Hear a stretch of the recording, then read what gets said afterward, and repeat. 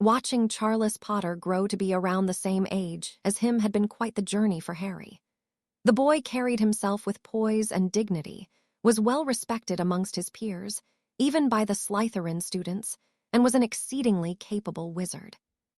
His forte lied mostly in transfiguration, but he didn't lack skill in any other subject, except for potions. Harry had seen Charles become something of a figurehead in the school, a boy who many others looked up because he took the time to talk with them and help them if they needed. He had his moments of mischief and could be as sarcastic as any when he wished to be, but Charles Potter was just a good person who did not hold his influence over any for his own gain. Perhaps Harry could have been more like him if he hadn't been so jaded. Yet, as he watched the boy unfold a letter he'd received from home, he got a glimpse of the side of Charles Potter that few wished to provoke. Dear Charles, as I'm sure you are aware, the situation on the continent is becoming rather dangerous and out of control.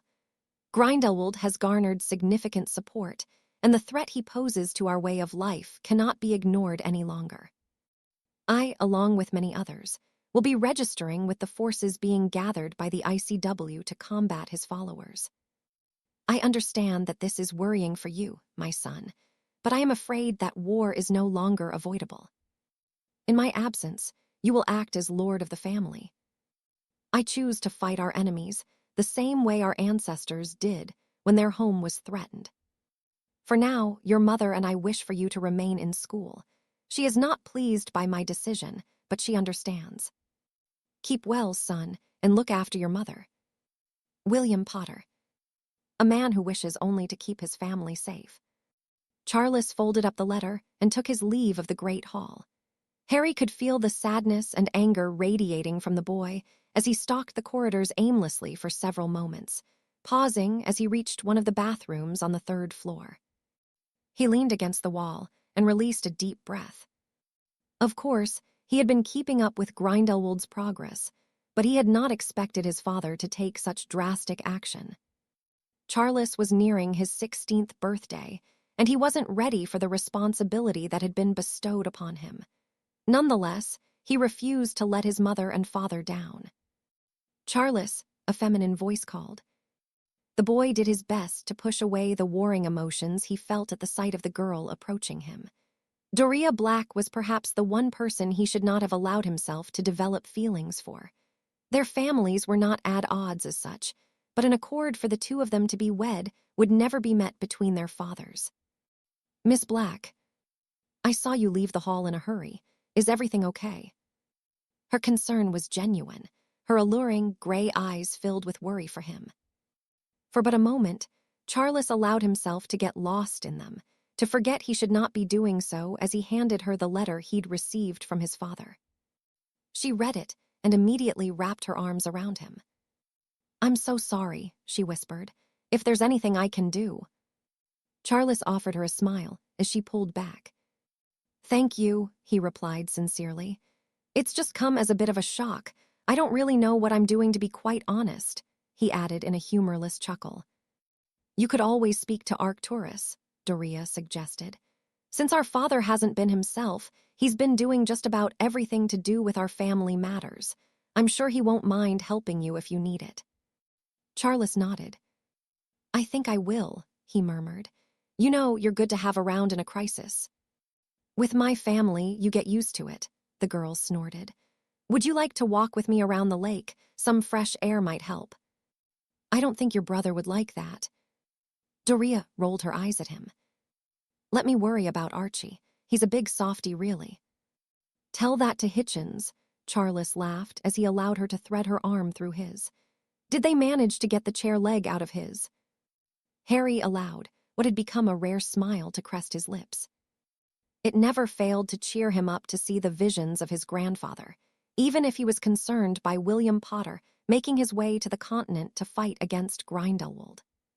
Despite the feeling of joy he was experiencing from witnessing the interaction between Charles and Doria, he was deeply troubled by the letter. What had happened to William? Harry couldn't be certain, but he suspected that the news wasn't good. It was likely the cloak would reveal the fate of the man to him in due course. Pushing thoughts of the vision aside, Harry took his leave of the room on the 7th floor and made his way towards the Great Hall for breakfast. He'd only been back at Hogwarts for 2 days, and though he was grateful for the peace of the castle, he found that being here meant he was not privy to the whispers of Knockturn Alley nor the benefit of regular dueling. Not that he'd heard much. Voldemort was keeping quiet, evidently sticking to the shadows until he was ready to make his return known to all. It was frustrating, but Harry understood that it gave him just a little more time to continue his own preparations. With the note he had received from Daphne, he'd already been planning his excursion to Little Hangelton, the very place he'd realized he'd been taken the night of the 3rd task. Riddle. It had been the cemetery of the Riddles where the ritual had taken place, and if Daphne was correct, the Gaunt house would be found nearby. With regard to Morphin Gaunt, Harry was certainly interested in speaking with the man, but venturing to Azkaban was something he quickly decided was not advisable. It was not the Dementors that troubled him, but the other security measures in place. The cloak could serve him well, but the last place he wished to be caught was on the Forsaken Island. Nonetheless, he could not deny the potential value of making the trip, and he could not entirely dismiss the urge to undertake it. He needed to consider it carefully, and it did not escape him that there was much he could achieve there other than speaking with Voldemort's uncle. Death Eaters. Many of the most devout followers Tom had managed to bring to his cause were housed there, and it was inevitable the man would want them back. It was a difficult choice to process, and not a decision to take lightly. The risk would be considerable, and the reward exceptional. Harry knew he truly needed to mull it over. "Good morning," Hermione greeted him as she entered the Great Hall and took his seat between her and Ron. "What's wrong with him?" Harry asked, nodding towards Ron. "Quidditch trials are tonight," the redhead explained. Harry frowned. With everything else going on, he had not thought much about his future in the sport. His conversation with Angelina and Alicia had not been forgotten, but he still had his reservations. "You're not really going to quit, are you?" Ron asked. "I don't know," Harry sighed honestly as he helped himself to some eggs, "but I'll be there tonight."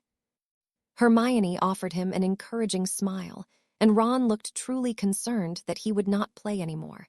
Harry simply couldn't make any promises right now. "What's first?" he asked. "Defense." "I suppose we will see how good Umbridge is," Harry murmured. "I wouldn't get your hopes up," one of the twins warned from across the table. "We had her yesterday, and she doesn't know her arse from her elbow. Honestly, it was a waste of time." "What do you mean?" The twin offered Harry a smirk. "You'll have to wait and see for yourself. I wouldn't want to ruin the treat you have coming, Harrykins." "Great," Harry muttered. "That's just what we need, an incompetent ministry stooge." "She can't be worse than Lockhart," Ron pointed out. "She's definitely worse," Fred or George chuckled. Harry could only shake his head as he finished his breakfast and followed Ron and Hermione to the 4th floor. Entering the classroom, they were greeted by the stout woman, her smile false and filling him with a sense of unease. Immediately, Harry got the impression of something sinister about the woman, though he could not quite put his finger on what exactly that was. She hadn't even opened her mouth to speak, and everything about her oozed unpleasantness. "Good morning, class," she said cheerily. The gathered students muttered in response. "Dear me, that will not do. Let's try that again, shall we?" "Good morning, Professor Umbridge." The woman nodded satisfactorily. "Wands away," she instructed. "You will have no need of them in here," she added as she drew her own. Tapping the whiteboard with it, her smile remaining firmly in place, Harry felt his stomach fill with dread at the writing that was revealed. Reading it. He could not help but agree with the twins that this woman would be worse than Gilderoy Lockhart, something Harry never thought could be a possibility. "Excuse me, Professor," Hermione piped up. "We raise our hands in my class if we wish to speak," Umbridge chided. Hermione raised her hand and waited patiently, whilst the woman read the points from the board aloud, sighing when she realized Hermione would not relent. "Yes, young lady." "Your course outline says nothing about using practical magic," Hermione pointed out. Practical magical will not be necessary. But it is a part of the owl exam, Hermione replied confusedly. My dear, Umbridge said sweetly, if you master the theory enough, I am sure you will all thrive in your exams now. Well, that's just stupid, Dean Thomas interjected. Hands, Umbridge reminded the boy. Dean raised his hand. You can't just read about magic and expect to be able to do it. It takes practice. What's the point in coming to class if we are just going to read our textbooks? Umbridge scowled at the boy, but before she could reply, Harry spoke. Having seen how Charles Potter had conducted himself, he had been somewhat inspired by his grandfather. Harry would never be what most would consider a people person, but he did not wish to see his classmates suffer because the woman could not teach them what they needed to know. The owls were important exams, and a failure in defense against the dark arts would prevent them pursuing many magical careers. I'm sure Professor Umbridge knows what she is talking about, he declared with a nod. If all it takes is knowing the theory to a spell to be able to cast it, she will have no problem demonstrating that for us. Umbridge was taken aback by the very notion, and Harry rifled through his bag before removing a book on defensive charms. There will be no practical magic in my lessons, the woman tried. Undeterred, Harry perused the book, pausing when he found the page he was looking for. Here we are, he said, his voice dripping with sarcastic excitement. Mr. Potter, that book is not ministry-approved literature. I didn't know the ministry were in charge of what is approved teaching material, Harry replied in mock surprise. Is that a new law that was passed recently? As far as I know, the headmaster has the final say on what is available to students. The ministry has no authority on the matter, Professor Umbridge. The woman looked at him as though he had slapped her in the face, and Harry shifted his attention back to the book, acutely aware of the interest of his fellow students. The waffling charm, he announced. It should be an easy one for the professor to demonstrate that her theory is legit. Mr. Potter, I will not act like a performing monkey for you.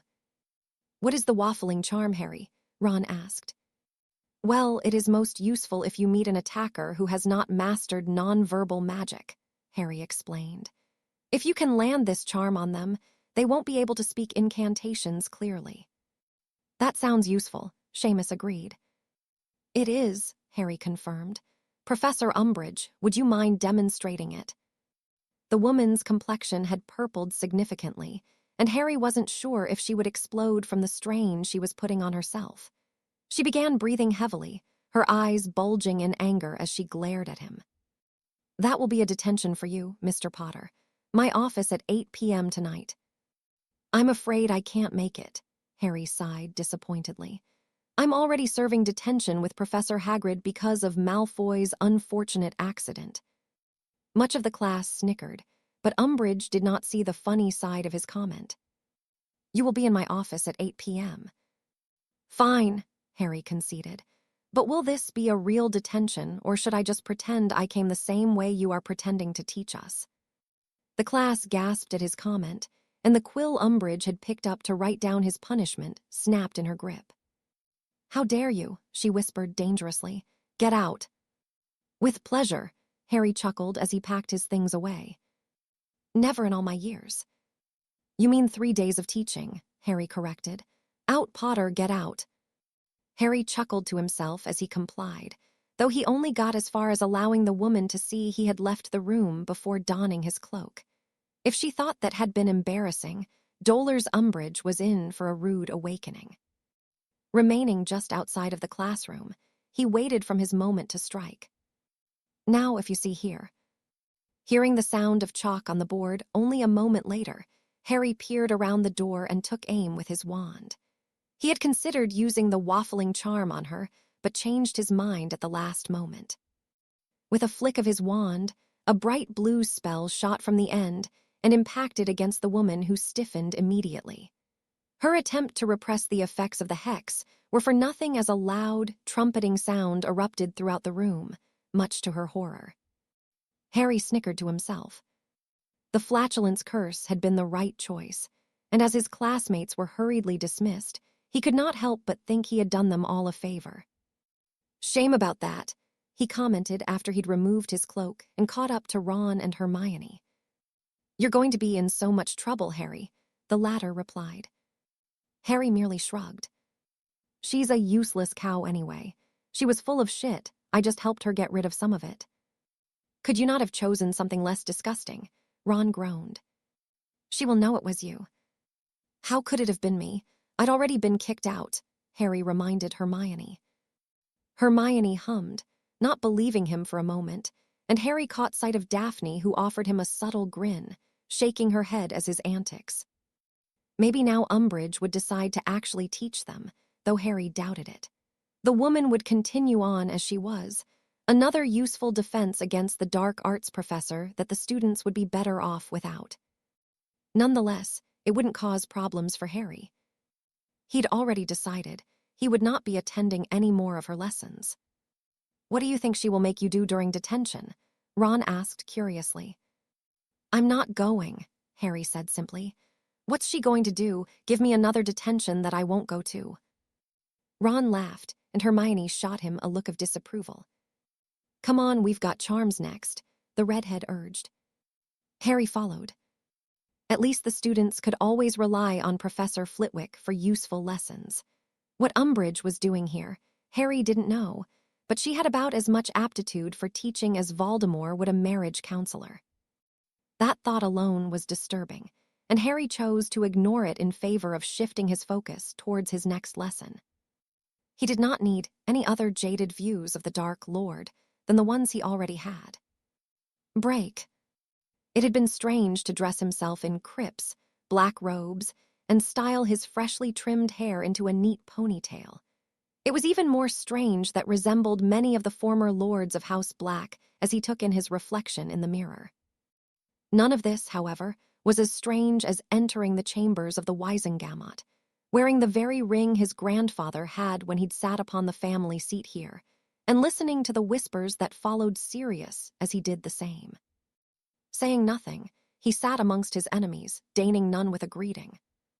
He could feel Lucius Malfoy's glare burning into the back of his skull, but Sirius ignored, meeting the uncomfortable gaze of the minster instead.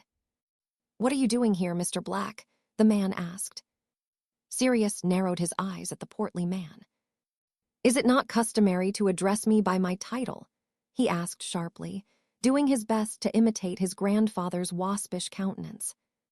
Sirius would never claim to have agreed with the former lord on much, but he could not deny that Arcturus Black knew how to command respect. Fudge was taken aback by his demeanor, as were many others, and nothing was said to Sirius for a moment, whilst those within the room murmured amongst themselves. No, we cannot have a former inmate of Azkaban."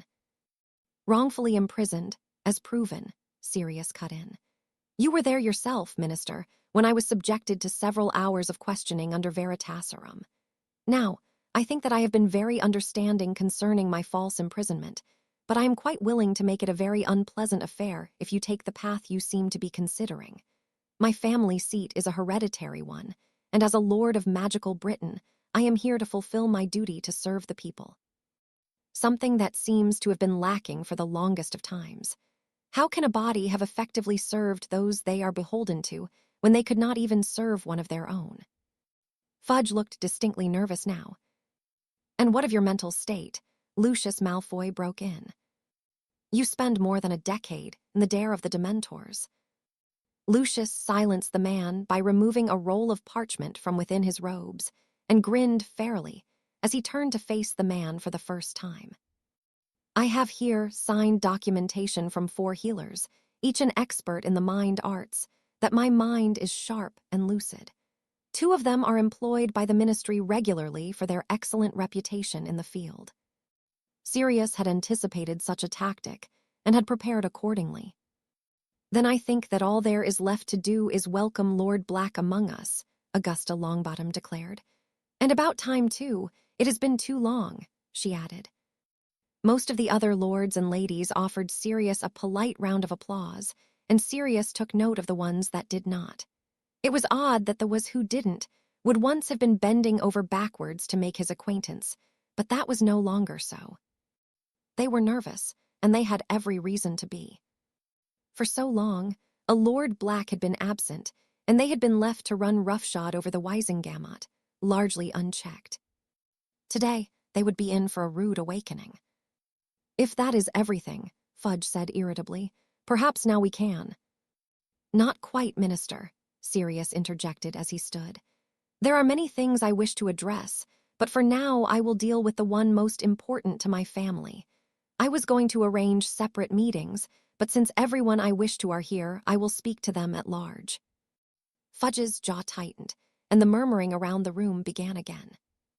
It has come to my attention, Sirius called over the din, that since the death of my late grandfather, the former Lord Black, payments on outstanding financial debts have ceased. I find myself disappointed. Much gold was loaned in good faith by my family, and it is yet to be repaid, despite the many additional years you have been granted. I am not here to point fingers or embarrass individuals, but I will say that those who do owe me gold will receive a notification of the outstanding balance, with agreed additional interest, by the end of the day. I have been very generous and allowed you each 72 hours to rectify the oversight. Those that fail to comply, or do not have a reasonable excuse for being unable to do so, will invoke the many, I'm afraid to say, unpleasant clauses within each of the signed contracts. I am sure you will all have retained your own copies of these agreements. That is all for now. Sirius retook his seat, reveling in the air of nervousness he could feel around him.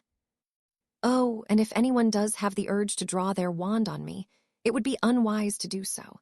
Spending more than a decade in Azkaban has not made me the most amenable of people, and I will immediately assume a threat on my life. Make no mistake, I am the Lord Black, and I will conduct myself accordingly. The nervousness only became more palpable, and Sirius offered Minister Fudge a beaming smile, before gesturing for the man to continue. He never thought he'd enjoy being in such a position, but Sirius could not deny it brought him great joy to make his enemies squirm, and knowing he meant every word of the threat made it all the sweeter. He had always done his utmost to distance himself from the ways of his family, but with his youthful idealism no longer holding him back, and the reality of what they faced, Sirius Black knew he had become what wizarding Britain needed him to be. Break. Returning to Beauxbatons had made Gabrielle realize just what Fleur had felt after she had gone through her first maturity. The other students stared at her, and at first, she had thought it was because of the well-documented experience she had endured during her time in Britain. She had quickly realized this was not the case. Those she had considered friends had distanced themselves from her, and the boys that had paid her little mind now paid more attention. It was disconcerting, and she found she did not like it. It was no wonder Fleur had become more introverted and less tolerant of others if this was what she had experienced. Gabrielle had hoped that having already made friends that her own experience would not be the same, and it saddened her to realize how disappointed she was. She, however, did not wish to be like Fleur. Gabrielle still tried to talk to others, to make them see that she was the same person that had left them a little less than a year ago, but she could not even lie to herself. What had happened in the lake had changed her, and now she was not only an outsider because of what she was, the trivial teenage problems that faced her peers seemed utterly ridiculous. Losing a lipstick or outgrowing a dress was not worth stressing over, and a boy not showing interest even though you've tried to get his attention just seemed rather pathetic. No, Gabrielle knew she had to face the fact that she was not the same girl she had been. Physically and emotionally, she had indeed undergone significant changes, and though she wished things could be the way they had, she could not look back to those simpler days. They were gone now, and even though she felt lost, she would find her place here once more. Maybe she should write to Fleur and ask for her advice. Her sister had dealt with the same problems, after all. Break. Are you really not going back to her lessons? Hermione asked as the trio sat down for lunch in the Great Hall. Harry shook his head. I'm not wasting my time in there. If she's not going to make any effort to teach, then I'm not making any effort to go to her classes. You're really going to get yourself in trouble, Hermione sighed. Harry shrugged in response. I really don't care, he muttered, stabbing a piece of chicken with his fork and moving it to his plate. Mr. Potter, a word. I told you, Hermione whispered as a stern Professor McGonagall arrived to retrieve him. Harry followed the woman from the great hall and into one of the side rooms a short distance down the corridor. Closing the door behind them, she simply stared at him for a moment before shaking her head. Would you like to explain what happened in Professor Umbridge's lesson? She came to me with a rather interesting tale of events. I'm sure it was more interesting than her lesson, Harry returned evenly. Potter, Professor McGonagall sighed, do you think it is wise to provoke her? Do you think it is wise for her to be here and not actually teaching anything? She's incompetent. All I did was insist on her demonstrating that her stupid theory would work and she couldn't. It should be her you're having a word with. And what of the flatulence charm? What flatulence charm? Harry asked ignorantly. She'd already kicked me out of her lesson when that happened. Professor McGonagall clearly did not believe his innocence in the matter, but she equally could not prove Harry was behind it. She is quite insistent that you served detention with her. I don't bloody think so, Harry said firmly. I won't even be going back to her classes. You might want to suggest to her to leave me alone. I've got more than enough on my plate to deal with than one of Fudge's stooges being on my case. Potter, do you think this flippant attitude is the best approach? Professor McGonagall sighed. I do, Harry answered. I don't know what anyone is expecting from me, but I haven't forgotten what happened at the end of last year. I'm not going to tolerate Umbridge and her bullshit, and I won't put up with Malfoy swanning around thinking he can intimidate people. That goes for anyone else who thinks that I'm just going to sit back and just pretend everything is okay.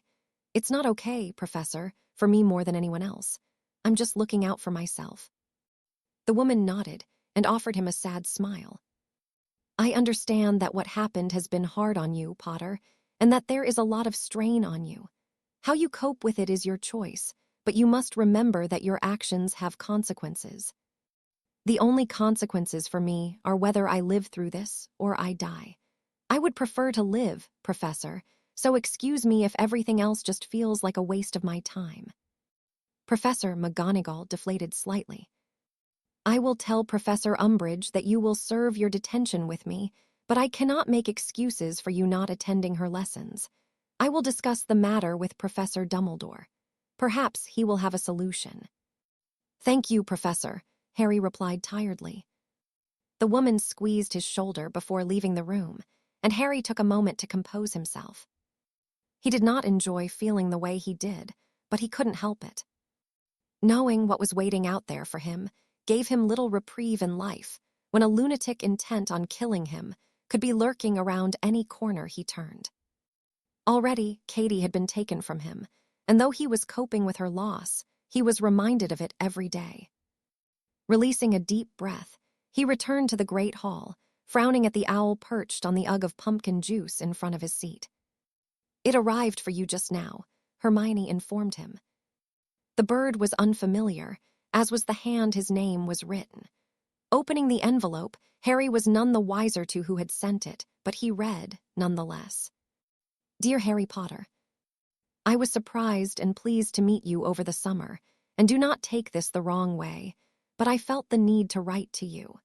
Do what you will with this information, but I overheard my father tell my mother that he was taking a trip to the continent with a certain associate of his. I'm sure you understand what I mean if I was to say they have shared interests.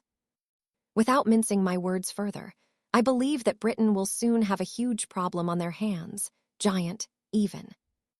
As I said, make of that what you will, but I hear it will be arriving via the south coast in the coming weeks. Perhaps you will know others who may be interested in this. Anyway, maybe you will feel obliged to write back. I would not be upset to receive a letter or two from you, and do remember what I said. Not all of us long for the days that plagued our land not so long ago, even if it does mean going against the wishes of those we care for. Yours, Ian. It took a moment for Harry to realize whom it was that had written this, and another to understand what it meant. Well, bloody hell, he groaned as it all fell into place. He did not know what Isabella Knott was up to, But if what she had written was true, then giants were on their way to Britain. "What is it?" Hermione asked curiously. "A big problem," Harry huffed as he looked towards the staff table before taking his leave of the Great Hall. "A bloody big problem." "Break." Lucius paced frantically back and forth in front of the fireplace in one of the parlor rooms of Malfoy Manor.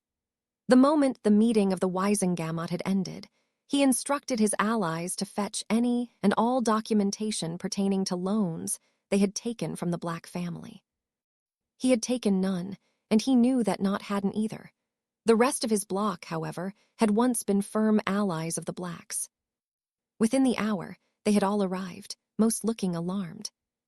"So, who was foolish enough to accept loans from the former Lord Black?" Lucius asked through gritted teeth.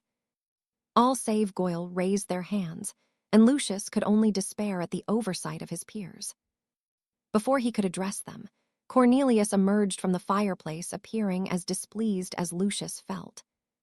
"What are the implications of what Black did?" the minister asked without preamble. "I was just about to work that out, Cornelius," Lucius muttered as he continued to glare at the other lords and ladies gathered around the table. "Well, what are the implications?" he snapped.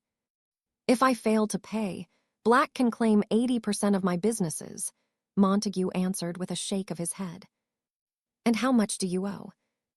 "With the accumulated interest for late payments, almost 4 million galleons," the man murmured. "Merlin," Fudge whispered, his eyes bulging almost comically in their sockets. "Do you have that kind of gold?" "I have around 3 million, Montague groaned. "If I pay it, it will ruin me." "Parkinson," Lucius pressed.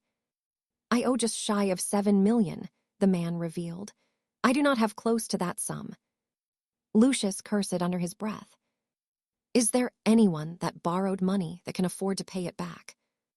None raised their hands, and Lucius could only look towards Fudge questioningly. "The ministry certainly does not have the funding," the man denied. "Can you not?" Lucius released a deep breath. "Add up the sum in full," he snapped. He waited whilst the others pooled the numbers together, and after several moments of calculations passed, a piece of parchment was slid to him across the table. 93 million, he choked. He had the funds, but it would leave him considerably poorer. Lucius had been relying on Draco inheriting the Black title to add to the Malfoy coffers, and now it didn't seem that would be happening. "Couldn't we just kill him?" Goyle suggested. "A chance would be a fine thing," Lucius murmured angrily, recoiling at the thought of handing Black such an enormous sum of gold. If the man was to perish, however, then Draco would be the next in line, wouldn't he? "Draco must inherit the fortune," he mused aloud. "Fudge, do you have any ideas how Black can be dealt with?" The minister had paled and shook his head. He always had been weak when it came to solving problems the most effective of ways. "No, I cannot say I have." "Wait," Montague urged. "The letter that came today, it says here that should an agreement be reached in which a payment plan can be put into place, upon his death, the payments must continue to his heir." "His heir?" Fudge questioned.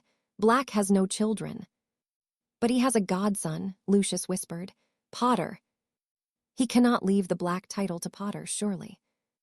"The boy's grandmother was a Black," Lucius pointed out. "I'm not sure, Narcissa."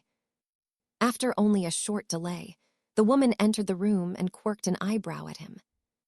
"Is it possible for Black to name Potter as his heir?" The woman frowned before she looked quite troubled by the notion. "If Sirius is the Lord Black, he can name any he wishes as his successor so long as they have enough Black blood to qualify. I suppose Potter would so long as the magic does not reject him because of his mother's heritage." "Will it?" Narcissa tutted. "I don't know, Lucius. I wasn't given a detailed running of the family. I do know that if anyone in line attempts to kill the Lord or it is done on their behalf, the family magic will react very poorly. I don't know the exact implications, but if anyone killed Sirius with the intention of Draco replacing him, it would have severe consequences." Lucius growled. "Get out," he huffed, slamming the door behind his wife. "What do we do, Lucius?" Cornelius asked worriedly. I'll have to pay the bastard, won't I? Break.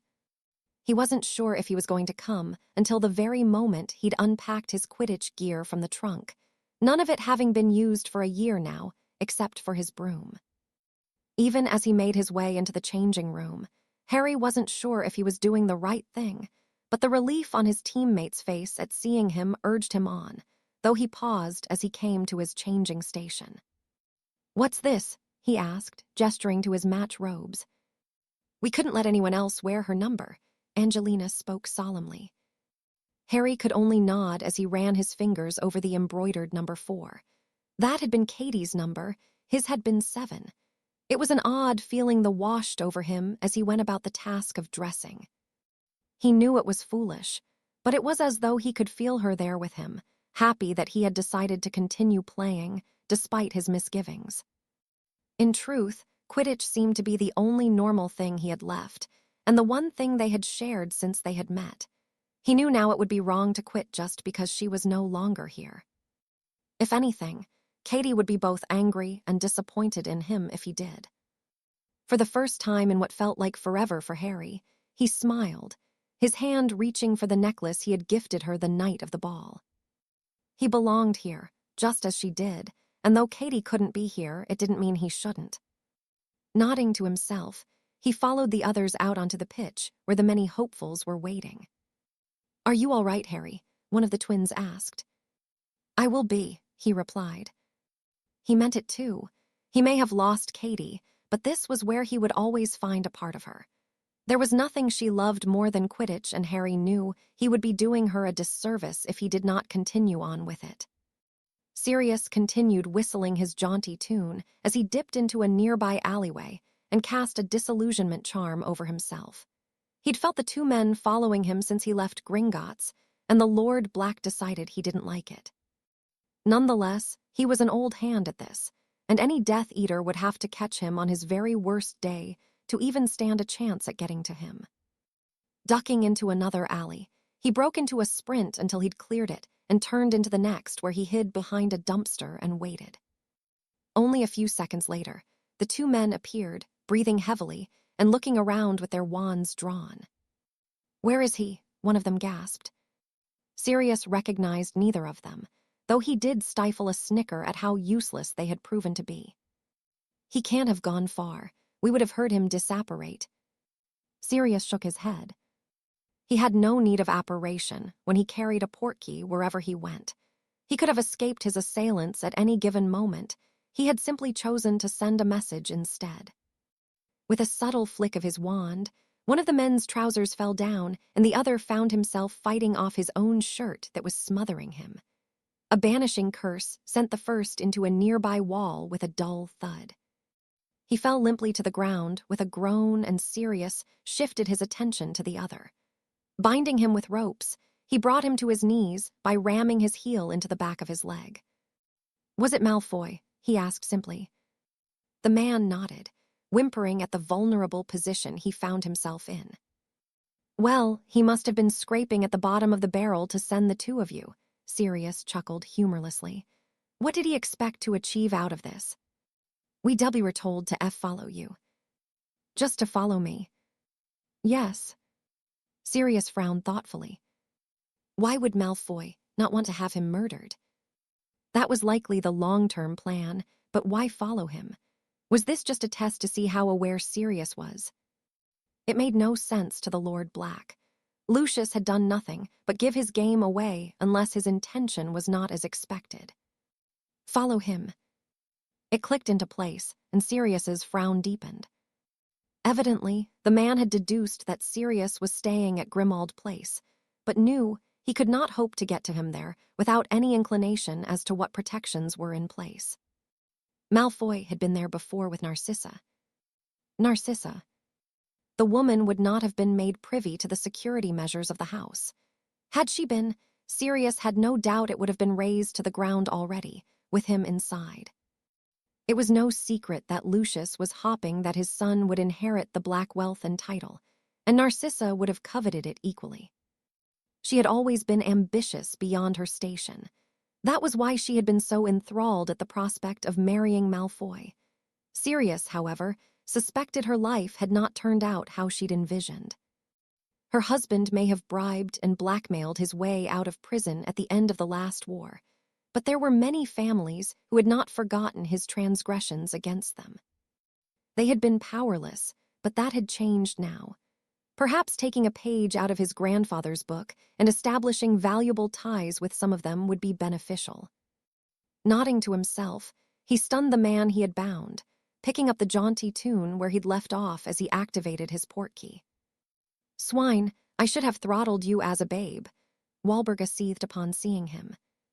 "I hope I destroyed you on the way out, you old bitch," Sirius returned with a grin at the portrait of his purpling mother, pulling her curtains shut before making his way into the kitchen. "Did I miss something?" Most of the members of the Order were gathered around the table, with Dumbledore sitting at the head of it. The headmaster nodded and gestured for Sirius to take a seat. "Might I assume your meeting was successful?" the man inquired. Sirius grinned as he nodded. "A deposit of 93 million galleons was made into the black account yesterday by Lucius Malfoy," he declared. "I wish I could have been there to see him sign the order." "It will certainly upset the Dark Lord if nothing else," Albus murmured. "Oh, I'm just getting started," Sirius said gleefully. "I will say no more for now," he added, tapping his nose conspiratorially. Albus looked briefly concerned, but chose not to press the matter further, opting to allow his gaze to sweep over the gathered members. "I received quite an alarming piece of news only a couple of days ago," he announced. "Having substantiated it for myself, I have taken immediate action in an attempt to remedy it, though I fear it is already too late." "What news?" Molly Weasley asked.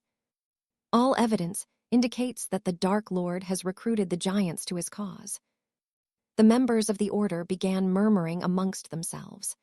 Those who had lived through the last war would not have forgotten the utter devastation caused by the Giants, and they had every reason to be concerned. "How did you learn of this?" Kingsley Shacklebolt queried. "It was actually Harry that told me." "Harry," Sirius choked. "How did he find out about it?" "I do not know," Albus sighed. "His only explanation was that he had his own source. I was skeptical, as he seemed to be, but I have since confirmed it. Currently, 2 Death Eaters are escorting the Giants through France. I expect they will reach Britain's shores in perhaps a few weeks, depending on how quickly they can progress without being seen." "So we are just going to let them reach here?" Remus pressed. "I have sent Hagrid as an emissary to see if he can change their minds, but I admit I am not hopeful of his success. I do not know what they would have been offered, but if it caters to their bloodthirsty nature, it will be all but impossible to sway them." "Then why bother sending Hagrid at all?" "Because there is nothing else that can be done until they reach our shores," Kingsley broke in. "Under ICW agreement, no country may engage in active combat within the borders of another without express permission from the ministry in control of the borders. The French would want to investigate the matter before they even considered intervening or allowing us to do so. That would take weeks." "The what can we do? Do we even know how they will cross or how many there are?" Elphia's Doge questioned worriedly. "I cannot be certain," Albus sighed. "I expect they will simply swim across. As far as numbers go, there are around 36 of them making the journey." "Bollocks," Sirius cursed. "Well, we can't just let them make it here. We have the advantage of him not knowing that we know about it. If we can figure out where they will arrive, we can." "We cannot take on more than 30 Giants at once," Emmeline Vance scoffed. Sirius conceded the point with a nod. They did not have the numbers to do that. "What about the Aurors?" "It is possible if a credible report can be made and investigated," Kingsley mused aloud. "Then isn't that something we should consider?" Sirius urged. "If they make it here, the danger will be." "Why not discuss it with Harry?" Remus suggested. "He's got connections in France via the Delacours. Surely something can be done." Albus nodded somewhat reluctantly. "I will broach the topic with him," he assured the others. "Where is Harry anyway?" Sirius asked. "I would have thought he'd want to be here for this." "Break." "Little Hangelton." A brief consultation of a Muggle atlas had shown him where he needed to. Concealed beneath the cloak, he had made the journey on the back of Mallory, and here he was, back to the place Tom had made his return. Not that there was any sign of the Riddle home, nor graveyard, which meant that that dark lord had sequestered himself within behind his own protections. It was unsettling to know the man was so close, but Harry would not be deterred from what he had come here for.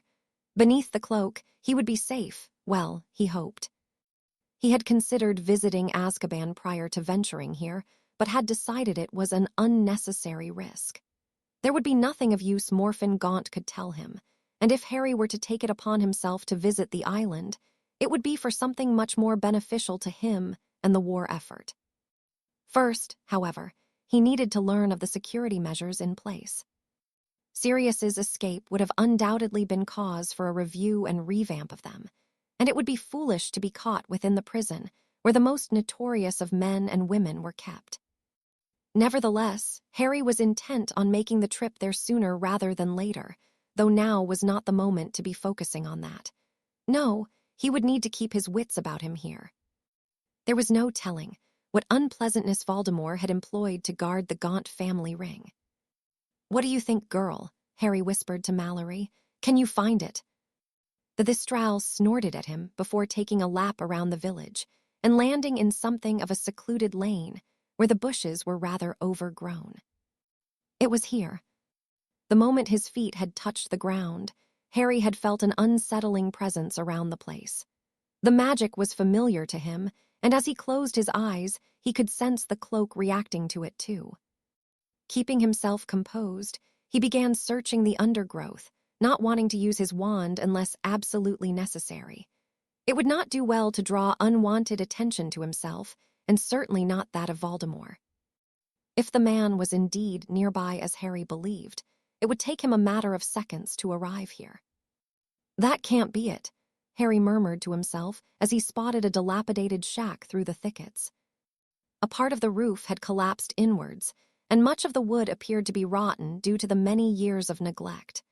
However, even from his vantage point some distance away, Harry could see the remains of a snake hanging limply from the front door. It was a rather crass monument to the family that had once lived here, that had descended from one of the most celebrated wizards in British history. How the mighty had truly fallen. "Come, girl," Harry instructed.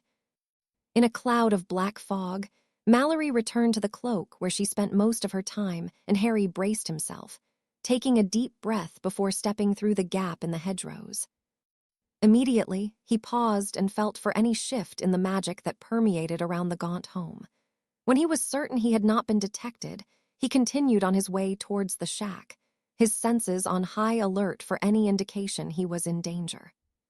There was none to him, even if he could almost feel the many protections in place to ensure none could enter without considerable difficulty. Harry was grateful for the cloak. It had always served him well, but no better than it did now. Regardless, he had yet to step into the remains of the house, and as he looked upon the snake that had been crudely nailed to the door, he could not help but think it was a rather grim omen.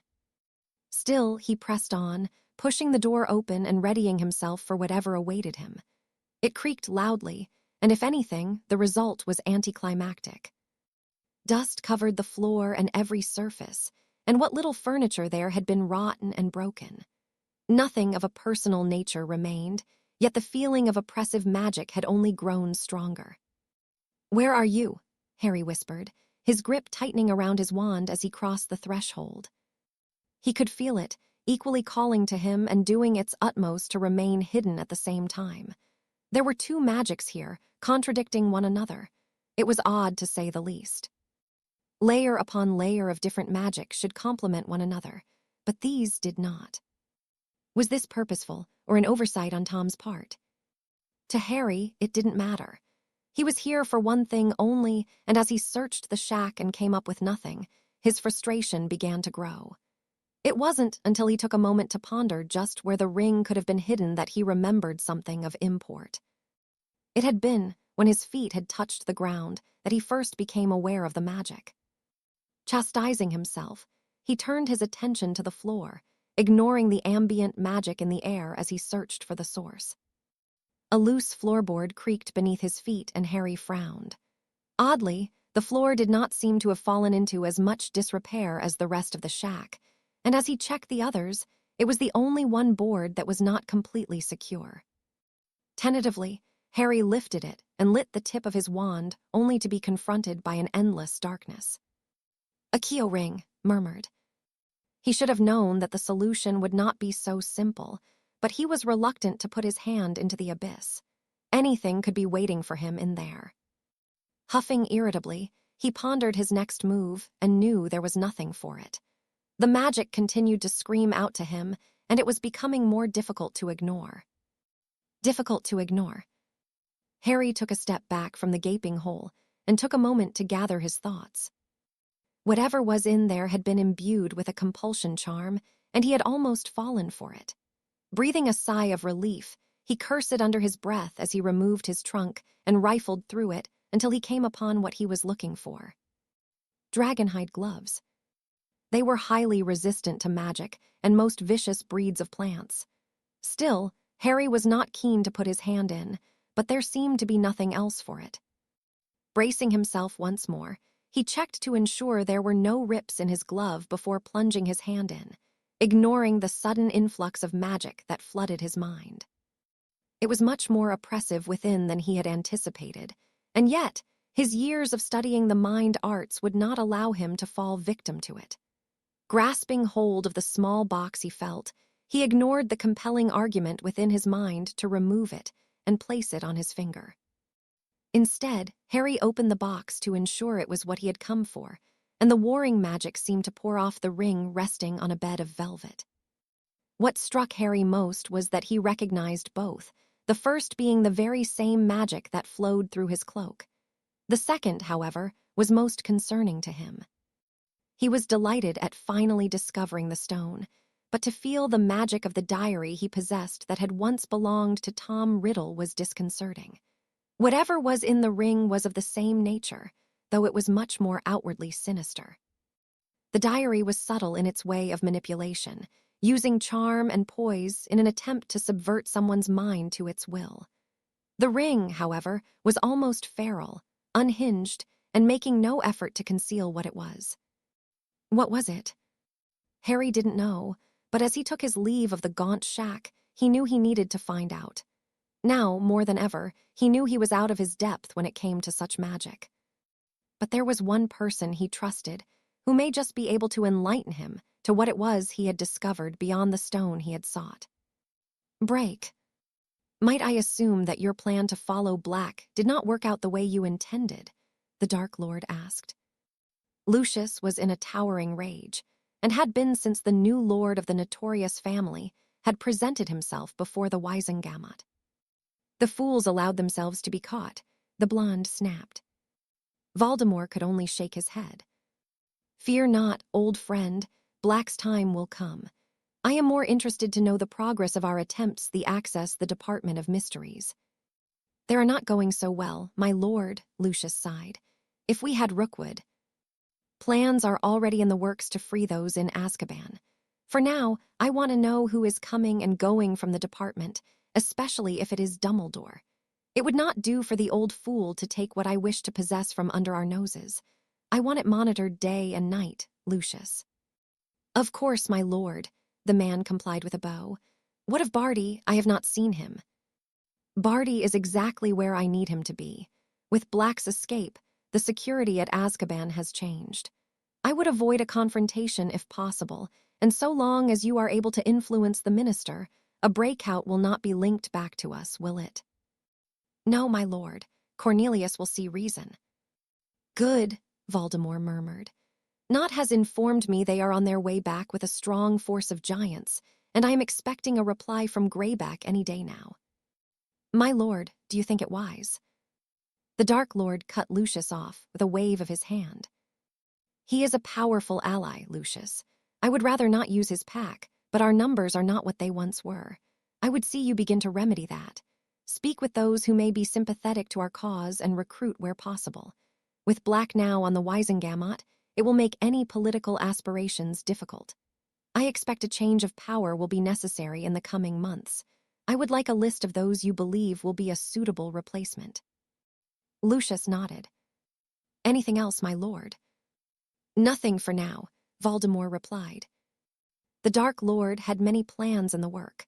All he needed now was time for them to come to fruition, and for Dumbledore to not force his hand sooner than he was ready. The priority was to retrieve the prophecy as soon as possible and to free those that remained in Azkaban. Everything else would fall naturally into place, and then his campaign could resume where it left off some 13 years prior. Dumbledore would have to die, but more than the old fool, Potter could not be allowed to live. The Dark Lord knew the former well enough to know he posed no threat, but Potter was something of a concerning anomaly. 3 times now the boy had escaped him in one form or other, and though he was loath to admit it, he had also shown his mettle. Potter may only be a boy, but he had proven he was like no other Voldemort had faced. It was worrying. Nonetheless, the Dark Lord had no doubt he would emerge victorious. Not even the luck of Harry Potter could prevent what was coming. Break. It was close to midnight when Nicholas felt a disturbance in the protections around his home, and he frowned as he placed the book he was perusing on the mantelpiece. There was only 2 people who would deign to visit him at such an hour, and he had spoken to Albus on the day before. Unless an emergency of sorts had arisen, it could only be. "Perenelle, we have a visitor," he called into the next room. The woman arrived in the entranceway to their home only a moment later, her expression of curiosity melting into one of utter joy as Harry pushed open the front door. "Oh, my boy," she greeted him, wrapping her arms tightly around Harry and murmuring in his ears. The Flamels had not seen him for months now. Not since before the disaster that had been the 3rd task of the tournament he had found himself embroiled in. They'd received letters over the summer, but it hadn't been the same, and Perenelle had been fretting. It was good to finally lay eyes on their charge, and though Harry was clearly just as pleased to see them, Nicholas suspected it wasn't the best of tidings that brought him here tonight. "You silly boy, you should have come home. I have been worried sick about you." Harry offered Perenelle the platitudes she needed, pulling her into another embrace that seemed to calm her down. Nicholas could only chuckle. Throughout all the worry he caused them, he had come to know Perenelle and her ways better than any besides the alchemist himself. He knew how to placate her and set her mind at ease. "What brings you here, Harry?" he asked. The boy's expression darkened considerably, his eyes lacking the warmth that had been present during the exchange with Perenelle. "I think I may need your help with something," he sighed. Nicholas frowned. It wasn't often he saw Harry so disturbed, and he gestured for the boy to follow him into the parlor he had been reading in before Harry had arrived. "I will fetch some tea," Perenelle declared, her own countenance becoming one of concern. Having gestured for Harry to take the seat opposite his own, Nicholas took a moment to observe him. His posture spoke of an outward defiance, of necessary strength, and yet his eyes were full of hardship and suffering. He may be able to hide it from everyone else, but Nicholas had known Harry before he'd become so competent in the mind arts.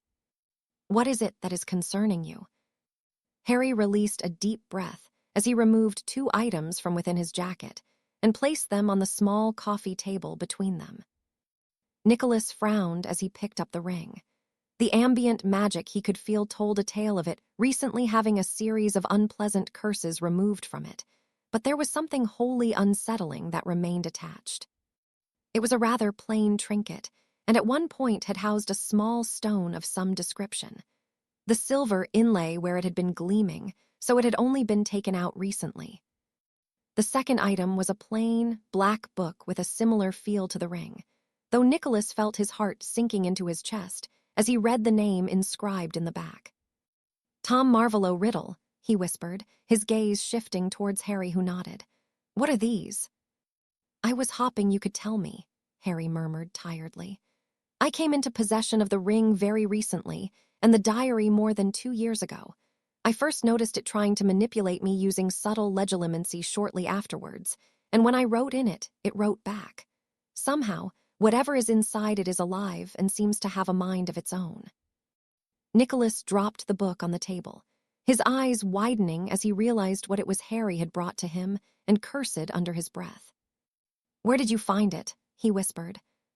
It was in a bathroom that had flooded on the second floor of the castle. It was around the time that the Chamber of Secrets had been opened, Harry explained. The attacks and anything else to do with it stopped as soon as I found it. I didn't make the connection at the time, but I think the diary was somehow responsible for it. You would be right, Nicholas muttered as he picked up the ring. The magic in this was more prominent, designed to entice any who may come across it to wear it, though that could merely be the remnants of the compulsion charms that had been cast on it. And this. I found it in the home that belonged to the Gaunts, Harry explained. Tom's mother was Merope Gaunt and his father a local muggle. It was in his muggle family graveyard he completed his ritual, which only confirmed everything for me. The Gaunts, Nicholas mused aloud. Albus has mentioned them. Were they not descended directly from Salazar Slytherin? Harry nodded. As am I, apparently, he said with a sad smile. Nicholas frowned questioningly. I discovered that my mother came from the Gaunt family several centuries ago via the same Peveril line as my father. One of my ancestors had an illegitimate daughter with a Gaunt who died during childbirth. She met a man named John Evans, and she moved from Wales to England where they raised a family. Over the course of the next centuries, the line squibbed out until my mother was born, and then she met my father. Nicholas was surprised by the revelation. So, you are a descendant of Slytherin, he said in realization. Harry nodded as he drew his wand and conjured a simple corn snake. Nicholas could only gape as he began conversing with it. It is almost as though the stars are aligning, the alchemist whispered. They are, Harry sighed. There are too many coincidences for this to all be left to chance. I don't like the idea that my life is somehow tied to fate, but I have accepted it for what it is. Nicholas immediately felt a sense of guilt wash over him. Harry didn't even know of the prophecy that hung over him, and yet he seemed to understand clearly that there were magics out of his control at play. He would need to speak with Albus immediately about this. So do you know what these are? Harry pressed. Nicholas nodded. The moment Harry had described what the diary was capable of, he'd drawn only one conclusion. He had delved into the topic himself more years ago than he cared to count, and had immediately found the magic to be vile and imperfect.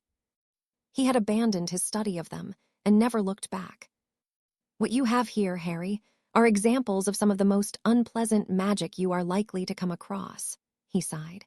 They are called Horcruxes, vessels that act as containers for a piece of the soul that has been purposely removed to ensure someone cannot be killed, even if their body is destroyed.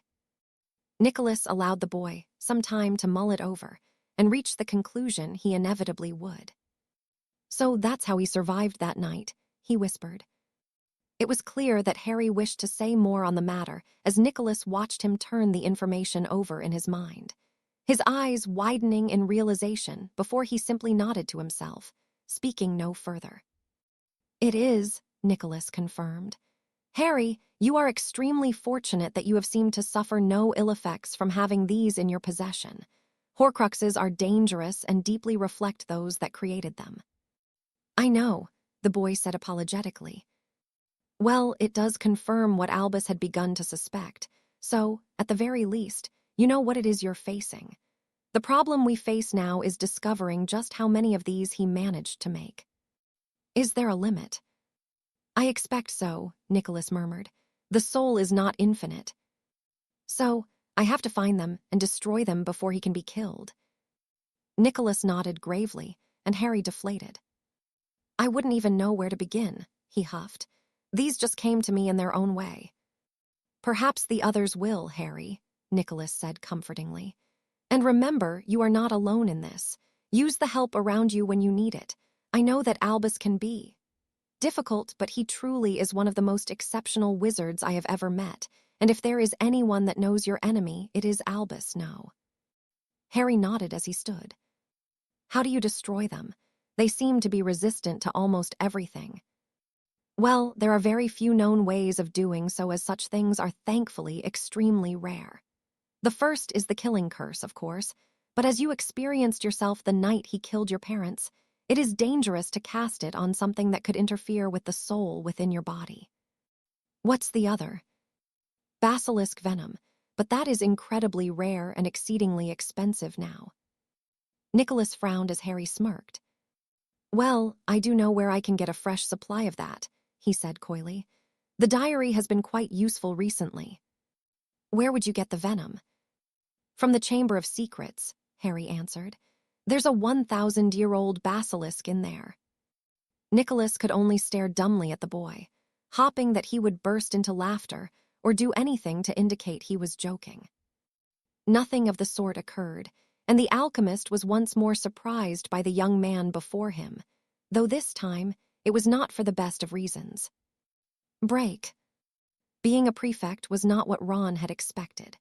Perhaps that when the badge arrived, he had not considered that he would find himself inundated with nervous first years as they attempted to find their way around the castle, or that he would be losing out on his much-loved sleep 2 nights a week whilst patrolling. Nonetheless, here he was, close to midnight with Hermione making their way through the corridors of the 2nd floor. Bloody hell, this is boring, he grumbled. Hermione merely rolled her eyes at him. Making the Quidditch team as the Gryffindor keeper did take the edge of the additional responsibilities he'd acquired, but it had been a close thing. Cormac McLaggen had missed only one of the shots taken at him by the chasers who, despite the 7th year's protests, had not taken it easy on any of them. Ron had saved all of his, and he thanked the many hours of practice he had been putting in since 3rd year.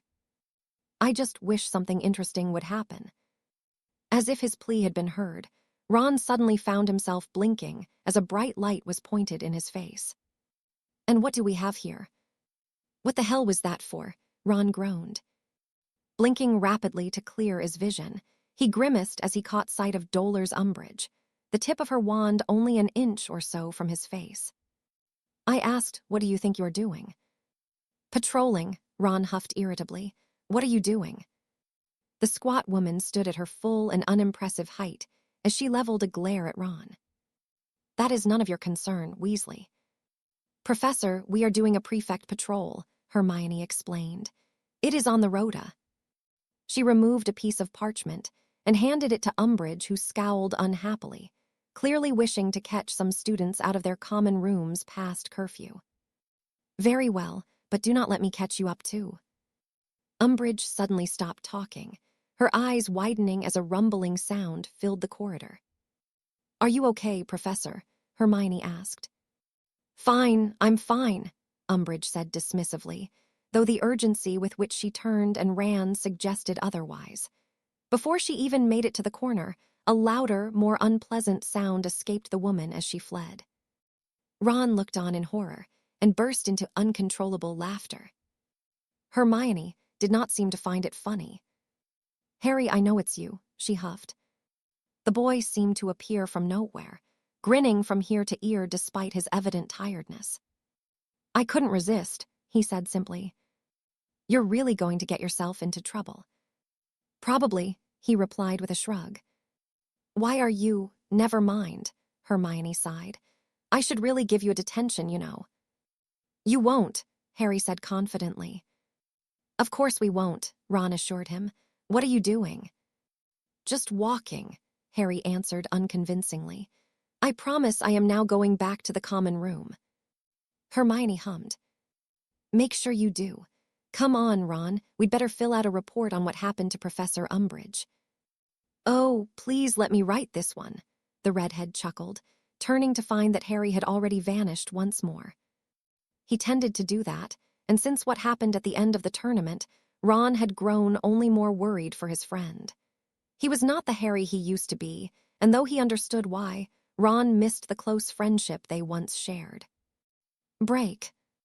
He stared at the small, seemingly unassuming stone that rested in the palm of his hand, reveling in the familiar magic that radiated from it. Harry had no doubt that what he held was the second out of 3 hallows gifted to his ancestors by death. Just as he had with the cloak, He could already feel the stone assimilating itself to his own magic, the two coming together like the siblings that had first held them. Only the wand remained, and Harry knew where that waited for him to claim. Dumbledore may be reluctant to part with it, but the headmaster had no claim to it. Not that he was thinking of the wand in this moment. The moment he had removed the withering curse from the ring and had freed the stone, he had thought of only speaking to one person, though now that he was here, the very prospect did not fill him with the eagerness he'd thought he'd feel. Katie. The one person he wanted to speak to was the one person he could not quite bring himself to face. Maybe it was that everything still felt fresh, and that Harry was still dealing with his emotions from the night of the third task, or maybe he was scared. Whatever it was that stilled him was the same thing that only made him more determined to speak with her when the time was right. The very same could be said for his parents. He wished to speak with both James and Lily Potter, to know more about the mother and father that had been taken from him before Harry had gotten the chance to know them. Nonetheless, it did not feel the right moment. No, there was someone else he needed to speak with.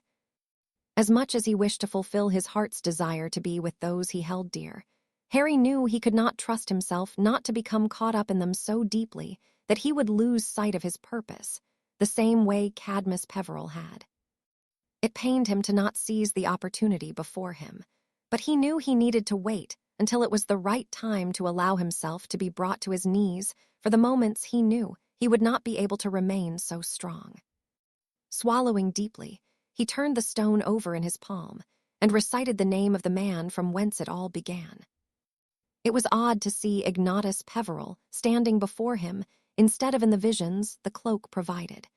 He appeared just as Harry remembered from the very first encounter. "It's you," Ignatus murmured as he stared back at him. "I felt you with me from time to time." "You did," Harry confirmed. Ignatus offered him a smile. "You are the ancestor which death spoke of, the one who is to unite the gifts he bestowed upon us," Ignatus sighed, looking at the stone Harry held. "We were fools. I had thought the stone to be lost, prayed for it truly. It was recovered, and now I have it along with the cloak," Harry explained. "What of the wand?" "I know where it is." Ignatus nodded. He appeared to be proud, but equally saddened. "I do not know what path lies ahead of you, young man, but I expect it is a daunting one if it will require you to possess all three of our trinkets." "It is," Harry confirmed. "Then let us not waste time. You brought me here for a reason. How can I be of service to you?" "Good. Now remember to use everything around you. Anything can be a weapon, lad." Harry took the advice, transfiguring some of splinters from the dummies he'd already destroyed into projectiles and banishing them towards the rest.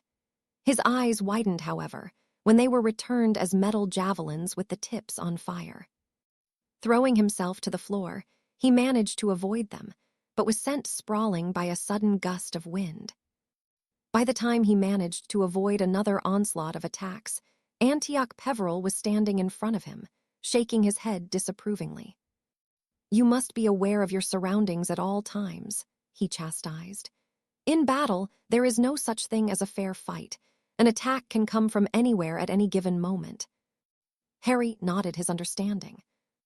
On the advice of Ignatus, he had enlisted the help of both Antioch and Cadmus, the latter to work with him on using the stone and the former for his prowess in the art of combat.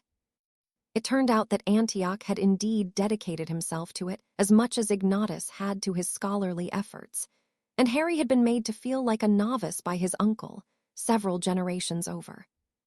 "Take a short break," Antioch urged. "You are getting better, but you must be much better than you are." "I know," Harry murmured, steadying his breathing. He'd always pushed himself whilst he was in the room, but Antioch pushed him harder, drilling him physically and magically, making the workouts Oliver used to put him through feel like a mere warm-up. "I must break you to build you into what you must be." That was the warning Harry had been given upon summoning Antioch, and the man had done all he could to remain true to his intentions. Day in and day out, Harry would leave the room feeling utterly broken, unable to fathom how it could get much harder, and yet, Antioch always managed to leave him in a trembling mess of sweat and exhaustion. His time with Cadmus was less taxing, but no less useful.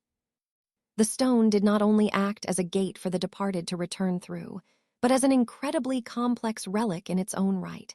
Cadmus had taught Harry how to summon ghosts, spirits, and even poltergeists to assist him in the throes of battles.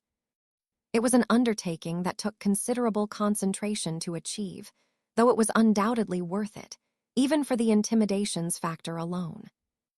Thus far, Harry was able to conjure a half-dozen or so ghostly figures, but Cadmus had managed close to 50 at once after investing much time in doing so. It was something Harry was working towards and would benefit from, though not as much as the training he was receiving from Antioch and others in the months to come, he hoped. Now let us try once more, lad. Harry nodded as he stood and brought his wand to bear. No, you will be facing off with me this time, Antioch said with a grin. Harry readied himself as the man drew his wand, and the two began circling one another. Do not find yourself in a position where you are always needing to defend. Seize the advantage or create one for yourself. That had been one of the first pieces of advice he had received, and acting upon it, Harry started the duel, sending a plethora of curses towards the man as he gave a cursory glance around himself for anything he could use. There was some remaining debris from the dummies, but nothing of significance. The environment can be your greatest weapon. If it offers nothing, take from it. Continuing his onslaught, Harry took the opportunity to tear up some boards of the wooden floor. Shielding as a rebuttal came his way before switching between casting offensive spells and transfiguring his materials. As he'd expected, Antioch did not make this an easy process. Whenever Harry shifted his attention to the wood, it presented an opportunity for the man to fight back, and he did so relentlessly, forcing Harry to abandon his efforts more often than he was able to continue. It was frustrating, to say the least, but it was not as though he would be given any quarter against the Death Eaters or Voldemort. No, he would be fighting for his life, and he knew he had to become better at the tasks that required finesse as much as speed. It was not easy, though Harry knew he was improving. Better, Antioch praised as Harry managed to send several arrows raining down on the man. Of course, they were shielded, but only a few days prior. Harry knew he wouldn't even have managed to complete the transfigurations before he was felled with something. That's enough, lad, Antioch instructed, lowering his wand. Harry breathed a sigh of relief. They had already been at it for several hours, and the exhaustion he was yet to grow accustomed to had set in. You are getting better every day, Antioch assured him. There is still far to go, but you show all the promise I needed to see. Go, rest. We will resume tomorrow. Harry nodded gratefully as he allowed the man to return to wherever the stone summoned him from. Now that he was alone, he shifted his surroundings to be the bathroom he liked to use and immediately turned the shower on. Undressing and taking his time to cast some cleaning charms on his clothes, Harry thought back to how the previous days had been since he'd retrieved the stone from what had remained of the gaunt shack. His time with Ignatus had been enlightening. There was little else he had learned about the Peveril magic that had been gifted to them, but Harry had been able to discuss the man's notes with him in depth and had picked up some useful tips in the process. Ignatus truly had been a brilliant man, and having the opportunity to pick his brain had been invaluable, as had the time he'd spent with Cadmus, even if he was the unhappiest person Harry had ever met. The stone truly had sapped him of any will to live, and he had warned Harry that he must keep a clear mind and not allow the magic of the stone to become oppressive within him. According to Cadmus, once the magic of the dead within the relic took hold, there was no escaping its grasp. For the most part, death was a peaceful existence in a place that was not where Harry roamed, but there were the tormented souls who had not been granted a place here in spirit form. It was their misery mingled with the peaceful spirits that had allowed Cadmus's own maudlin disposition to prosper, resulting in him wishing for nothing more than his own demise. Harry had read Ignatus's account of finding his brother having taken his own life, but hearing it from Cadmus himself had somehow been worse. It was all the warning Harry had needed to understand the fragility of the mind, if outside interference was allowed to influence and take hold of it, which made him only feel more foolish for how he had used the diary. He had been fortunate in that regard. Had his mind not already been honed by his dedication to the mind arts, things could have ended much differently for him for his reckless decision to engage with the book. Currently, it was in Nicholas's possession. The man had been very insistent that Harry not be allowed to keep it, nor the ring. Still, Harry no longer had use for either of them. His attempts to subvert the diary had been all but fruitless other than to gain the information the book itself wished to divulge. Harry had managed to garner the location of the Chamber of Secrets, though it would not share how to enter the fabled location. Nevertheless, Harry was confident he would find a way inside once he'd examined it for himself. If not, then he would have to turn to Dumbledore for assistance. Stepping into the shower, he did not focus on the chamber any further. He would get to that soon enough. His mind had shifted to the latest, harrowing vision the cloak had shown him. Charles Potter had always been much like Harry, stoic, thoughtful, and focused on his studies. One letter had changed that, and Harry had seen the side to his grandfather that had emerged within himself since witnessing Katie being murdered. He had been fretting for months about his father, William, who had made his way to the continent to join the ICW resistance against Grindelwald, and Charles had received a letter out of the blue from his mother. William had been killed by Gellert Grindelwald. Harry remembered experiencing the emotions of his grandfather, comparing them to his own in his deepest moments of despair, and the inevitable breakdown Charles had suffered had not come as a surprise. For hours after he'd received the missive, he'd simply wandered around the grounds of Hogwarts in a state of numb disbelief, until his emotions had suddenly spilled over. It pained Harry to see the young man grieve, to collapse to the ground and sob as though he was a child. Even Harry was unsure how long Charles remained on the floor, crying for the father that had been taken from him, wanting nothing more than to reach out and hold him. To let him know, he knew exactly how he was feeling was difficult to endure when Harry could do no such thing. Oddly, however, Charles's tears had stopped rather suddenly, and he had composed himself. He had chosen to not wallow in what had happened, but be proactive in the things he could change. With his time at Hogwarts shortly coming to an end, he'd already made the decision that he would follow in his father's footsteps. As much as Harry had come to respect William Potter for his brilliance, he was not so much a fighter. He'd never faced the loss nor adversity the same way Harry had, and he was not inclined towards violence.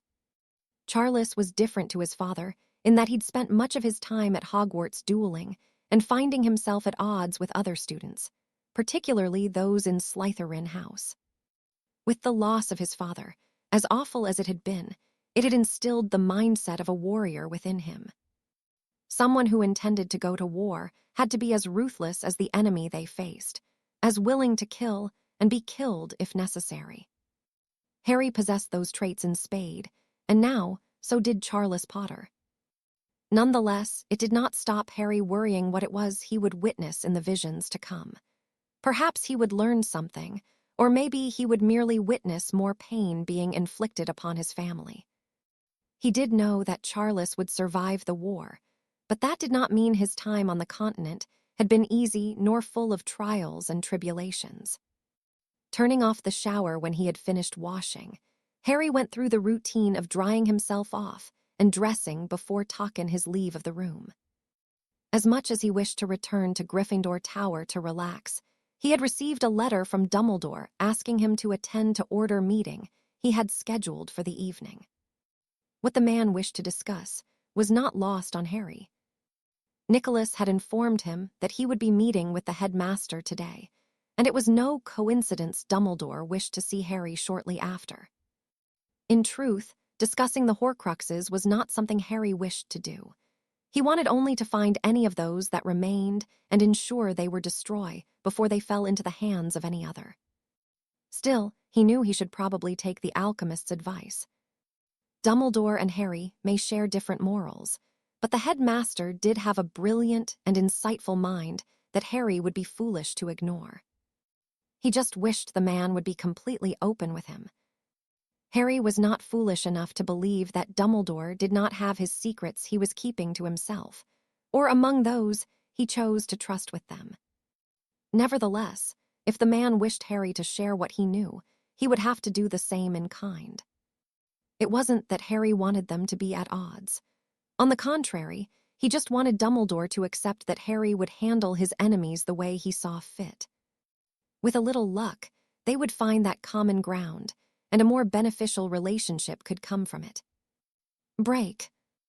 Albus could only look on in horror at the two seemingly innocuous items on the table before him.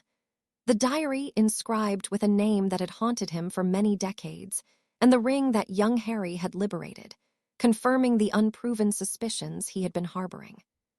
How? Because Harry is no fool, Nicholas murmured sadly. I cannot even begin to comprehend how, Albus, but the two of you must work together. Does this not prove that beyond doubt? Albus nodded tiredly. Since he had reviewed the memory of what had transpired during the third task, he had been pondering much and found no answers he sought. Evidently, Harry had been seeking answers to questions yet explored, and Albus felt a sense of guilt wash over him. The prophecy. He had been reluctant to discuss it with the boy because of what it meant, because of the responsibility and pressure it would put on him. It turned out that Harry was already shouldering that responsibility. Albus had thought that perhaps the grief he was experiencing had consumed him. But no, it may well be a catalyst, but it appeared that Harry's mind had already been made up. His actions suggested as much. I will speak with him. I suggest you do, Nicholas said firmly.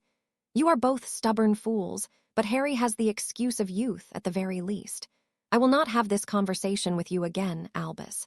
Tell him what he needs to know, and I'm sure the favor will be returned. I will not see him killed because you wish to preserve some perceived innocence that no longer exists. Albus nodded before conjuring a box to keep the items in.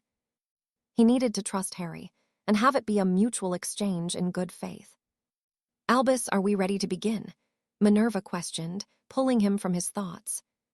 We are waiting for one other guest, the headmaster answered, his gaze sweeping around the table. He had managed to recruit 2 more members to the order in recent weeks, both of them making their first appearance amongst the rest this evening. It had not been his intention to admit Cedric Diggory, but the young man had insisted upon it, having been present during Albus's conversation with Amos. Both were most welcome additions. Who are we waiting for? Minerva asked. Before Albus could answer, the door to the kitchen opened and Harry stepped in. He was immediately engulfed in a tight embrace by Sirius, and Albus took a moment to really look at him. It was hard to admit it, but Harry was no longer the wide-eyed 11-year-old that had graced the halls of Hogwarts only a few years prior. In his own right, through the many things he had endured, he had grown to be a young man, one with a future that few could hope to endure. It was understandable why he had become the way he was now. Albus realized that it wasn't simply grief that had shaped him, but the endurance and resilience he'd needed to possess before he knew what either of those things were. As much as it pained the headmaster, Harry had become hardened by his experiences and the unpleasant of the world that seemed to be thrust upon him relentlessly. What are you doing here, Diggory? Harry asked, spotting his former fellow competitor at the table. The same thing you are, Cedric answered. Don't even think about it, Potter. Just sit down and shut up. Harry quirked an eyebrow at the boy, who merely smiled in response. With a shake of his head, he took a seat next to Sirius and Albus offered him a nod, a gesture which was returned. On the surface, it was a simple exchange, but Albus knew it was much more, an acknowledgement that there was much for them to discuss, and that the path ahead would be determined in the next moments. As ever, I'd like to thank you all for joining B, Albus began. Of course, I would like to welcome Amos and Cedric Diggory, who will be joining us. I have already brought them up to speed on our most pressing matters. The duo were greeted, with a murmuring of greetings from the other members. Now, I believe our first point of discussion should be the giants that are currently making their way here from the continent. I received a message from Hagrid today. Unfortunately, his efforts to negotiate with the Gurg did not yield a desirable outcome. What are we going to do about them, Albus? Remus asked worriedly. Those who had lived through the First War remembered the devastation wrought by the behemoths. It would be quite the blow for Tom to find them in his employ once more. I'm afraid there seems little else we can do, Albus sighed. We cannot hope to prevent them leaving the continent, and engaging them as they arrive would be terribly dangerous. I expect quite the welcoming party will be arranged to meet them. It is unlikely the French government will have little sympathy for our plight. The members of the order muttered amongst themselves unhappily. It is a sad day when our own ministry is not equipped to handle such things, Amos sighed. Surely there is something. Maybe, Harry broke in thoughtfully. I'm not sure how successful I can be, but I can try. I have the advantage of being a French citizen. I might not be able to rally all the help I will need, but I have to try. What are you thinking, Harry? Albus asked curiously. I'm not sure yet. I will have to speak with a few people first. Is that wise, Harry? Sirius asked worriedly. I'm not stupid enough to try and take on that many giants at once, Harry snorted. If we can prevent most or some of them making it here, it will make a difference, won't it? Albus nodded. I will leave it in your capable hands, he offered, extending the first olive branch between them. It seems that you are in the best position out of us all to act without creating an international incident. Now, are there any other pressing matters?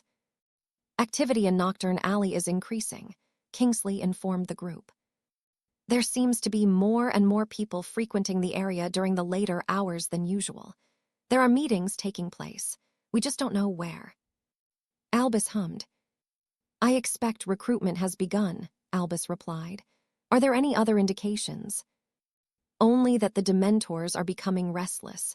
They are breeding, but there is no sign that they have been compromised yet. I think we can all expect it to happen. That is most troubling, Albus sighed. With the most notorious Death Eaters under their charge, it is only a matter of time before they find themselves free. Is there nothing we can do to prevent it? Cedric asked. Since Sirius escaped, security has been increased. No visits are permitted and the Auror Guard has been increased. But is it enough? Not even close, Kingsley warned. If he wants them free, they will be. Thus far, the war was not progressing well, and it had yet to truly begin. Giants, Dementors, murderers, Albus could only shake his head.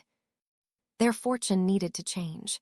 If it didn't, the war could be so damaging that wizarding Britain may never recover. Kingsley, Tonks, if you could pass on a request for a meeting with Amelia Bones, it would be most appreciated. The Auror duo nodded. There is much to consider, Albus sighed. We will meet again in the coming days. The members of the order accepted the dismissal and filed from the room, few remaining behind to exchange words with one another. When only Albus, Harry, Sirius, and Remus were left, the headmaster motioned for the latter two to give them some privacy. Before either of them spoke, Albus removed the box from within his robes and placed it on the table. I want to apologize to you, Harry, he began solemnly. These should never have been something you had to face alone. I had suspected Tom had created them, but I had no proof until Nicholas presented them to me. Now we know, Harry sighed. I didn't know either until Nicholas confirmed it. Albus nodded his understanding. It wasn't as though even the most accomplished of wizards were aware such things existed. Albus had only learned of Horcruxes shortly after he had confronted Tom, whilst he was possessing Quirinus Quirrell, and the term was not something so readily found. Do you think there are more? I would say it is a distinct possibility, Albus replied. I intend to investigate the matter as a priority. I have the benefit of having known Tom since he was a boy. I am confident I will come up with something, although it is impossible to tell how many he has made. He couldn't have made many, Harry returned thoughtfully. The soul is not an infinite part of you that can be broken an inordinate amount of times. It is not, Albus agreed. Now, I believe there is one thing I must address with you. During our first meeting here, I assured you I would be forthcoming with anything I knew. I have not done so, and for that, you once again have my apologies, Harry. What is it? The young man asked with a frown. Albus released a deep sigh. It pertains to why Tom targeted you in the first place. I am certain you have figured out for yourself that you were the reason he visited Godric's Hollow a little over 13 years ago. I have. Albus nodded. Sometime before you were born, a prophecy was made regarding the Dark Lord and a child to born as the 7th month dies. Harry mulled the words over for a moment. Fate, he murmured darkly. Excuse me. It is fate, isn't it? He heard of the prophecy, that's why he came for me. Very astute, Harry, Albus replied with a frown. He heard a part of the prophecy, just enough to draw his own conclusion. You see, my meeting with the person who spoke the prophecy was overheard. But they didn't hear all of it. They did not, Albus confirmed. However, the damage was done. Tom began seeking out any who was expecting a child around the end of July, and 2 prominent women in our community were identified, your mother and a certain Alice Longbottom. Neville's mother. Indeed, I suspect Tom's intention was to kill you and then young Neville. Of course, all did not go to plan. It's me, isn't it? Albus nodded. Harry seemed wholly unaffected by the revelation, almost as though he had already suspected it. I would be happy to show you the entire prophecy at your leisure. Does it really change anything? Harry chuckled. I do not believe so, Albus said sadly. It is clear to me that you are both determined to fulfill it. It says that one of us has to kill the other, doesn't it? You prove to be as sharp as ever, Harry, Albus replied. That is ultimately what it decrees. Does it say I can win? It says that you shall be marked as his equal, and that you will have a power he knows not. Albus thought it best to be candid with such a matter. There was nothing left to shield Harry from after all. His hand trailed where the lightning scar had been left, before a slight smirk tugged at the corner of his lips. I'll be ready for him, he declared. I think you should hold on to those, he added, nodding towards the diary and ring. I think between us we will find any other he's created. I expect we will, Albus said with a smile. Pleased Harry seemed to have accepted what he'd told him. I do not believe there is anything else I need to tell you, but I must confess, I do have one pressing question I would ask, pertaining to the memory you gave to me. Harry frowned, but gestured for Albus to do so. You mentioned that, during the ambush at the World Cup, Lucius and the other Death Eaters got you. Harry nodded. I forgot that had come up, he sighed. But yes, they got me. I couldn't avoid so many killing curses at once. And yet you lived. Because of a soul piece that was not mine, Harry explained. It was a part of him. I was confused, but now I think that he was trying to make another Horcrux when he came for me. When it backfired, the piece of soul attached itself to me. Albus nodded his agreement. Harry had made a rather astute assumption, though it only raised further questions. How did you know it was a piece of him? What else could it have been? Harry returned. Albus suspected Harry knew more than he was letting on, and the slight smirk tugging at his lips certainly supported that. For now, however, it seemed that Harry would not share the information. In truth, it didn't matter. Albus was merely glad he had survived the encounter. Well, other than prophecy itself being stored within the ministry, I do not believe there is anything else so pressing it needs to be discussed now. It appears that Tom is having the department watched closely, as am I. Then we should retrieve it, Harry decided, seemingly pleased by the change in topic. I can do that without anyone knowing I was ever there. The cloak. Harry nodded. It's been more useful than I can tell you, he said affectionately. I'm surprised you've not asked me about what's missing from the ring. Albus frowned as he looked at the band with its empty housing. I merely thought it was the part that had been cursed, Albus mused aloud. I must say, you did well to identify and remove the withering curse and compulsion charms. It was close, Harry admitted, but the stone wasn't cursed. Tom couldn't do that no matter how hard he tried.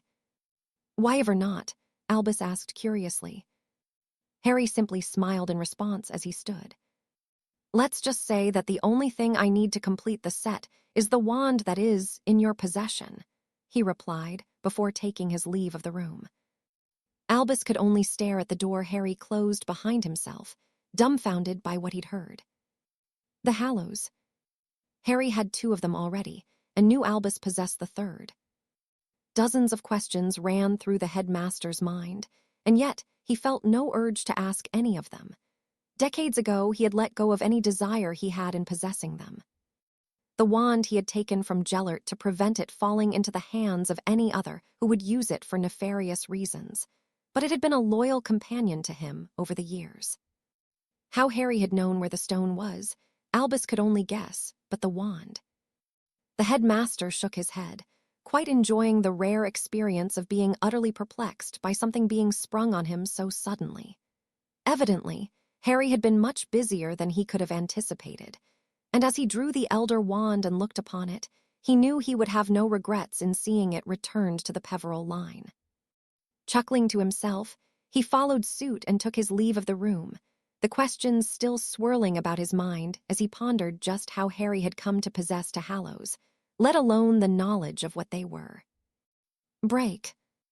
Barty felt no urge to get any closer to the island. He was content to remain where he was, watching the boat that made the trip back and forth, occasionally transporting a new prisoner, or the Aurors as they switched guards every 72 hours. Nonetheless, he could feel the presence of the dozens of Dementors, though it was different than he remembered. It felt like a sense of anticipation had taken hold of them, and they were breeding relentlessly because of it. Barty despised the creatures, but the additional numbers would please his master. Did they know he would soon be coming? From what he had heard, they had been this way since they'd returned from their stint at Hogwarts when Sirius Black had escaped, the fog having thickened and their kind slowly increasing. The Aurors could not explain it, but that did not stop them speculating as to the cause of the behavior of the Dementors. For what it was worth to him, Barty couldn't care less. He had obtained what he had come for, and though it would be all but impossible to apparate or portkey to the island, he was certain the Dark Lord would not be hindered. 8 Aurors, he snorted. The Dementors would not stand in their way, and if the guards were not foolish, they wouldn't either. Nevertheless, they would be killed out of sheer principle. Soon enough, those within Azkaban would be added to the ranks of Lord Voldemort, and the resurgence of Barty's master would truly begin. Barty would be right beside him, where he had always envisioned he would be. Lucius had already proven himself unable to even prevent Black from influencing the Wizengamot, but that would not matter when the Dark Lord would emerge from the shadows. The politicians would politic, and whilst they did, all would be lost to them as Britain was once more crushed beneath the heel of his master. Break. Good morning. I would like to speak with Sebastian de Lacquer, please. Mr. de Lacquer is not available, the lady working at the reception replied, without looking up at him from the parchment she was scribbling on. If you leave your name, I will be sure to inform him you have visited. It was undoubtedly a line the woman had spoken many times. If it were not such a pressing matter, Harry would have written to Sebastian, but time was indeed of the essence. Harry Potter. The lady paused and looked up, her eyes widening almost comically at the sight of him. You have my apologies, Mr. Potter. I will see if he is available immediately. Before Harry could reply, she was gone, and he became acutely aware of several people staring at him. It was something he had never gotten used to nor enjoyed, and he felt distinctly uncomfortable under the gaze of so many strangers. Nonetheless, he had come for a reason, and all he could do was wait until the receptionist returned. He did return a wave to a little girl who had offered one to him timidly, but he was grateful that Nose seemed so inclined to approach him. Break. Who is it? Sebastian called as a knock sounded on the door to his office. It was only 10 a.m., and he'd already endured a 2-hour meeting with the minister. He'd hoped to be left alone now until lunchtime at least, but that evidently wasn't to be. Mr. de Lacquer, Harry Potter is in the entrance chamber. He wishes to speak with you. Marie, the young lady who worked on the front desk informed him. "Harry," Sebastian asked, surprised by the unexpected visit. "Would you like me to show him through?" "No, I will greet him myself," Sebastian replied as he stood, wondering what Harry was doing here. Following Marie, they arrived in the entrance chamber only a few moments later where Harry was waiting. As he approached the young man, Sebastian could not help but note the differences in him. He was rather solemn, yet he stood tall, even if his eyes were devoid of any semblance of youthfulness that may have once been there. It was unsurprising. What he had witnessed and endured over the last year had truly left its mark. "Harry," Sebastian greeted him with a smile, offering his hand. It was taken, and the gesture returned, and a little warmth appeared in his eyes. Perhaps there was something resembling hope within the boy still. "Mr. Delacour," he replied. "Sebastian, Harry," the Frenchman corrected with a chuckle. "I don't suppose this is just a social visit." "I wish it was," Harry sighed. "Don't worry, I'm not here to cause problems for you." Sebastian laughed heartily. "We can talk in my office," he urged, noting the amount of people that had gathered nearby. "I didn't realize people knew who I was here," Harry murmured as Sebastian led him away from the crowd. "Your name was known, but after what happened in the lake, your picture was across every newspaper here, just as it was in Britain. What you did was well reported. I don't suppose my position within the government helped that." "I'm used to it," Harry said dismissively as Sebastian showed him into the office, gesturing for him to take a seat. "So, what brings you here?"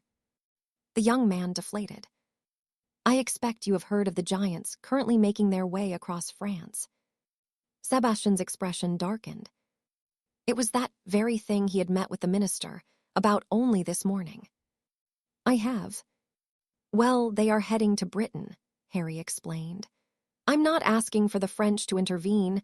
I just wanted to know how much trouble I would be in if, as a concerned citizen of France, I was to do something about it." Sebastian frowned thoughtfully.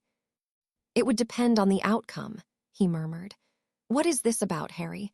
I can't see why the giants would just decide to make their way to Britain where they will not be welcome." "Voldemort." Sebastian felt his jaw tight at the mention of the notorious Dark Lord. "He's back," he said simply. "He is," Harry confirmed. "He never truly died, but now he is really back. The British ministry won't act until it is too late, and like it or not, the war that is coming directly affects me." Sebastian nodded his understanding. "He will wish to rectify the mistake he made." "Exactly, he has already tried." Sebastian could only shake his head. Harry was only 15, and yet he was shouldering the burden placed upon him better than most would. "I cannot offer you any assurance of assistance, Harry," he said regretfully. Harry waved him off. "I wouldn't ask. I'm already working on it, but it would be much easier if the giants were not allowed to join him." "Preventing 36 giants from reaching Britain will be impossible," Sebastian mused aloud, "and more so without creating an international incident. They are exceedingly resistant to magic. I would urge you to find someone who fought in the war against Grindelwald. He employed the giants for a while, but they left when their numbers were dwindling." Harry nodded. "I can do that," he murmured. "Other than that, I do not know what to suggest. I'm afraid. The minister is adamant we allow them to pass through so long as they are peaceful doing so. It would take considerable resources to intervene, and the risk of loss of life is incredibly high." "I understand," Harry replied as he stood, already lost in his own thoughts. "Before you go, Harry, I would like to invite you to attend a ball at my family home this coming New Year's Eve. I know it is a while away yet, but all of us would like for you to be there." Harry nodded and offered Sebastian a smile. "So long as I'm not killed in the meantime, I'll be there." Sebastian offered him a sad smile. "It won't be a large gathering of people, only those I trust implicitly and family. I expect Gabrielle will send you the invite in due course." "How is she doing?" "Much better," Sebastian assured him. "She is back at Beauxbatons and Fleur is working on becoming a curse breaker. She will be pleased to see you too." "Then I look forward to it," Harry replied, accepting Sebastian's proffered limb. Do be careful, Harry, Sebastian urged. I cannot imagine what it is you are going through, and although France may be unwilling to help, I will always do what I can. Harry nodded gratefully before taking his leave, and Sebastian wondered what he was planning. It saddened him to see one so young burdened by such things, but he knew he would expect nothing less from Harry Potter. He had lived with the knowledge that his parents had been murdered, and to expect him to lie in wait until what would be was a ridiculous notion. That wasn't the kind of man he was growing into, and though Sebastian wished his life could be different, he could not help but think there was not a thing that would stop Harry Potter from doing what needed to be done in the coming months and years. Break.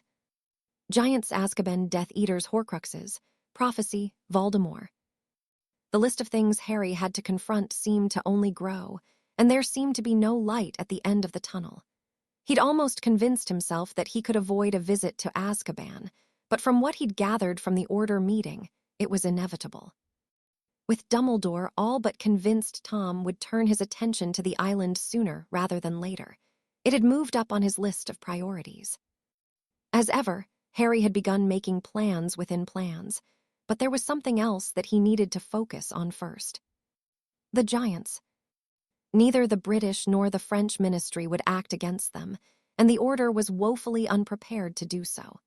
What Harry could do, he wasn't sure, but he knew he could not sit idly by and let them come ashore without attempting something. That was why he found himself once more in the room on the 7th floor, grasping the stone that had recently come into his possession.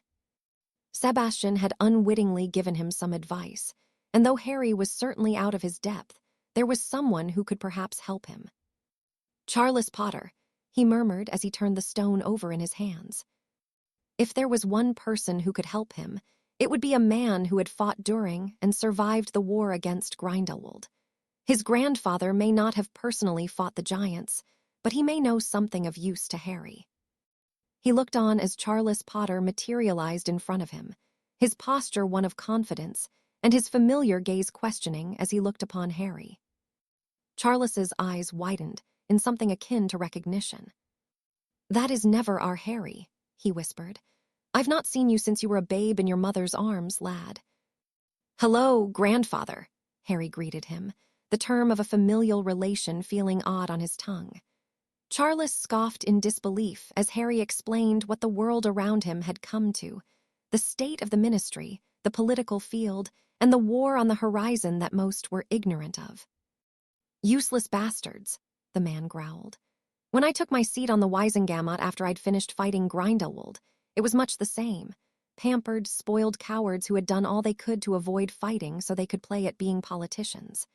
Me and a few others changed that so that we had good men, strong men who fought for the betterment of our country. We didn't bleed for Britain on the battlefield to come back to sniveling shits who though they could throw gold at everything. Even old Abraxas Malfoy learned that he couldn't just do what he wanted. It sounds to me that the Wisengamot is full of spineless cowards. That's about right, Harry agreed. Charles sighed disappointedly. Now for you and your stupid idea, the man huffed irritably. This may be your war, but you'd better start using what's between your ears if you want to survive it. Taking on a single giant is risky enough. 2 is dangerous for even the best wizards, but 36. It is utterly ridiculous to even consider it. So what do I do? Harry asked. Use your brain, Harry, Charles urged. You are not going to kill them all in one fell swoop. Track them, learn their movements, and find weaknesses. Pick them off one by one if necessary. What damned good are you to any war effort if you're dead? I know, it just feels like no one is willing to do anything about it. People are scared, Charles said simply. Even when all options have run dry, they will look for any feeble excuse they can to not involve themselves. Usually, that isn't until it is already too late. You may feel alone in this, but if you play it smart, you can find advantages, and when you do, exploit them for all they're worth. War comes down to the survival of the fittest, and those that live will be the ones who take risks but mitigate them as much as possible. Yes, you must be ruthless, but equally cunning. I didn't just walk onto the battlefield and kill giants without considerable preparation. Here, You have the advantage of tracking them, laying traps, and thinning their numbers. Chances are they will leave when they feel vulnerable. Make them fear you. They're not so bright, but fear is something they understand. Harry nodded. Any other advice you'd give me? Oh, I'm just getting started, Charles chuckled. Let's say you do find yourself in a position where you are in direct combat with a giant, or anything else for that matter. The key is preparation. Charles had been very candid with his words, a tact that Harry appreciated. Since that night a little over a fortnight ago, Harry had spent much time with his grandfather, who truly had proven to be a man of substance. Charles Potter truly was a wealth of knowledge and experience when it came to combat, and he was more than happy to pass it on to Harry, who lapped it up greedily. The man had even convinced him to meet his grandmother, who had proven to be somehow as gentle and nurturing, as she was rather terrifying in her own way. "Oh, look at you," she had cooed upon seeing him. "I will be most displeased if you are with us before your time, young man." Harry chuckled at the memory. Doria Potter, the very same Doria Black he had seen briefly in the visions, was a wonderful woman, and she had taken no small amount of joy in sharing the story of how the two of them had gotten married. Amongst the tragedy and fallout of the war, they had found one another, and there was nothing that was going to stop them from taking what they both wanted. Their marriage had come to the surprise of most, but few had been willing to speak ill of either the Blacks or Potters in the aftermath of Charles and Arcturus's exemplary service on the battlefield. It helped that both came from prominent families, and that both men commanded respect amongst their peers. "You remind me of him," Doria had sighed, nodding towards her husband. "So willing to fight." "I don't have a choice." "Perhaps not, but would it be any different if you did?" Harry had not been able to answer that question. He'd accepted long ago that this would be his war, and everything else that had happened most recently, and even before he could think for himself, had cemented his place amongst the violence to come. Even if Katie had not been murdered, there was the prophecy and what had happened to his parents that he'd never be able to ignore. No, he couldn't answer the question his grandmother had presented to him, but it was a moot point. Nonetheless, he was pleased to commune with her, and every now and then she would come when Harry summoned Charles for their nightly talks and training. It made him feel as though he had a family for the first time, even if it was fabricated by magic. Harry smiled sadly before frowning as he spotted the giants ambling below him. Their progress had been slowed significantly by infighting and disagreements between them. He couldn't fathom what could possibly cause such conflict between creatures who seemed to thrive on only conflict and inevitable violence. But they were still around 50 miles away from the coast of France when he'd expected them to have arrived in Britain by now. Regardless, it gave Harry time to prepare.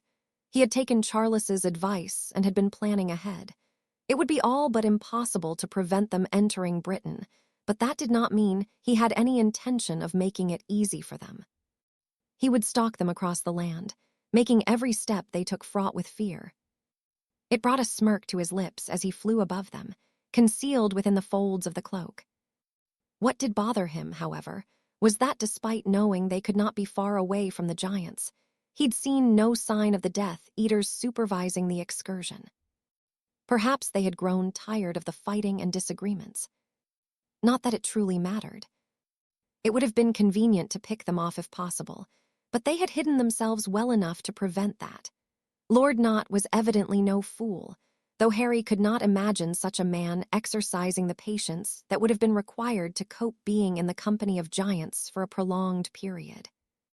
With a shake of his head, realizing it was a waste of time to ponder such a frivolous thing, he headed back towards Britain. The giants would not be reaching the coast this night, but they were close enough now that Voldemort would be distracted so that Harry might succeed in his other venture. Break. Hermione looked out of the window of Gryffindor Tower, watching the approaching storm on the horizon. Any semblance of the finer weather had vanished as September had given way to October, and soon enough, winter would arrive. With it, however, came the impending Quidditch season. As such, most of her evenings were spent alone whilst Ron and Harry trained with the team, the latter not returning with the others. What Harry was up to, Hermione could only guess, but her worry for her friend only increased. He attended lessons, was always at the breakfast table, but outside of those, he was seldom seen. "I'm glad we missed that," Ron declared as the team entered the common room. With the rain only just having begun hammering against the window, they were dry. Though Hermione suspected that would be short-lived. Angelina was as eager as Wood had ever been, and no storm would prevent her putting the others through their paces. "How's it going?" Ron asked as he approached, nodding towards the blank sheet of parchment on the table. "It would be easier if she would just teach us something," Hermione huffed. "Come off it," Ron chuckled. "It doesn't matter if she teaches you or not, you'll still get an outstanding on your owl." Hermione shrugged in response. "Maybe," she conceded, "but it's not just about that, is it? We will only be here for another couple of years. Do you think it is likely the war will be finished then?" Ron nodded his understanding. "I know," he sighed. "Probably not. The last one lasted years." "And we won't be prepared to defend ourselves," Hermione pointed out. Ron frowned at her questioningly. "You have a plan," he accused. "I have no such thing," Hermione denied, busying herself by arranging the various textbooks and notes she had taken. "Hermione," Ron pressed. "Fine," she sighed. "I thought that maybe we could start a defense club of sorts. The older students could help us with our owls, and I can research some useful spells we can learn." "That's not a bad idea," Ron replied thoughtfully. "Who would we get to join?" "Anyone who wanted to," Hermione answered. "We just need someone to lead it." "Why not you?" "Defense isn't my best subject." Ron frowned at her and shook his head. "You want Harry to do it. Don't you think he would be best?" Ron released a deep breath. "He's not exactly around, is he? Something like that will just feel like a waste of time for him. What is he going to get out of it?" Hermione had considered that, but she hoped Harry would want to help anyway. "Can we at least bring it up with him?" "You can try," Ron murmured, "but I wouldn't hold my breath. I don't know what he's up to, but I don't think running a defense club is at the top of his list of priorities. You've seen how he's been since, well, you know." Hermione nodded sadly. Harry had always been rather aloof and distant at the best of times, but since Katie had been killed, it was as though he had become little more than a ghost, a figure who appeared only for what was required before vanishing to who knows, where once more. "I'll mention it," Hermione decided. "The worst thing he can do is say no, right?" "Break." Azkaban. Having been pondering the island prison for weeks now, Harry had deduced he needed to visit, and having discussed the matter with Charles, his grandfather had agreed. It had, however, been something of a heated debate between the two as to what Harry could achieve here, with both becoming quite angry with one another. "I agree that you could learn a lot from going, and I'm certain the cloak will prevent you from being detected. Azkaban is designed to keep people in, not out." "But," Harry questioned. Charles had released a deep sigh, his gaze filled with disappointment. "I cannot support your intentions, Harry. I know they are your enemies, but you cannot simply murder them in their cells. Believe me, I understand your anger and the task you have ahead of yourself, but you cannot become the monsters you are so ardently fighting against. Use the opportunity to gain information, prevent them from being effective if you must, but I cannot justify outright murder. From what you have told me, Britain needs good men, and taking that path will only lead to you becoming just like them." "I am nothing like them." "I hope not, lad," Charles whispered sadly. "From what I have seen, you are trying to do the right thing, and war is a murky business at best, but you cannot claim to be any better than what you are trying to destroy by becoming that very thing. Do you understand?" Harry deflated. "What about those that will suffer when he releases them?" "And who made you responsible for trying to save everyone?" Charles returned. Harry had not agreed with his grandfather's assessment, and yet he remembered how well the man had been thought of amongst his peers. The easy path would be to seize the opportunity presented to him and not consider the consequences, But Harry knew that the harder path that would not see him become something his grandfather and grandmother would loathe was the right choice. In this moment, however, he questioned why he had even broached the topic with the man. Deep down, he had known Charles would not agree with him. Had Harry wanted the man to talk him out of it? Perhaps. He didn't know what he expected to achieve, but now that he was here, he felt less of a burden upon him knowing it wasn't to slaughter unarmed men and women. There was something deeply dishonorable about doing so that didn't sit right with Harry, despite his initial thoughts on the matter. Ensuring he was covered by the cloak, he carefully approached the island and flew a few, slow laps around the prison, peering into the small windows as he did so. Most of those housed within were unmoving, their wide eyes staring silently at the blank walls of their cells. Some, however, screamed fearfully whilst others cackled, their minds addled by the time spent here. Harry felt it too, the oppressive nature of the Dementors bearing down on him, stronger than he had ever felt it. The island was full of them, cloaked figures floating through the thick, prevailing fog, searching for any joy left to suck out of the air around them. There was none to be found, and Harry wasn't surprised Voldemort had managed to bring them to his cause during the First War. Why would they stay here when what they thrived on was all but absent? Shaking his head, he flew another lap before heading towards the jagged roof where he perched himself and removed the cloak with a wave of his wand. As expected, it took only a moment before the Dementors became restless, sensing him and converging on where Harry waited for them. The creatures seemed tentative to approach and kept something of a respectful distance, probing the air and even retreating from the feel of his magic. Harry had wondered what the Dementors were and where they had come from, something he was yet to discover. What had been clear since he first encountered one on the Hogwarts Express was that they were wary of him, even fearful. "I know you can hear me," he murmured. "I know you can feel what I am. Stay where you are." The Dementors froze, the seemingly empty hoods turning towards him. "You will not side with Voldemort this time," Harry said firmly. "You will refuse anything he offers and will remain at your posts. If you don't, I will come for you with everything I have. Do we have an understanding?" Harry wasn't sure what he could do to hurt them, or even if he could, but the Dementors had to fear him for a reason. "Do we have an understanding?" he pressed once more. Much to his surprise, they nodded. What hold Harry had over them, he didn't know. Maybe it was something he should look into. Surely someone had conducted studies and research on the origins of the creatures. "You will defend the island from being attacked," he added. He didn't expect the Dementors to be much of a match for Voldemort, but they would certainly cause chaos amongst the ranks of the Death Eaters who would undoubtedly accompany him. "Now back to your posts," he instructed. Almost eagerly, the Dementors left his presence, and Harry could only look on confusedly as they followed his orders. It was a strange experience, though likely less so than what he intended to do next. "There are fates worse than death, Harry."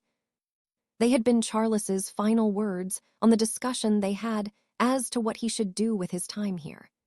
Harry did not understand the logic by what his grandfather had hinted at, but perhaps simply killing the Death Eaters within Azkaban was not the right approach. Not when there was much he could glean from them. With a final glance towards the Dementors, he concealed himself within the cloak once more before taking to the sky to find a way in. The windows were too small to fit through, so with no other option, Harry made his way to the main entrance where two Aurors stood guard, both shivering miserably from the cold of the Dementors that permeated the island.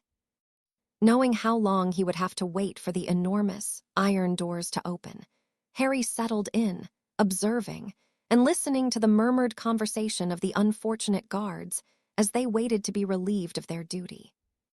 From what he had seen during his other excursions here to observe the activity, that would be around midnight. With 45 minutes to go until then, Harry lost himself in his thoughts, preparing himself for what he intended to undertake. Break. Barty cursed under his breath as he looked towards the prison through the omnioculars. Once more, he'd been ordered here to observe Azkaban, much to his chagrin. In the passing moments, however, Something had shifted in the air. Not that he could see much. The thick fog prevented that, but he did not miss the entire swarm of Dementors converging on the roof. "What are they doing?" he murmured. Through the brief break in the fog, he caught a glimpse of a figure standing on the roof of the prison, and he immediately activated his portkey. Only 2 people were able to round up the Dementors in such a fashion. Fudge, who certainly would not be here at this time of night, and the head of the Department of Magical Law Enforcement. He'd learned that snippet of information from his father. Bones. The woman was close to the top of the list the Dark Lord wished to see eliminated, and it appeared that not only did his master have the chance to be rid of the woman, but he could also liberate his imprisoned followers at the same time. Break. It was an exhausted Amelia Bones that emerged from the fireplace in the headmaster's office late in the evening, the dark circles under her eyes more prominent than Albus had ever seen. Evidently, her role within the ministry had become more trying in recent months, and it had begun to take its toll on the woman. "Thank you for coming, Amelia," Albus greeted, gesturing for her to take a seat. "Are you finally going to tell me what it is you know, Dumbledore?" Albus nodded. When she had come to speak with Harry after the conclusion of the tournament, she had left with little more than the somewhat veiled truth. "Do I need to explain it?" Albus returned thoughtfully as he leaned forward in his chair. Amelia shook her head. "From what Potter told me and I have seen for myself, I have no doubt that he is back. It is just like it was last time when he was looking to gain a following. The odd disappearances, businesses closing and changing hands, and the activity in Nocturne Alley has ramped up since July. He is recruiting." "He is," Albus confirmed sadly. "Perhaps you should see for yourself what happened to young Harry the night the Dark Lord returned." Amelia frowned and nodded reluctantly as Albus gestured towards the pensive. After only a moment of hesitation, she plunged herself into the memory, and in anticipation, Albus poured her a glass of her preferred fire whiskey. After several moments, the seasoned Auror emerged, pale and trembling at what she had witnessed. Accepting the offered spirit, she drained the glass before taking a seat once more. Albus allowed her the needed time to compose herself, and Amelia eventually shook her head in disbelief. "Potter handled himself well," she praised. "How he survived, I don't know." "He has quite the gift for it," Albus sighed. "I worry for him, however. He feels that he is alone in this." Amelia nodded her understanding. "Cornelius will not believe it." "He will not," Albus agreed. "I fear that he will not act until it is too late. Even as we speak, the tide is turning against us. 3 dozen giants will arrive on our shores in due course." "Giants," Amelia murmured worriedly.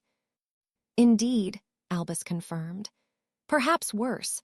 I have just been informed this evening that Fenrir Greyback is also making his way to Britain with a pack of over 200 at his disposal." Amelia rubbed her eyes tiredly. "What do you think his next move will be?" "It is impossible to tell with him," Albus huffed. "I expect he will wish to free his supporters that are in Azkaban and continue with his efforts in recruitment. Thanks to Sirius's efforts, his political aspirations will be stifled until the Dark Lord decides to take drastic action. He will kill Cornelius, and likely target you to ensure your position can be filled by someone sympathetic to his cause." Amelia's jaw tightened. "It makes sense," she conceded. "I will see to my own security immediately. Officially, there's little else I can do." "Unofficially, there is much you can," Albus said encouragingly. "I am doing all I can and will continue doing so for as long as I am able." "He always was wary of you." Albus chuckled humorlessly. "I fear that is no longer true," Albus sighed sadly. "Long ago are the days that I could hope to match him. No, it will be another that will be his downfall." "Potter?" Amelia asked curiously. Albus nodded. "Already he has done more to end this war than any other, and it will be him that ends it. Have faith in him, Amelia. Harry is just who we need to finally put this conflict to rest." Amelia frowned deeply. "You speak as though you are dying." "Not in such a way," Albus replied with a smile. Harry will be his downfall, but he is not ready to face him yet. It is possible that I will perish before the two of them meet on equal footing. Is something wrong? He asked as Amelia suddenly removed her Auror card. The alarm has been raised at Azkaban, she declared as she stood, tapping the card with her wand frantically. Would you like my assistance? Amelia nodded gratefully, gesturing for Albus to follow through the fireplace. We can take the portkey from my office. She disappeared through the flames, and Albus followed, readying himself for whatever the two of them may face on the Forsaken Island. Break. Despite how imposing the building was, navigating his way through the halls and staircases of Azkaban proved to be simple enough. Each cell contained a single occupant, their name and convictions listed on a board above the door. Harry quickly found that I was true what was said about this place. Azkaban housed the most unpleasant of people in wizarding Britain, murderers, rapists, and those sentenced to long terms for other varying heinous crimes. He paused as he reached a cell bearing a familiar name, Albert Jugson. The man had been given 4 life sentences for murder, allying himself with a terrorist organization, treason, and several counts of torturing muggles. Harry peered into the cell to see Jugson staring absent-mindedly at the wall, a trail of drool hanging from his chin. Checking there were no Aurors nearby, he tapped the lock of the cell with his wand and silenced the hinges that had unlikely been oiled in many years. Jugson looked towards the door expressionless, his wrinkled, absent eyes appearing much older than he truly was. Without hesitation, Harry leveled his wand at the man. Legilimens.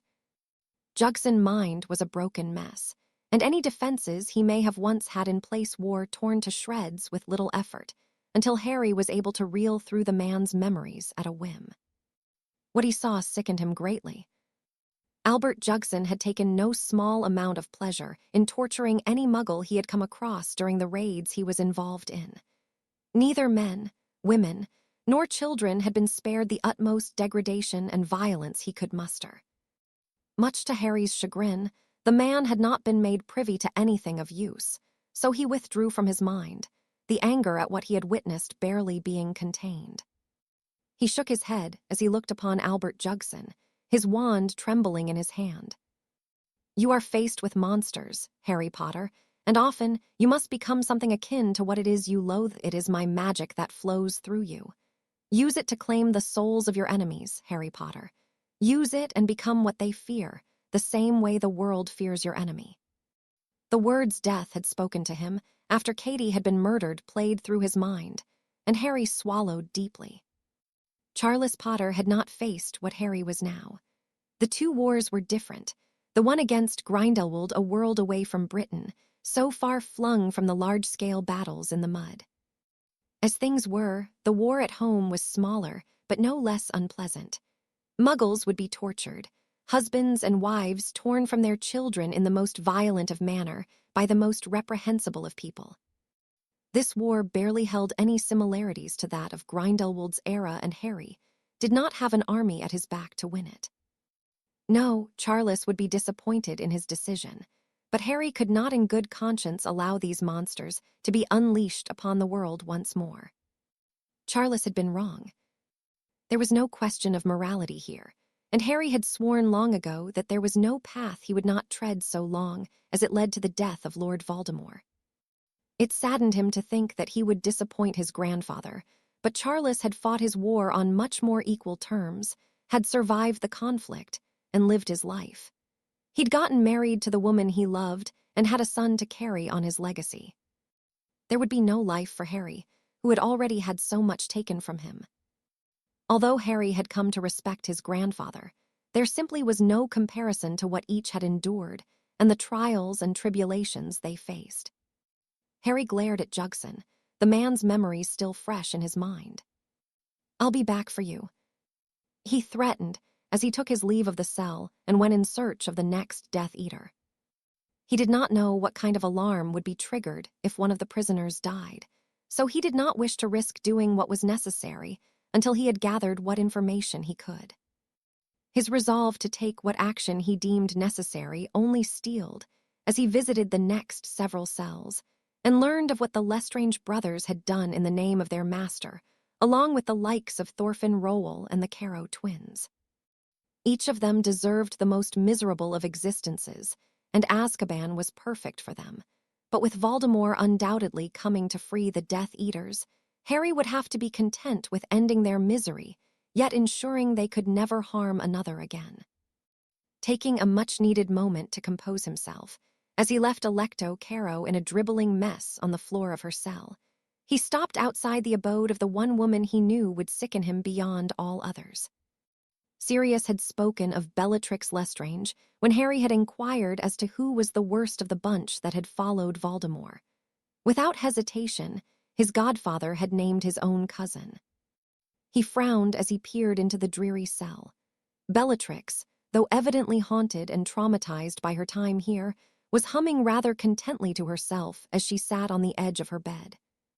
In comparison to the others who had been subdued and rather troubled, it was quite the unsettling sight to behold. As he had several times now, Harry unlocked the cell and stepped in, and Bellatrix frowned.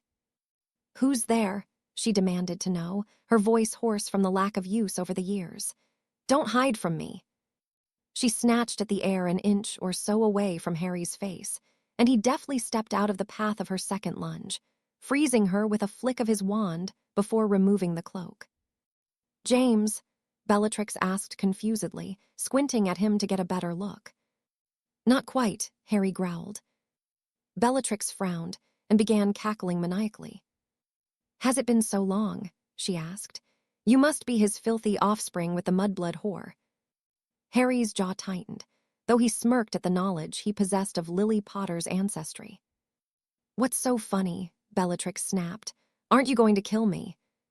Before Harry could answer, the sound of a siren filled the air, and a distant explosion sounded. Bellatrix laughed once more. "He's here," she declared joyfully. "I knew he would come for me." Harry scowled as he pondered what to do. Bellatrix could be a well of information, and without much thought, he leveled his wand at her once more. "He's going to be disappointed to find you missing," he chuckled. "Filthy BAS." Her insult was cut off as Harry stunned her and bound her for good measure before setting about making her transportable. Bellatrix was right. Voldemort had come, though he would be leaving with much less than he wished. He may only have a few moments, but Harry was determined to ensure his foe would be deprived of a few assets at the very least. Bellatrix was just the beginning, and as another explosion rent the air, closer this time, he took his leave of the cell and proceeded with his impromptu plan. Break. The room trembled violently as Albus arrived with Amelia, and around a dozen Aurors they had managed together before hastily taking a portkey to Azkaban. If Voldemort was indeed here, which was inevitably true, their contingent would be unlikely to hold him off for long, even with the additional 8 guards stationed here. Albus had sent for the order, but it would take considerable, precious time before they would make it here. The Dementors were another issue entirely, and one the headmaster hoped would not become a problem. "We stick together," Amelia decided as she drew her wand and began leading the group from the room. "Take down anything that moves." Albus took the rear position, clutching the Elder Wand, unable to ignore the underlying coldness that permeated the island outside of the ongoing conflict, the sounds of which growing closer the further they traveled. "They've not made it inside yet," she declared as they reached the entrance where the doors remained sealed. "Perkins, what's going on?" One of the gathered 8 guards shook his head and withdrew from where he had been peering through a peephole. "There's around 40 of them out there," he explained grimly. "All wearing masks, just like the World Cup. We didn't even know they were there until the Dementors swarmed. I sounded the alarm as soon as I saw them." Amelia nodded as her gaze swept around the room. "I want the door fortified as best we can. Where are the Dementors?" "Attacking them," Perkins answered, and Albus breathed a sigh of relief. The foul creatures had not allied themselves with Tom, not yet at least. The relief, however, was short-lived as a spell impacted against the doors, and they groaned under the strain. Albus knew they wouldn't stand up to many such attempts to breach them. "Are the prisoners secure?" Amelia questioned. "Not for long if they have their way," Perkins murmured worriedly. "What's going on, Bones?" "What does it look like?" The woman huffed, wincing as another spell impacted against the doors, buckling them under the strain. "We can't keep them out, ma'am," one of the Aurors sighed tiredly. "They've managed to send the Dementors away, for now." Another spell collided with the doors, and Albus braced himself as they bent inwards, just enough that he could see a large group of masked figures through the gap that had formed between them. "We need to find cover," Amelia declared. "We won't be able to hold them off standing in the open. Albus, any ideas?" The headmaster nodded as he brought his wand to bear, tearing down a nearby staircase and warping it into a barrier. The Aurors followed suit, and in a matter of a minute, each of them had a semblance of cover for what good it would do. Facing such odds, it would be a temporary measure at best, though it gave Albus time to think. They were outnumbered, with the prospect of assistance reaching them being slim at best. It was not a favorable position, and yet, abandoning the prison to Tom and his followers was not an option. He could not be allowed to regain his supporters. Albus could not help but think that their efforts, however, would be in vain. It was likely that most would be killed during the impending attack, a sentiment that was evidently shared by the rest waiting for the doors to give way under the onslaught. The seasoned Aurors were nervous, some old enough to have been serving during the First War. "Get ready," Bones instructed, recoiling as the doors were blasted open. As the dust cleared, the magnitude of what they faced was before them, and at the head of the Death Eaters was the tall, pale form of the Dark Lord. No longer the handsome man he had once been, he cut an imposing figure, his thin lips pulled back over his teeth as he held his hands up to stifle the attack of his own followers. "I had hoped that this could be achieved without the needless death of many," he said calmly. "That can still be the case. Lay down your wands, fetch me those you imprisoned, and bring them to me. If you do, I shall allow you to live." "Yeah, right," one of the Aurors murmured. Albus agreed with the assessment. It was not in Tom's interest to allow any of them to live. As things were, he was relying on working from within the shadows, and the Dementors of all things had been the ones to force this altercation. Any who lived would speak of what they saw, and so many witnesses could not be ignored. "I think it would be perhaps best if you left," Albus suggested. Tom merely chuckled before shaking his head. "Why would I do that, you old fool?" he returned. "The advantage is mine, Dumbledore, but since you have no intention of cooperating, I see I am left with no choice." Albus braced himself as the Dark Lord lowered his arms, and the Death Eaters unleashed a flurry of spells.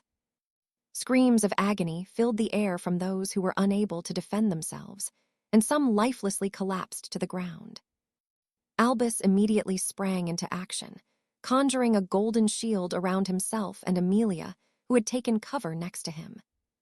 "We cannot remain idle," the woman gasped, taking aim at the Death Eaters that were now charging towards them.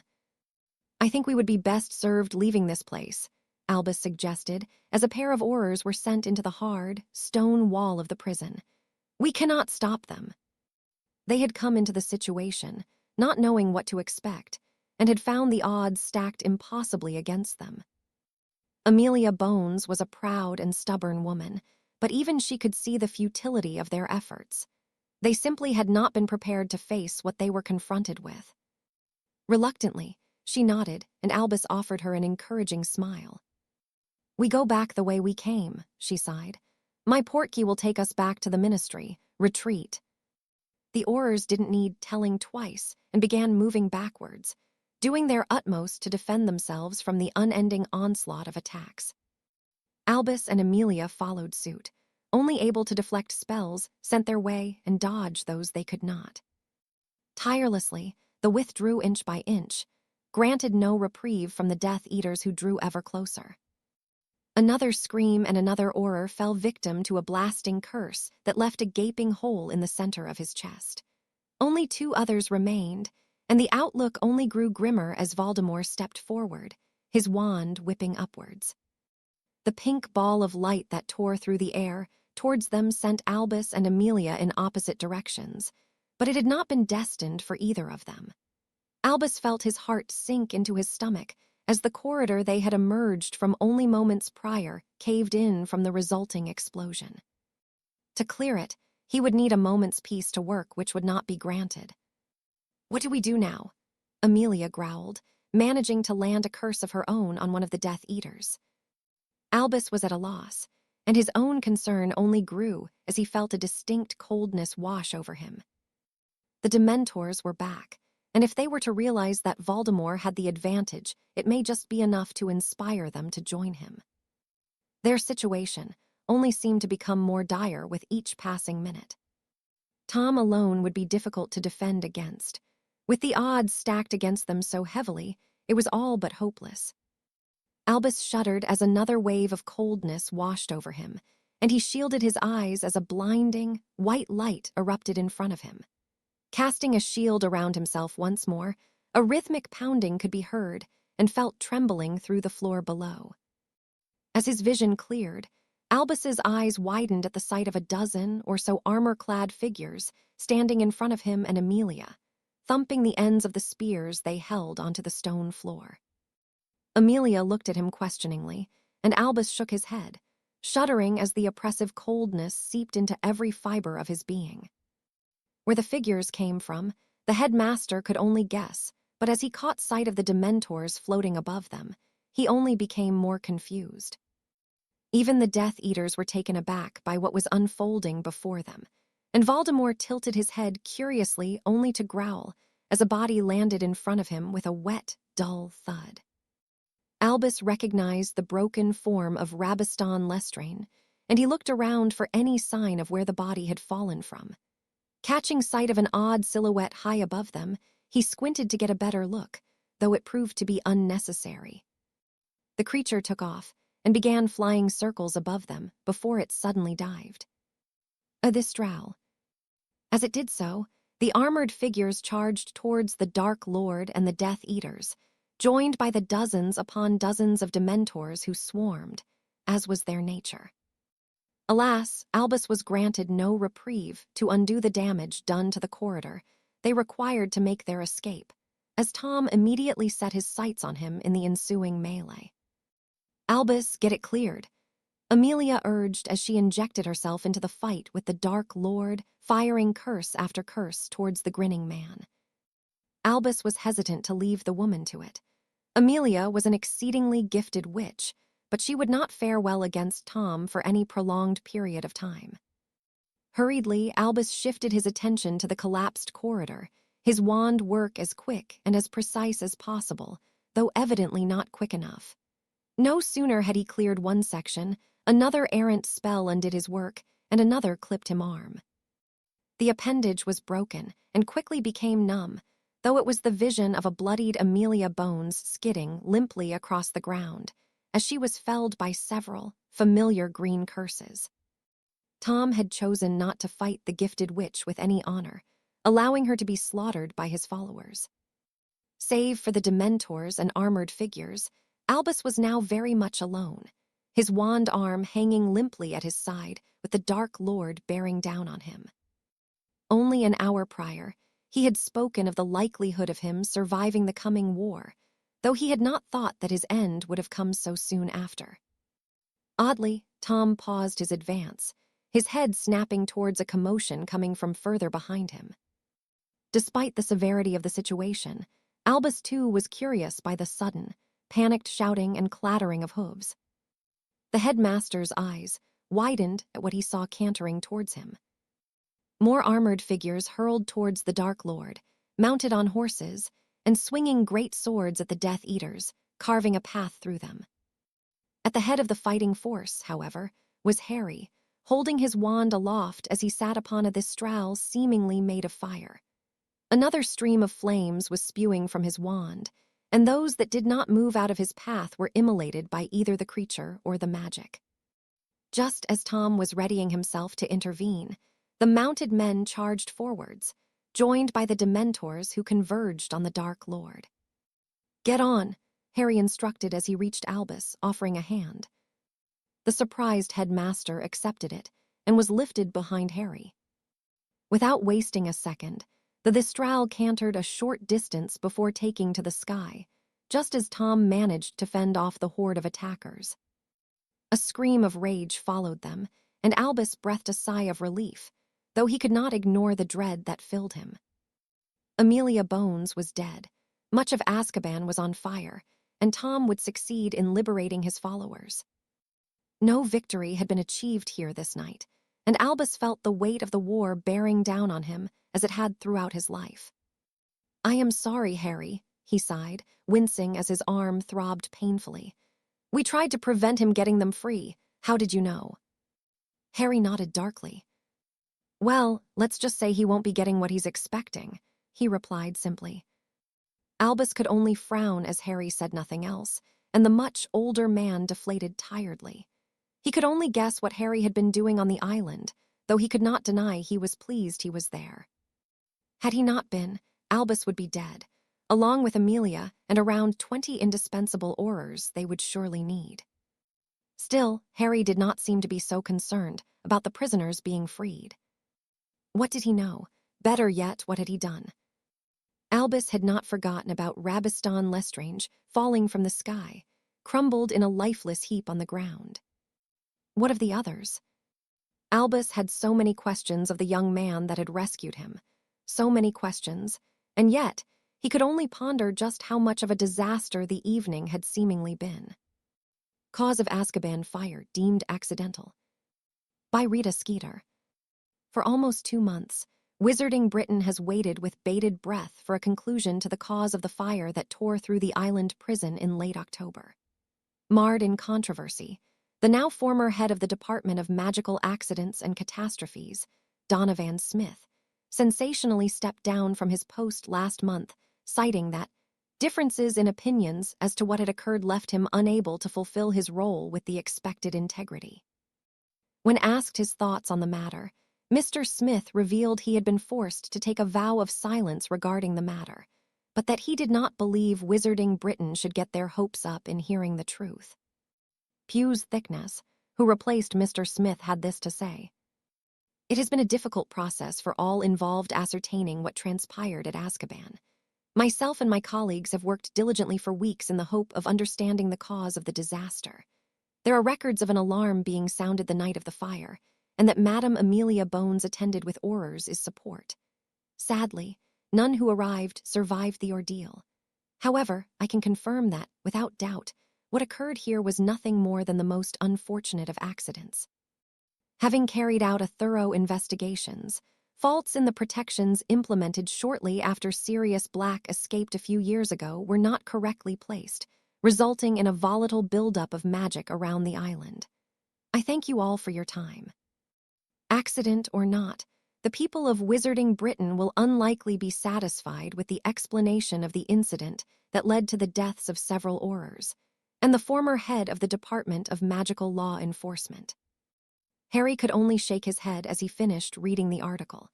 He'd expected a cover-up of sorts, though not one so flimsy.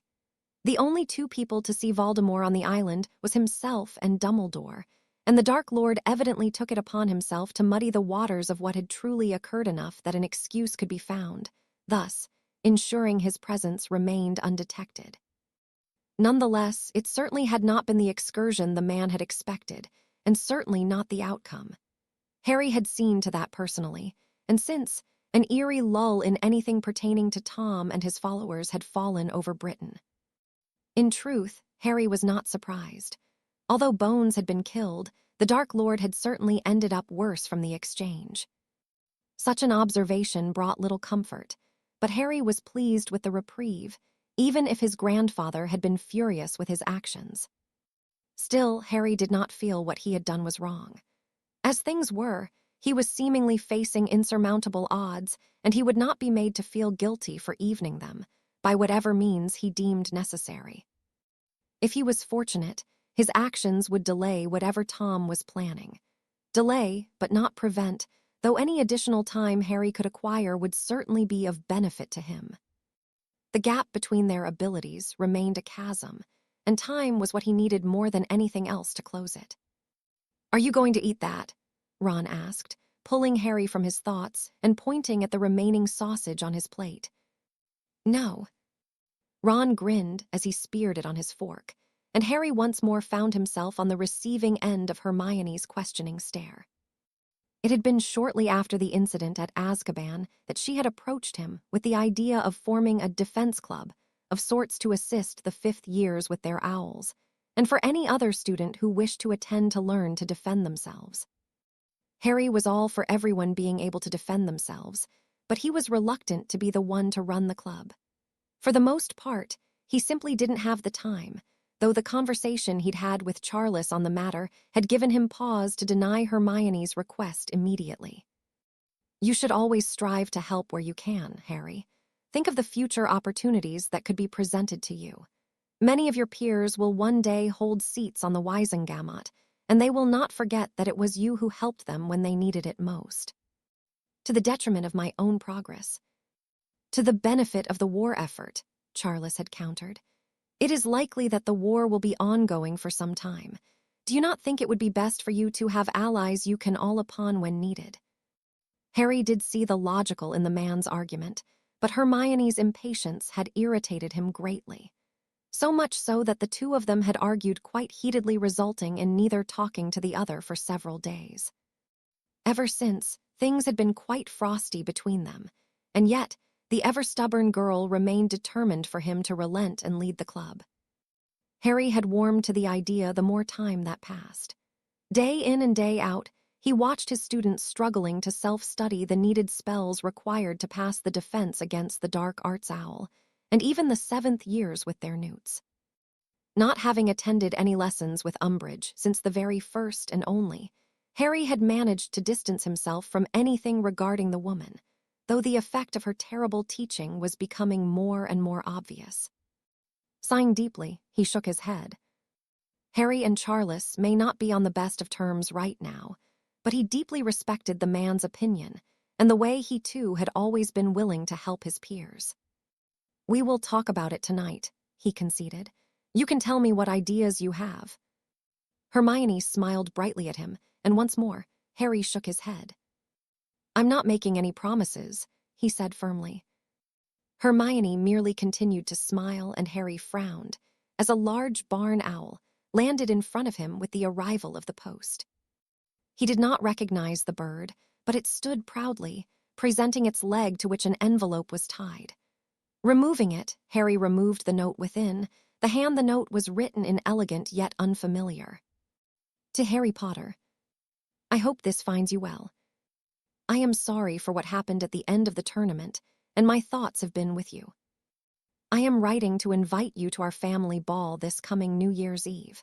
My father explained that he has already discussed it with you, and that you agreed to come. If you have changed your mind, I understand. All of the details are attached, and you are welcome to bring a guest, but there is no obligation to. I hope to see you there, so that I can finally speak with you in person. Yours truly, Gabrielle Delacour." Harry had all but forgotten about the invite to the Delacour ball, but he remembered assuring Sebastian that he would attend. It certainly would not do to go back on his word now, not when the man had shown so much understanding at Harry, not having visited over the summer. "Anything interesting?" "Just a personal matter," Harry said dismissively as he slid the parchment back into the envelope. He may have offered an olive branch in principle, but that didn't mean he was going to share his personal affairs with Hermione. The girl could be too nosy for her own good at times. "Do you really think what happened at Azkaban was an accident?" she asked, nodding towards the newspaper. "Of course it bloody wasn't," Ron huffed. "Even I'm not stupid enough to believe that." Harry chuckled as Hermione scowled at the redhead. She had been fishing for information again, already under the impression that Harry knew more than he'd let on. He'd discussed the matter with no one, not even Dumbledore at length, since they'd returned to Hogwarts from the prison. Hermione was as astute as she was nosy, a combination that did not bode well for her. "Come on, we will be late for runes," Harry sighed as he stood. "See you in charms, Ron. And Quidditch practice later. We've got Ravenclaw next." Harry nodded. As expected, their first outing against Slytherin had ended, as it always did, with Harry beating Malfoy to the snitch with little difficulty. It had been odd walking out onto the field without Katie and Oliver, but Demelza Robbins, Katie's replacement, was fitting in well with the other chasers, and Ron was performing admirably. Quidditch seemed to be the last vestige of normality Harry had, and he came to appreciate his time atop his broom greatly. "I'm sorry, Harry," Hermione murmured. "For what?" "Sticking my nose in at times," she sighed. "I don't mean to, I just worry about you. I know you're more involved in everything going on that you're letting on. Why else would you have met with the Order during the summer? I just don't want to see you get hurt." Harry could not deny the sincerity in her voice, and he offered her something of a sad smile. "Maybe a part of why I'm doing what I am is so that other people don't get hurt," he replied. "I don't want to do this defense club and have a group of students thinking they are capable of fighting a war. People talk about Dumbledore beating Grindelwald and what happened when I was a baby, but there isn't any glory in it, Hermione. Not for those who are fighting. I'm not trying to encourage anyone to fight, but they should be able to defend themselves if they need to. The Death Eaters during the last war used to attack cities and villages, people in their homes. What you teach them could save their lives." Harry nodded his understanding. "We will talk about it tonight," he promised. Hermione offered him a genuine smile. "Thank you, Harry." He nodded once more as he followed her into the ancient runes classroom. Maybe he would regret entertaining the idea, but what Hermione had said was true. There were many things Harry had learned that he could pass on. There was no promise they would save lives, but they could certainly be the difference between life and death should Voldemort and his followers adopt some of their older techniques. For now, all was seemingly quiet, but Harry was in no doubt that the man was merely laying low, biding his time, and preparing for when he could strike next against Wizarding Britain. Break. The Dark Lord walked the length of the room he'd converted into something of a medical bay. Each side, lined with bed, occupied those he had managed to rescue from Azkaban. Rabastan, of course, was dead, and there had simply been no sign of Bellatrix on the island at all. Perhaps she had been consumed by the fire before she had been reached, though Lord Voldemort thought not. No, she had been taken, and was either dead or in the hands of the enemy. "What progress, Severus?" he asked simply, repeating the question he had been demanding an answer to since his followers had been transported here. Severus simply shook his head. "As slow as ever, my lord," he answered candidly. "Their minds will take considerable work, and it is unlikely they will recover sufficiently. Potter tore through them without care, and all of them are suffering greatly from the trauma." The Dark Lord's jaw tightened. "I need them, Severus, Augustus especially." "I am doing all I can, my lord," Severus assured him. "It will take time, but Augustus shows the most promise. None of them will truly be of use other than what we may be able to glean from their memories." "Do what you can," Voldemort snapped angrily, the fury that continually bubbled beneath the surface bursting free once more. Severus nodded as he continued to administer the necessary potions to keep his followers alive. As things were, they required round-the-clock care. When Severus was not here, the task fell to his other followers, as incompetent as they were. Already, he'd almost lost another 3 of those that had been incarcerated. Pausing at Rodolphus's bed, he pulled the sheet back and grimaced at the sight. Potter had destroyed each of their minds with his violent attack, but he'd also removed their hands, gelded the men, and removed all of their tongues in a most grotesque manner. None would ever hold a wand again, and as Severus has stated many times now, would truly be able to serve him further. Now all that remained was the possibility of repairing their minds enough to gather information, and if he was fortunate, Augustus would become lucid enough to provide him with what he wished to know pertaining to the Department of Mysteries. Until then, everything need to be put on hold.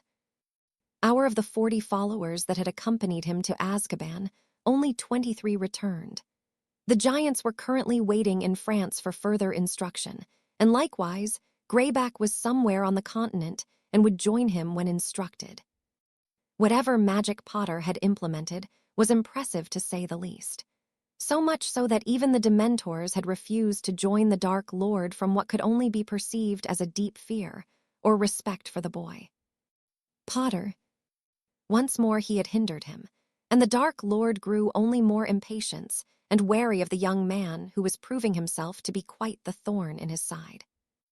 With a growl, Lord Voldemort took his leave of the room and headed back towards his study. For weeks now, he had been looking for any reference to the magic Potter had used, and yet his efforts had yielded nothing. It was becoming rather disconcerting, but as ever, it would prove only to be a minor setback in the grand scheme of his plans. Potter would not survive the coming war. Thus far, he had been fortunate, but his luck would run out. Eventually, he would have to face the Dark Lord, and when that moment came, there would be no greater pleasure than making him suffer for every transgression he dared to commit. Break. The mood within Grimmauld Place had been rather maudlin in recent weeks. Although there was sense of relief that whatever efforts Tom was making had been ceased temporarily, the fallout within the Order had not been negligible.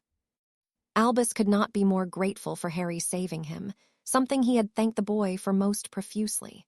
However, when what he had done had come to light, it had created quite the division amongst the members of the Order. Sirius, Remus, and a few others had ardently defended Harry's actions, but most had not hidden their displeasure. Albus was in two minds. Of course, if it weren't for Harry, he would likely have perished, and if Harry had not have taken the actions he did, then the prospect of what they all faced would be much worse. He'd acted rather rashly, but Harry had made a choice and stuck to it. Were Albus able to remain entirely neutral in his thoughts of what Harry had done, he knew he would be able to understand the logic of it. In truth, he believed it would have been kinder to simply kill those in Azkaban than administer what he'd done. I didn't kill them, but I made sure they cannot hurt anyone again. There had been no coldness nor callousness in his tone. Harry had simply spoke matter-of-factly, and even having discussed the matter with Nicholas at length, the alchemist had not condemned Harry's actions. It's war, Albus, and with your government proving to be as ineffective and useless as ever, Harry is doing what he deems necessary. Would you rather they were free to harm others? Would you see that they were able to murder, rape, and torture those they deem to be unworthy? Harry did Britain a service. I have seen the cruelty of war many times throughout my life, and I know which side I would rather see neutralized. As ever, although Albus could not bring himself to justify what Harry had done, Nicholas was right. The very thought of the likes of Rodolphus Lestrange and his ilk, free amongst the general population, was frightening. Severus, do you have any news? The potions master looked tired, his expression grim as he shook his head. He is determined to speak with Augustus so he can learn what he needs to access the Department of Mysteries without being detected. The Death Eaters will not fully recover, but he does not want to admit it. He has attempted to craft them hands similar to what he did with Pettigrew, to no avail. All efforts to undo the damage Potter has done have all been unsuccessful. Albus nodded. Good, Sirius muttered. They deserve nothing less for what they have done. Remus and Tonks nodded their agreement, as did Kingsley and even the Diggories. The two Aurors had taken the loss of Amelia Bones hard, and undoubtedly personally. The Diggories, too, had been close to the Bones family, and had been the ones to arrange somewhere safe for Susan to go upon the death of her aunt. None of them had spoken negatively of Harry's actions, though the same could not be said for the likes of Sturgis, Elphias, and most others seated around the table. So, he will continue to wait to press forward with his plans. Severus nodded. That is his intention, but already he grows weary and impatient, he explained.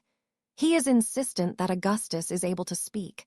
I do not think it likely to happen. The Department of Mysteries is still being watched closely in the hope that either you or Potter attempt to retrieve it. Albus rubbed his eyes tiredly. I believe that is Harry's eventual intention, he sighed. I will speak with him to see if he is willing to wait. We should use this lull wisely. I would like you all to consider others who would be willing to join us. Despite what happened at Azkaban, make no mistake, we will still be facing considerable odds in the future.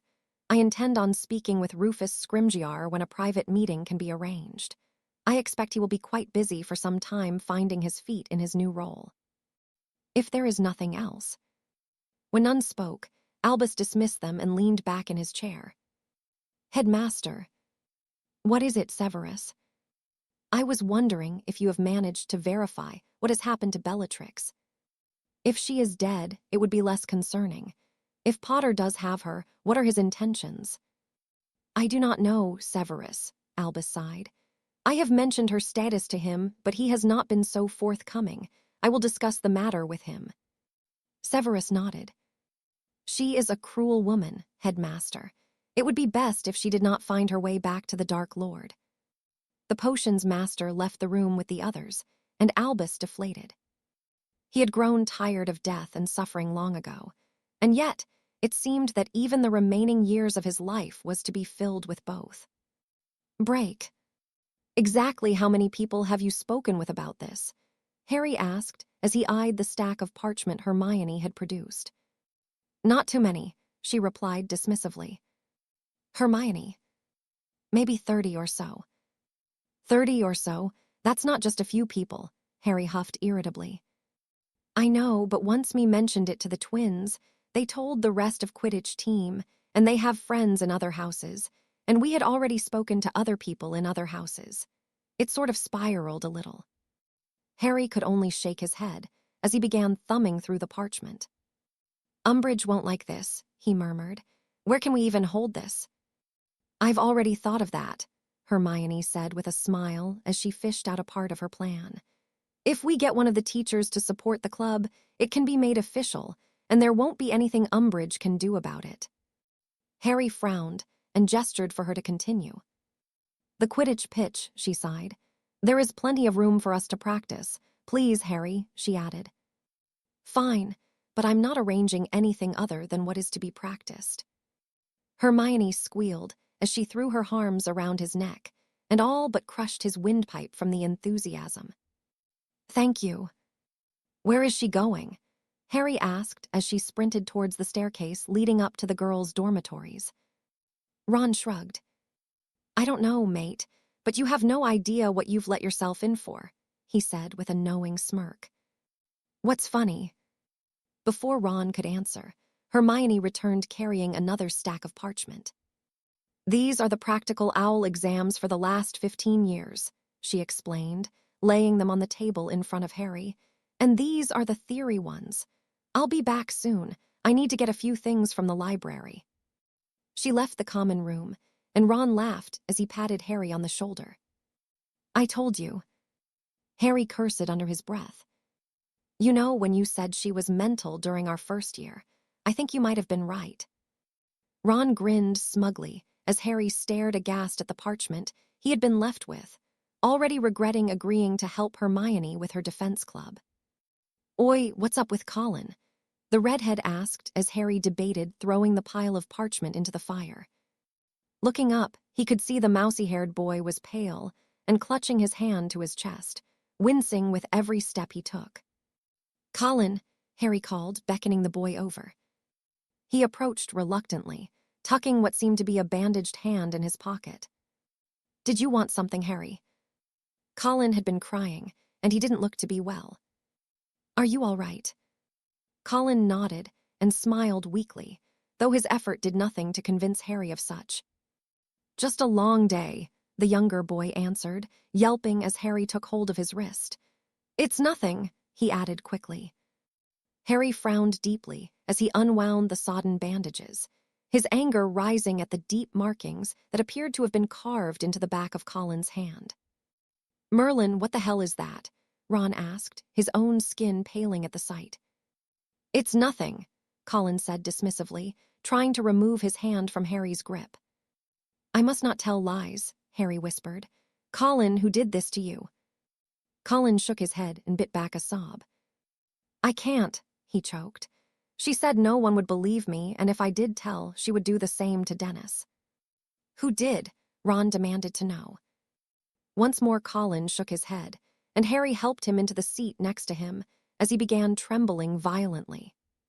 Colin, You just have to tell me who did this to you and I will fix it, he said calmly, though he felt anything but. Colin met his gaze, searching for the reassurance he sorely needed before swallowing.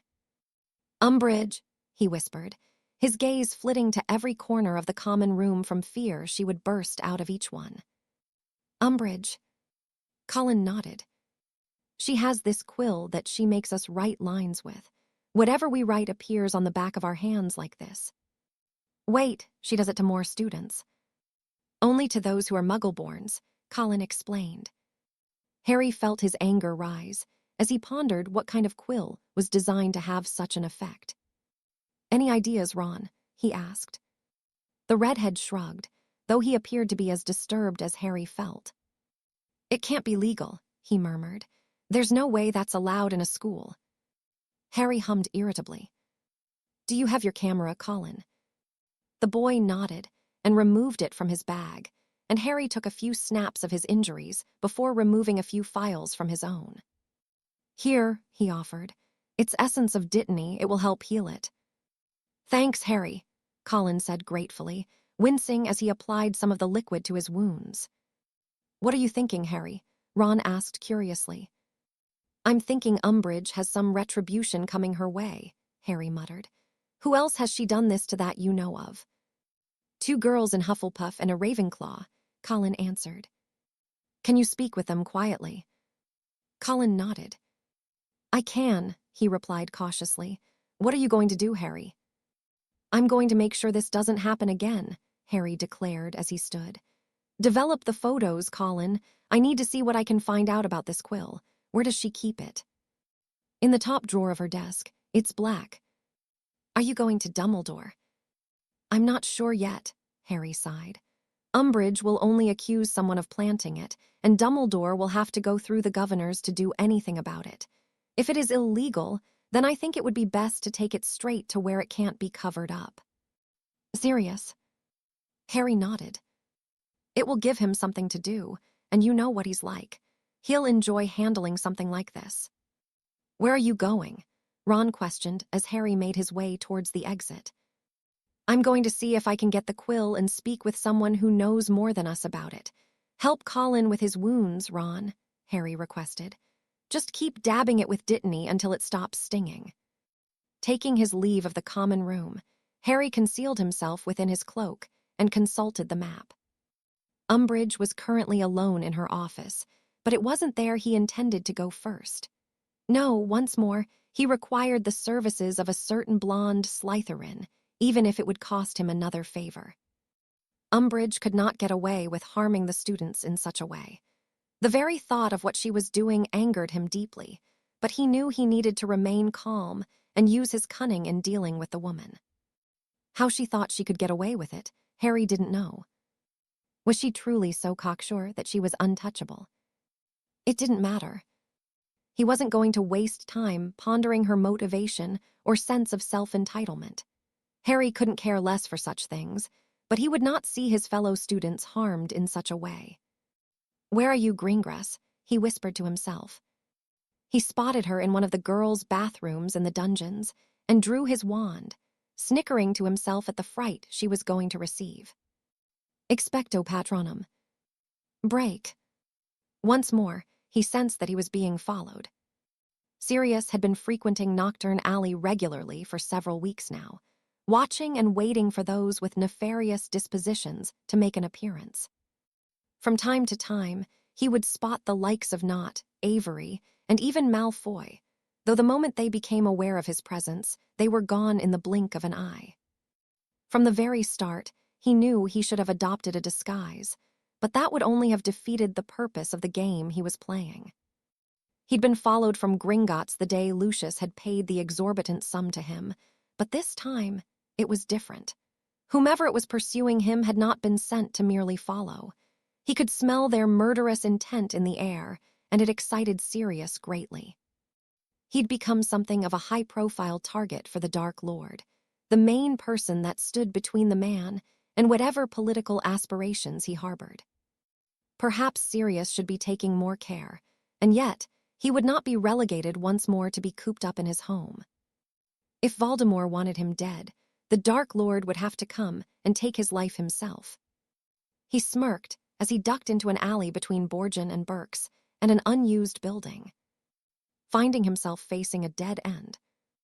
"Thought you could hide from us forever," a breathless voice asked. "Who's hiding?" Sirius returned evenly. His wand was already in hand, and the group of 7 that had trapped him attacked without further preamble. Sirius threw himself to the ground as a blinding light filled the alleyway, and the spells sailed over him as he took aim with his own flurry. When his vision cleared, it was to the sight of the attackers collapsed in a heap on top of one another, and a trio of people standing behind them. "Are they dead?" Remus asked. "They're not getting up," Tonks answered, nudging one of the men with her foot. "Well, let's not hang around," Kingsley advised. "Cut their sleeves off and let's go." In a matter of seconds, the dark mark each of them sported was visible for all to see, and the foursome activated the portkeys that returned them to Grimmauld Place. "Do you think we were seen?" Tonks asked. "No," Sirius snorted. "Even if we were, who's going to give a toss about that lot?" "Dumbledore won't like it," Remus sighed. "Dumbledore won't know as long as this stays between us," Sirius pointed out. "Come on, Moony, you remember how badly the last war went. If something isn't done, it's going to end up the same way. Harry needs us." The werewolf nodded, his resolve steeled once more. "Good man," Sirius praised. "We are in this together. Kingsley and Tonks are more vulnerable than anyone else. Look what happened to Bones." "I know," Remus huffed. "I know." Sirius grasped his oldest living friend on the shoulder and gave him a nod of encouragement. With Voldemort seemingly laying low, now was the time to weaken him. At best, his numbers would dwindle and there would be a reluctance to follow him. At worst, he would be forced to act and come out into the open before he was ready. For those opposing him, there were no drawbacks. Perhaps Dumbledore wouldn't like it, but this was a war, after all, and Sirius refused to bury Harry because of some misguided moral ambiguity.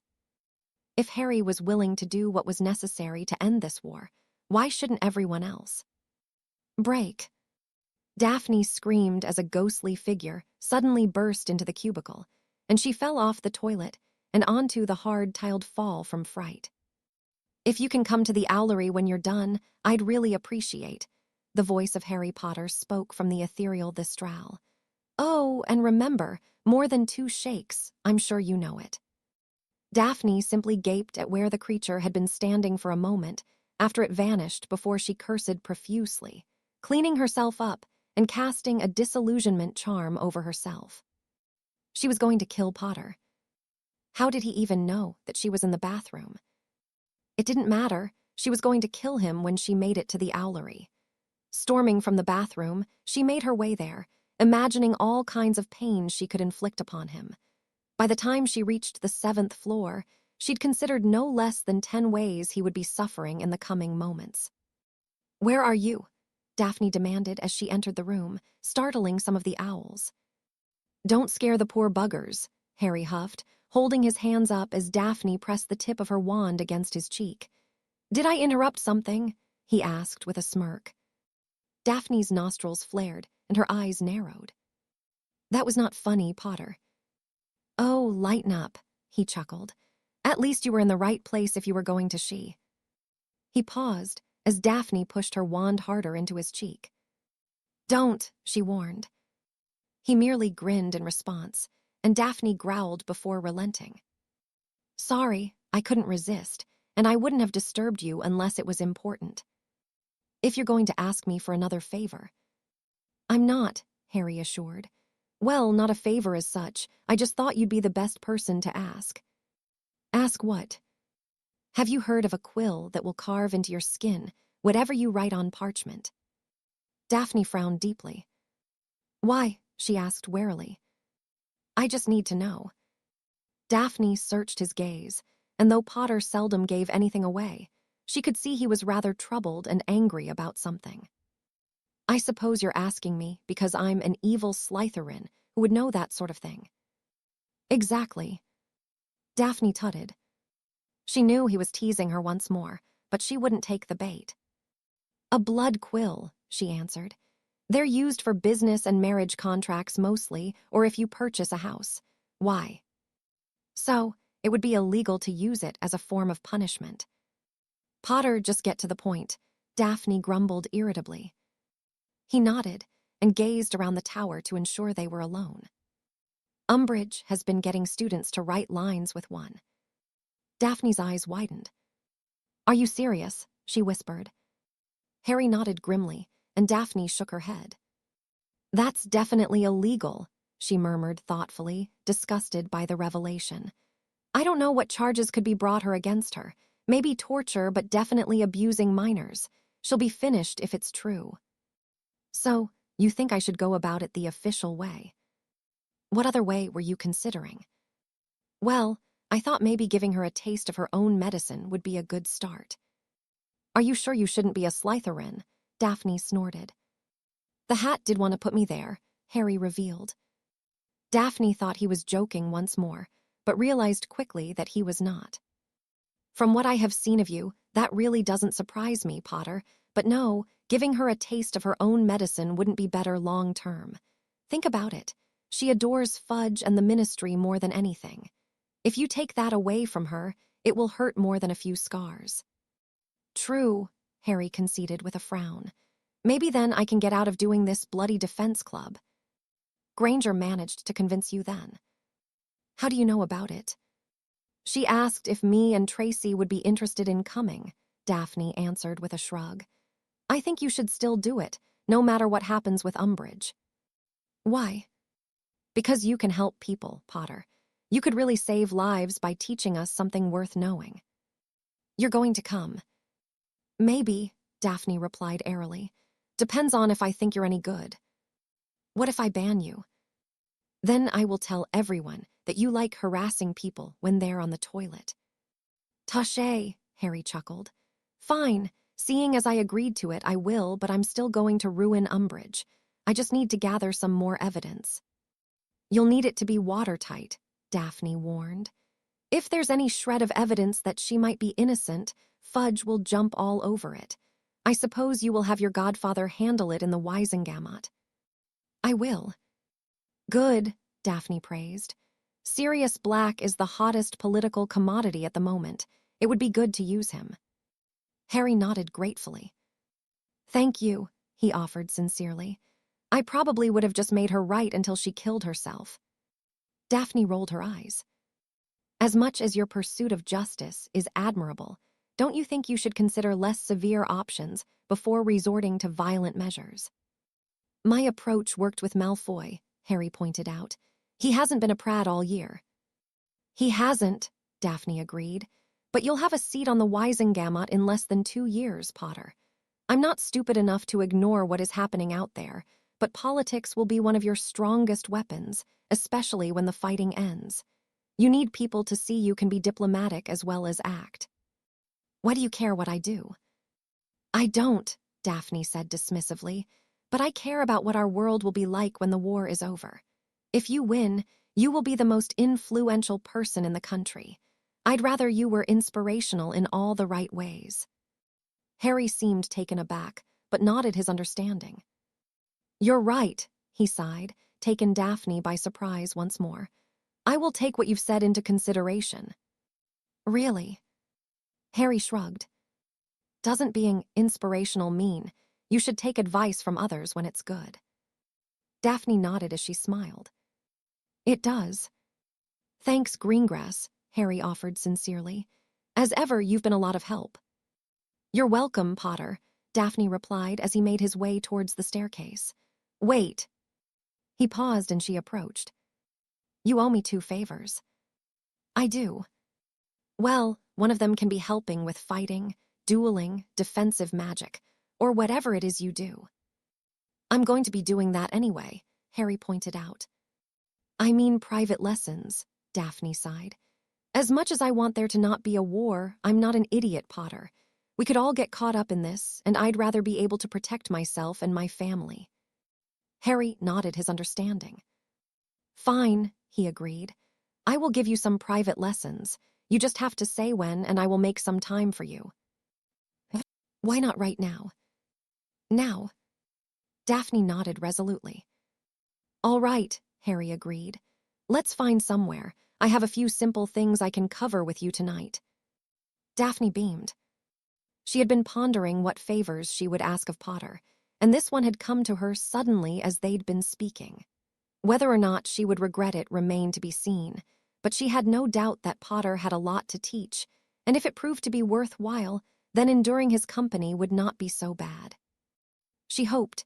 Everywhere he looked, bodies were strewn haphazardly across the bloodied, sodden ground, laying at impossible angles, and yet some of the men screamed in agony when they had no right to still be alive.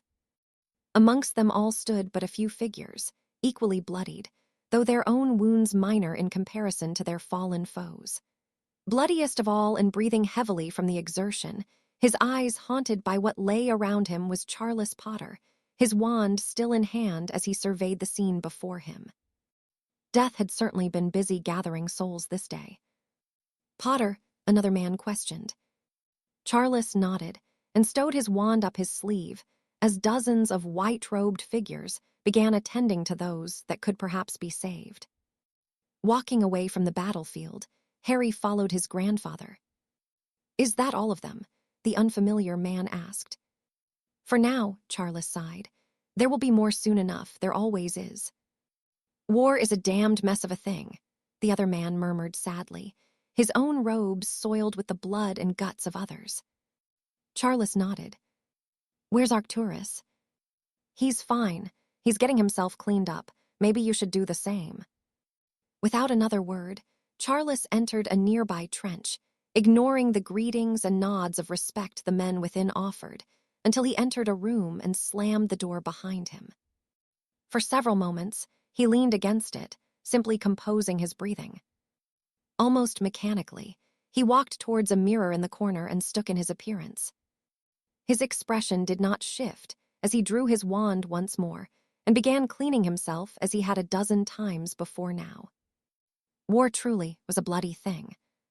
When he was done, Charles removed his robes and burned them with a flick of his wand before retrieving another matching set and dressing in them.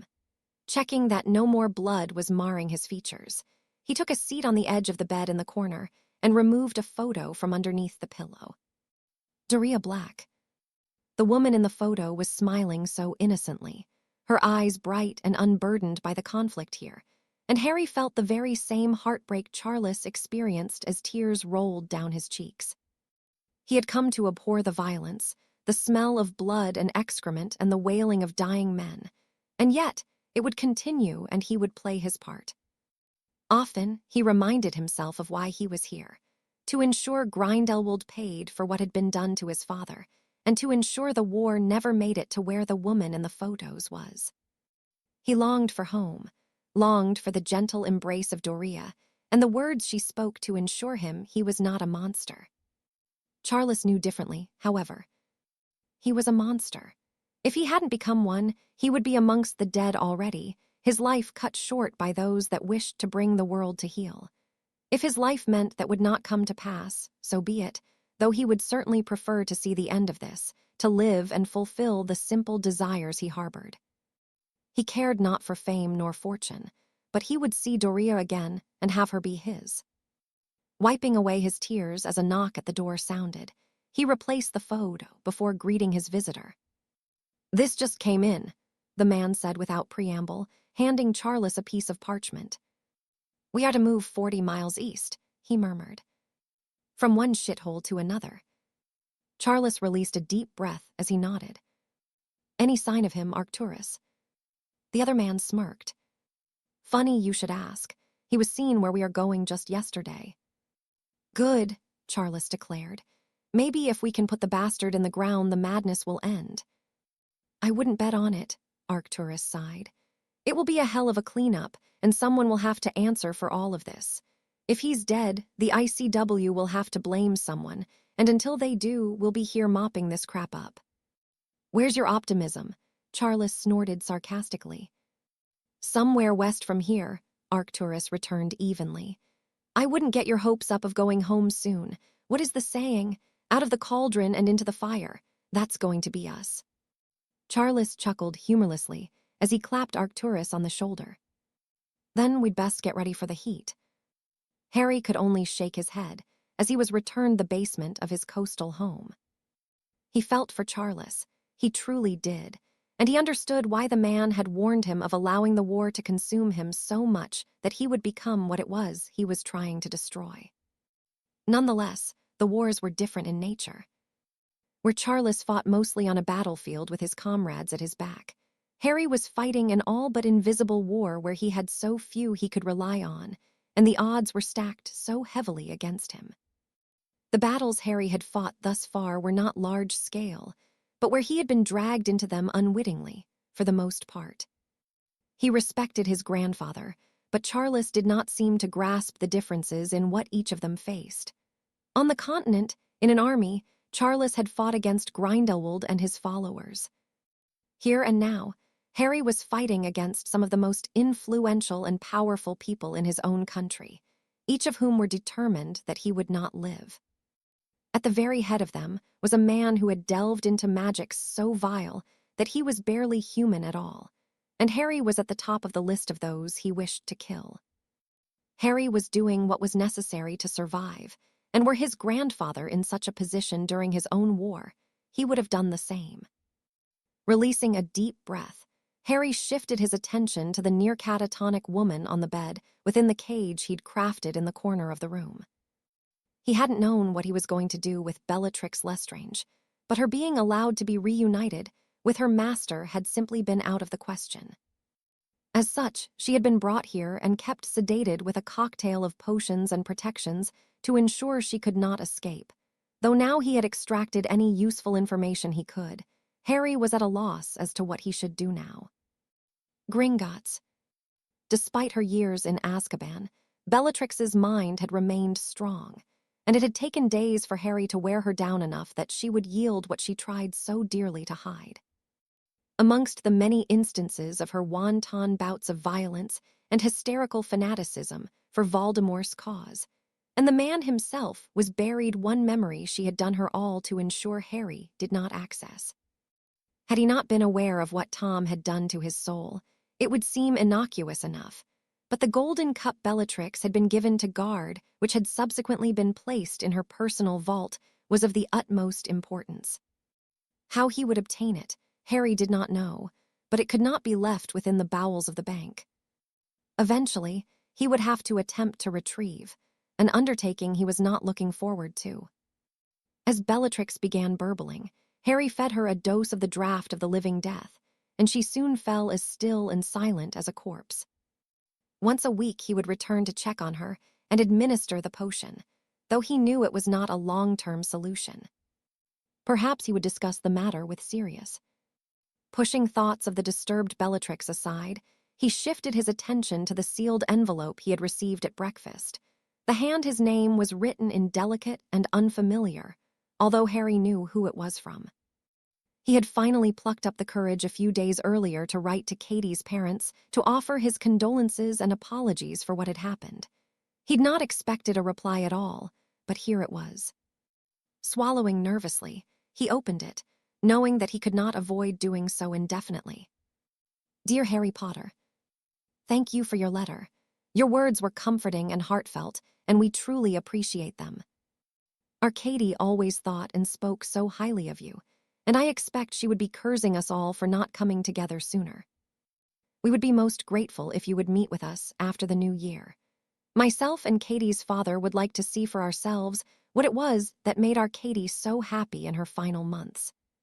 Please understand, we do not blame you for what happened. Only the man who did what he did can be held responsible, and we hope that he one day faces justice for what he did to our daughter. Although no one saw you at the funeral, I suspected you were there. From what Katie told us about you, we knew you wouldn't have missed it. Please do write back, and we hope to meet with you soon. Sarah Bell. It was no easy feat to read the words absolving him of guilt, not when it plagued him so and always would, but they helped more than Harry could have imagined. With a nod, he placed the letter back in the envelope and resolved to reply to it as a priority. For now, however, he needed to return to Hogwarts to host the first session of the Defense Club, even if he felt that the entire thing would be more trouble than it was worth. Was it not for his respect for Charles and the man's lesson in helping others where he could, Harry would not have agreed to do it, and though he and his grandfather were not on the most amicable terms, he felt it was a fitting way to honor him. Break. You told Harry there would only be 30 people here, Ron hissed as he eyed the 5 or 6 dozen students that had arrived on the Quidditch pitch. I didn't expect this many would turn up, Hermione whispered worriedly. There are even a few Slytherins here.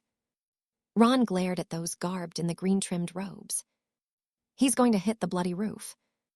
Well, he can't say no now, can he? Hermione returned with a weak smile. Ron shook his head as Hermione peered over the crowd for any sign of their friend. Where is he? He'll be here, Ron assured the girl. Whether he stays or not is another thing entirely. That's not funny, Ronald. Who's joking? The redhead returned. You'd better do something, they're getting restless. Clearing her throat, Hermione placed the tip of her wand against it. Hello, can Ivy hear me? Where's Potter? A voice returned. Harry will be here shortly, Hermione assured the students. WHILSD we wait. I think everyone SHOULD SBILT up into their YER groups. It seemed to be the best way to ascertain how many students from each there were, and as they complied, it was clear that the majority were from the 5th, 6th, and 7th years with a few younger students thrown into the mix. Harry had not specified if he would allow the younger students to attend, so Hermione waited for him to arrive to address. When he did come only a few moments later, he looked around at those gathered before storming over to Hermione. 30, he questioned irritably. Does it really matter if there are more? She asked. Harry deflated as he shook his head. I suppose not, he conceded. Fine, but you're going to help me with this, he added as he turned towards the pockets of gathered students. Well, since you're all here, I guess I should explain what we are going to be doing. For the most part, we will be working on practical magic that will help pass your exams. We can throw some other, yes. What makes you so qualified to teach us? A boy in Hufflepuff robes demanded to know. I never said I was, Harry replied with a shrug. No one is forcing you to be here, so you can piss off if you don't like it. I'm doing this as a favor. Believe me, I could find better things to do with my time. Shut up, Smith, Hannah Abbott snapped at the boy. He opened his mouth to argue, but a glare from the blonde silenced him. Any other questions? Harry demanded. When none raised their hands, he continued with his explanation. As I was saying, we will mostly work on things that will see you through your exams, but we will also practice some general defensive work and anything else I think will be worthwhile. Does anyone have a problem with that? I still don't see why you're teaching us, and not one of the 7th years, Smith grumbled. Because he's better at defense and the most experienced, one of the twins bit back. If you think you're better, prove it. Go on, face Harry in a duel. Harry shook his head, but Smith shrugged and stepped forward. Harry had to hand it to the boy. He was at least willing to step up to the mark where most others would not. Drawing his wand, he nodded towards Smith, gesturing for him to begin when he was ready. The attack came in the form of a stunning spell which Harry simply sidestepped.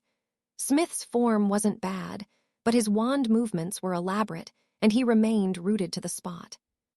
Evidently, he had practiced the spell regularly enough, but had no experience in dueling, or if he did, it was minimal at best. Next was a disarming charm which Harry, instead of dodging or shielding against, returned towards his opponent with blistering speed, something Smith had not been prepared for. His wand was torn from his grip, and the boy was sent skidding across the floor, much to the amusement of the other students.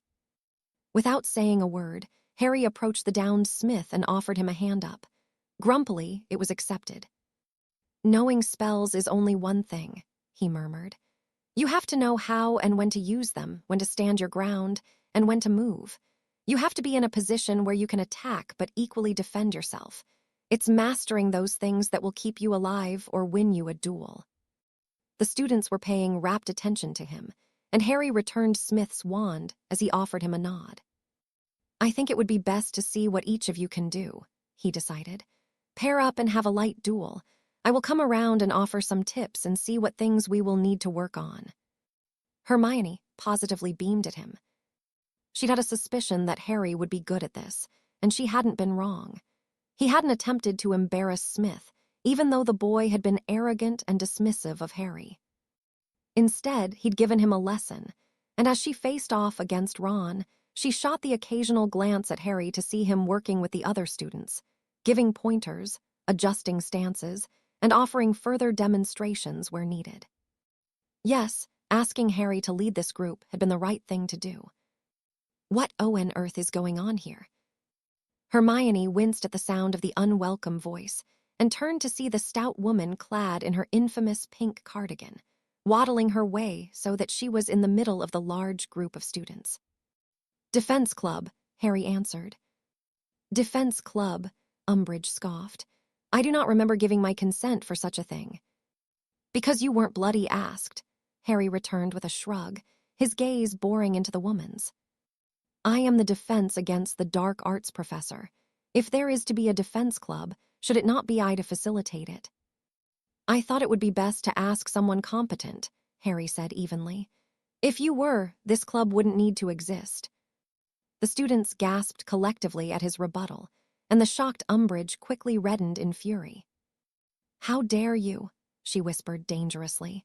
You have been nothing but rude, disrespectful, and a disgrace since the beginning of the year. Not that I expected anything less from the likes of you, Potter. And you have been useless, unqualified, and irritating since you arrived. I don't know what Fudge was thinking having you appointed here. Didn't you get a dreadful in your owl? You didn't even sit the newt in defense against the dark arts. Evidently, Umbridge had not expected Harry to know that, though it appeared that none of the other students were aware of it either. Even Hermione had been clueless as to just how terrible Umbridge was at the subject. The woman gaped as she reddened once more, this time in embarrassment. What absolute nonsense, she declared, standing as tall her frame would allow her. If you say so, Harry said dismissively. Now, if you don't mind, we are busy. We aren't breaking any rules and would like to continue with our work, Professor. The students looked on in stunned silence and waited for the inevitable eruption from Dolor's Umbridge. That will be a detention, Mr. Potter. Harry grinned at the woman almost mockingly, though there appeared to be a hint of satisfaction in his eyes. The bow he offered her was nothing short of condescending. I would love to attend a detention with you, Professor Umbridge. Shall we say tomorrow evening? Umbridge looked as though she was suffering some great pain as she began to breathe, short and shallow breaths. Tomorrow at 8 p.m., she whispered dangerously before storming away from the gathering. All right, you lot, get back to it, Harry instructed, nonplussed by the interaction. Do you think that was a good idea? Hermione asked as she approached Harry. She already hates you. I think it's the best idea I've had for a while now, Harry replied with a smile. She will hate me even more soon enough. There was an edge of anticipation to his voice, and something that made Hermione feel unsettled. Thus far, he had done all he could to avoid Umbridge, so why would he now provoke her so carelessly? It made no sense to Hermione, but she had no doubt that Harry was up to something. She watched as he spoke with Colin Creevey for a moment before he moved on, continuing working with those who had gone back to their dueling. He's up to something, Hermione said simply to Ron. He is, Ron confirmed knowingly. Trust me, you'll be glad for it when he's done. What do you know? Ron held up his hands and shook his head. There's too many prying ears, he murmured in response. Just trust me, Hermione, he's doing the right thing. Hermione frowned, though she was comforted by Ron's confirmation. Something must have happened for the redhead to be so reassuring in the matter, but it appeared she would have to wait until they were alone before she could press him on the matter. Whatever it was, Ron seemed to be almost as eager for Harry to serve a detention with the woman as the boy himself, which only made her ponder just what it was that had occurred that her two friends knew about. Break. Barty pressed himself into the wall as much as he could as the cloaked figures passed by, daring not even to breathe to avoid being detected. When he once more found himself alone, he deflated beneath his cloak. Ever since the debacle that had been the Dark Lord's excursion to Azkaban, Barty had been relegated to watching the comings and goings of the Department of Mystery, a dull and uninteresting task if there ever was one. Nothing had happened in the weeks he had been subjected to the boredom, though at times he got the unsettling feeling that he wasn't alone. He had been instructed to look out for any sign that Dumbledore or any of his group had been stationed here, but there had been none. The feeling that he was not alone stemmed from something else other than a mediocre wizard sitting vigil. No, this feeling was enough to give him goosebumps, a chill he could not identify, though it was something akin to what the Dementors left in their wake when passing the cells in Azkaban.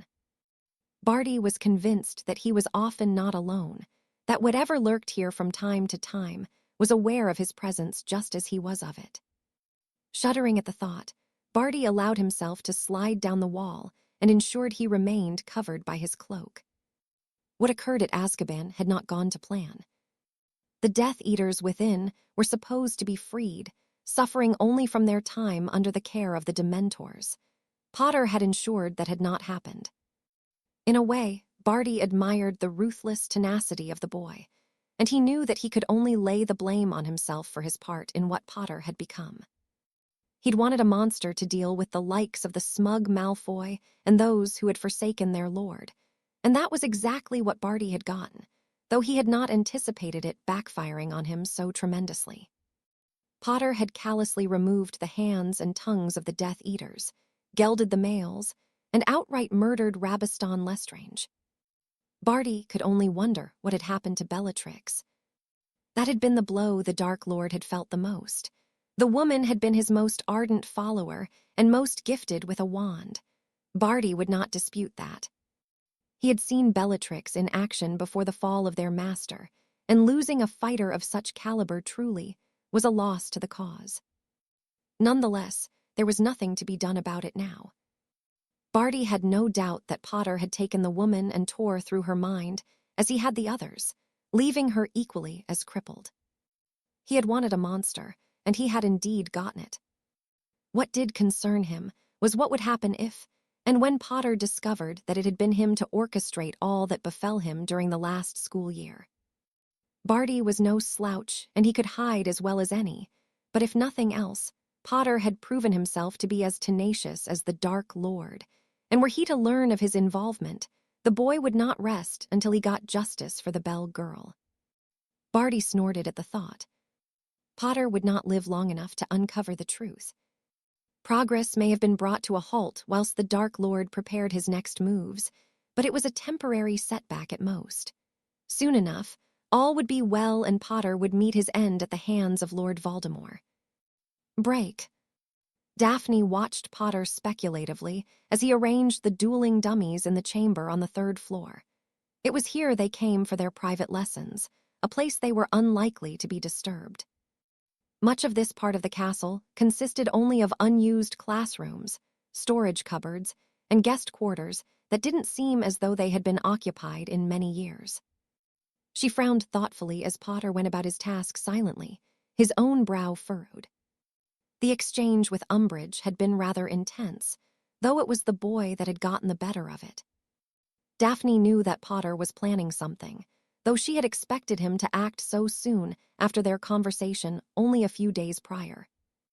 "Have you really gotten everything you need to take her down?" she asked curiously. Potter nodded as he took his place by her side. "From what you said, it was important to get rid of her as quickly as possible. I don't want anyone else to suffer because of her." Daphne nodded approvingly. "But why would you provoke her into giving you a detention?" "Because it would be best if she was caught in the act, wouldn't it?" "Do you really think she would be stupid enough to try to use it on you?" "She's arrogant enough," Potter snorted. "Umbridge is like others I have met. She thinks that she is invincible and she is far from it." "You mean you know who?" "You know who," Harry replied, quirking an eyebrow. "People are scared of him for a reason." "And they should be," the boy said with a shrug. "He's a monster that will do whatever he feels he needs to get what he wants. He's powerful, talented, intelligent, and dangerous, but he is not invincible. He was a boy here once, an orphan and a loner who gathered a following by using his heritage as leverage. He was at Hogwarts. Where else would he have gone? Potter questioned. His name is Tom Riddle, born to a muggle father who he ended up murdering and a witch who died giving birth to him. Riddle, Daphne whispered confusedly. She had come across that name. Her eyes widened in realization, and Potter merely nodded. Merope Gaunt was his mother, and her son killed his own father and framed his uncle. He was 16 when he did it, and his transgressions only got worse. That's why you wanted to know about the Gaunt family. You had me looking into his past. I needed to confirm what I thought. Daphne's nostrils flared in irritation. Wait, so he's not even a pureblood? He's not, Harry confirmed, but as of his uncle's death, he is the heir of Slytherin, I think. You think? That is complicated, Potter said dismissively. Now shall we begin? Hold on, how do you know all of these things? I make it my business to know all I can about my enemies, Harry answered simply. So, you're not as stupid as you look, Daphne said with a smirk. If I do look stupid, then that means I will be underestimated. His words were ominous, and Daphne found herself frowning once more. Potter, what is happening out there? She asked quietly. He looked at her almost expressionlessly before nodding. War, he answered. It was a single word, but the weight of it was more than Daphne had anticipated. She was no fool. She had known that a war was coming, but from what Potter had insinuated, it had already begun, and the boy in front of her was at the very center of it. Azkaban wasn't an accident. It wasn't. Daphne nodded. Is Umbridge really a priority for you? Potter chuckled. You said yourself that when the war is done, and if I win, people will look to me to be some kind of influential figure. It's not something I want, but I've seen what happens when it does happen and it is squandered. Dumbledore could have changed Britain if he hadn't hidden himself here after defeating Grindelwald. I can't say I blame him.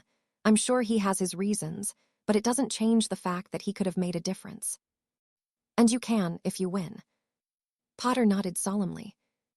My ancestors were protectors of their people. They made sacrifices to ensure that those that looked up to them were safe. My grandfather, Charles, fought against Grindelwald after his father William was killed by him on the continent. Even before them, those who became the Potters did the very same. It was strange to hear Harry speak so fondly of others, of how he seemingly wished to be just like them. Although Daphne would not profess to know much about Harry Potter, she had seen what he'd endured the previous year, and yet there was something within the boy that still gave him the capacity to care for others. That was why he had agreed help with the Defense Club, that he was acting so quickly to rid the castle of Dolar's Umbridge. And he was embroiled so deeply in whatever was happening outside of the castle. He hadn't said as much, but Daphne could see it in his eyes. He was just as involved, if not more so, than any other. In this moment, she saw the boy in a differently light. He was not merely a means to an end for her own gain, but a young man who was sacrificing much for the good of the people as much as for himself. It was sobering, and yet Daphne found a new sense of admiration for Harry Potter. He was often aloof and seemingly uncaring, but if anything, he had proven to be just about the most caring person she had met, and she knew she had barely scratched the surface of just who Harry Potter was and all he had done. Break. It was not often that Albus felt angry.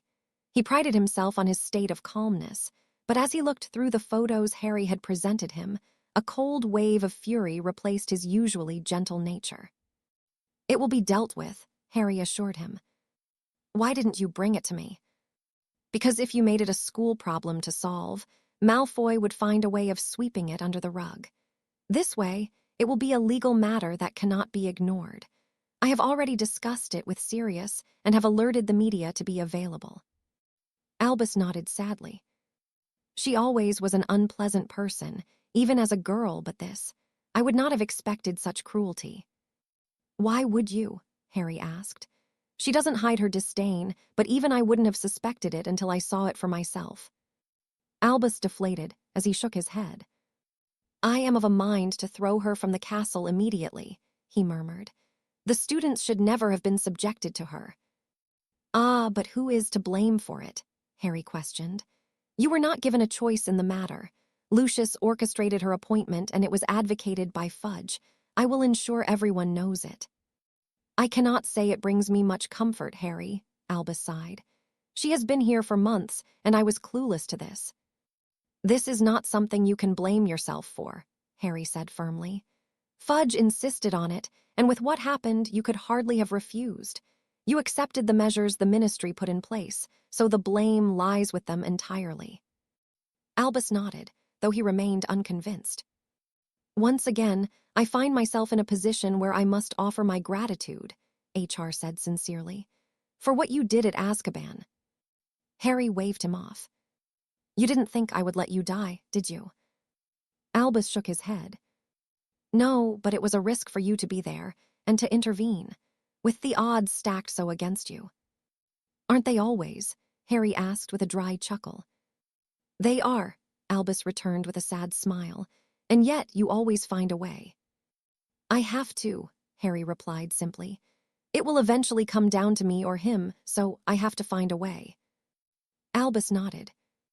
Thank you, Harry. I admit, I've had my concerns over the years that you had lost yourself, or that you would. I cannot profess to understand what it is you are dealing with. War is a terrible thing, and you managing it as well as one could expect. It is not a burden many would envy. I'd sooner be without it, Harry huffed. But we have to play with the hand we are dealt. I make do with mine. We won't always agree on what needs to be done, but I will always do what is necessary. I will not look death in the face regretting what I have done, but I would regret the things I didn't. Wise words, if a little macabre in nature, given the circumstances, Albus acknowledged. I will be present tomorrow evening. In the meantime, I suppose I must consider a replacement for Madame Umbridge. Perhaps I will take the post myself for the remainder of the year. Harry nodded as he stood. I think that would go a long way in restoring some much-needed faith in the school, he offered. My detention will begin at 8 p.m. I don't expect it will last long. I will ensure I am there when needed. With that, Harry took his leave from the office, and Albus once more looked at the photos he'd been provided, a feeling of disgust filling him. How hadn't he known? For the most part, he had done his best to ignore the presence of dolors, had been ecstatic when he'd heard the rumors of Miss Granger attempting to convince Harry to run a defense club, yet in that, he'd only further ignored dolors. Nonetheless, he was grateful for Harry's intervention, and as he leaned back in his chair, he drew his wand from his sleeve. He'd held on to it, concerned by some of Harry's antics, and fearful that what had occurred in the graveyard would steer him down a path that there was no return from. In truth, Albus knew it had, but he could not deny that Harry remained a conscientious person who would not abuse the power he could wield. Although he and Tom were so very similar, almost uncannily, Harry retained the ability to care for others. He would likely scoff at the importance of such a trivial thing, but it truly made all the difference. That very capacity was what set the two apart, and Albus could not be more pleased for it. Eyeing the wand, he nodded. Soon, it would be time for it to be returned to the bloodline of those that had been gifted it in the first place. With each of the Hallows and enough time, maybe, just maybe it would be enough to see Harry to victory. Break. The day had dragged by at a snail's pace for Harry, who was anticipating finally being rid of Dolor's Umbridge. Ever since he had learned what she had been doing to some of the students, he had been obsessed with ensuring she got what she deserved. With Azkaban out of use and unlikely to be fixed, she would be spared the island prison, but Harry was content knowing she would spend the rest of her days with her reputation in tatters and her experience miserable. As 8 p.m. approached, he made his way towards her office, knocking 3 times on the door. Come in. He grimaced at the sickly sweet nature of her voice as he pushed the door open to be greeted by the stout woman's triumphant smirk. I knew it was only a matter of time before I would have you here, Potter, she said gleefully. Sit. Harry did so at the indicated table in front of the woman, and frowned at the many cats within plate and portraits that adorned the wall. "I thought you could write some lines for me tonight, Potter." Harry watched as she opened the top door of her desk, hesitating for a moment before removing a quill and placing it in front of him with a piece of parchment. "There's no ink," he pointed out. "Oh, you won't need any ink," Umbridge said gleefully. "Before you begin, I would like to speak with you. Come, have a cup of tea. This need not be an unpleasant evening." Harry's frown deepened as he switched chairs to a more comfortable, plush one-net to the desk, and eyed the tea that was handed to him suspiciously. Even in the dim light of the office, he could see an almost glossy sheen across the surface, and he chuckled. "Is something funny?" Umbridge questioned. "If it was only me you had attempted to drug and use that quill on, maybe I could see the humor," he replied as he readied his wand. "I was going to subject you to the same treatment you have several of the students here, but I was convinced otherwise." "Excuse me," Umbridge asked. She was worried, and Harry grinned at her malevolently. "Did you really think you would get away with it?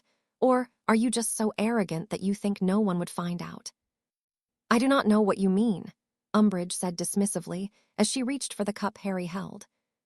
"I don't think so," he said dismissively, flicking his wand and sending her barreling over the desk with a scream. "Horrors!" Umbridge's eyes widened as Kingsley and Tonks appeared seemingly from nowhere, and more so as the door to the office opened and the cold gaze of Dumbledore bore into hers.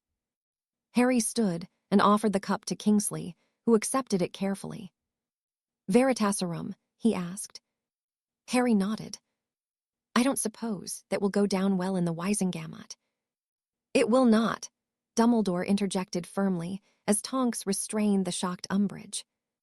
As expected, her silence did not last long.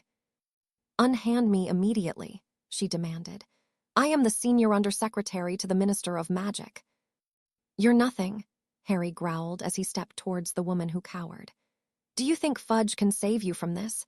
He will be too busy trying to save his own arse when this comes out. You're lucky, though, Umbridge. If I had my way, I would be dealing with you myself, and believe me, I would have made what you did to the students here look like they'd only scraped their knees."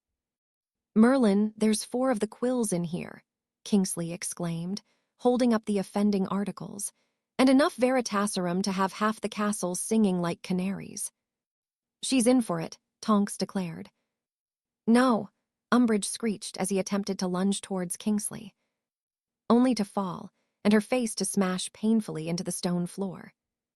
With her hands restrained, she'd been unable to protect herself. Knowing she was in a helpless position, she sobbed in a heap on the floor until Tonks and Kingsley took her out of the castle via the Flu network. "What a despicable woman," Dumbledore murmured disgustedly. "This will certainly cause a commotion." "It will," Harry agreed. "Just wait and see how Fudge reacts to seeing her being dragged in front of the Wisengamot. It won't look good on him or Malfoy. You may well even be able to replace him as a school governor." Dumbledore nodded and squeezed Harry's shoulder in gratitude. "Thank you, Harry." Harry waved him off. "Save your thanks for Sirius," he suggested. "He's the one that is going to be dragging each of them through the mud. I don't think I've ever seen him so excited when I explained what was happening." "I expect he will make quite the show of it," Dumbledore deduced. "Would you expect anything less?" Harry snorted. "No, I cannot say I would," Dumbledore sighed. Sirius watched as the nervous Cornelius Fudge fidgeted uncomfortably by his podium. The man was pale, his hushed conversation with Lucius Malfoy animated as he glanced furtively towards the members of the media and gathered lords and ladies of the Wisengamot. In only a matter of hours of being arrested, the news had broken to the public, and ever since, the minister had done all he could to silence the fact that his undersecretary had been arrested and charged with several counts of child abuse, torture, and illegally possessing control items and substances. Immediately, an emergency meeting had been called where Fudge had blustered, threatened, and eventually pleaded for him to be allowed to address and resolve the matter himself. The Wisengamot were almost unanimous in their decision that it would be them to preside over a trial where the evidence would be produced for their consideration. The machinations of the minister and his ilk had not stopped there, however. For days they had stalled in an attempt to delay or present such a thing occurring entirely to no avail. Every trick in the book had been used, but Sirius and the others had fended off even the most underhand of tactics. If Madame Umbridge is not guilty of her crimes, then she should have no trouble convincing her peers of her innocence. These charges are most serious, and I know from experience that not receiving a trial can be detrimental. If she is proven to have committed her crimes, she should be equally punished, should she not? That simple rebuttal from Sirius to any, and all arguments put forward by Fudge and his team of lawyers, was all it had taken to ensure the trial went ahead. And now, only a few days after Christmas and a week of delays, it would finally take place. The room fell silent as Dumbledore's gavel came down with a crash, his gaze lacking the usual warmth that could be found there. "Send in the accused," he instructed. The pale, trembling, and disheveled Dolores Umbridge was escorted into the chambers and was blinding by the sheer number of camera flashes from the gallery that held the media. Not a single publication was absent, their readers eager to learn the outcome of what was to transpire today. "Cornelius," Umbridge yelped. "The accused will remain silent unless questioned." Dumbledore snapped, his reaction eliciting a jolt of surprise from many within the chambers. It was not often the man raised his voice, and since Umbridge had been arrested, he had remained rather quiet on the matter, watching the proceedings with an unreadable expression. Now, however, as he laid eyes upon the woman that had harmed some of the students under his care, he was showing how wroth he was and how deeply it had upset him. Clearing his throat in his capacity as the chief warlock, he looked stonily towards Umbridge, who wilted under his gaze. "Dolores Jane Umbridge, you are accused of 5 counts of child torture, inflicting injuries on said minors via use of a controlled object, possessing said object unlawfully, 1 count of attempting to administer a controlled substance to a minor, and being in unlawful possession of said substance. You have previously submitted a plea of not guilty, and it is now up to the prosecution to prove otherwise. Who has been nominated to lead the prosecution in this matter?" Sirius stood, feeling a dozen or so pair of eyes burning into the back of his head, and from across where Fudge was seated. "I will be presenting the evidence for the consideration of the Wisengamot," he said with a bow. "Very well, Lord Black," Dumbledore acknowledged. "Please proceed in your own time." With another bow, Sirius held up a folder containing a thick stack of parchment. "In a matter as severe as this, I want there to be absolutely no doubt in the mind of any within this room that Dolores Jane Umbridge is indeed guilty of each crime she stands accused. The evidence I will present to you is as conclusive as it is damning, and I will now present it to you. The folders in front of you contain photographic evidence, sworn statements from victims provided to the Aurors, and the witness reports of the 2 Aurors who arrested Madame Umbridge. We will begin by hearing the testimony of one, Colin Creevey, a 4th-year Gryffindor student, and view the subsequent photos taken of his injuries. Most will find this uncomfortable, and rightly so." Sirius cleared his throat a final time, pleased to see he had the unwavering attention of the room, especially that of Cornelius Oswald Fudge, and his downright cruel undersecretary, whom Sirius would see thrown to the Dementors if he had his way. Break. In his current capacity, Albus was required to remain objective in judicial matters, but as Sirius read each statement provided by the students and saw the accompanying photo for each that Harry had procured, it was all but impossible to pretend he was anything other than furious, disgusted, and heartbroken by what Dolores Umbridge had done. The sentiment was reflected in the expressions of the lords and ladies, many of whom had children or relatives attending Hogwarts. As you can see, Dolores Umbridge took it upon herself to violently and without remorse subject these children to the disgusting treatment she exacted on them, Sirius said, his tone reproachful though sincere. "It is my belief that she should be made an example of so that any who considers harming the children we expect to be cared for dare not even consider it." Murmurs of agreement followed, and Sirius shot the still trembling Dolores a final look of contempt. "But let us not forget why we find ourselves here," he continued loudly, garnering the attention of the room once more. The reason Dolor's Umbridge was ever allowed to act in such a way was because of the interference of our minister who insisted upon her appointment, which was approved by the school governors. Nonsense, Cornelius denied firmly. I am not responsible for this. Was it not you that suggested she be appointed? Sirius questioned sharply. I may have suggested it, Cornelius conceded, but I did not expect nor condone such behavior. And yet it happened, Minister, Sirius returned sourly. Children were subjected to vicious and cruel treatment by a woman you have advocated for incessantly for many years. You are not absolved of blame, and neither is Lord Malfoy. Those within the room spoke amongst themselves excitedly, and the journalists' quills scratched away with due haste, none wishing to miss a syllable. How dare you? Lucius growled as he stood.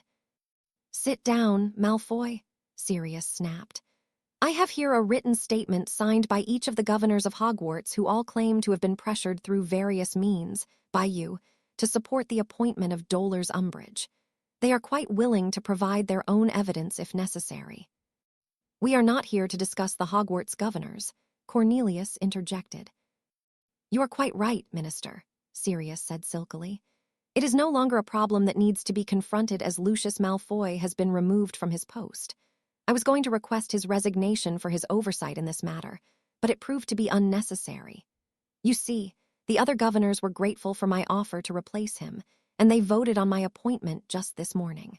Your services to Hogwarts will no longer be required, he added to a furious Lucius Malfoy. Albus smiled beneath his beard. He did not know how Sirius had managed it, but he had finally gotten rid of Lucius's influence in matters of the running of the school. Again, those gathered spoke amongst themselves, most happy by Sirius's appointment. This is farcical, Cornelius declared. This is neither the time nor place to address such matters. Usually you would be correct, Minister, but it is poignant to this case. Chief Warlock, as the current headmaster of Hogwarts, what is the process usually followed before a potential candidate is offered a position? Albus frowned questioningly as he cleared his throat, wondering where Sirius was going with this. Any potential candidate is vetted thoroughly, he began.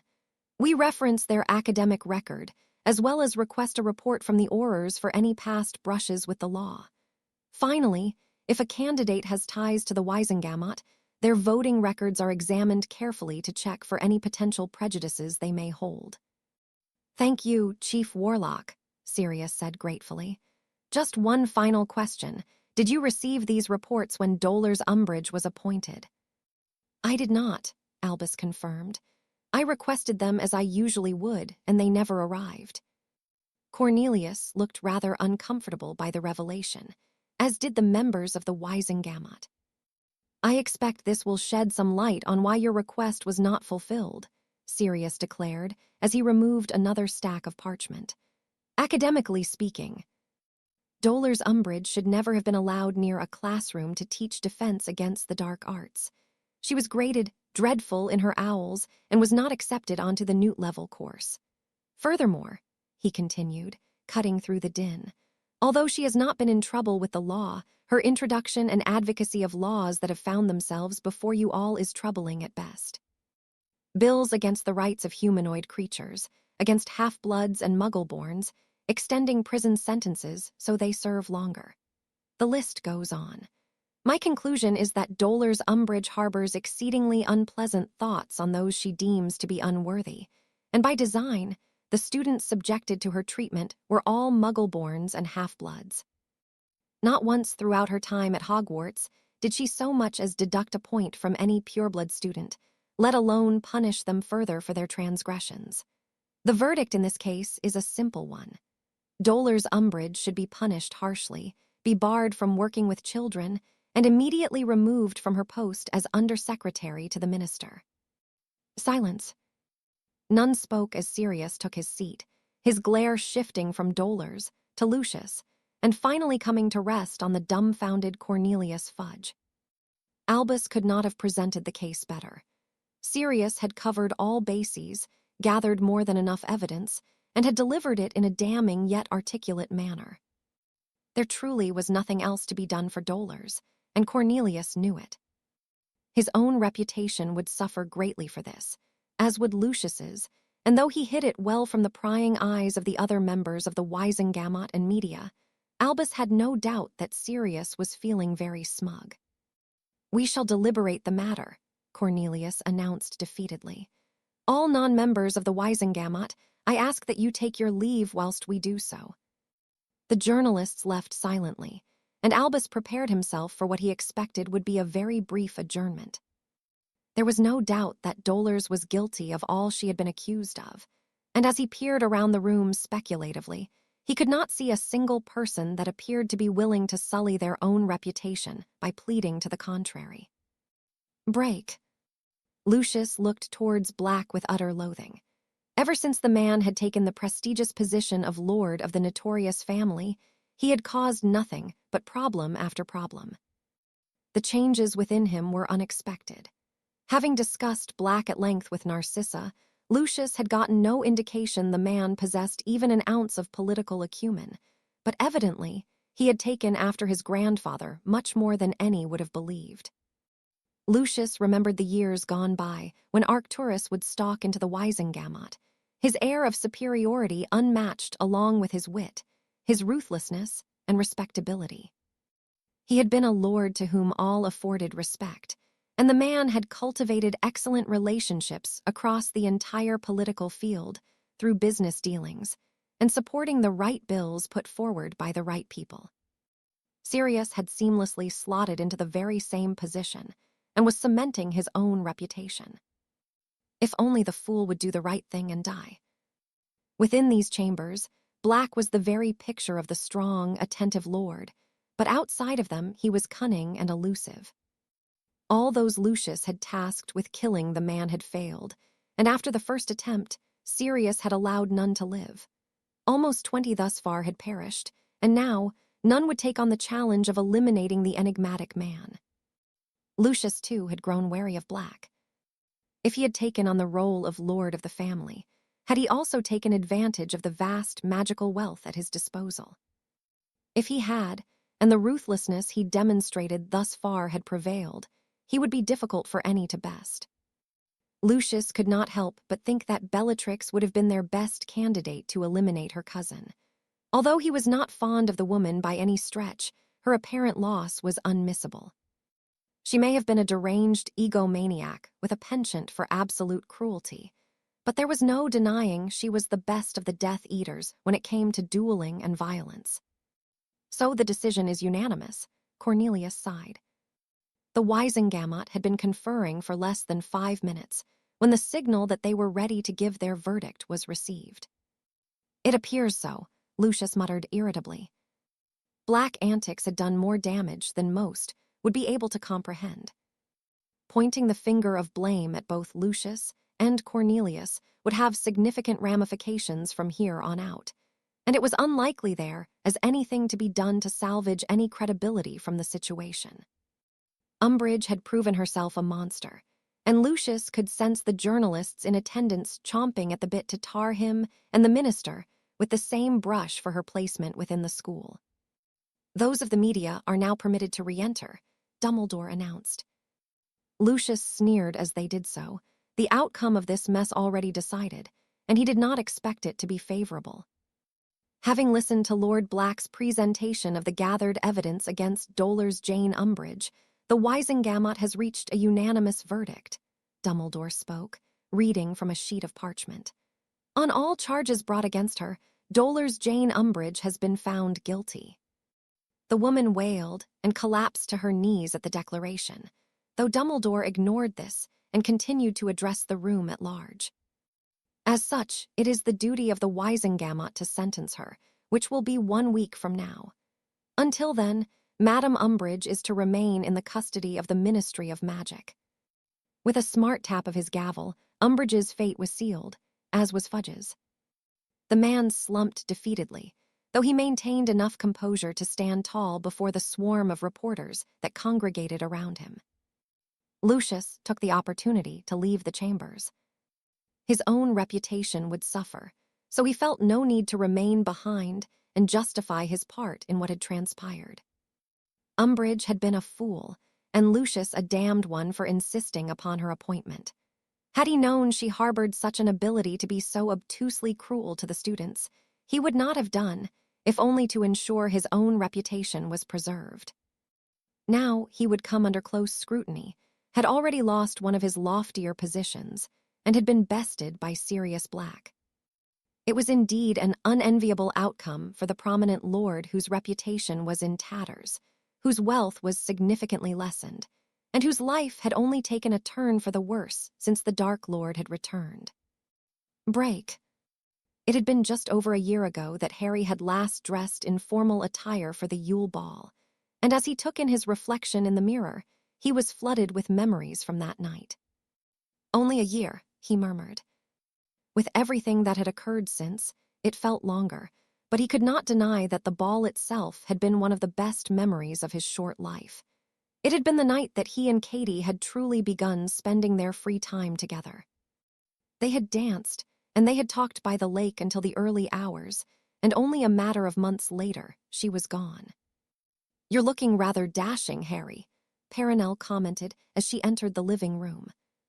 He had opted to spend Christmas with the Flamels instead of at Grimmauld Place, in the line of disapproving glares he'd receive from the coming and going members of the Order of the Phoenix. He offered Perenelle a weak smile. "As do you," he replied before kissing her on the cheek. "Green really suits you."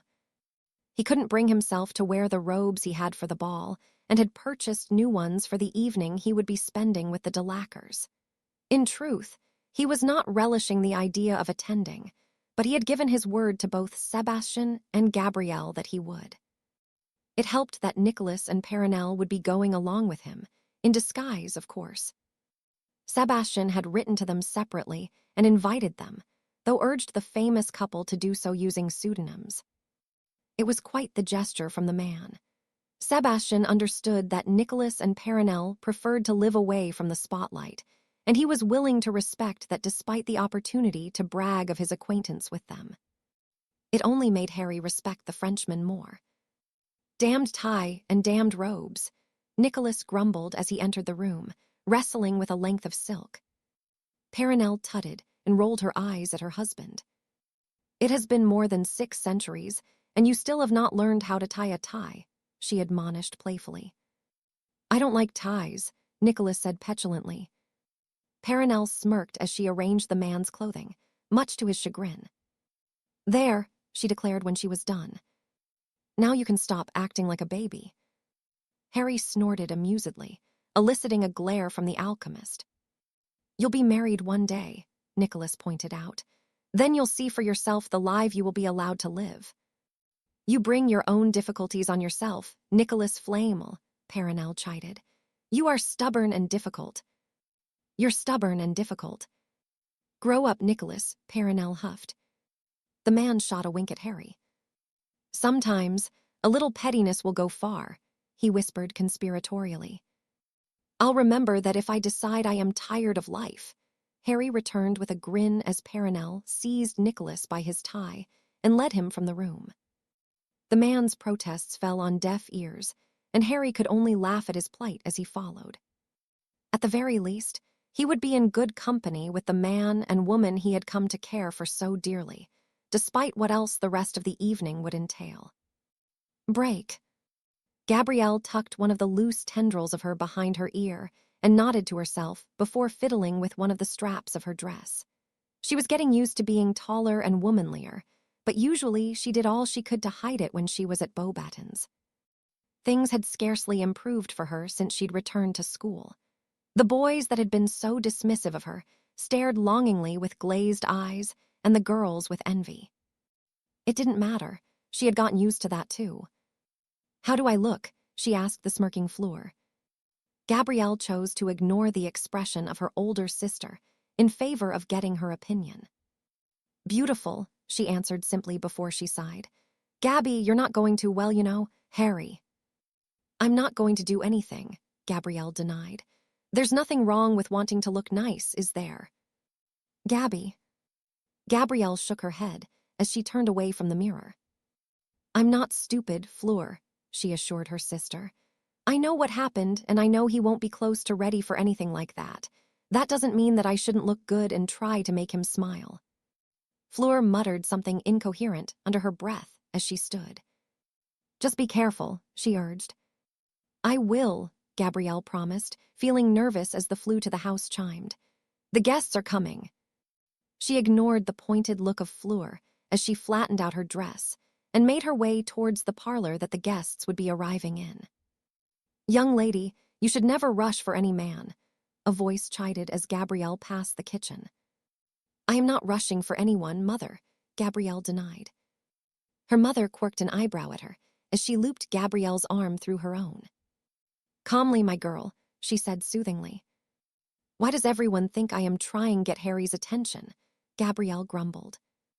You have been fretting since you received his reply confirming he will be here. You fretted about your new dress, your shoes, your hair. There's nothing wrong with having a crush, Gabrielle, but this is not so simple. I suppose that only makes him more appealing to you, Apolline added with a huff. It isn't like that, Gabrielle returned, the warmth of her cheeks doing little to convince her mother. It isn't. Apolline hummed. Whether it is or not, just be careful. Rein your magic in and be respectful of him. I can already feel your hormones, and as your mother, it is rather disturbing. I feel yours and Fleur's, Gabrielle said with a grimace. Apolline tutted as she led the way into the parlor, the two of them being greeted by the question gaze of Sebastian de Lacquer. It's a lady thing, Apolline said simply. Sebastian shook his head and held up a hand. I do not want to know, he said dismissively, smiling as the fireplace flared into life, though it fell as the first guest stepped through. Grandmother, Gabrielle exclaimed excitedly. The older Vila grunted as Gabrielle threw herself into her arms, joined by the arriving Fleur, who was equally thrilled to see her. Well, if I didn't need something strong to drink before, I certainly do now. Of course you do, Sebastian muttered. Watch your tone, Gabrielle's grandmother. Greet me correctly, you stupid boy. Hello, mother, the man sighed good-naturedly before kissing her on the cheek. That's better. Now, get out of the way. I will need whiskey if I'm to make it through the night. I will show you to the kitchen, Apolline insisted. I didn't realize I was incapable of finding it, Gabrielle's grandmother snorted. You'll stay where you are, girl. I don't need help pouring a drink. I'm surprised she hasn't started drinking it out of the bottle to save time, Sebastian murmured.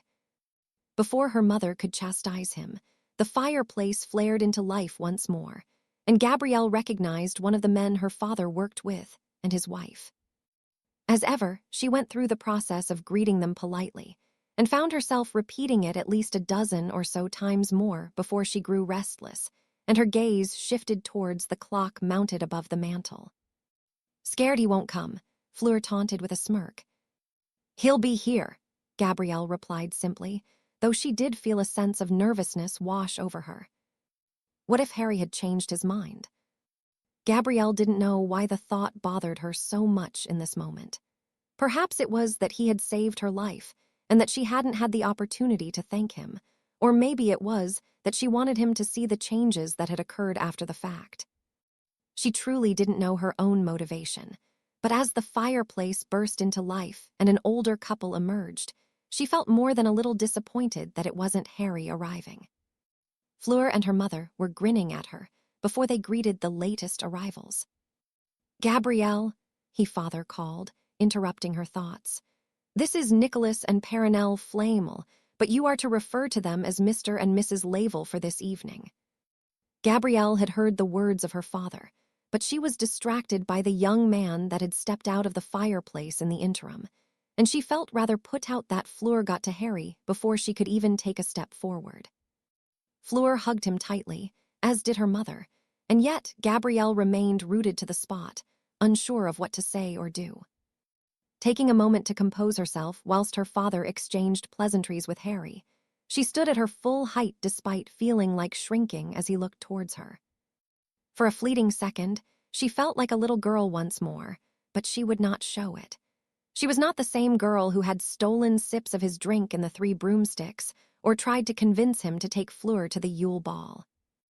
"I am sure you remember Gabrielle," her father said amusedly. "I do," Harry confirmed with a smile, a gesture that didn't quite reach his eyes. He looked well enough, strong, and had grown himself in the many months that had passed since she'd last seen him, but the sadness in his eyes was new and unwelcome. Gabrielle immediately despised that lingering sadness, and as she wrapped her arms around him, she wanted nothing more than to take it away when they broke apart. "It is good to see you, Harry," she whispered, ignoring the myriad of looks she was receiving from the others.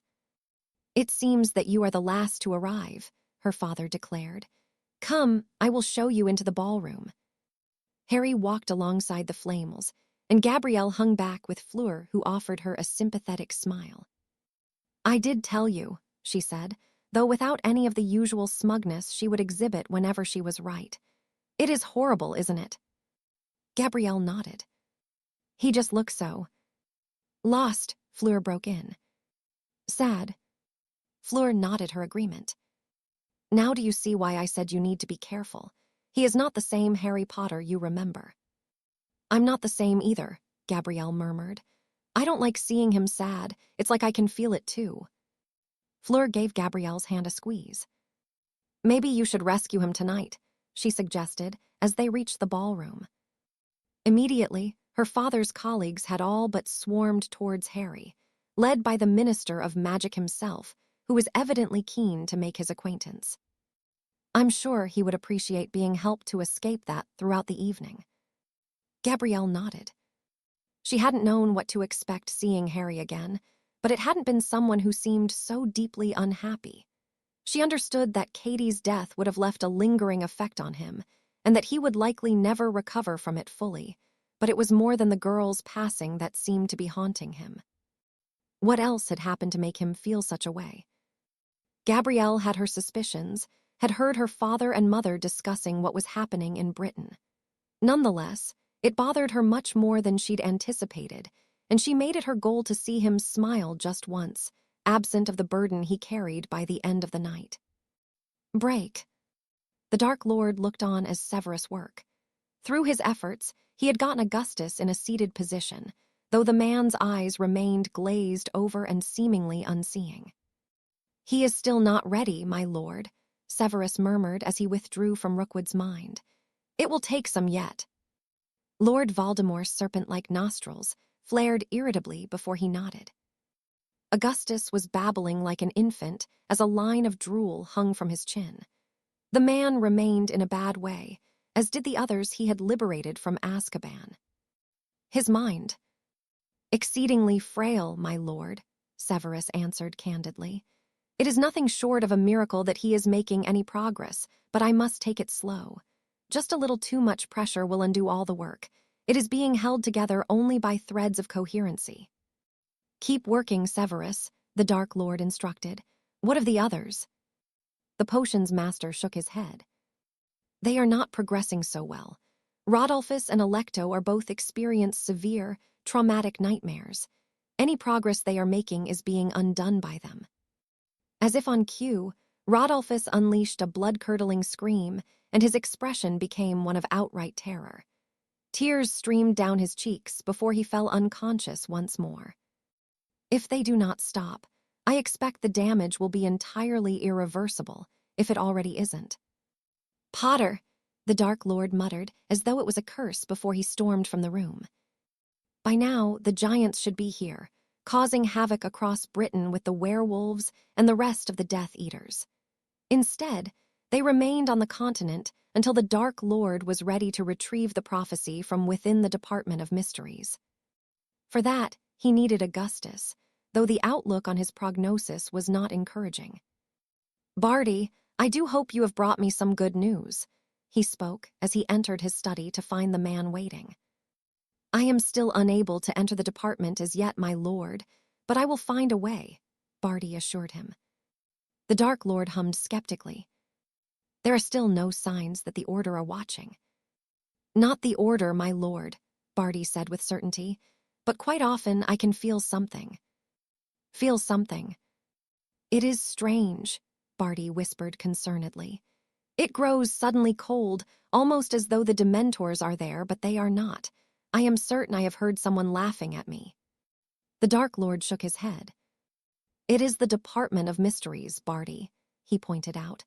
I would be surprised if you did not experience anything strange during your time there. My lord, I do not believe it is coming from the department, Barty replied with certainty. I do not know what it is or where it comes from, but I can feel it. It is like something is threatening me, prodding my core with whatever it is. You have not been attacked. No, my lord. Do you not think if there was anything nefarious there, and it knew of your presence, it would have allowed you to remain? Perhaps not, Barty murmured. The Dark Lord frowned. It was not like Barty to be spooked so easily, and even though he was not in his best graces, it would be foolish to dismiss his concerns entirely. I will switch your guard, Barty, he conceded. You will only be required to be in the ministry every other evening. I will send another to fill the other times. Barty offered him a grateful bow. Thank you, my lord, he said gratefully. Is there anything else you require of me? There were many things the Dark Lord required, though few that could be helped. Not for now, Barty, he said dismissively. The man offered a bow before taking his leave of the room, seemingly happier than when he had arrived. If only the Dark Lord had cause for celebration. Until Severus could heal Augustus, there would be none, unless Bella was somehow returned to him. Often, he could feel her mark calling to him, but wherever she was, he could not get to her. In truth, he had already accepted her fate, and though he felt her loss, he had other things that required his focus. He needed Rookwood, and he needed to be in a position where his plans for Britain could get underway. Without the former, the latter would have to wait, though the Dark Lord grew ever more impatient. If Augustus could not be of use, he would simply have to take the initiative and retrieve the prophecy himself, unless Potter or Dumbledore appeared within the department to do it themselves. Regardless, it would be a considerable risk going after it once it had been retrieved, a risk he could do without. Break. His arm had numbed slightly from the amount of handshakes he had received from the other guests. The French minister had sung his praises for having helped Gabrielle and Fleur during the second task, and proclaimed proudly that Harry was an honored citizen of France, the country he had chosen. Harry didn't have the heart to tell the man that Nicholas had arranged the citizenship without his knowledge. Instead, he had simply smiled politely, though he had almost refused the medal gifted to him. Sebastian says you are not one for ceremony, so I thought presenting it to you in a private setting would be more to your taste, Mr. Potter. It is our highest honor. With a prompting nod from Nicholas, Harry had humbly accepted it, and much to his relief, he was then left to enjoy the evening. Sebastian had apologized profusely for not being aware of the minister's intentions to give the award. He had not been made aware of the honor. Harry didn't blame the man, though he could have done without the grinning from Gabrielle, who had taken it upon herself to help him with the interactions with the other guests. In truth, he was grateful for it. Just when a conversation seemed to be heading into a topic of considerable substance, she steered it towards something more mundane, bringing each one to an end. It's not funny, Harry grumbled. The girl smiled brightly at him, and Harry felt her magic probing at his own. It was much harder now that she had matured, and it was stronger. He had certainly been taken aback by her appearance. Gabrielle no longer resembled a small girl, but was much more similar to her mother and sister, perhaps even more beautiful in her own way. Despite what she had endured, she seemed to be doing well enough now. I'm sorry, it's just funny to watch you trying to care about what any of them were saying. Was it so obvious? Gabrielle nodded. I wasn't trying to be rude, but they were rambling on about a lot of political stuff you don't care about. Exactly. Gabrielle giggled as she led him around the Delacour home. It was a grand place that screamed of opulence and wealth. It wasn't to Harry's taste, but he could see the amount of pride the family took in it. Father was gifted the house from the ministry, Gabrielle explained, for distinguished services to the French people, she added in an exaggerated upper-class accent. He doesn't like living here, but he has to for show. We don't really use much of the house at all. I wouldn't want to live here, Harry chuckled. It's nice, but it doesn't have a homely feel. Gabrielle nodded her agreement before releasing a deep breath. Harry. He held up a hand and shook his head. You don't have to say anything. I want to, Gabrielle returned simply. Everyone else has had the chance to say thank you, but I haven't. Would you let me? Her eyes were pleading, and although he'd received enough gratitude to last him a lifetime just this evening, he nodded. She offered him a smile as she took his hand. Thank you for saving my life, she said sincerely. You didn't have to do what you did, and you almost died because of it. You're welcome, Harry replied with a smile. Are you doing okay now? Gabrielle shrugged. I won't lie, it's not been easy, she sighed. My recovery was difficult enough, but going back to Beauxbatons was harder. The people who I thought were my friends aren't anymore. I never understood what Fleur went through until it happened to me. Sometimes I wish I could just be back to how I was. A nosy. I wouldn't finish that sentence if I were you, Gabrielle warned. I might owe you my life, but that doesn't mean I won't make yours difficult. Harry laughed amusedly, and the girl offered him a triumphant grin. I knew I would make you smile at least once. I smile. Not like you mean it, Gabrielle said sadly. I'm really sorry for what happened to Katie, Harry. If there was one thing I would change about anything that happened in the tournament, it would be that. Harry swallowed deeply as he nodded. Me too. They fell silent for a moment, and Harry did his utmost to push away the dull ache that plagued him whenever Katie was mentioned. It didn't hurt as it did before, but the sense of loss had not faded. I can feel how much it hurts you, Gabrielle murmured. I can feel your guilt, and how much you wish you could have done something when you felt so helpless. Harry frowned curiously at the girl, whose eyes brimmed with tears. We are quite empathetic creatures, Harry, Gabrielle explained. We can often feel what others do. I suppose it's just stronger with you because of the magical connection we share from the life debt. Sorry, Harry offered. Gabrielle rolled her eyes at him. You don't have to be sorry, she chided lightly.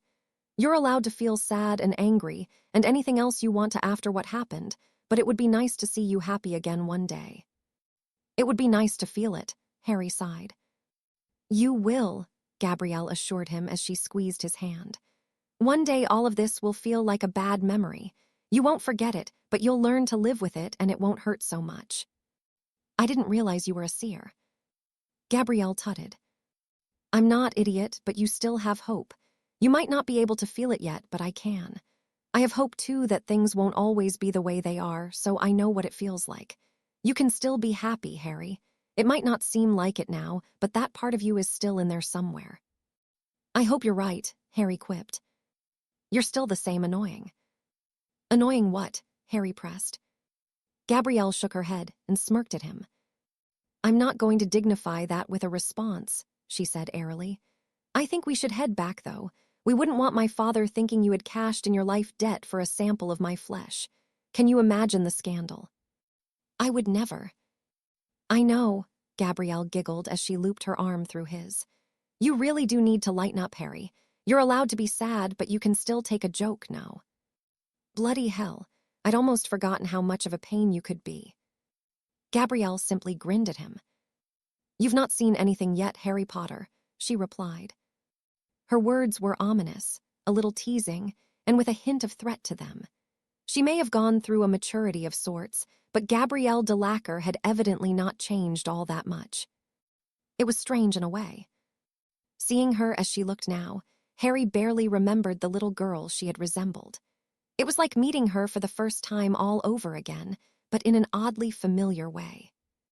Oh, my father looks inquisitive, Gabrielle murmured. It's okay, we only mated twice, she added to the man as he approached with her mother. Sebastian scoffed, whilst Harry looked at the smiling girl in horror. Gabrielle, that is not funny, Apolline chastised. Your poor father does not need to hear that. Harry could only shake his head as Gabrielle doubled over with laughter, and Sebastian scowled at his daughter. Why did I have to have girls? He despaired. Apolline patted him comfortingly on the shoulder. I am sorry, she takes after my mother. And you, Sebastian muttered. She is just as bad as you were when we first met. I have no idea what you mean, Sebastian, Apolline denied. She sounded similar to Gabrielle, and Harry could see where the latter had inherited her personality.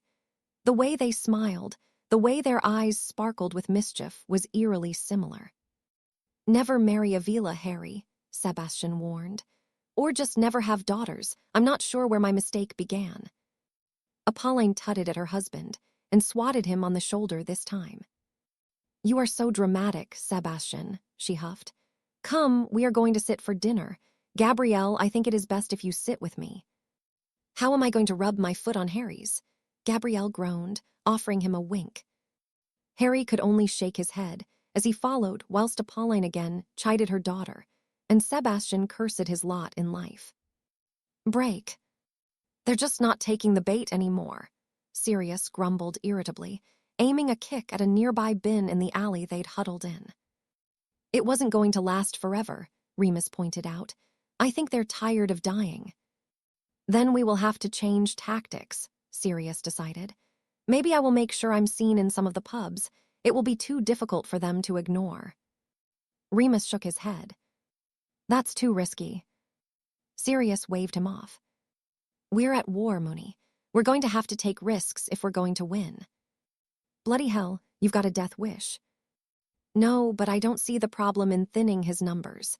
He might be hiding, but we're not. We need to take advantage whilst we can. He won't hide forever, and when he does show himself, it's going to be like it was before. Remus nodded his agreement. It will be, he said ominously. All right, I'm with you. Of course you are, Sirius chuckled. You know James would be too if he was here. Only because he was as mad as you, Remus huffed. Come on, if we're going to do this, we need to plan it properly. The last thing you want is to be caught with your trousers down. It's the best way to be caught, Sirius snorted. Oh, cheer up, Moony, I was only joking. You know this is no joke, if we get caught. He didn't need to finish the sentence, and Sirius sobered immediately. Being killed during combat was one thing, but being caught and taken to the Dark Lord was another. Both had witnessed the cruelty of the man, and despite their best intentions to help Harry and wizarding Britain at large, neither wished to have such a fate befall them. It had been a week of speculation as to what the fate of Dolar's Umbridge would be. It was a rare occurrence for any member of magical Britain to be brought before the Wisengamot for such crimes, and certainly not someone in such a prestigious position as the woman had been in. For the past 7 days, the Daily Prophet, along with every other wizarding publication, had been baying for the woman's blood, and Sirius could see no way that Fudge could pass a sentence of any leniency. As he had before the trial had begun, the minister looked distinctly uncomfortable, his skin pale and sweating, and his demeanor speaking only of defeat. Lucius Malfoy stood defiantly at his side, undoubtedly having coached him tirelessly for this moment. Bring in the accused, Fudge instructed hoarsely. Umbridge appeared as though she had lost weight. She too was pale and rather sickly looking, her eyes fearful as she was hauled before the Wisengamot to face the penalty for her crimes. Dolar's Jane Umbridge, you were found guilty of all charges brought against you by the lords and ladies of the Wisengamot. You knowingly and cruelly subjected several children of magical Britain to torture using a controlled implement and attempted to drug another using a regulated potion. As you have been found guilty, it is my duty to pass sentence. Fudge's voice was dull and emotionless as he addressed the woman, his eyes not meeting her own pleading gaze. Minister, please, she wheezed. Fudge waved her off as he gestured for a piece of parchment to be handed to him. For your transgressions, I feel that I have no other choice than to sentence you to a minimum of 20 years' imprisonment. He accentuated the declaration with a crash of his gavel, and the sobbing Umbridge was all but dragged from the courtroom by the Aurors who were escorting her. It was a bittersweet moment for Sirius. Umbridge had gotten exactly what she deserved, perhaps less so, but the fact that she had gotten away with it in the first place was wrong to say the least. What had enabled such cruelty within her, He didn't wish to ponder, though now it would be her subjected to such harsh treatment. Although Azkaban had been destroyed, the magical British justice system would remain as unpleasant as other for those who broke the law so harshly that they were imprisoned, and Dolar's Jane Umbridge deserved nothing less. With only a nod to Dumbledore, Sirius took his leave of the Wisengamot chambers, his thoughts now occupied with the brief, ominous note he had received from his godson only that morning. "I need your help with something. Meet me by the Shrieking Shack at midnight tonight." Hey. If Harry was reaching out to him for assistance, it could only be for something of paramount importance. If nothing else, Sirius had learned that it was not in Harry's nature to seek assistance from others. He had spent his formative years alone, and it was a habit he had not managed to break. Perhaps that would change when Harry realized others could be useful to him, and that everything he faced was not a burden he needed to carry alone. Break. Of everything Harry had witnessed his grandfather do, the fighting, the killing, and enduring the deaths of those he'd become close friends with, seeing him when the war had been won was the worst of all. Charles Potter was simply a broken man, his eyes cold with a haunted edge to them from the toll the years on the continent had taken on him. It was almost as though there was nothing left. No purpose for him any longer now that Grindelwald had been defeated. Harry looked on as the man was seated in a pub, alone and clutching a pint of mead he'd barely touched. Here there was no conflict, no impending violence, and yet Charles remained on edge. "There you are," a relieved voice sounded. Charles looked up at Doria and smiled weakly. "Come on, sitting here isn't going to do you any good. Let's get you fed and then some sleep. You look terrible, Charles." "How did you know where I was?" Charles asked, offering no resistance as the woman helped him to his feet. "Arcturus," Doria answered simply. "He's doing about as well as you."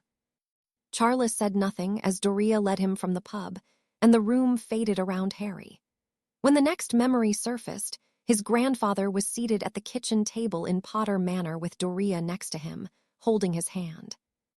They said nothing, as Maisie the elf served him a large helping of bacon and fried bread. "I don't have an appetite," Charles sighed. Doria offered him a sympathetic smile. "You'll find it," she assured him. "It will be okay, Charles." "Will it?" "Of course it will," Doria murmured. "Whatever it is you're dealing with, we will get through it together. I promise." Charles nodded and swallowed deeply, wiping away a tear that fell. Doria said nothing else, but pulled the silently crying man into her arms and comforted him. Charles had never truly mourned the loss of his father.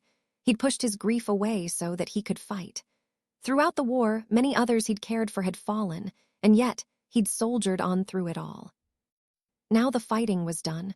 All that was left was the grief and the heartache of the years gone by, and for Harry, it was a glimpse into the future.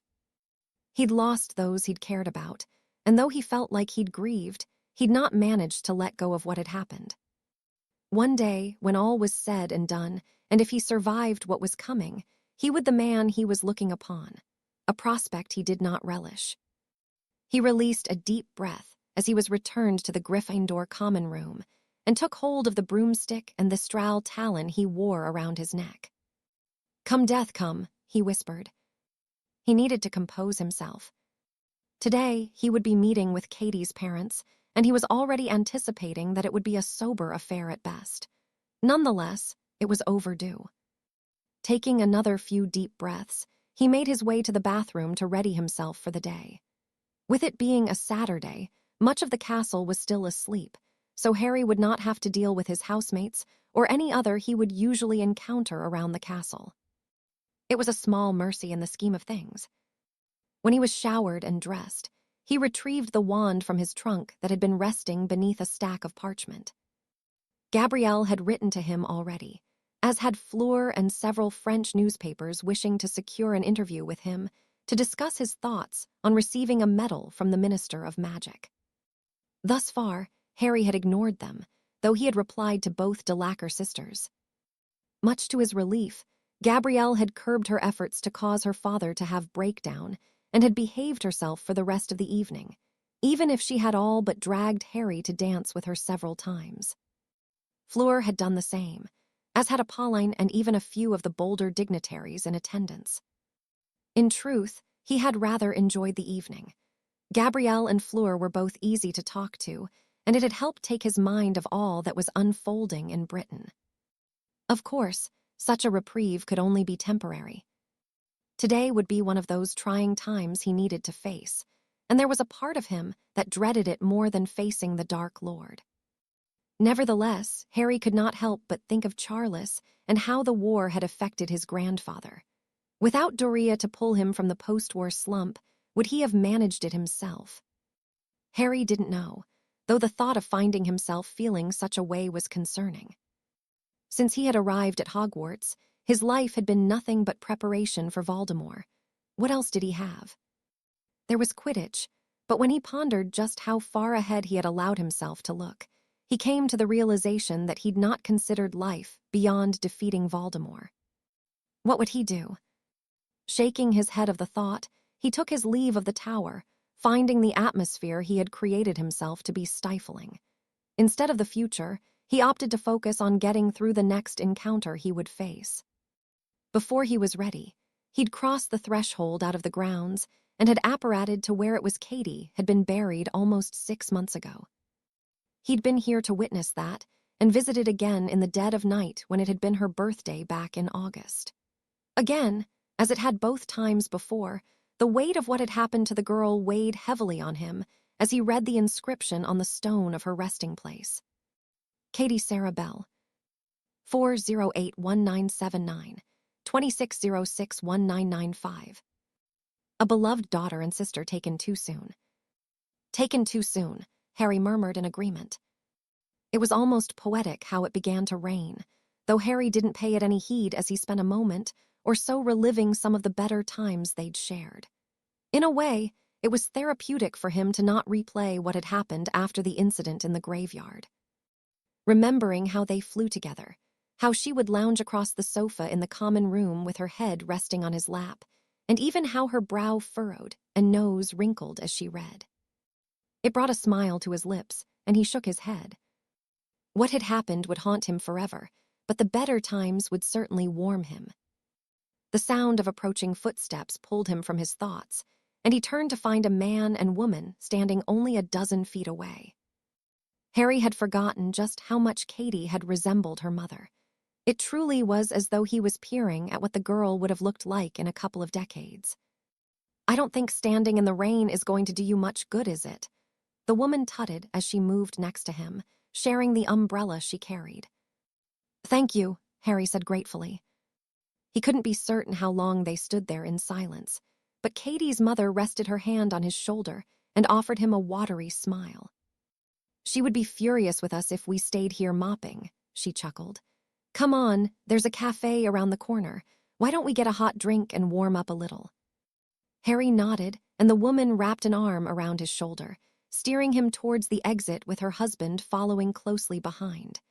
They said nothing else until they were seated in the corner of the coffee shop, where a young waitress came over to take their order. "Could we have a pot of tea, please?" Katie's mother asked politely. "And some custard creams," her father added. The waitress noted down the request and left them, returning only a few moments later with the order. "Come on, lad, drink up," Katie's father urged. "Get a biscuit down you, they were Katie's favorites." "I remember," Harry said fondly as he took a sip of tea and helped himself to one of the custard creams. "How have you been keeping?" Sarah asked. "It's a silly question, really." Harry shrugged. "I'm not sure," he answered honestly. "Some days are easier than others." Katie's parents nodded their agreement. "And then something happens to remind you, and you feel like you've taken a step backwards." "Exactly," Harry sighed. "I don't know, I just miss her. Quidditch isn't the same without her, and being Hogwarts isn't either." "Was she as much of a pain there as she was at home?" her father asked amusedly. "You have no idea," Harry chuckled. "No, she was great, even when she was making my life difficult. I didn't get a peaceful shower for almost a year because of her, Angelina, and Alicia. They felt it necessary to escort me from the Quidditch pitch after training.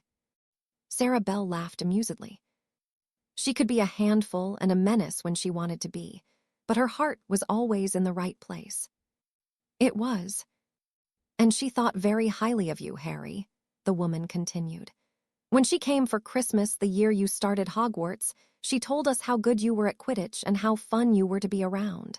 She said she never laughed more than when she was with you, and that didn't change. It didn't, David broke in. She always had stories to tell about you. I can't think of anyone else she spoke of more. When she wrote to us explaining that you'd invited her to the ball, I never thought I'd see that side to her. She spent her childhood playing in the muck with her brothers and never showed any interest in boys beyond proving she could beat them at Quidditch. She thought a lot of you, lad. I thought a lot of her too. I still do, Harry said sincerely. We can see that, Sarah assured him as she took his hand across the table, and we can see that you're really struggling with it. Harry nodded and took a sip of his tea so that he could compose himself. Katie wouldn't want you to beat yourself up for what happened. You're not to blame for it. The man who... Sarah broke off, unable to bring herself to speak of what happened to Katie. I'm going to find him, Harry vowed. One day I will catch up with him. And that is your prerogative, David comforted. But you cannot let it consume you, lad. Katie is dead, and she would not want you to forget to live your life because hers was cut short. She cared for you far too much to want that for you. How do I make it stop? Harry asked, his composure slipping slightly. Of everything he'd endured, that was the one thing he could not grasp. How did he make it stop hurting enough that he could move on? Have you tried saying goodbye? Sarah asked. Saying goodbye. The woman nodded and offered him a sad smile. You can't truly let go of something until you say goodbye to it. Harry frowned thoughtfully. He'd been so consumed with the anger and heartbreak of what had happened that he had not even considered such a thing. He'd not said goodbye to Katie, nor had he done the same for his parents. Could it be that simple? That's what you should do, David urged. We said our goodbyes, and we still miss Katie every day, but it has given us a sense of closure. I think it would help you to do the same, lad. Maybe, Harry agreed, remembering that he had something to return to them. Reaching into his pocket, he offered it to Sarah, who accepted the wand with reverence. Her wand, she whispered. We thought it had been lost. I was going to send it, but I thought it would be better to give it to you in person. Sarah nodded gratefully, her gaze not leaving the length of wood that had belonged to her daughter. You should keep it, she decided, handing it back to Harry. We have so many of Katie's things from when she was a baby, all the way to the very end. You keep it, Harry. David nodded his agreement. I keep it, lad. It will only get lost amongst the other stuff of hers we have. Harry nodded as he placed it back in the inside pocket of his jacket. He had truly expected this to be a difficult moment in his life, but Sarah and David Bell had been so understanding and more helpful than he could ever had hoped. You can't truly let go of something until you say goodbye to it. Maybe Sarah Bell was right. If Harry was to truly move on in life, he needed to truly say goodbye to Katie, and though the thought of doing so was a maudlin one, he knew he needed to give it a try. Break. It was late in the afternoon when Sirius arrived at the Shrieking Shack, and he was assaulted by a myriad of memories of the teenage years he had spent here each month when Remus would transform. They had been nothing short of the best days of his life, roaming the forest with James, the werewolf, and even the rat. He spat on the ground at the thought of the man, though he did take comfort in knowing Wormtail had suffered greatly in his last moments of life at the hands of his godson. He grinned, maliciously imagining Peter whimpering with his spine, snapped in two, and smiled at the sight of Harry approaching. Sirius immediately pulled him into a tight embrace. Despite having escaped almost 3 years prior, they hadn't had the opportunity to spend as much time together as he liked. Harry had his life, had endured his own ups and downs since, and Sirius understood, though he hoped that would change in the future.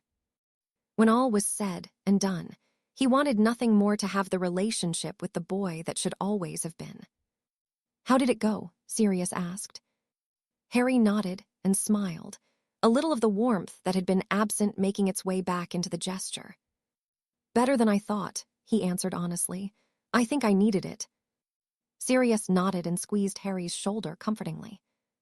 "So, what is it you need from me?" he asked curiously. Harry's expression darkened. "It will be better if you see for yourself. Hold tight."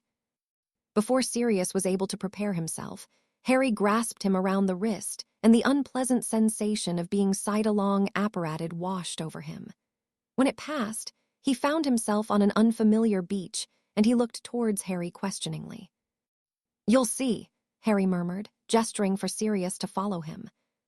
He did so, wondering just what it was he was brought here for, though as Harry placed his hand on a rock and nodded towards the cliff, Sirius's mouth fell agape. The house that materialized was nothing of spectacular note, but the fact that it seemed to be Harry's had taken the man aback. "How long have you had this?" "Long enough," Harry said with a grin. "I've not brought you here to show you the house. It's what's inside that you'll be interested in." His words were ominous, and he said nothing else as the two of them made their way up a footpath leading up the cliff and to the house itself. Being shown in, it was clear that Harry had spent considerable time and effort in renovating the property. The house was not new, but the interior had been modernized. Without any preamble or explanation, Harry led Sirius to a door that, when opened, led to a descending, stone staircase. With a frown, Harry lit the tip of his wand and Sirius followed suit, taking a deep breath as he stepped into the basement below. "Bloody hell," he whispered at the sight of the unmoving woman on the bed in the corner. "Harry, what have you done?" "What I needed to," his godson answered simply. "She knew things, and I couldn't let him take her. I made a decision in the moment, and I stand by it." Sirius ran his hands through his hair as he gazed at Bellatrix. "Is she dead?" Harry shook his head. "No, just dosed with enough potions that she won't wake up without an antidote." Sirius nodded. He despised Bellatrix and everything the woman stood for, and all she had done. During the war, not a week would go by without a new horrific act coming to light that was perpetrated by his cousin. Murder, torture, abject cruelty. She was the Dark Lord's favorite for a reason. "Why have you brought me here?" "Because she is a member of your family," Harry answered. "I have gotten everything I need from her, so it's up to you what happens next." Sirius rubbed his eyes tiredly. "We can't hand her back to the ministry, and we can't let her go," he murmured. "Harry, you have no idea how dangerous she is. She's completely insane and cannot be fixed. She always was mad and cruel, even before Voldemort. He just made her worse." "What do we do?" Sirius deflated. "Well, we either kill her or I take her and keep her at Grimmauld Place. There's more than enough protections so that she won't be able to escape. When the war is done, she will go back to prison." "Wouldn't it be easier to kill her?" "It would," Sirius agreed, "but despite everything, she is still family and killing your kin is a curse in itself. I will take her," he decided. "Bloody hell, you don't do things in half measures, do you?" Harry simply smirked in response and Sirius set about the task of transporting the woman, despite it being the last thing he wished to be burdened with. Nonetheless, if she was at Grimmauld Place, there was no hope of her being liberated by the Dark Lord or his followers, though that appeared to be the only positive aspect of housing her himself. Break. The number of those attending the defense club had only increased since Umbridge had been gone, and though Daphne had thought Harry would cease running it, much to her surprise, he had opted to continue. Dumbledore was currently teaching defense against the dark arts, and the man even advocated for the students to come along for the additional work Harry was offering. Even Astoria was here waiting for Harry to arrive, so that they may begin. He did so a little later than he normally would, and offered a brief apology with no explanation, but Daphne could see something was different about him tonight. He seemed to be relaxed, less tense, and his expression had softened somewhat. "Today we are going to be working on defending ourselves from curses," he announced. "What is the best way to defend yourself?" "Get out of the bloody way," one of the Weasley twins answered, eliciting a chuckle from the gathered students. Exactly, Harry confirmed. You have feet, so use them. A shield should only be used if no other option is available or you are not confident enough with diverting spells. We will begin working on that soon, but for now, I want you to feel as comfortable as you can whilst you're under fire. Pair up and get to it. I'll come around and offer some pointers where needed. Remember, stunning and disarming only, he added, looking pointedly towards Fred and George, who offered him a mocking salute. Daphne quickly paired with Tracy. She had already spent hours with Harry working on this, but as the boy pointed out, it was not something that could be practiced too much. You can dodge first, Daphne offered. Tracy nodded and readied herself, bouncing on the balls of her feet. Her years of ballet training would pay dividends here, something the girl proved as she danced and pirouetted out of the path of the spells sent her way. Can we reschedule tonight? Harry's voice murmured in Daphne's ears. There's something I need to do. Daphne nodded, though she could not help but feel a little disappointed. She had come to look forward to their training sessions and always came away having learned something new and interesting. You have a date. Something like that, I suppose, Harry snorted. Daphne paused as she turned to look at the boy in surprise, only to be sent sprawling from a spell courtesy of Tracy, who began apologizing profusely. It was Harry that helped her to her feet, doing his best not to laugh at her misfortune. Do you really have a date? She asked. Not a date as such, but something I have been avoiding doing. Daphne was confused, but before she could probe any further, Harry had moved on to the next pair and she found herself skidding across the grass once more. Bloody hell, Tracy, I wasn't even paying attention. That's your fault, Tracy replied amusedly. If you weren't undressing Potter with your eyes, you would have seen it coming. I wasn't, Daphne denied heatedly. Of course not. Daphne growled as she stood and leveled her wand at her friend. Tracy was going to pay for her comment, and even more so for embarrassing her. Some of the other students had heard what she'd said and were whispering amongst themselves. The last thing Daphne needed was anyone thinking there was something going on between her and Potter. She met with him a few times a week for private tutoring, but that was it. Other than that, they barely interacted, and certainly not outside of ancient runes. Why then was she interested, if he was skipping their time together to go on a date? That was a question she did not wish to ponder, and she pushed it out of her mind in favor of taking her frustration out on the laughing girl opposite her. Being caught off guard once was bad enough, but twice, and to be mocked for it so impudently, that was unacceptable. Break. What the hell was Harry doing with her?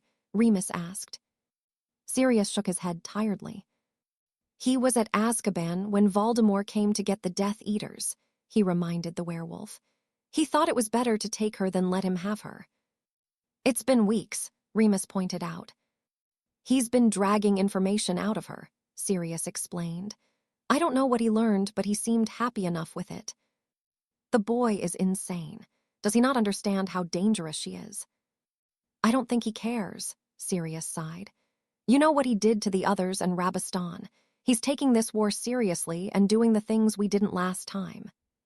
Remus released a deep breath as he stared at the unmoving form of Bellatrix Lestrange.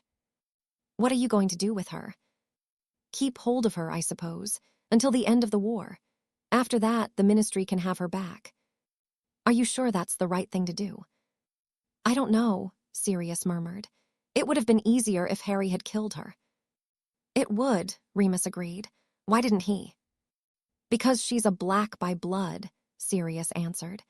He didn't know what the repercussions would be between us if he did kill her. Understandable, Remus returned. What would have been the repercussions? I'm not sure. She's married into the Lestrange family now, so it would probably have caused problems on that end more for me. It's not like Rodolphus is in a position to do anything about it, he added with a smirk. Remus nodded. So, you're just going to keep her in the basement? I think it suits her, Sirius said dismissively, but that does remind me of something. Creature. The elf appeared and offered Sirius a reluctant bow, though his gaze rested almost reverently on Bellatrix. You are not to help her in any way, Sirius said sharply. You are not to answer if she calls for you, nor tell anyone else that she is here. You're not to attempt to help her escape or even speak to her without my express permission. Do you understand?" "Yes, Master Black," Creature replied grumpily. "Good, now get out and do not come back in here." The elf disappeared with a loud crack, and Sirius nodded satisfactorily. "That just about covers everything," Remus snorted. Sirius hummed as he continued to eye his unconscious cousin, knowing it was best to continue the potion regimen Harry had kept her under. It would not do well for the woman to even be presented with the minutest chance of escape. The world at large would only suffer at her hands. Break. He had played it over in his mind dozens of times throughout the last 6 months, yet now that he was determined to finally face her once more, he couldn't fathom how she would react to him. Would she be angry, happy, or distraught? Harry didn't know, but as he paced back and forth in the room on the 7th floor, he felt somewhat calm and finally ready to do what he needed to. He had gone through the process of showering, of ensuring he was wearing clean robes, and attempting to tame his wild mess of hair. It seemed right to do so, not that Katie had ever cared for such things. She'd liked his messy hair and spent many hours running her fingers through it. Harry took a deep breath as he placed the stone in his palm. He knew that if he did not muster the courage now, he never would. With a sad smile, he closed his eyes and turned it over thrice in his hand, not daring to look even when he felt the presence of another in the room. "Look at me, Harry." He swallowed deeply as slowly opened his eyes to be met with the smiling girl he'd lost what seemed so long ago. Tears spilled down Katie's cheeks, but she continued to beam at him. A sense of longing like nothing he'd ever felt washed over him, and for the first time, Harry understood how Cadmus Peveril had felt at being reunited with his lost love. "I cannot stay," Katie whispered as she stepped closer. "I don't belong here anymore." Harry nodded, wiping away his own tears. "I'm sorry, Katie." "You're sorry. What are you sorry for?" Harry shook his head as pondered just what he was apologizing for. "Everything." Katie rolled her eyes at him, exactly as she used to when he made a ridiculous quip or he did something stupid. "Don't be sorry for anything, not when you did nothing wrong." "You died," Harry choked. "I did, but not because of you. Would you have switched places with me if you could?" "Of course," Harry answered without hesitation. "And I would have too if it was the other way around," Katie said softly as she took his hand.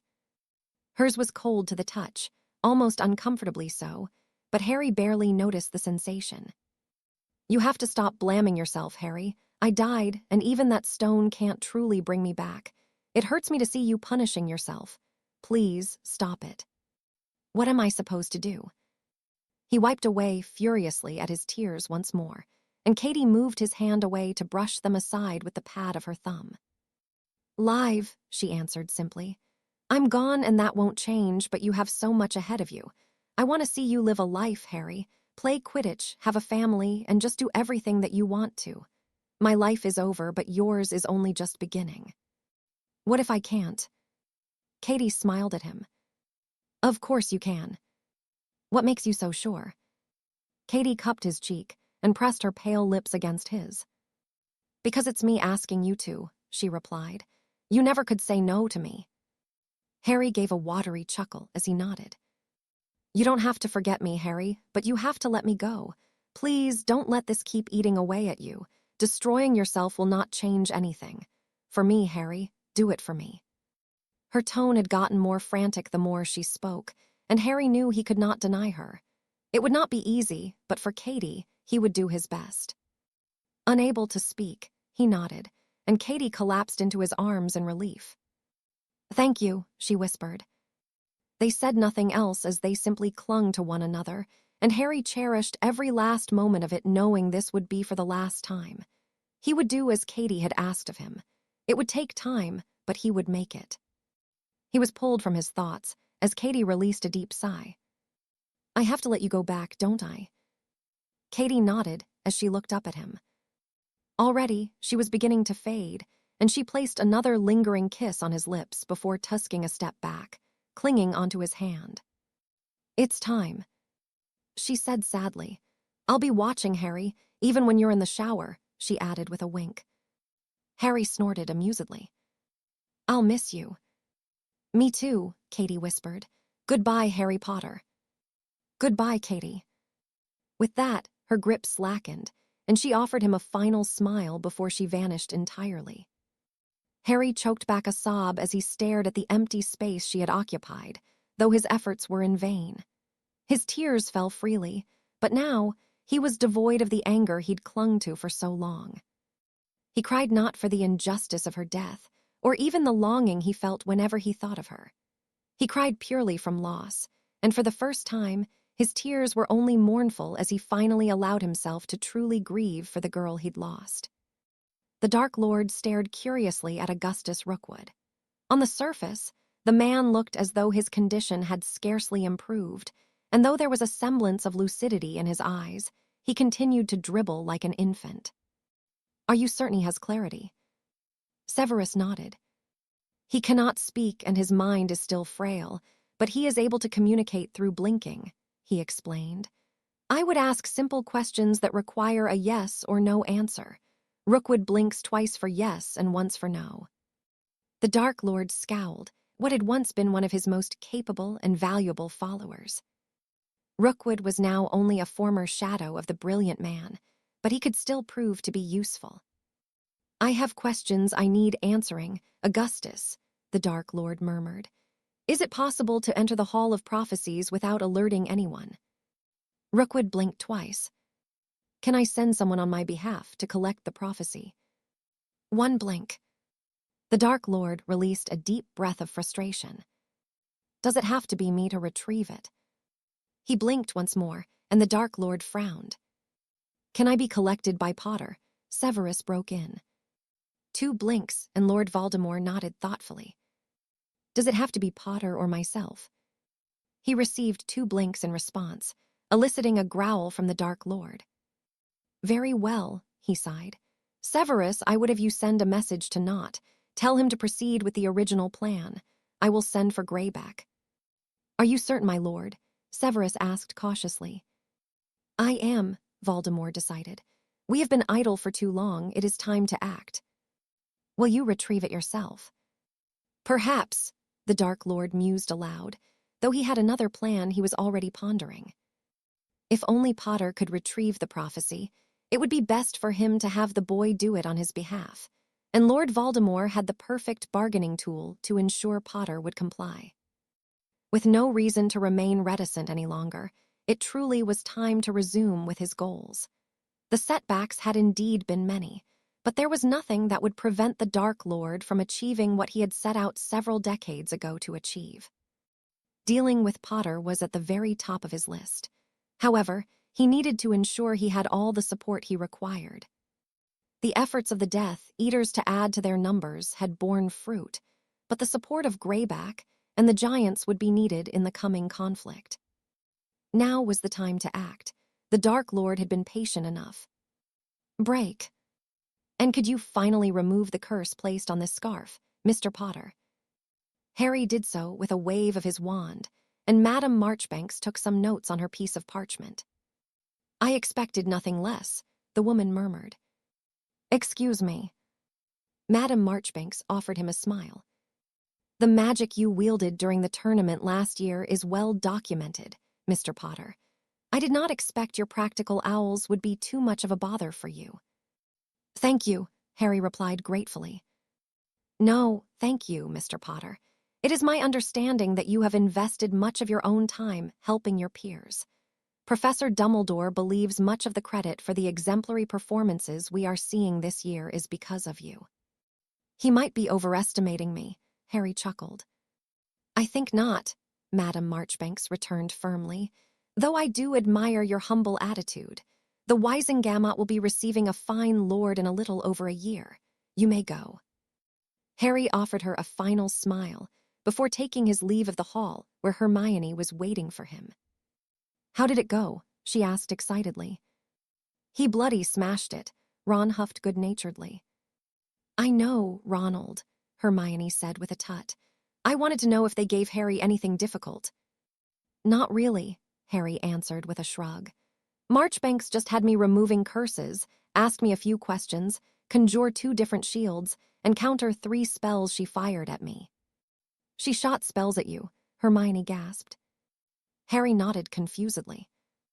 Didn't she do that with you? Hermione shook her head. No, I only had to name 2 shields that block standard spells, counter 2 curses, and name a type of cursed fire. So, they did make him do more, Ron said triumphantly. Harry merely shrugged in response. None if it was hard, he pointed out. I've taught most of it to the rest of you already. But it is beyond ordinary wizarding level, Hermione explained. I bet you did it all without using incantations, didn't you? Yes. We won't start learning that until next year, Harry, Hermione pointed out. Oh, I didn't think of that. Hermione shook her head amusedly. For someone who is quite brilliant, you're quite dense, Harry. Ronald Weasley. Ron suddenly paled as a short man called his name from the door of the Great Hall. You'll be fine, Harry assured him. Ron nodded and stood at his full height as he entered the Great Hall. Don't tell him I said this, but he looked a lot like Percy when he did that, Harry murmured. Hermione hid her laughter behind her hand as she nodded her agreement. They waited for only 10 minutes until a pleased Ron Weasley returned, giving them both a thumbs up as he approached. Thanks, mate, he said to Harry, clapping him smartly on the shoulder. I just wish potions went better, he added with a frown. At least it wasn't as bad as Neville's, Hermione comforted. His cauldron melted. Ron grimaced sympathetically. Just one more to go, he declared. Divination. Arithmancy for me, Hermione murmured. It will be the hardest one yet. I'm done, Harry said, relieved his exams were finally over. With how ominously quiet Voldemort had been since the Azkaban breakout, he'd been granted the time to study for his owls. Now that they were over, however, whatever the Dark Lord was up to was on his mind once more. I suppose I'd best get to it, Ron grumbled. Maybe if I fail, I won't have to continue with it. Catch you later. I need to go too, Hermione announced. Defense Club tomorrow. Harry nodded. Quidditch tonight, Defense Club tomorrow. Hermione offered him a smile and wave as she left the entrance hall to sit her final exam, and Harry made his way outside to enjoy the late June weather. A year. It had been a year since the final of the tournament, and though it felt to be something of a distant memory, he'd never forget it and all that happened that night. Reaching for the Thistral talon he wore around his neck along with the broomstick, he released a deep breath. Come death come, he murmured to himself. He'd respected Katie's wishes, and even if he wasn't ready to move on, he'd been relieved of the burden of guilt he'd carried for her death. If she didn't blame him, he knew he couldn't blame himself any longer. It would serve only to dishonor the memory of the girl he'd been so fond of. He still was, but Katie had been right. She was gone and Harry had his entire life ahead of him. She wanted him to live it, and when all was said and done with Voldemort, no matter what inevitable heartache and suffering he would endure, he intended to do just that. Sarah and David had remained in contact with him, and Harry looked forward to their letters when they sporadically arrived. Sometimes they simply wished to know how he was, and others, they would share their treasured memories of Katie when she was growing up. I suppose you'll be getting an outstanding in your defense against the Dark Arts Owl, a familiar voice commented. As will you, Harry replied. If you don't, I'm not going to carry on teaching you. It would be a waste of my valuable time. Tomorrow night, Daphne asked. Harry nodded. Have I ever let you down? Only every time I see you, Potter, Daphne sighed, but I am grateful for your help. I'd be disappointed if I didn't get an outstanding in defense and runes. The duo had begun working on the latter of the subjects together a few months prior. Daphne was a keen practitioner of ancient runes, and between them, they'd lessened their workload considerably from their combined efforts. Tomorrow night, then, Harry chuckled. Daphne offered him a rare smile before she took her leave, and Harry removed the letter he'd received at breakfast that he hadn't had time to open before his exams. The scrawl across the front was one that he'd become familiar since the new year had come. Not a week went by that he didn't exchange a letter or two with Gabrielle, who was quite insistent she be allowed to show him around parts of magical France Harry had yet to see. He certainly wasn't against the idea. Gabrielle was, in many ways, a welcome distraction from the responsibilities he had at Hogwarts and magical Britain at large. She never mentioned the war, never asked him for anything other than a reply to her letters, and she certainly couldn't care less about his fame, other than his feat of rescuing her and Fleur from the lake. It also helped that she was not fixated on the life debt that hung between them. "I'm sure you will one day find something suitable I can do to make up for it." That was all she had said on the matter, and had pointed out that she wanted them to be friends above any outstanding magical debt. That had already somewhat been budding before the incident in the lake, so it only made sense for Harry for that to not change. "Might I have a word, Harry?" "I thought with my exams being done the rest of the year would be peaceful," Harry snorted.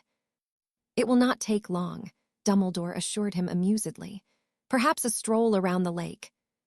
Harry nodded and fell into step with the headmaster. "I do not take time away to do this often enough," Dumbledore mused aloud. "I fear I often take for granted the privilege I have of residing in the castle. The grounds are truly magnificent. Of course, the credit for that belongs to Hagrid." "I see him out here at all hours," Harry replied. "Does he sleep?" Dumbledore chuckled. "He assures me that he gets enough rest. I expect his parentage means he does not need as much as most." "What's my excuse then?" Harry asked. "I cannot say for sure," Dumbledore murmured. "I have found that I have required little sleep myself. Maybe it is the nature of our magic that means we need less. Perhaps it is something I will look into when time permits." "When you retire." "Are you so keen to see me leave Hogwarts?" Harry shook his head. "Wizards do retire, don't they?" "Most do, but some opt to work until the very end.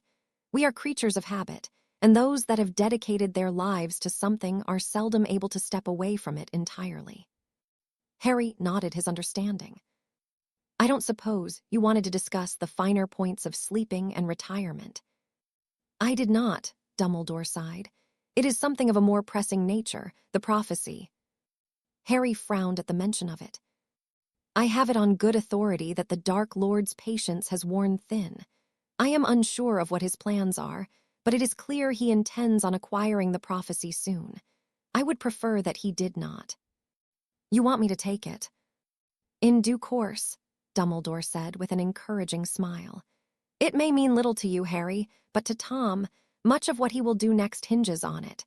I believe it would serve us well to ensure he has no perceived advantage." "But he doesn't," Harry pointed out. "Not as such," Dumbledore agreed. "But when he comes to learn of the contents, he will remain cautious of you. He will not, however, be reluctant to pursue his other goals. It would be detrimental to wizarding Britain." Harry nodded. "Are we going to have to break into the Department of Mysteries to get it? He will proceed anyway if he thinks it's out of his reach." Dumbledore frowned thoughtfully. "I expect that would be the best approach. So long as he believes it is still there, he will remain hopeful he can obtain it. Perhaps we will be able to find a way to use that to our advantage." Harry conceded the point with a muttered curse. "I will get it during the summer," he assured the headmaster. "If there's anything you can tell me about getting in and out, it would be helpful." Dumbledore offered him a bow. "Thank you, Harry. I will make some notes of what I know of the department, but I suspect your cloak will be most useful in this venture. It truly is rather peaceful here. I think I will remain a little longer." Harry accepted the dismissal and headed back towards the castle. With the exams finished, and a session of each Quidditch and the Defense Club to attend, the summer holiday would be upon him once more, though he did not anticipate simply enjoying a break from his schooling. With Voldemort seemingly ready to continue with his efforts, albeit from within the shadows, Harry suspected he would be getting little rest in the coming weeks, months, and likely years. Break.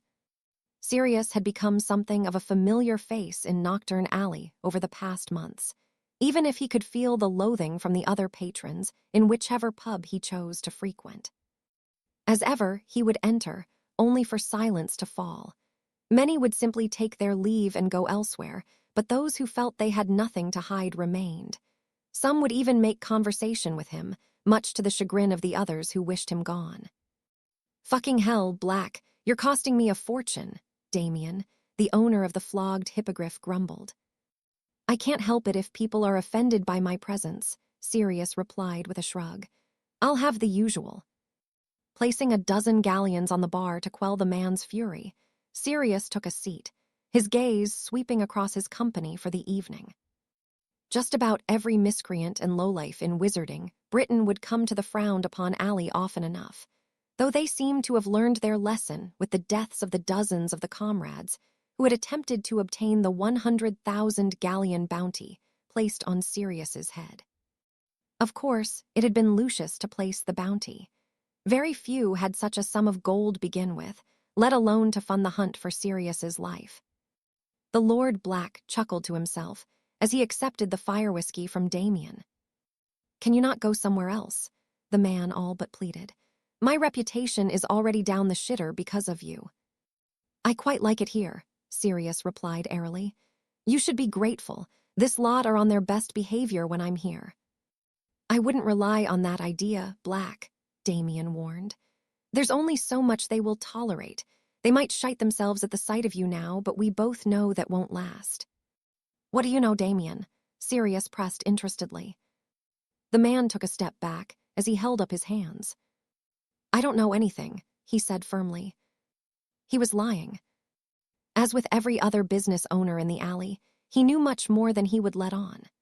From fear, likely, but Sirius had no doubt there were those just waiting for the Dark Lord to creep out of the shadows so that they may declare for him. It was not beyond the realm of possibility that many already had and were simply following in the footsteps of their master. Not that it mattered to Sirius. Soon enough, war would be upon them, but until then, he was content to continue frequenting the bars, making the patrons feel quite uncomfortable by his presence, and paying over the odds for his drink of choice in order to enjoy that. "Relax, Damien. If I wanted to cause you problems, you would no longer have a bar to stand behind," Sirius said pointedly. "You heard what happened to Bletchley." Damien swallowed deeply as he nodded. "He should have stayed behind his bar instead of thinking he could kill me, just like the rest of them." Damien picked up a rag and began polishing some of the glasses nervously. "He should have," he murmured in agreement. "I think I'll have another," Sirius murmured, having finished his drink. Damien's eyes widened suddenly, and the glass fell from his grasp, shattering on the ground. Sirius frowned as he turned to see what had spooked the man, chuckling humorlessly as he found himself faced with every patron in the bar, now garbed in Death Eater robes, with their wands pointed at him. It was not this that caught his attention, however. Standing at the entrance was the oddest being Sirius had seen, tall, pale, red, slitted eyes, and without a nose of which to speak. At the very same moment he realized the gravity of his predicament, he felt several protections falling into place. "I didn't know you were so short of gold that you're doing Lucius's bidding," Sirius commented, pondering his next move. The Dark Lord shook his hairless head disappointedly. "You are a fool, Black," he said simply. "Those who came before you were to be admired and treated with caution. You do not compare to your predecessors." "Neither do you," Sirius returned evenly. "You'll never be Grindelwald nor Herpo nor any other Dark Lord." Voldemort smiled in response.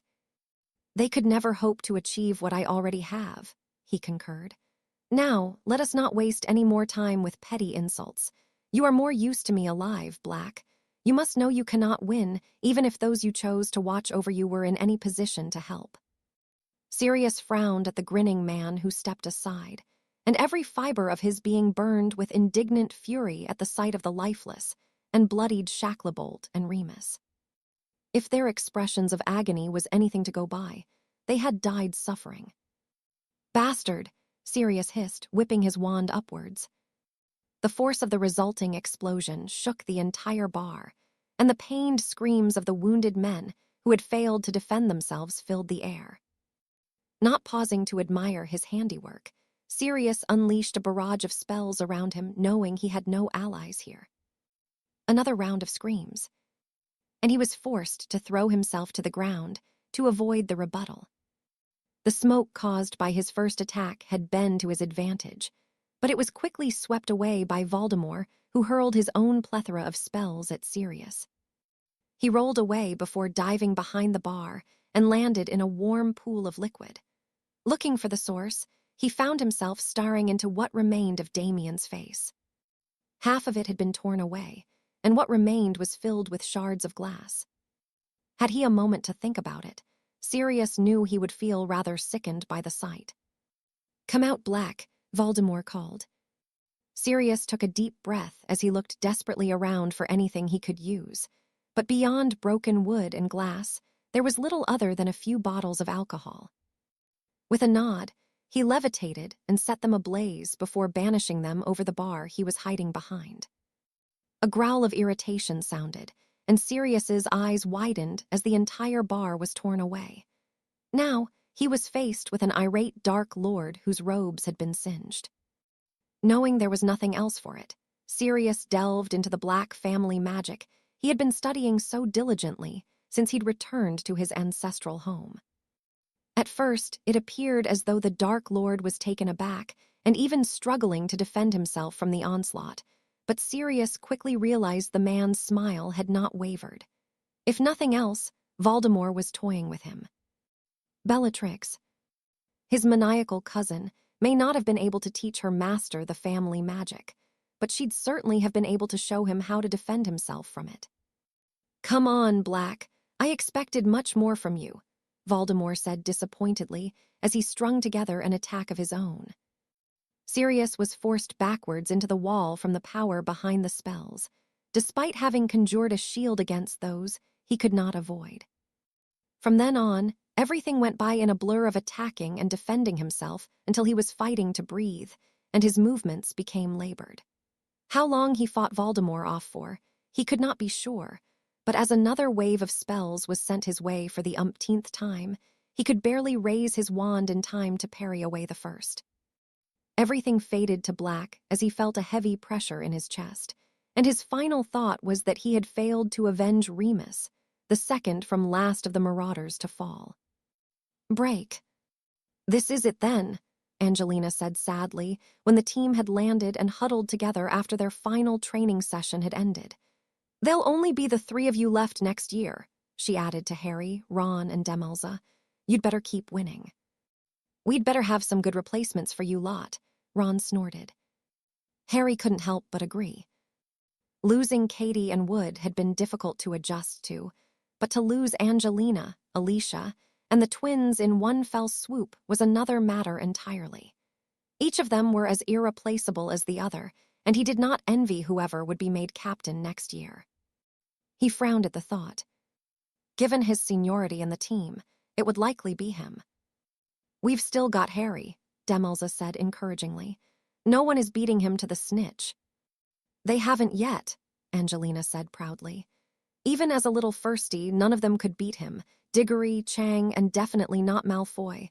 I think we all know that won't change. "You never know," Harry said with a shrug. Angelina tutted.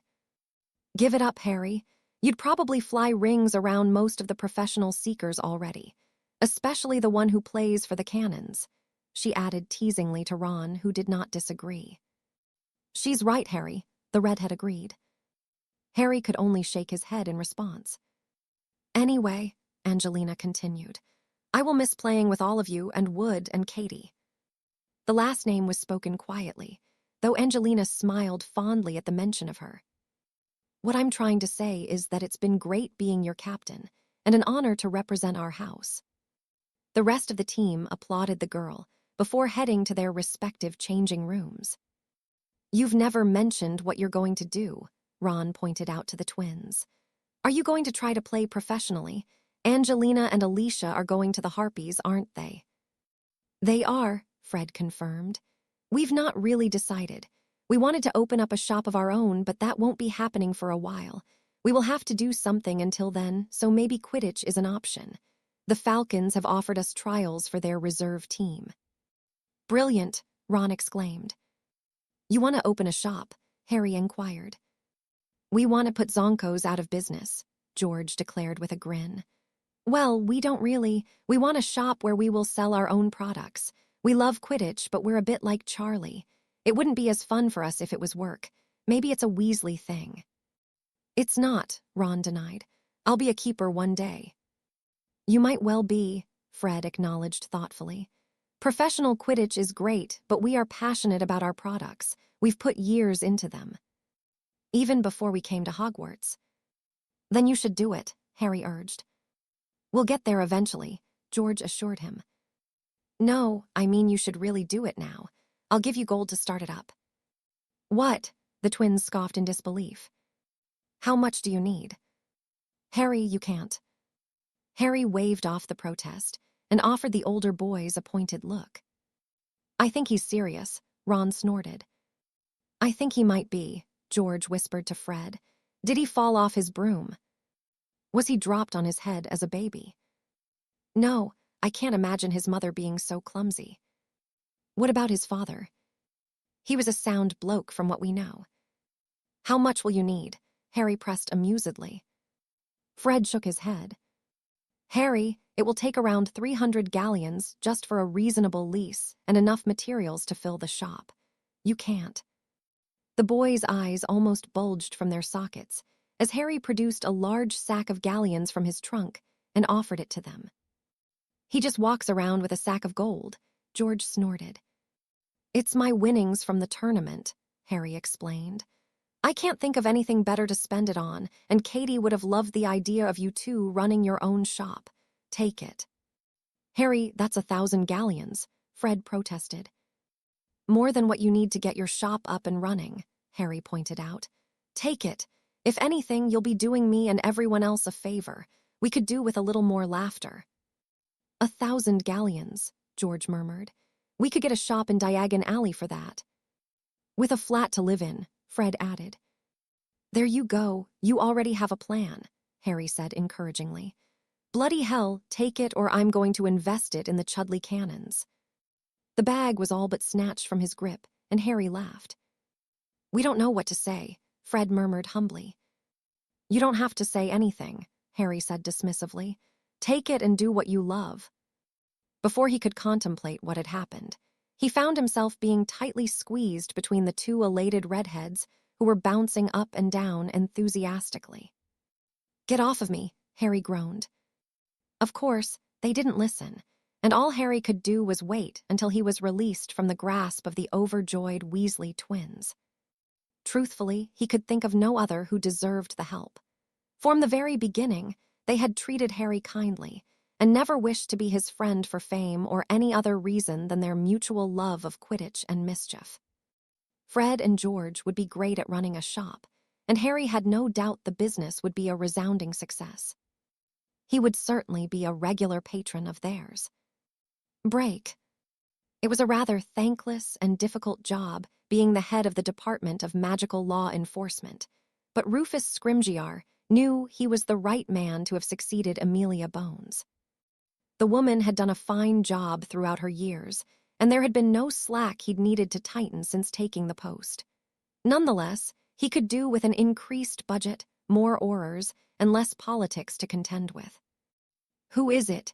he called as a knock sounded at his office door. It opened to admit a concerned Auror Tonks, along with a woman he did not recognize. "I apologize for interrupting, sir," Tonks offered, "but I was wondering if you'd heard from Auror Shacklebolt. Has he not reported for duty?" Tonks shook her head. "And he did not come home last night," the other woman said worriedly. "You must be Mrs. Shacklebolt," Rufus acknowledged as he rifled through his schedule. "Ah, it says here that Kingsley was due to finish his shift at 8 p.m. last night, to be relieved by Auror Tonks and Auror Dawlish. You were supposed to finish an hour ago, Tonks." The woman nodded. "I was just finishing when Yolland arrived, sir. I think something has happened to Kingsley." Rufus frowned. Pray, tell me what you think has happened to him." Tonks swallowed deeply. "There's a strong chance he was in Nocturne Alley with Sirius. He's been spending a lot of time there." Rufus's frown deepened. The Black debacle had proven to be a blemish on the reputation of the department. "I see nothing amiss with that. Many people frequent Nocturne Alley of an evening." Tonks shook her head, but faltered with her words. Tonks, if there is something I should know, I would have it out of you immediately. Before I came here, I paid a visit to Sirius's home. He's not there, and neither is Remus Lupin. They've been in Nocturne Alley, keeping an eye out for any suspicious activity." Rufus was not getting the full story, and it was beginning to test his patience. "Suspicious activity," he pressed irritably. "Death Eaters." Rufus huffed as he leaned back in his chair. He had heard all of the rumors, paid close attention to what had occurred at the conclusion of the blasted tournament a year ago. Since then, however, all had been quiet, despite the rumors that continued to circulate. "Unless you have anything of substance, Tonks, I do not know what you are expecting from me. As far as I am aware, Shacklebolt finished his shift at 8 p.m. last night and is due to return tomorrow." Tonks nodded and gestured for Mrs. Shacklebolt to follow her from the room. When he was left alone, Rufus deflated. If there was indeed a resurgence of sorts on the horizon, the British ministry was ill-equipped to deal with it. Over the years since the war had ended, the Department of Magical Law Enforcement had been depleted by budget cuts and lack of viable candidates for Auror training. Shaking his head, he stood and exited his office. Tonks," he called to the retreating women as he approached. "Let us find out what has happened. Is there any way you can contact Black or Shacklebolt?" Tonks frowned before she nodded. "His elf," she said, chastising herself. "I'll check with Sirius's elf." "You do that and keep me informed. I will do a little digging of my own to see if anyone has seen them. I have a few contacts in Nocturne Alley I can check with." Tonks nodded gratefully, and Rufus walked purposely towards the lifts. If Shacklebolt or Black had been in the alley the previous night, he would know it within the hour. "Break." "Keep it up," Harry urged as he observed the gathered students. Over the weeks and months he had been running the defense club, around 3/4 of the school had begun attending. It was no easy feat managing such a large group, but with Ron and Hermione's help, it was much easier. "Move your feet, Seamus," Harry instructed. "Don't stand in one spot too long." The Irish boy nodded and began circling around Dean Thomas, anticipating the attack from partner. "Good," Harry praised as he moved on to watch Daphne and Tracy facing off. "Come on, Greengrass, you're quicker than that. You're doing her no favors by holding back." "Piss off, Potter," Tracy said good-naturedly, only to groan as Daphne disarmed and bound her in thick ropes. "That's better, Greengrass." Daphne shot him a smirked and Harry frowned as an unfamiliar owl landed in front of him and presented its leg. Removing the small box and opening, Harry felt his heart sink at what was inside, accompanied with the brief note included. "Are you all right, Potter?" Daphne asked worriedly, her eyes widening at the expression of fury that crossed his features. Without answering, he summoned Mallory and climbed atop her before barreling towards the castle. Break. With the exams for the year completed and only a few days left until the end of the term, Albus was simply enjoying the school being at peace. It was now that he would be preparing for the next term of Hogwarts, and at the very top of his list of priorities was finding a suitable candidate to accept the defense against the dark arts post. In these trying times, it would not be easy, but he was hopeful he would succeed. He frowned as the fire in the hearth flared green, and he pointed his wand at it to accept the flu call. It was a deeply concerned Nymphadora Tonks that appeared, and before Albus could speak, the woman beat him to it. "Albus, we have a situation. You need to come through to Grimmauld Place." Her head vanished, and Albus felt a sense of dread wash over him. Without preamble, he stepped through the fireplace where he was greeted by the frantically packing Auror. Standing in front of her were an almost pleased creature. "Tell him," she demanded of the elf, Tell him what you told me. Creature, Albus questioned sternly. Master Black has been captured by nasty Dark Lord, the elf explained. Wolfman and the other Auror is dead.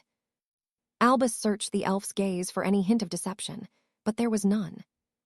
Why would he capture Sirius? Wouldn't he just kill him? Tonks questioned. The feeling of dread only intensified at the realization of the only reason Tom would capture Sirius alive. And already, the weight of the apparent deaths of Remus and Kingsley weighed heavily upon him. How they had been captured, and what they had been doing to find themselves so vulnerable was neither here nor there for the time being. No, there was a more pressing issue. When did this happen, Creature? Last night, Creature answered. Nasty Dark Lord and nasty men in the bad alley. Nasty Dark Lord, Albus questioned curiously. Creature looked fearful, but refused to answer the inquiry. Albus, what are we going to do? Tonks asked worriedly. I expect it is out of our hands, Nymphadora, Albus sighed. He has something that he can bargain with, and I have little doubt that he will not linger in making his demands. So, we just wait until we hear from him. Albus shook his head. It will not be me he contacts, he acknowledged as he sent a summons to the rest of the order. What he wants is something that only Harry can give him. Explain what has happened to the others when they arrive. I must speak with him immediately. Turning back towards the fireplace, he stepped through to his office and immediately took his leave of his sanctuary. The more he pondered the situation they now faced, the more daunting and unsettling it became. Harry would not abandon Sirius, and Albus would not expect him to, but with all but no control over how this latest development would unfold, it was as unsettled as the headmaster had felt in almost a decade and a half. Albus's heart sank as he exited the castle to see Harry bounding towards him mounted on his Thistral companion. The noble beast came skidding to a halt in front of him, and Harry's expression told Albus all he needed to know. The young man was furious beyond belief and said nothing as he handed Albus the small box he clutched. Within it was the familiar ring of House Black, still worn by the dismembered finger of the current lord of the family. The attached note was brief and confirmed what Albus had expected, though the additional caveat was an unpleasant stroke of genius by Tom. Harry Potter, you know what it is I want, and if you truly are a clueless fool, then Dumbledore will tell you. Retrieve it. I do not care how, but you will do so and then you will activate the included portkey. Yes, it is the finger of your loving godfather, but worry not. The rest of him will remain intact so long as you obey my order. Do not attempt to deviate from my instructions. If the portkey is tampered with, Black will die. I expect you soon. Lord Voldemort. The prophecy, Harry whispered. Albus could only nod his confirmation. What will you do, Harry? The boy's nostrils flared dangerously, and his lips were pulled back over his teeth in a feral snarl. I'm going to give it to him, and much more. If he thinks I'm going to be giving in to his commands so easily, he's got another thing coming. Before Albus could question him further, Harry had taken to the sky, and Albus could only watch as he vanished into the distance, the feeling of dread that was plaguing him not having been alleviated in the slightest in the last few moments. It was a confused group of men and women that flowed into the kitchen of Grimmauld Place, though their expressions became rather sober when they took in Albus's grave demeanor. What is it? Arthur questioned as he took a seat next to Molly at the table. A most unpleasant development, Albus sighed. It has been brought to my attention that Sirius has been kidnapped by the Dark Lord. How? Elphia's Doge asked. I am not aware of the full details as yet, but both Remus and Kingsley were killed in Nocturne Alley around the same time of the kidnapping. The gathered members of the order murmured worriedly amongst themselves. If Sirius has been captured, isn't the house compromised? Sturgis Podmore queried. Only if he gives away the location. Sirius would die before he did that, Nymphadora piped up sadly. He'd never tell them anything. I'm inclined to agree with you. So, what do we do? Amos Diggory broke in. We can't just leave him to Merlin knows what. I'm afraid it is out of our hands, Albus explained. The Dark Lord has made his demands, but he sent them to Harry. He made it very clear that if any other attempts to interfere, Sirius will be killed. Harry will be killed if we do nothing, Arthur pointed out. Albus nodded defeatedly, though he smiled. If nothing else, Harry has time and again proven his resilience and adaptability. He made it very clear to me before he left to do what he felt was necessary that nothing must be done that could compromise the delicate situation. We can't just leave Harry to deal with it, Arthur growled. Albus, there must be something we can do. Until we hear from Harry, I am afraid it is not possible. The Dark Lord has been rather meticulous in his planning, and the instructions were clear. Harry alone must carry them out. His decision did not sit well with many, though having had all he knew explained to them, there was little else to be said on the matter. As much as Albus despised the position he found himself in, there was nothing else to be done. Poor Remus and Kingsley, Amos murmured. Are you certain, Albus? The headmaster nodded tiredly. Rufus has confirmed via his own contacts that there was an unpleasant skirmish in Nocturne Alley and one of the pubs. Several were killed in the struggle, including 2 men that matched the description of Remus and Kingsley. Amos could only shake his head, and Cedric looked to be both lost and agitated. Nonetheless, there was nothing for it. As Albus had explained to the deeply unhappy Order, they would all simply have to wait until they heard from Harry as to what had happened. Albus dared not consider the possibility that they may not hear from Harry at all. That prospect was unsettling enough, but he could not deny that it was a distinctly likely outcome should whatever plan Harry managed to formulate did not work in his favor. Break. He stared at the ring adorning the severed finger of his godfather, almost absent-mindedly, readying himself to stand before the Dark Lord once again, still far from being ready for the inevitable violent confrontation between the two. How Sirius had found himself in such a foolish situation, Harry didn't know, and in truth, he didn't care in this moment. His mind was focused on the task at hand, and having pondered just what he would do since leaving Hogwarts, he had all but made up his mind. Whether it would go as well as he hoped was another matter entirely, but as ever, he had plans within plans. He'd learnt that from the Peverils, from watching his Potter ancestors, and from death.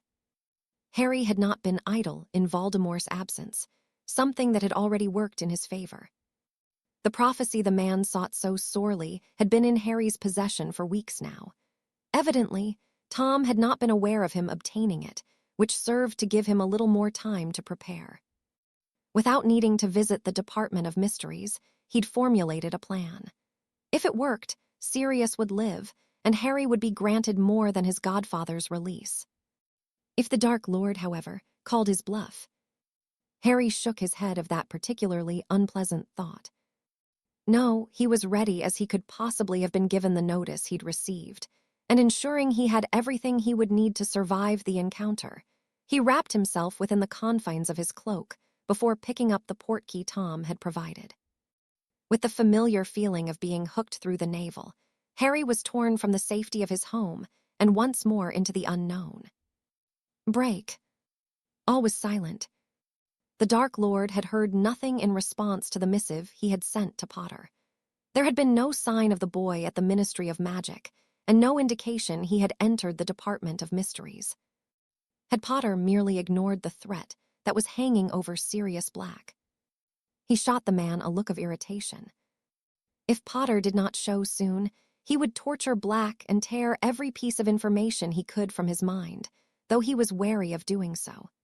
The Blacks were famed for their ability in the mind arts, and the Dark Lord did not wish to harm himself foolishly. Black laughed, once more as he had been doing sporadically since he'd been captured. "Do you think Harry values my life enough to do what you want him to?" he asked. "You do realize he's going to gut every last one of you. Who cares if I'm alive to see it or not? I'll be waiting for you in whatever hell you bastards are sent to when he's done with you." He laughed once more, and the Dark Lord silenced him with a wave of his wand. "Come on, Potter," he growled. "Do not keep me waiting." His grip tightened around his wand, and the urge to curse the now silently guffawing Black only increased. Had the man lost his mind? When they'd arrived, he'd been furious, determined to get to any who stepped within a few feet of him. Crabbe had been unfortunate in his effort to goad the man, and Black had torn his ear of with his teeth. None of the other Death Eaters had gone near him since. "Where the fuck is the little shit?" Greyback snarled furiously. The full moon was close, and the werewolf was not as his most charming. "He will be here," the Dark Lord assured him. Greyback licked his lips in anticipation. It was several moments later that a disturbance was detected within the vast network of protections erected here, and Voldemort narrowed his eyes as he scanned the area. "Come out, Potter. I know you're here." Break. He shouldn't have expected anything less. Of course, Tom would bring him back to the very place Harry had witnessed the man's rebirth, though this time it wasn't only the Death Eaters who were present. Dozens of scraggly and scarred men and women were spread throughout the graveyard. It was a show of strength, though it would have been more impressive had the giants Harry had been tracking for months made it. They were currently camped on the southwestern coast of England, waiting for Tom to put them to use. Little did they know that the moment they attempted to leave their campsite in any direction, they would find themselves quite unable to do so. Harry grinned to himself briefly from under his cloak. He'd been unable to intercept the werewolves. There had been too many of them, but he'd kept watch and discovered where they were staying too. More than the giants and werewolves, however, Harry had kept himself busy throughout the intervening months. "Come out, Potter. I know you're there." The very sight of Tom Riddle filled Harry with righteous fury, but he took a few calming breaths to compose himself. It would not do to let his temper get the better of him, not when the situation he faced was so delicate. With a flick of his wand, he appeared before the gathered crowd, much to Sirius's horror. "I suppose it was too much to hope that you'd stepped in front of a bus, Tom," Harry sighed in greeting, taking no small amount of pleasure in the tightening of the man's bony jaw. "I would have thought you would have left your sense of humor behind, considering I have your godfather at my mercy." "Who's trying to be funny?" Harry replied dryly. "I was quite serious. I really do hope you get hit by a bus, but then again, ripping your guts out through your arse will be much more satisfying." A burst of red sparks shot from the end of Voldemort's wand, and the Death Eaters hissed in displeasure. "Enough," the Dark Lord roared. "Do you have what I asked for?"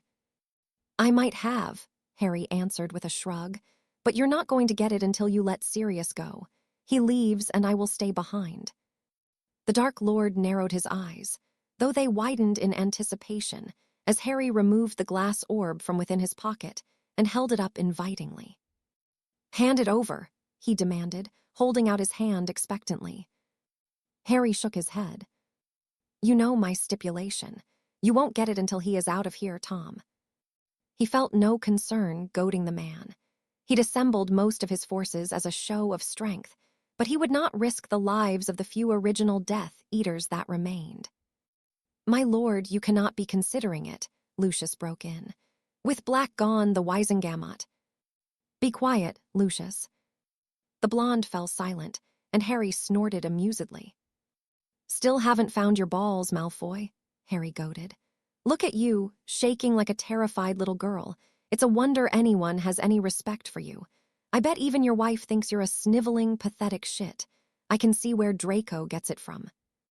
"You dare," Lucius hissed as he stepped forward, trembling in fury. "More than you do," Harry replied. "You gutless prick." "Lucius, he will be allowed to stand between us." Voldemort decided. "You will hand the prophecy to Greyback, and he will release Black to you at the same time." "That could work," Harry agreed. The prophecy meant nothing to, and in the grand scheme of whatever fate had in store, it gave Tom no answers either. Voldemort gestured for the hulking werewolf to lead Sirius to the center of the graveyard, where Harry met him, his wand trained on Greyback with a vicious spell at the ready. "Give me a reason," he urged the leering man. Greyback unleashed a guttural rumbling of his throat, and Harry placed the glass orb in his hand. "Now, run back to your master like a good little dog. We'll be seeing each other soon enough." Greyback bared his teeth menacingly. Greyback enough. Bring it to me, Voldemort instructed. The werewolf reluctantly complied, and Harry offered the man a feral grin of his own. Isn't it a shame that you have to rely on such a scumbag to do your bidding? If only the Death Eaters who so willingly went to Azkaban for you were available. How are they doing anyway? Not too well, I expect. Voldemort's snake-like nostrils flared. I admit, what you did to them was unexpected, but I will have them back. Harry chuckled humorlessly. I doubt that, he snorted. I will also have Bellatrix returned to me in due course. I am sure we will reach an accord on that matter. Perhaps I will pay a visit to a certain family of redheads. You won't be getting her back, Harry said flatly. Let's be honest, Tom, it's not her you want, is it? Voldemort frowned curiously. I think you will find I will appreciate her safe return. Her talents are missed. Harry shook his head. Impossible, he denied. She'd be of no use to you. Her mind is more broken than you could imagine. She put up quite a fight, more than the others did, but she crumbled in the end. Sirius, get out of here. The man tried to protest, but Harry shot him a stern glare. You have already done enough damage. Now leave. He accepted his own offered finger and looked towards Harry imploringly. Gio. Reluctantly, his godfather activated the portkey and Voldemort laughed triumphantly. You are a fool for staying. I could kill you where you stand. And you are a fool if you think I would come here without a contingency plan, Harry bit back. You had no intention of allowing me to leave with Sirius. That was why you created the portkey to only transport one person at a time. You thought this was going to be a trap, that you would get the prophecy and me at the same time. I do have you, Harry, Voldemort pointed out. No portkey you have will send you away and you cannot apparate. You're good, Harry Potter, and I have underestimated you, but you cannot hope to defeat all of us. I don't need to, Harry replied with a shrug. I don't know what the fuck this is, but I know it is important to you. Retrieving it from Bellatrix's vault wasn't easy, but the look on your face tells me everything I need to know. Voldemort's eyes were wide with shock as he stared at the small, golden cup Harry removed from his pocket. You have no idea what magic you are playing with, Potter, the Dark Lord whispered dangerously. You're right, Harry replied ignorantly, but if I was to destroy it? No. It was Harry's turn to feel a sense of triumph as he pointed his wand at the cup threateningly. I will allow you to leave, but you will return it to me.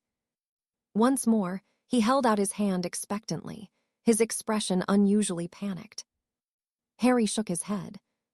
You'll have to do better than that, Tom, Harry murmured.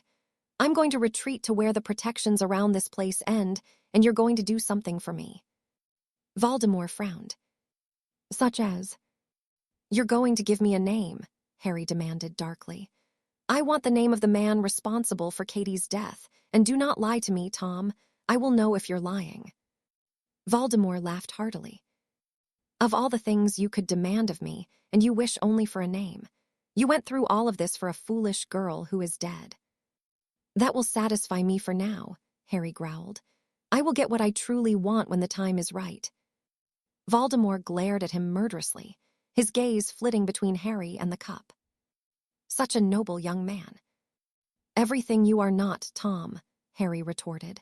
The name, he added as he began retreating. I know it isn't Lucius or any of the other cowardly shits who were here that night. Voldemort began packing forward slowly, falling into step with Harry's own, followed by his followers. It really means so much to you, he said gleefully. When he told me what he'd done, I only wish I could have been there to witness your misery and suffering for myself. Who was it? Harry pressed as he felt the protections begin to ebb away from around him. I will give him the honor of introducing himself. From what I understand, he actually admires you, Harry. One of the figures moved to Voldemort's side and removed his mask. The man was unfamiliar to Harry at first glance, but there was something about him he recognized rather distinctly. It was me, he declared smugly. I impersonated Moody, controlled my father, and had him slit her pretty little neck. Your father? Crouch, the man snapped impatiently. I had the misfortune of being named for him. Barty Crouch Jr., Harry mused aloud. He'd read about the man's trial, subsequent imprisonment, and death in Azkaban. He looked older and more worn than the photo Harry had seen, but it was undoubtedly him, and having the answer filled him only with thoughts of vengeance. Well, Barty, I will be seeing you soon enough. I expect I will be seeing all of you soon enough, Harry added maliciously. My property, Harry, Voldemort urged. You would not rescind on a gentleman's agreement, would you? I kept my end of the bargain by allowing your godfather to leave. Harry nodded as his eyes bored into Barty's. With a shrug, he threw the cup to his right and vanished, chuckling to himself at how furious Voldemort would be when he realized it was a fake. He'd not yet obtained the real one, but would now have to do so as a priority before Tom embarked on that venture himself. Break. The atmosphere within Grimmauld Place was tense. After several hours of waiting, none had opted to leave, each of them needing to know what was transpiring between Harry and Voldemort. Albus checked the clock on the mantel for the umpteenth time and shook his head, the feeling of concern only deepening with each passing moment. There should have been word by now. Midnight had come and gone, and yet only silence. With a flick of his wand, he turned on the nearby wireless, wondering if any reports had been made to incidents that would give them any indication what was happening. After several minutes of bulletins, there was nothing of note. How long has it been? Cedric asked worriedly. Almost 8 hours since I spoke with Harry, Albus sighed tiredly.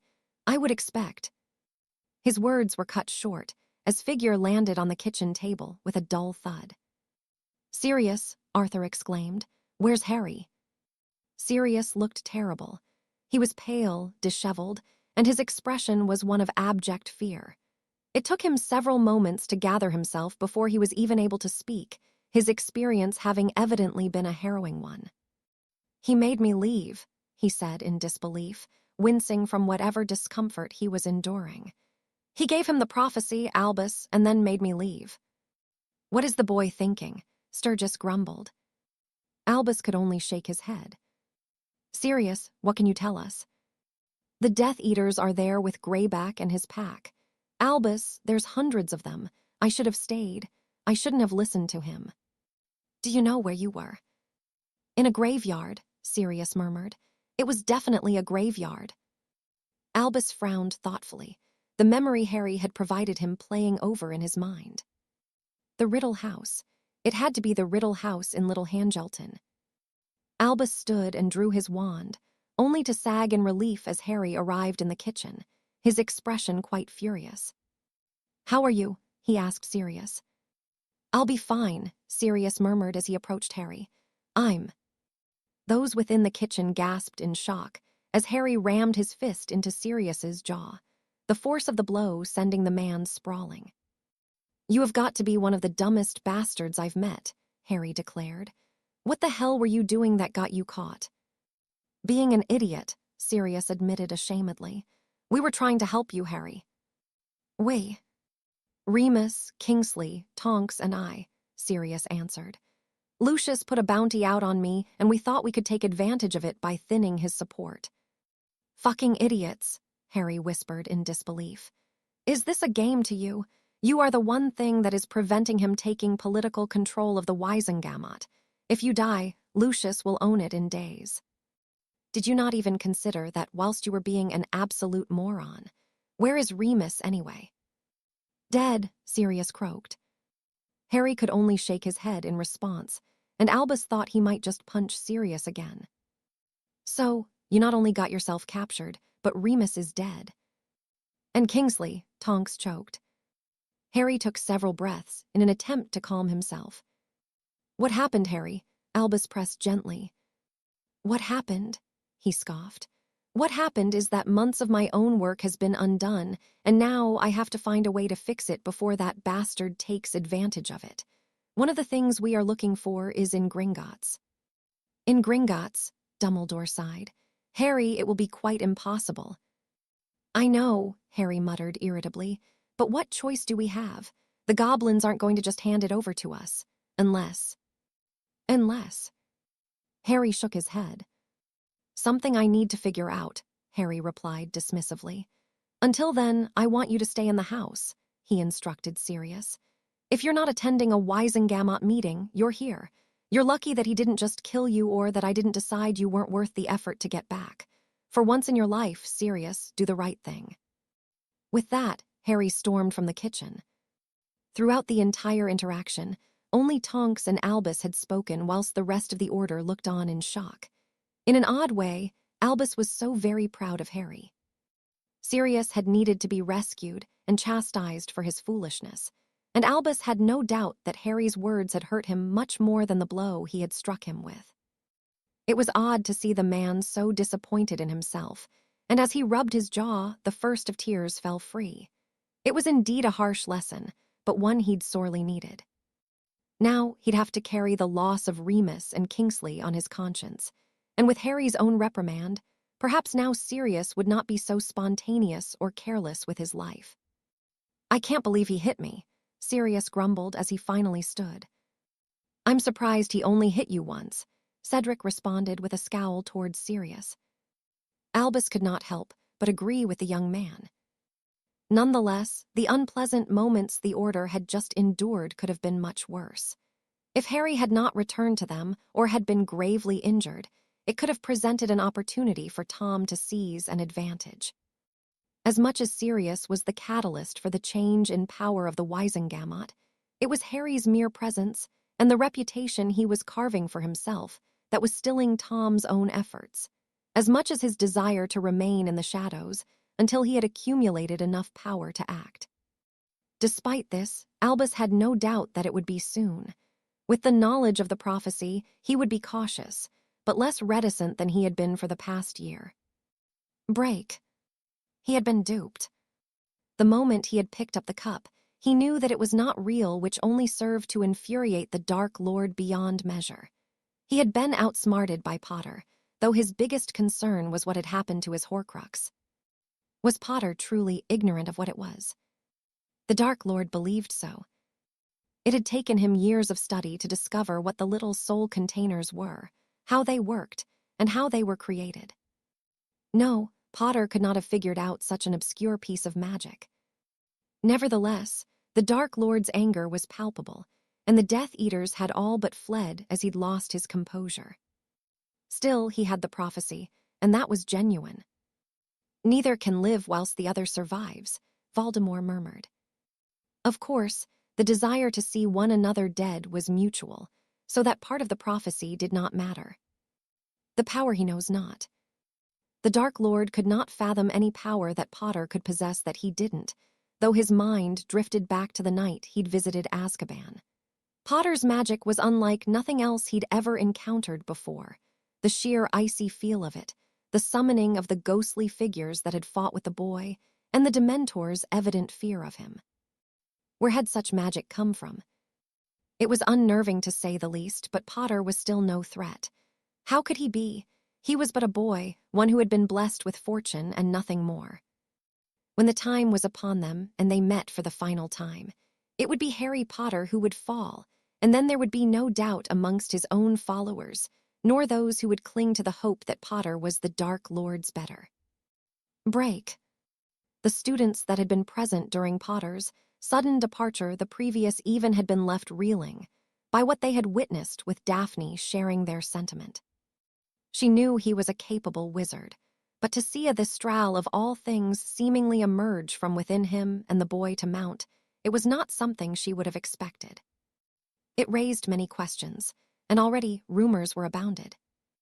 I just don't get it, Tracy murmured from next to her at the Slytherin table. He summoned it from inside him. Is he an animagus? Don't be stupid, Astoria huffed. It was created by magic. He didn't turn into it. All right, smartarse, you explain it. Astoria shrugged. I don't know what it was, but I felt cold when he rode past me on it. Daphne had felt that coldness whilst in Harry's company. It was odd, but not overtly threatening to her, though she had no doubt that it could be if he so wished. Harry Potter was a strange boy, and Daphne could not even begin to explain him. For the most part, he was quite normal in his ways, but his understanding of magic and his own was like nothing else she had ever experienced. It was almost otherworldly, even if she could not explain how. "There he is," Tracy whispered. Daphne looked towards the door to see Harry enter with Granger and Weasley, the former apparently grilling him about what had happened. Harry, however, was clearly in no mood to discuss it, and the glare he shot at the girl drifted around the hall that had fallen silent. He said nothing as he took a seat at the Gryffindor table and continued to pointedly ignore Granger's questions. "Is it me, or is he somehow hotter now?" Tracy asked. Daphne almost choked on her orange juice as Astoria nodded her agreement. "Potter?" she asked in disbelief. Tracy rolled her eyes. "Come on, Daph. You can't have missed how most of the girls look at him. He was famous before he came here. He's been a Quidditch star since first year. He's the first Triwizard champion in centuries, and he's easy won the eyes." "His eyes," Astoria added with a smirk. "You must have noticed his eyes." Daphne's gaze shifted between the two girls. "I might be sick," she said dramatically. "Oh, shut up," Tracy snorted. "It's only because of what happened at the end of last year that no one has made a move on him. I even heard some of the 7th years in our house talking about him." Daphne shook her head, but she looked towards Harry. She could not deny that he was attractive, his pale skin, jet black hair, and emerald eyes making for a pleasing aesthetic. He was physically fit too from his years of Hogwarts and whatever other training he undertook. He was intelligent, quietly confident, and would be a man of high status when he graduated from high school. In truth, ticked just about every box any lord of high standing would look for in a match for their daughters. Potter, however, was not a pureblood. His own father had married a Muggle-born, so Harry would feel no obligation towards tradition.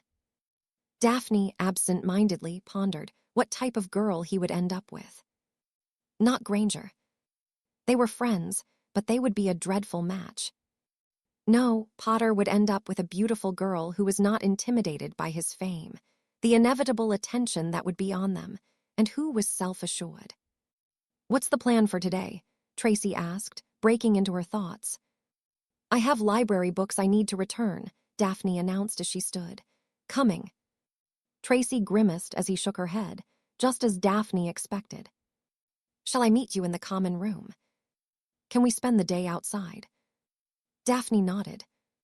"By the lake, then." Tracy grinned happily, and Daphne took her leave of the Great Hall, secreting herself in one of the alcoves near the staircase. She waited only for a few moments, until Potter exited and quirked an eyebrow at her questioningly. "How did you know I was here?" "I could smell you," he chuckled.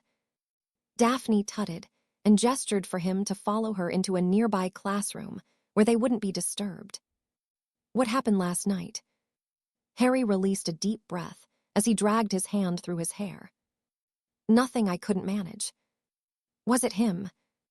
Harry nodded, and Daphne offered him a sympathetic smile. How he coped with whatever was happening in his life, she didn't know.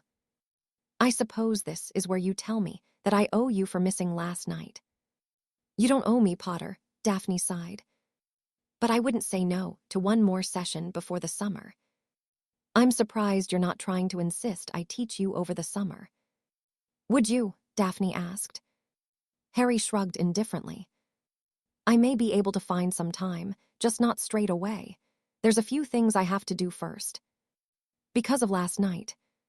"Maybe." Daphne huffed irritably. "You're not very forthcoming, are you?" "Neither are you." Daphne conceded the point with a frown. "Fair enough," she snorted. "Tonight, then." "Tonight," Harry agreed, bidding her farewell with a wave before he left. Daphne waited a few moments before following, her thoughts occupied by the conversation she'd had with Tracy and Astoria. Was Harry even aware that there were a considerable number of girls so interested in him? If he was, he never gave any indication of it, though from what Daphne did know about the boy, it was likely he remained wholly ignorant. It was rather amusing, but understanding. Harry Potter seemingly had more important things to focus on than the girls of Hogwarts. even if she chose to ignore the smile that his ignorance brought to her own lips. Break.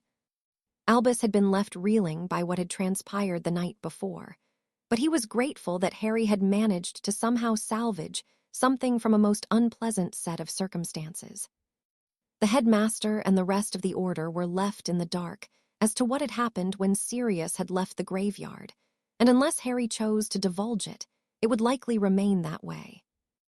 Albus could only shake his head. Sirius had been inconsolable, the deaths of Remus and Kingsley weighing heavily upon him, and the sheer disappointment from Harry only added to his grief. Nonetheless, acting so foolishly had indeed been unwise. Harry had been right to be angry with the man, and it was something that Sirius would not remember.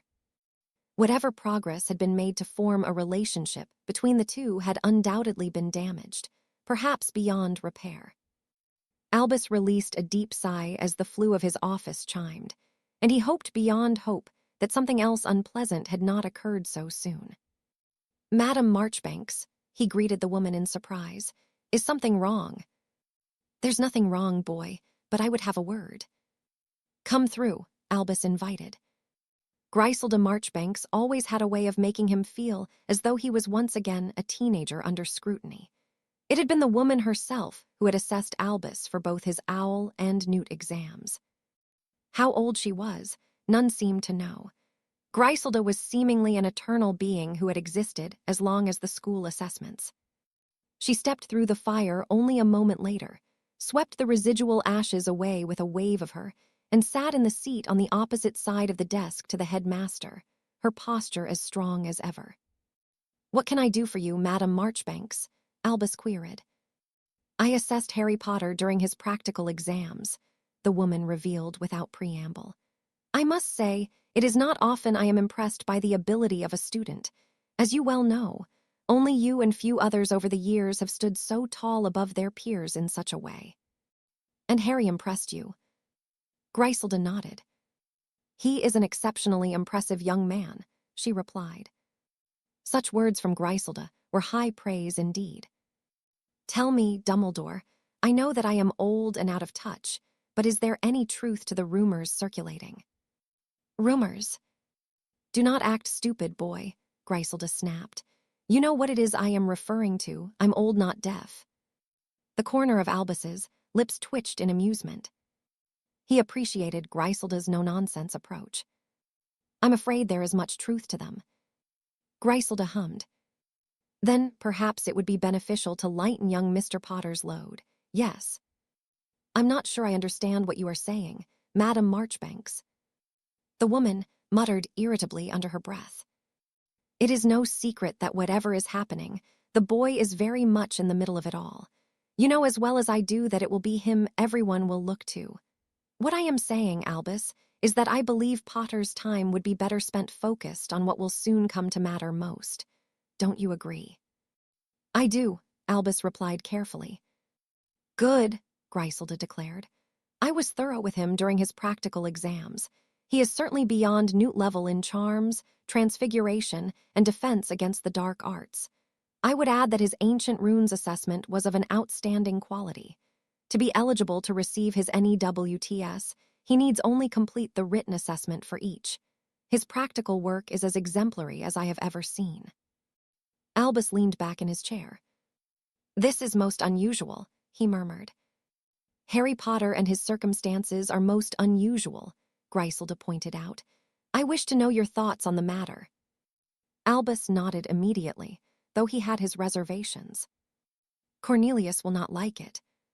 "Cornelius is a damned idiot that will get us all killed," Griselda said dismissively. "All I need from you is the go-ahead, and I will handle the rest of it." "Of course, you may proceed," Albus said without hesitation. "What would Mr. Potter do with the last 2 years of his education?" Griselda shrugged as she stood. "I expect he will have plenty of free time to pursue whatever he likes," she answered with a slight grin. "I'm old, Albus, but I remember what it was like the first time around not so long ago. I'd rather we did not have to endure that again," she added soberly. "If this is all I can do to help see him defeated for good, then at least it is something." Albus offered the woman a grateful nod. I expect it will make a significant difference." "Then I will proceed," Griselda replied with a grin, vanishing through the fireplace only a few seconds later, leaving an amused and pensive headmaster in her wake. Break. Dear Harry Potter, I wrote and sent this with the fastest owl I could find in the hope that it reaches you in time. My mother arrived at Durmstrang this morning without my father to attend our yearly awards ceremony. When I asked why he was missing, she mentioned something to do with a plan involving Sirius Black. I'm sorry I do not know more. My mother is worried, Harry. She learned recently that a man my father believed was dead is alive and serving the Dark Lord once more. What's worse is that he is the son of Barty Crouch. He is dangerous, Harry, so you must be careful if you come across him. Again, I'm sorry I cannot tell you more, but I will write again if I learn anything else I think you should know. Stay safe. Ian. The letter had not arrived in time, but Harry appreciated the effort and the lengths the girl had gone to. She was taking a huge risk by writing to him, and although she had explained that she did not wish for the world to become what it was during Voldemort's last rise, it was difficult for him to understand why she was so intent on helping him. Discerning such through letters was no easy feat, but he did know where he would likely find her during the summer break. Perhaps he would frequent the bar once more in search of his answers, amongst the many other things he needed to tend to in the coming months. The impending summer would undoubtedly be a busy one, but Harry had accepted long ago that peace was unlikely to be granted to him soon. No, defeating Voldemort and his followers would take months, perhaps years, but he would be ready. Come, death, come, he murmured, his hand closing over the Thistral talon around his neck. The fabric of the cloak flowed through his fingers like silk, as he simply marveled at the artifact that had seemingly been in his family forever. It had saved his life more than once, had been with him throughout the years he'd spent on the continent, and just as his own father passed it on to him, it was now Charles's turn to follow suit. James would be starting his own journey at Hogwarts in the coming days, and Charles found himself wondering where all the time had gone since he'd first held his son in his arms. Conceiving had been difficult for him and Doria, and they had given up hope that it would ever happen when she'd announced she was pregnant. Arcturus's children were already grown, and some had their own children, but it didn't matter. Nothing mattered the moment James was born. They hadn't been blessed with any more, but that too didn't matter. They had a healthy, happy, and mischievous son whom they had admittedly spoiled. It seemed as though James had been born something of a troublemaker, and Charles had initially had his reservations about giving him the cloak so young. Who was he, however, to be the Potter to break such a tradition? He was pulled from his musings by the sound of a knock at his study. Come in, James. The boy entered, his usual grin firmly in place as he looked around the room inquisitively. He was strictly forbidden from entering the study without permission after a particularly unpleasant incident involving stink pellets. It had taken weeks for Charles to rid the room of the smell.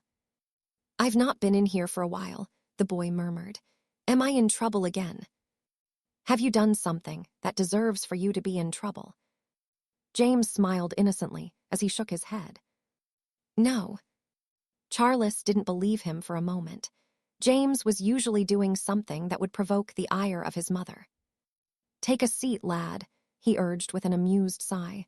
I have something I would like to give you. What is it? James asked with a frown. Something exceedingly special that has been in our family for many generations. He presented the cloak to a confused James, who accepted it with a questioning frown. It took the boy a moment to realize what it was, and his eyes widened. Harry could already see the dozens of plans running through his mind, as could Charles, who placed his hand on his son's shoulder. This is not a toy, James, he said gravely. It is an incredibly powerful and rare magical artifact that has saved my life countless times. I would not see you take this for granted. You must protect it as it will protect you. Much to Harry's surprise, James sobered immediately as he nodded, paying heed to the tone of his father's voice. I will, Dad, he promised, eliciting a smile from the man. It proved to be another wholesome moment in which Harry was able to witness the cloak being passed on once more, and to his own father, who had not been given the opportunity to give it to Harry himself. Sharing the memories of the Peverils and Potters that had come before him was the best he could hope for, though for Harry, it one was rather bittersweet. Nonetheless, he smiled at the sight of Charles being granted that moment, and even the birth of a son the man had given up hope of experiencing. The two did not quite see eye to eye on many things, but that didn't mean Harry had not come to care for his grandfather and respect him for the difficult life he had lived. Still, they were quite different, their lives not mimicking one another's closely in any way other than both being at war, and even those experiences were not proving to be alike. Harry released a deep breath as he checked the clock on the wall. It was only a fortnight into the summer holidays, and much of his time had been dedicated to sitting the Newt-written exams in 4 of his subjects. Receiving the letter from Madame Marchbanks to do so had come as quite the surprise, but Harry felt he really didn't have much choice in the matter. The woman had all but insisted he attend the ministry at his leisure, to take them in defense against the dark arts, charms, transfiguration, and ancient runes. It was an offer Harry had gladly accepted and would undoubtedly pay dividends for his last 2 years at Hogwarts. With 4 Newts already secured, should he pass them, he'd have considerable free time to focus on what he needed to. He needed now only to write the paper for runes, the one subject he had felt he needed a little more time to prepare for. The other 3 had been rather straightforward for him, given that he'd been receiving additional work in them since 2nd year. Fortunately, Voldemort had not been as active as he'd anticipated, with the Dark Lord evidently remaining cautious in doing so, as Harry had hoped. Such a peace, however, was not meant to last, and it was only a matter of time before his foe would emerge from the shadows. Harry suspected that it was the status of the cup that had given him pause, for now, something he himself was seeking to remedy soon enough. He'd been pondering how best to go about retrieving the cup, and he had formulated a plan he would need assistance with. Broaching that subject was of paramount importance, and he would be doing so the following evening when he attended Grimmauld Place for the first time since his fallout with Sirius. Harry had not heard from his godfather, and in truth, he was glad for it. He was still furious with Sirius for what he'd done, though he was in no doubt the man felt guilty enough. His antics had gotten both Remus and Shacklebolt killed, and almost himself and Harry had the latter not had something else to bargain with. Nevertheless, the situation could have easily been avoided if Sirius had not acted so rashly, and it was not something Harry could simply forgive him for. Perhaps given time it would be water under the bridge, but that remained to be seen. Checking the clock, a final time he packed away the books he'd been reading for some last-minute revision before he was due at the Ministry of Magic, hopefully for the last time, until he took his seat on the Wisengamot in little over a year. When the exam was done, he would be returning home where he would be having a guest join him. He'd been reluctant to invite Daphne here to continue with their training, but there was no other place the 2 of them could go where they would be granted privacy. Nonetheless, Harry had taken additional precautions to ensure there was no chance that his accommodation of the girl, no matter how briefly, would backfire on him. It wasn't that he hadn't come to trust Daphne somewhat, but he had learned from the mistake of his parents. Just because someone appeared to be a friend on the surface, it did not make it so.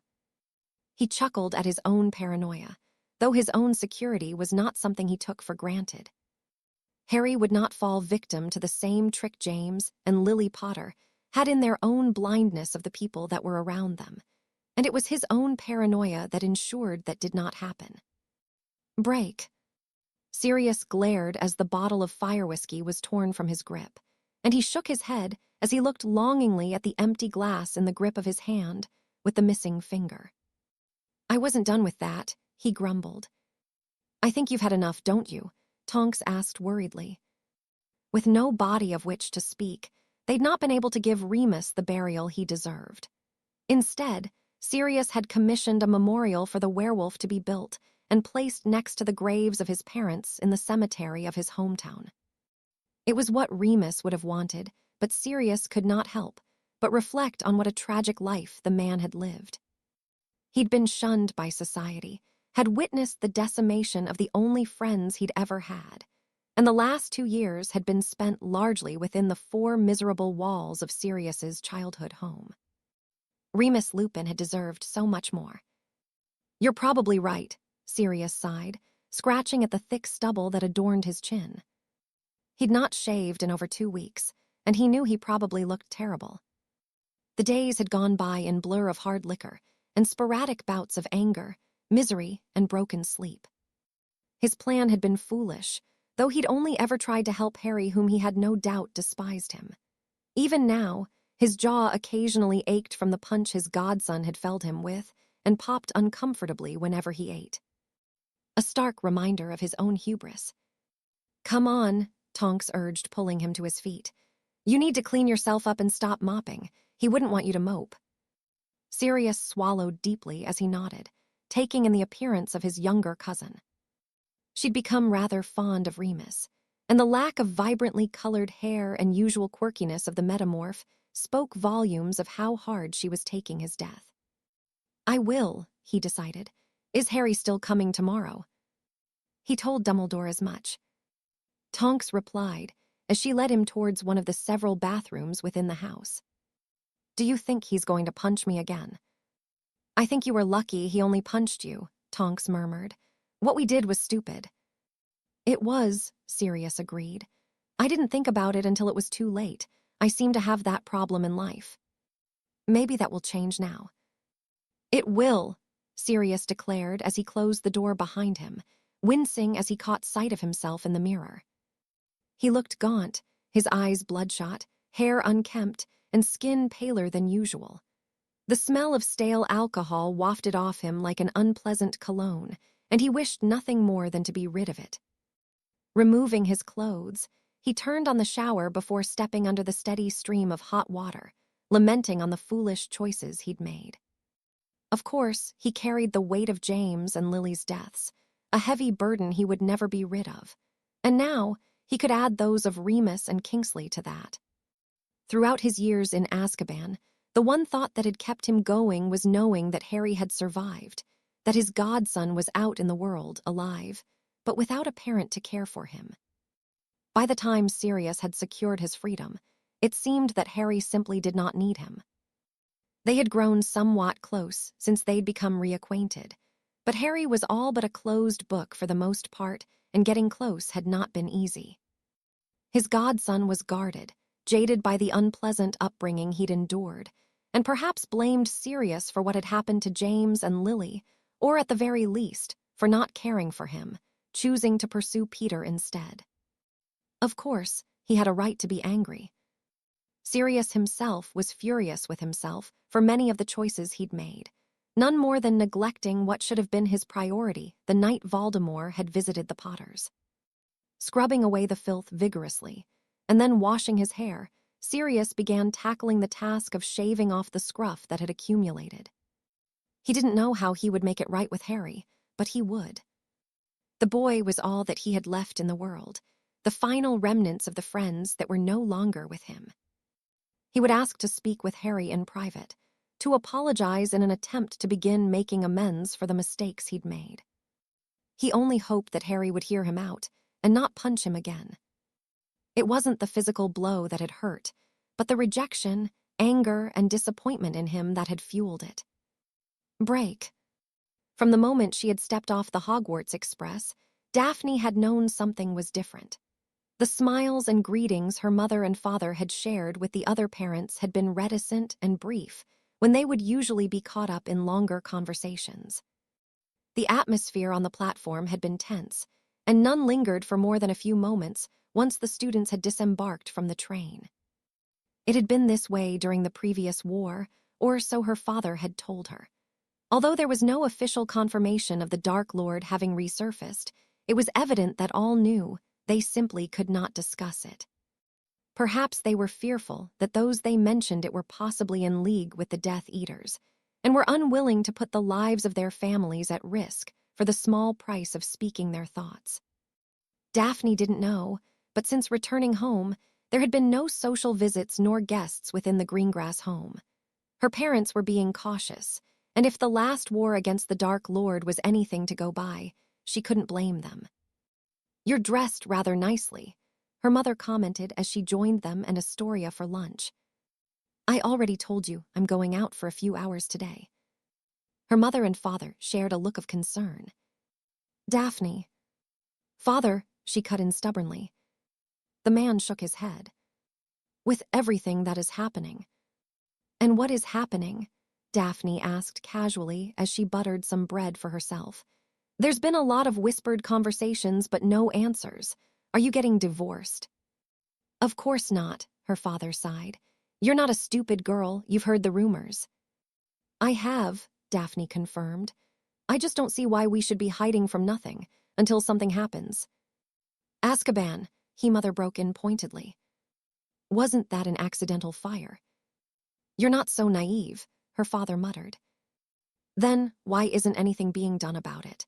Why is everyone pretending everything is fine when it isn't?"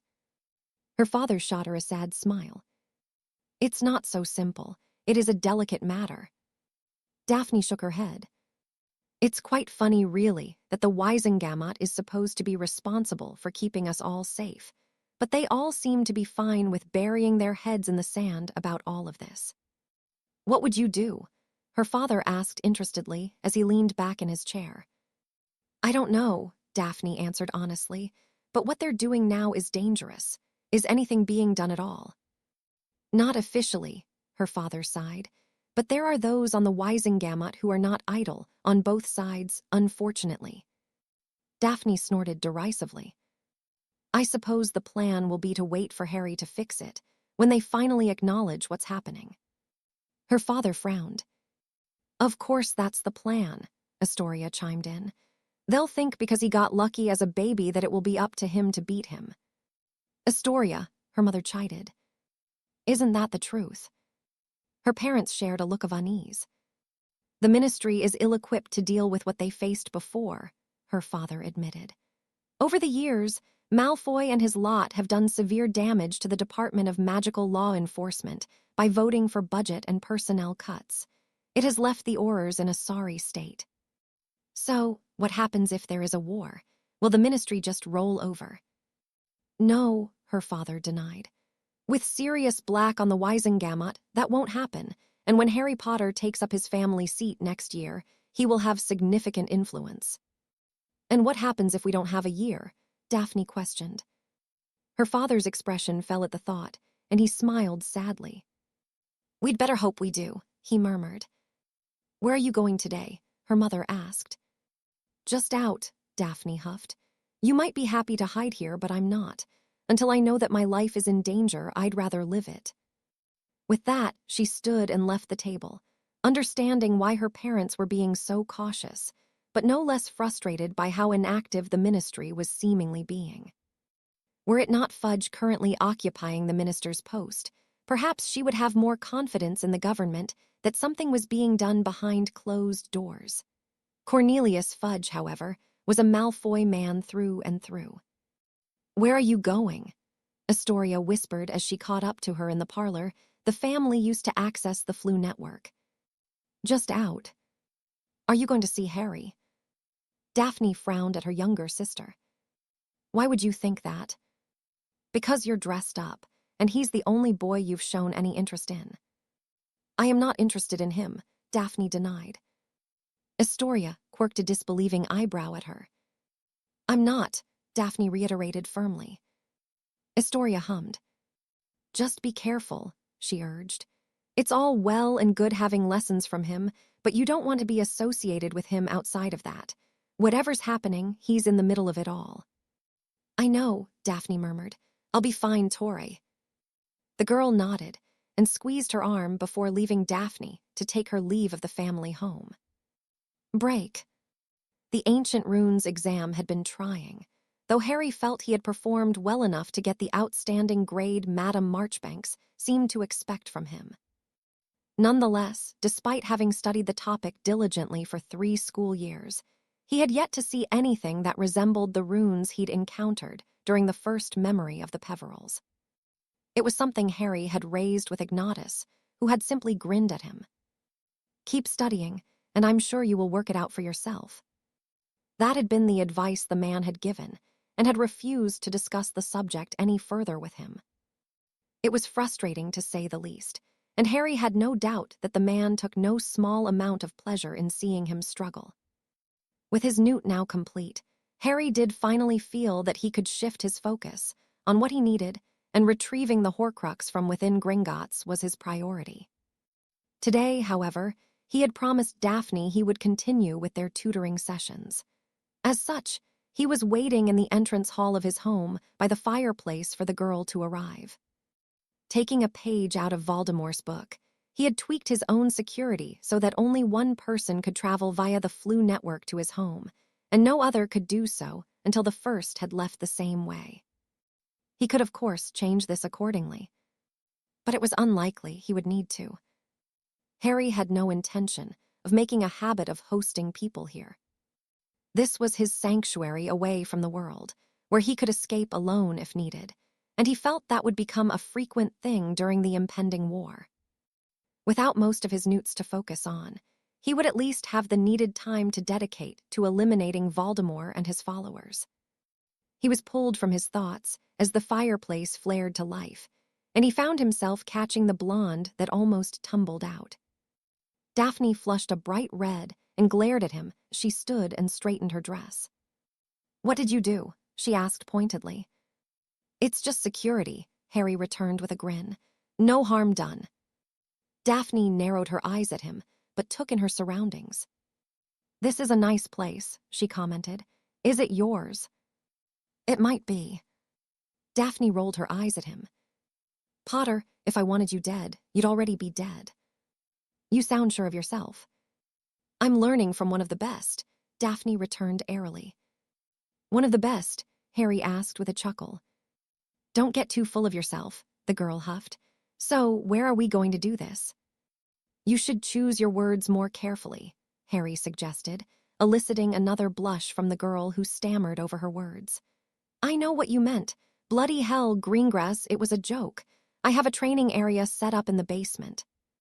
She glared at him once more, but followed him through to the kitchen and down the set of stairs leading to the basement. "You've put a lot of effort into this place," she observed. "Well, I do plan on living through whatever is coming," Harry pointed out. "I like it here. It's quiet and no one knows who I am." Daphne offered him a look of sympathy. "You really detest being famous." Harry nodded. "I'd give it all up for nothing," he said sincerely. "I'd prefer to be able to walk down the street without being pointed at or approached. Is that too much to ask?" "For you it is," Daphne snorted. "You'll only be more famous when this is all over. Even when you take up your seat next year, all eyes will be on you." "Are you still determined that I'm going to be the thing to fix the woes of wizarding Britain?" Daphne shook her head. "I don't need to be determined," she replied simply. "You'll do a good job, Potter. I know you well enough to see that. Shall we get on?" Oddly, her vote of confidence meant more to Harry than he'd anticipated. From the first conversation they'd shared about his inevitable political future, he liked to think he'd been a little more conscientious regarding it. He hadn't even taken it upon himself to goad Malfoy after their confrontation on the train, and the blonde had chosen to ignore him now other than glaring at him occasionally. Still, he could not help but feel that he would be quite out of his depth when it came to his duties on the Wisengamot. He'd not been prepared for it in any way where most others are groomed to succeed their father, mother, or whomever the current lord of their family is. Maybe he would simply falter, or perhaps he would thrive. Harry didn't know, and in truth, it was not something he wished to think about until he needed to in little over a year from now. "Break." Severus eyed him questioningly, and Albus waited to hear the man's thoughts on the matter. He had been pondering just how to solve the lack of competent candidates to be the next defense against the dark arts professor, and had pitched an idea to the current potions master. "You want me to take the post, after all these years?" Albus held up a hand. "It is important that the students have the very best, Severus. I can think of none more qualified than you." Severus's brow was furrowed as he shook his head. And who would you see replace me in my current position? I was hoping that Horace would come out of retirement. Given the circulating rumors, I think I may be able to. Defense against the dark arts takes considerably more planning, Severus pointed out. It does not help that most of the students have suffered from poor teaching in the last years. I grudgingly admit that Lupin was competent, as was Barty Crouch Jr. of all people. I believe Harry has done an admirable job in closing the gap, and I would encourage him to continue his work, with your support, of course. Potter. The name was spoken, with the level of bitterness Albus had come to expect. Indeed, he will have the time to ably assist you. Madame Marchbanks has assessed him for his newts in the subject, along with charms, transfiguration, and ancient runes. I have even considered asking him to take on a portion of the teaching himself. Severus's frown deepened, and Albus held up a hand once more to prevent any protest. It cannot be denied that the boy is exceptionally gifted in the subject, Severus, and has much more real experience than most others despite his age. Severus nodded reluctantly. So, will you accept the post? The man pondered it for several moments, eventually nodding his agreement. I will do so only if Slughorn agrees to take the potions position and that you can convince Potter to continue with what he is doing. It would be helpful if he could take some of the classes for the younger years. Given the task, I will have to prepare those who are due to take their owls and newts. You will not mention to him that I requested this. He is to believe you insisted upon it. Very well, Albus allowed. I will discuss it with him and make it very clear you protested the idea, if that is what you wish. My wish would be for the two of you to work together, Severus. Harry is not his father, and the grudge you hold is mine to do with as I please, Severus cut in. I have agreed to your idea, headmaster. I have no desire to discuss it further. Without another word, Severus took his leave of the office, and Albus released a deep sigh. After all this time, the man could not let go of the rivalry he'd shared with James Potter, though Albus suspected that the guilt he carried was what truly burdened him. He may not have killed Lily himself, but he would never be able to let go of the part he played in her death. Break. My people are becoming restless, Greyback growled. You promised we would feed, and we have been kept locked away like common dogs. They will, the Dark Lord assured the angry werewolf. When? When I decide the optimum time to strike. Do not overstep, Fenrir. You are here by my invitation and are kept safe by me. What do you think would happen to your people should the ministry discover your presence and you do not have my protection? Greyback growled, baring his yellowed teeth. The man was mostly a savage beast, now with little capability in diplomacy. He even resembled a wolf for the most part, with his excessive hair, long nails, and even the smell of blood that permeated around him. The full moon after the next, Voldemort offered. It is only 6 weeks away. You will feed then. Greyback nodded contentedly. Fine, he grumbled. I will hold them off until then, but no later. He stalked from the room and slammed the door behind him, hard enough that the Dark Lord was surprised. The frame was not pulled from the wall. He would not profess to like Greyback, but he was a useful ally. If wizarding lives could be spared, he would accept the beast as a strange bedfellow in order to achieve what he desired. 6 weeks was enough time. The giants were ready, the werewolves were restless, and enough followers had been gathered for the Dark Lord to announce his return. Wizarding Britain may have forgotten him in recent years, forgotten the fear they lived in a decade and a half ago, but they would be reminded soon enough. Lord Voldemort's second rise would be meteoric, unrivaled, and it would not be impeded by the likes of Harry Potter. The boy would die soon enough. One way or another, the Dark Lord would find a way to be rid of him. Frowning thoughtfully, he began concocting ideas of how to see to the end of the boy once and for all. Break.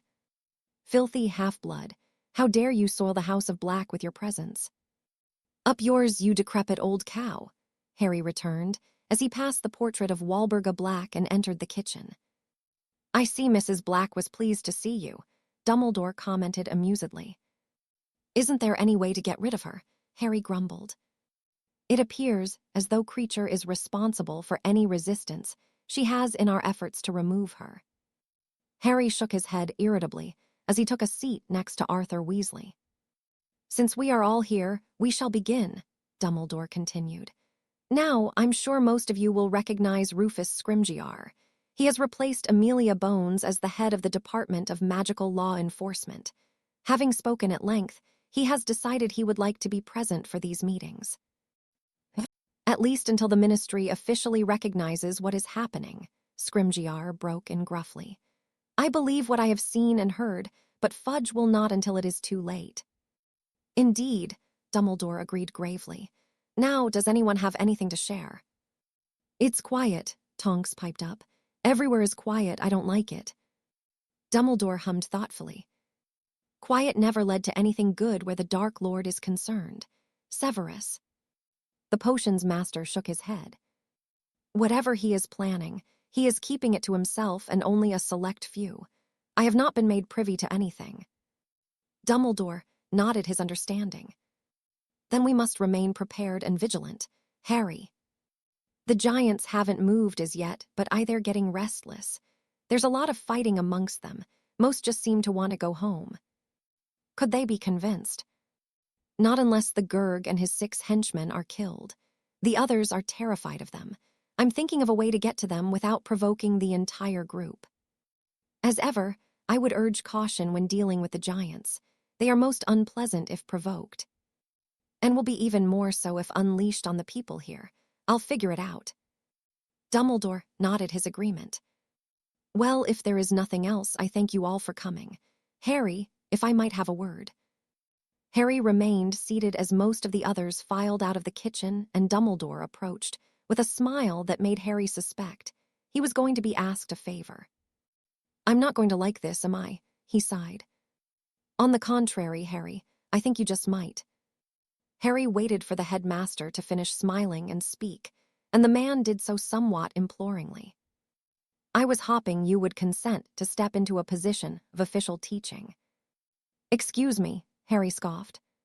It would only be for the 1st and 2nd years, for defense against the dark arts, of course. Severus will be teaching the rest. Would that not interfere with potions? I am hoping to bring in a former professor to take potions post, Dumbledore explained. Not merely for teaching purposes, Harry. You see, Horace Slughorn was a certain Dark Lord's head of house during his time at Hogwarts. The two shared a close bond over the years. Harry frowned at the revelation. You think he may know something? I am almost certain he does, even if he doesn't know the importance of it. Harry released a deep breath as he dragged a hand through his hair. I'm not qualified to teach. Have you not been doing it for the better part of a year? Dumbledore returned, and doing so with much more advanced lessons. That's not the same, Harry protested. I do not see the difference. You will be in a classroom in an official capacity. You can, of course, continue with your own club. It's Hermione's club, Harry pointed out. I just teach it. And you have done an admirable job, Harry. So much so that I have every faith in you, as does Severus. Snape said that, Harry asked skeptically. He would deny it, and I would ask that you kept it between ourselves. But he only agreed to take the defense against the dark arts post if you agreed to assist with the younger years. Harry shook his head. Do I have a choice? There is always a choice, Harry, Dumbledore chuckled. I only ask that you make the right one for yourself and for Hogwarts. That's emotional blackmail. I like to think of it as a loaded incentive. Can I count on you, Harry? Fudge won't like it. Cornelius has no say in the matter, though I do expect he will be quite displeased. With Sirius as a governor, your appointment is all but assured. Harry shook his head once more.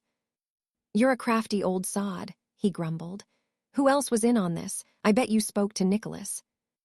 I may have mentioned it, and he agreed that you would be most suitable.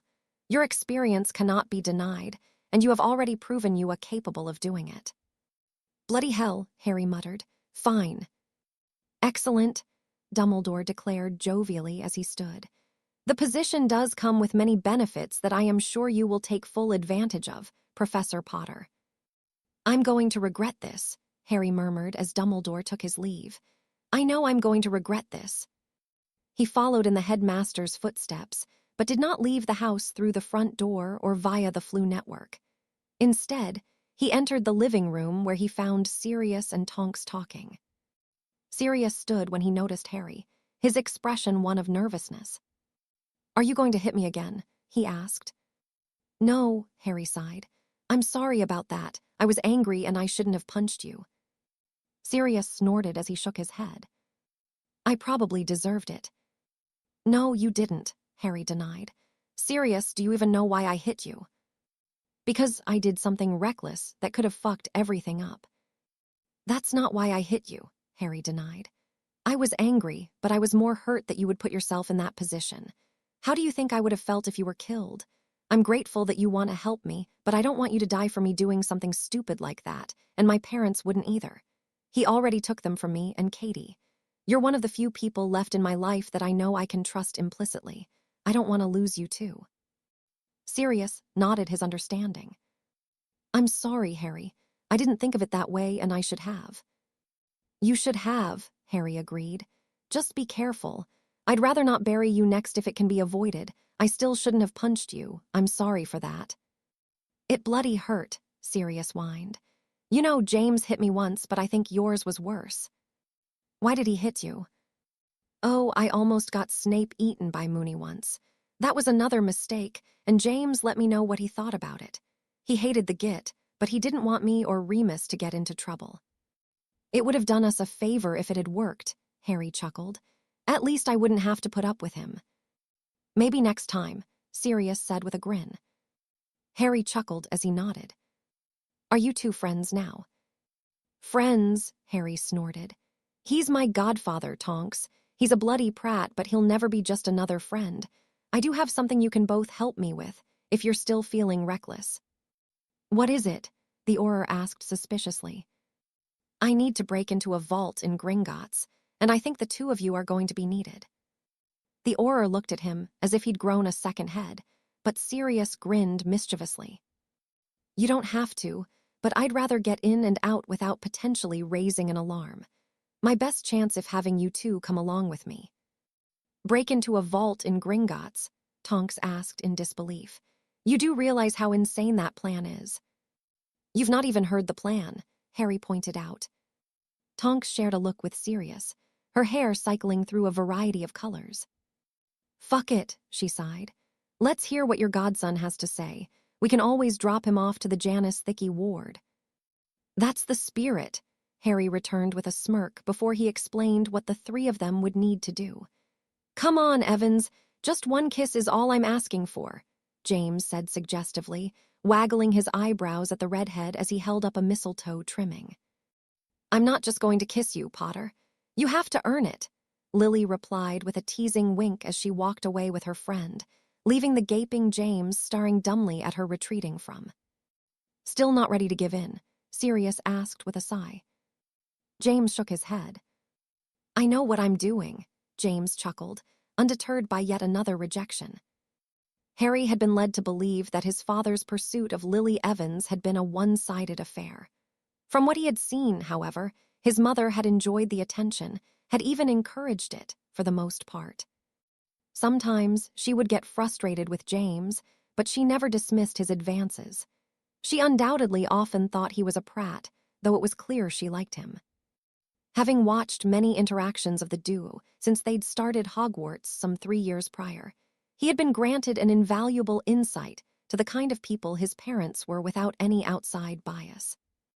James was a mischief maker through and through, but he was a dedicated student and incredibly gifted in the art of transfiguration.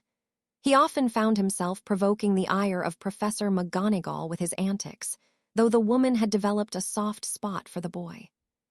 Even when she was chastising him for one of the pranks pulled by the Marauders, she did so with fondness as she punished him. Lily was an exceedingly talented witch in her own right and tended to abide by the rules. Charms and potions were her favorite subjects, but she seemed to thrive in whatever it was she was studying. When she first arrived at Hogwarts, she was overwhelmed by the changes in her life and it took some time for her to adjust. When she did, however, and she was comfortable with her new surroundings, she had fallen in love with the magical world. She could be hot-headed at times, but she was a kind girl with a beautiful. Harry's had been tainted, and in truth, he saw little of his mother and father in himself. If anything, he seemed to take after the Peverils of old much more, and even Charles, who had experienced hardship after hardship throughout his life. Nonetheless, he felt blessed to be given an insight into the lives of James and Lily Potter, and wondered sadly what he would have been like had Voldemort not come for him on the fateful Halloween night. He shook his head of those thoughts. It would not do to dwell on what could never be. Instead, he checked the clock and began readying himself for his trip to France. It had only been the previous week that he was there once more, celebrating his birthday with Nicholas and Perenelle, whom he had not seen as much as he would have liked to recently.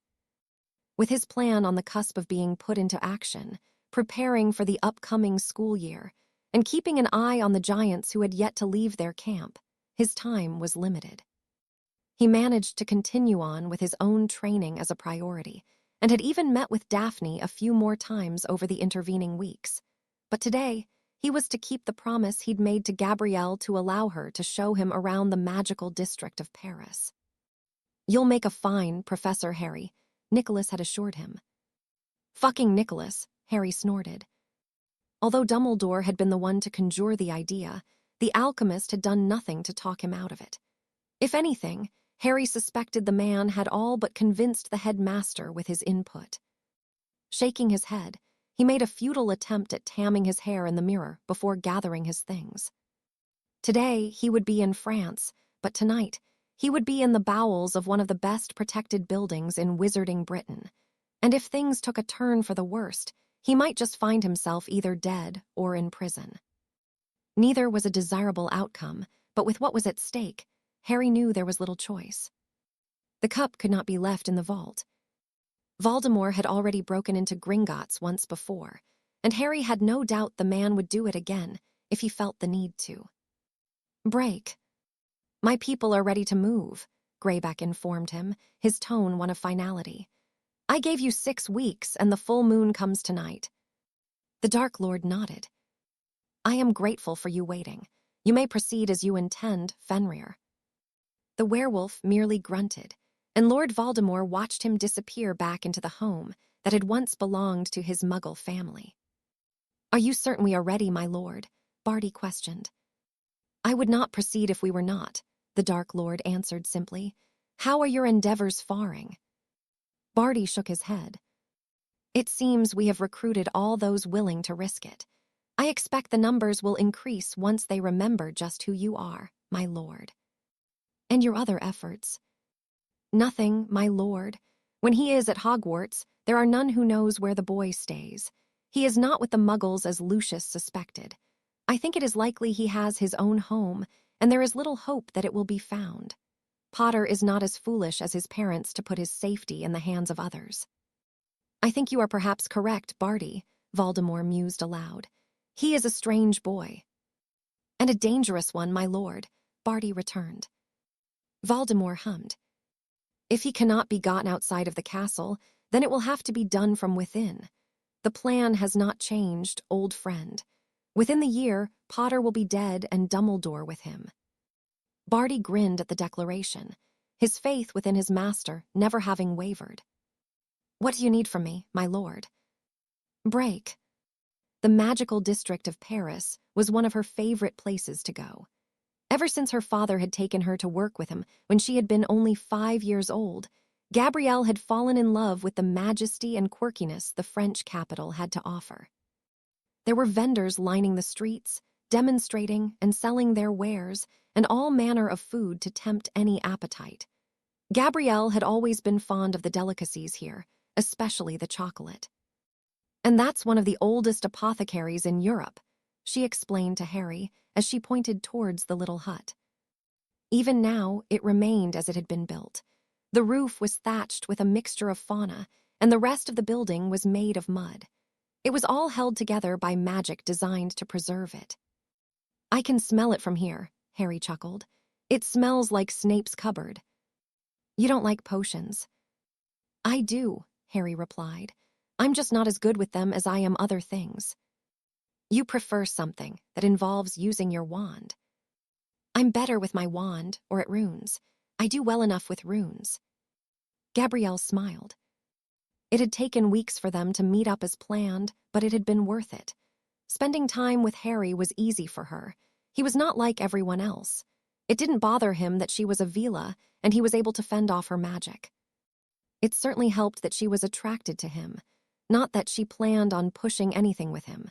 With what had happened to Katie Bell, Gabrielle wouldn't, even if she often thought of the desire she harbored for him. She had perhaps thought that the bond connecting them from the life debt was responsible for her admiration of Harry Potter, but that simply wasn't true. It was simply who he was. The mysterious, aloof, yet gentle and caring soul he possessed she was becoming enamored with. Gabrielle gasped as a sudden wave of her magic escaped her, and she found herself short of breath. This had been a common occurrence during her recovery and happened sporadically even now. When it did, any boy around her would all but drool in response, and even Harry took a moment to compose himself from the unexpected onslaught. Are you okay? He asked with a look of concern, taking her by the hand and giving it a squeeze. Despite it being a hot August day, his skin was soberingly cold, and Gabrielle looked at him in horror. I'm so sorry, she whispered. That happens sometimes, I can't help it. Harry shook his head as he began leading her away from the staring crowd. You don't have to apologize, he assured her. Just take as long as you need. Gabrielle smiled weakly, doing her utmost to hide her embarrassment. The magical outbursts, whatever they were, tended to be fueled by sudden influxes of hormones, which emitted a scent designed to attract a mate. It was a deeply personal and intimate thing for Avila, which was usually a controllable part of what they were. I didn't mean anything by it, she stammered. It's fine, Harry replied amusedly. It doesn't have to be a big deal unless you make it that way. It has turned my legs to jelly a little, he admitted with a shake of his head. I can't believe that happened, Gabrielle whimpered, hiding her face in her hands. It is so embarrassing. It would have been better if I wet myself. Do you do that too? Harry teased. Is that a way of marking your territory? Gabrielle glared at him, but she burst into peals of laughter. I'm not a dog, Harry. Even my avian side has no desire to pee on anything. There you go then, he said with a shrug. It would have been embarrassing if you peed yourself if it's not in your nature. Are you feeling better? No, Gabrielle grumbled. I'm still embarrassed. How about we get some ice cream? Harry suggested. It might make you forget all about it. I wish you would forget all about it. That's not going to happen, I'm afraid, he sighed airily. It is forever ingrained in my mind. Shut up, Gabrielle huffed as she allowed him to lead her away, realizing he was still teasing her. He seemed completely unabashed by what had happened since recovering from the suddenness of it, and Gabrielle watched him closely as they walked towards the nearby ice cream stall. Harry had not batted an eyelid at any of it, had taken it in his stride and even assuaged her fears that it had been a terrible thing to have occurred. In truth, it had been, but he had made it so easy to get past and not made any fuss about it. Gabrielle smiled warmly to herself. Harry Potter was complicated, the situation between them perhaps more so, but she would be lying to herself if she denied that the more time she spent with him, she didn't just want him more. Her inner avian agreed, and though she had felt she could perhaps take control of the situation and ignore those primal and emotional urges towards him, now she may be falling into him a little too deeply to find her way back to the surface. Break. Bloody hell, I hope Harry is sure about this. Tonks whispered nervously, if we get caught. She left the statement hanging, evidently not wishing to even consider what would happen to them if the goblins were to discover their ploy.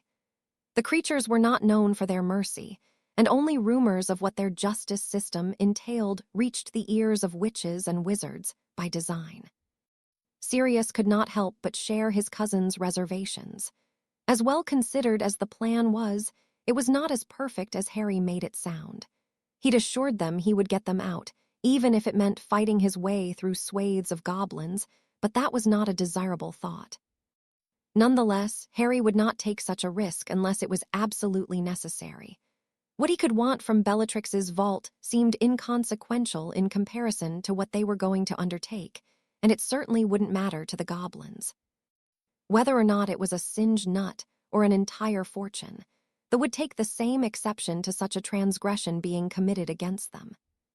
Bloody hell, Sirius echoed. Tonks nodded as she began shifting her features to match those of her aunt and grimaced at the differences she felt. The metamorph was not as tall as Bellatrix, nor was she as lithe in build, so it would take some adjustments in how she carried herself. "What do you think?" she asked. Sirius's expression told her all she needed to know. He looked upon with utter revulsion as he nodded. "The sight of you makes me feel sick, if that helps." Tonks snorted humorlessly as she shrunk one of her fingers to a stump and attached the transfigured prosthetic that was filled with Bellatrix's blood. If the wand wasn't sufficient to prove her identity, the blood would leave the goblins in no doubt, or so Harry had told them. "Are you ready?" Sirius questioned nervously. Tonks released a deep breath. "As I'll ever be," she sighed. "If this goes wrong, we are either dead or I will be out of a job. Harry better know what he is doing. Where is he anyway?" Sirius shrugged. "He said he'd be there. We just wouldn't know it unless things went wrong." "How is he planning on getting into the bank?" "He has a way," Sirius said dismissively, wondering if the cloak would circumvent the security, though knowing Harry, he would have tested that meticulously before deciding on pursuing this ludicrous plan. "Then we should get going before I change my mind," Tonks murmured. Sirius nodded his agreement and took a long draught of the polyjuice potion Harry had provided. His transformation into Rodolphus Lestrange was an unpleasant one, and the taste of the brew alone made him want to vomit. With both of their disguises in place, they took their leave of Grimmauld Place, each filled with trepidation for the task ahead of them. Although Diagon Alley was almost empty when they arrived, Tonks pulled the hood of her cloak over her head to hide her features, and followed Sirius towards the imposing, white building in the not-so-far distance. When they reached it, both pointedly ignored the infamous warning carved into the marble and stepped inside, approaching one of the tellers without preamble. "I would like to visit my personal vault," Tonks said sharply, affording the goblin the same level of respect Bellatrix would have. Sirius had to remind himself that this was not his hated cousin in his presence, and even the goblin was not taken aback by how he'd been addressed. "Certainly, Lady Lestrange," it complied with a leer. "Your wand, please."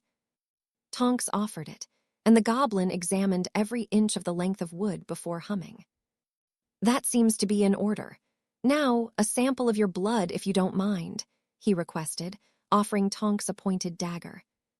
The woman rolled her eyes and huffed irritably as she accepted it and provided the sample. The goblin seemed almost disappointed, as he informed them once more that all was as it should be and gestured for them to follow.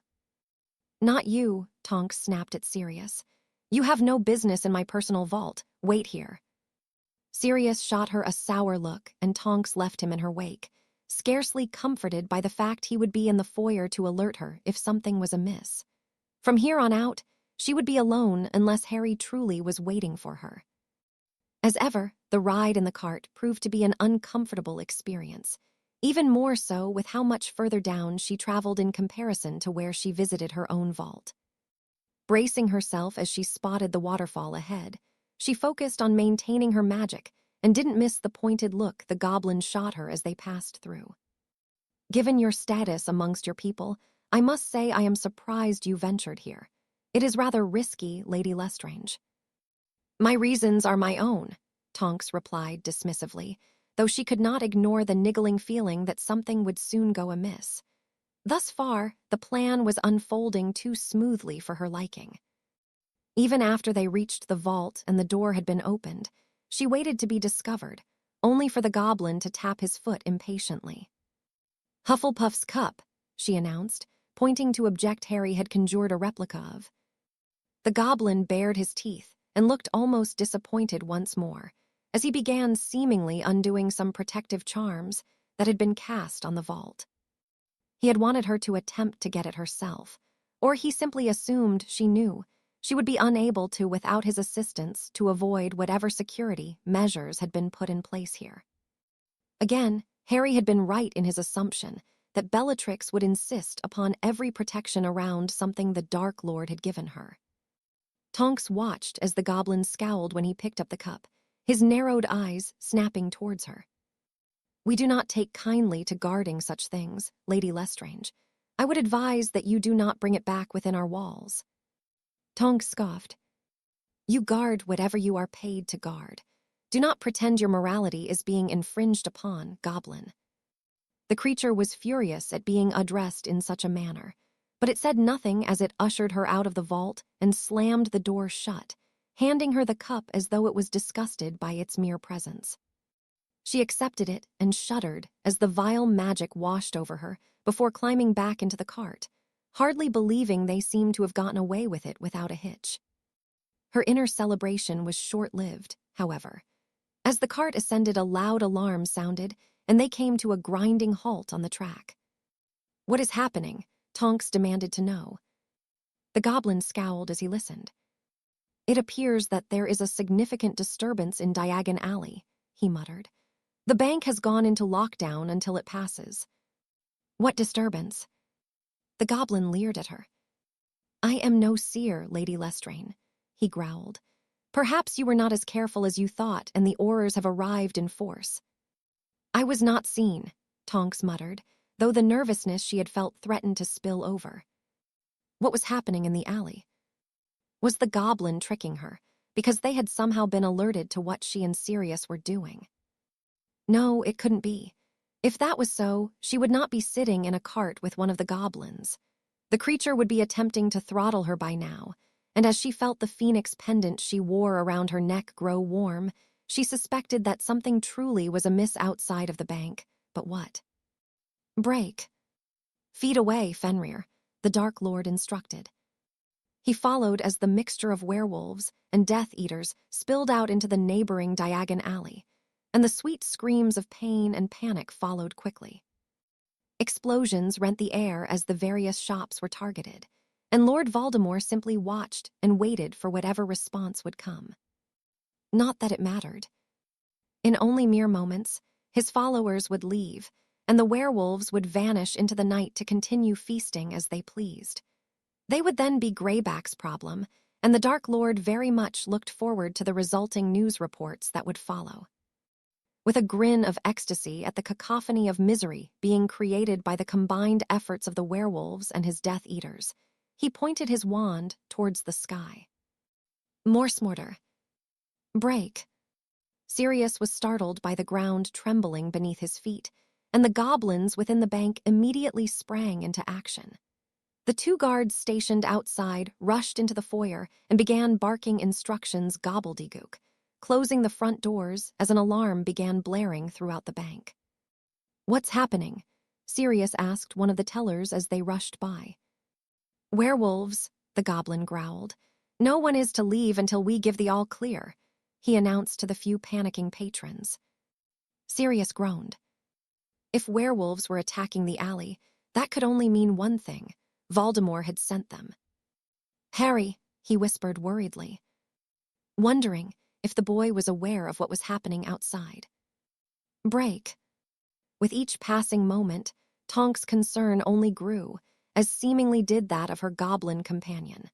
As much as she tried to reassure herself that something other than what she had done had triggered the alarm, it became increasingly difficult. Why else would the bank go into lockdown? She'd never heard of Gringotts taking such measures before, so it couldn't be a circumstance of coincidence, could it? Her pendant grew warm against her neck once more, and the metamorph briefly wondered what could be happening that was so urgent. Was it linked to the bank? Before she could ponder it any further, the goblin suddenly slumped forward unconscious, and she almost screamed as Harry's floating head appeared. "What's happening?" she asked frantically. "I don't know, but we didn't trigger an alarm down here. It came from the foyer," the boy answered. "Either way, I don't think we should hang around." My pendant has been alerting me, Tonks informed him. It is only used if an emergency is happening. Harry frowned and nodded, appearing with a wave of his wand. He was sitting atop a broom next to the cart. Get on the back and hold tight, he urged. With a little help from him, Tonks managed it. How are we going to get out of here? She asked. You didn't think I didn't prepare for this, did you? He asked with a smirk. With another wave of his wand, she felt herself being enveloped in what felt like a blanket of cold, imposing magic. Obliviate, he murmured. It's best he doesn't remember anything from the last few moments, even if he is asleep. This is going to get messy. Don't let go. Tonks could hear the mixture of nervousness and excitement in his tone, and she screamed once more, clinging to Harry for dear life as he shot along the length of the track at breakneck speed. She truly thought she was going to die at any given second, and it didn't help when Harry cursed and changed to a vertical direction. Was that a fucking dragon? Tonks gasped in disbelief as she dared a brief glance downwards at the white behemoth. Yeah, a big fucker, Harry laughed, but this is the fun bit. Before Tonks could question him, a loud explosion almost deafened her, though she heard the panicked screams of others and another explosion before the smell of fresh air informed her that they were no longer in the musty bowels of the bank. Looking down once more, she shook her head in disbelief. You're insane, Potter, she choked. Harry had not only blown them through floor of the foyer of Gringotts, but also out of the building itself, leaving a gaping mess in his wake. The goblins were going to Roth. It's not like they will know it is us, will they? He snorted. Tonks could only shake her head once more, questioning if Harry was more insane than serious. This was the kind of thing he would do in this situation, after all. Serious? He was still Gringotts. Harry seemed to read her thoughts. He will be fine, he said dismissively. The goblins will have other things to worry about. We should be more focused on what is happening down there, he added. Tonks looked down, and her thoughts on what else could possibly happen this night were answered by the sight of the fight unfolding below them in Diagon Alley.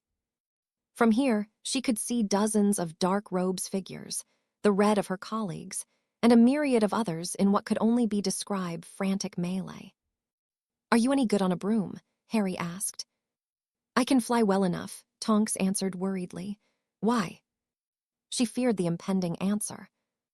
Good, I need you to get the cup back to Grimmauld Place. That is more important than anything else. Go straight there and wait for me. Do not give it to anyone else or even let them know about it. Okay, Harry, what are you doing? She demanded to know as he stood on the broom. I'm going to help them. Tonks screamed as the cold magic was pulled away from her, and Harry hurled himself off the broom. They were several hundred feet in the air, and it took her a moment to take control of the firebolt she remained seated upon. I need you to get the cup to Grimmauld Place. That is more important than anything else. It took all of her willpower to ignore the instinct to throw herself into the fray below. If Harry Potter was so insistent that the cup was so important and had risked breaking into Gringotts to get it, the significance of the seemingly inane cup must be paramount. With that in mind, she urged the broom onwards, leaving the fighting, the damaged bank, and everything else behind as she flew towards the Black residence, still questioning the sanity of Harry Potter from all he had done in the passing moments. Break. Sirius could only gape at the hole in the roof of the bank, laying on his back from where he had flung himself to the side at the sound of splintering rock and mortar. The goblins, too, were in a state of shock, and Sirius took the opportunity to make his escape from Gringotts. None paid him any heed as he dragged himself through the rubble and through the front doors that had been smashed open by a large chunk of rock, though as he took in his surroundings, he was no less comforted. Everywhere he looked, people were running, some garbed in dark robes and sporting white masks, others snarling werewolves of which he was very familiar. Amongst them were Aurors and even members of the Order, though these were far fewer than the enemies they were attempting to fight off. Inevitably, they quickly found themselves at a disadvantage, bunched together in front of obscurus books, casting spell after spell against a seemingly endless wave of enemies. It was only a matter of time before they would be overwhelmed. At the very front of the group, Sirius could see the long white hair and beard of Dumbledore, his wand in hand as he fought furiously. Even with Dumbledore, however, the numbers they faced were insurmountable. Gritting his teeth and drawing his own wand, Sirius did not hesitate to throw himself into the mix, creating confusion and bloody murder as he attempted to carve a path of freedom for the Aurors and gathered members of the Order. "Geo!"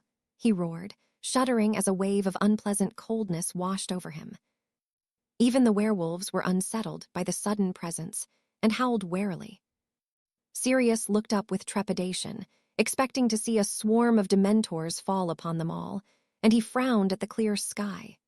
Nonetheless, the presence only grew strong, and he heard a gentle thud sound over the din, though it seemed to echo ominously throughout the alley. His eyes widened at the sight of Harry landing only a short distance away from him, his wand drawn and hanging at his side loosely, his eyes almost glowing in the light of the dark mark that hung above them. He said nothing as he raised his wand slowly, and the coldness increased considerably, leaving Sirius with a similar sense of despair the Dementors brought. What was this magic? His answer came in the form of a sudden, rhythmic clattering that grew closer, and the Lord Black gasped as dozens of seemingly ghostly figures marched into Diagon Alley from all the roads nearby that led to it. They were knights, some mounted on horses, and all dressed ready for battle, each grasping their weapon of choice. With only a nod towards the Death Eaters and werewolves, they charged, screaming a myriad of battle cries as they did so. Break! Without the likes of Alastair and Kingsley, and even the fallen Dorcas Meadows and Benji Fenwick, the members of the Order quickly found themselves out of their depths and overwhelmed by the superior numbers of the Death Eaters.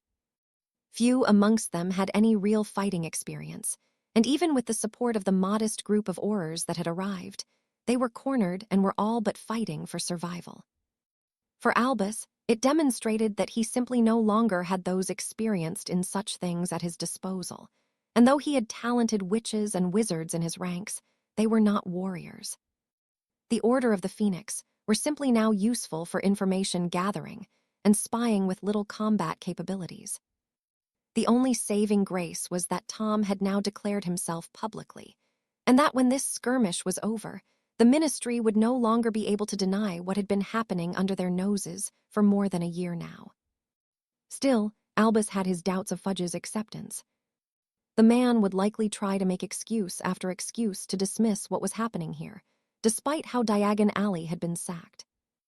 In what seemed to be a fruitless effort, Albus's focus remained on keeping those here as safe as he could, bringing his wand to bear in the defense of others, for what good he could hope to do. They truly were outnumbered, and the werewolves amongst the Death Eaters were wreaking havoc. "There's too many of them," Arthur Weasley gasped. With a grunt, Albus banished a group of the charging beasts, sending them spilling in all directions. Some simply skidded across the ground, and others impacted with the already damaged buildings. One of them unleashed a yelp of agony as it was impaled on a splintered window frame and kicked its legs helplessly in a bid to break free. "Where are Tonks and Sirius?" Emmeline Vance asked the very question Albus had already pondered before arriving here. He had no answer for the desperately fighting woman, and just as he felt that the success of their enemies in reaching them was impending, he felt the same coldness brush against him that had announced the arrival of Harry during the conflict on Azkaban. Much to the disappointment in himself, it was relief that followed as that coldness grew stronger, and he truly knew in this moment that even he had come to look to the young man to lead the fight against the foes of Britain. It was odd, almost poetic how much of the fighting ceased as Harry landed in the alley, having seemingly fallen from the sky, his expression one of little more than passive curiosity, though Albus could feel that chilling magic rolling off him in waves.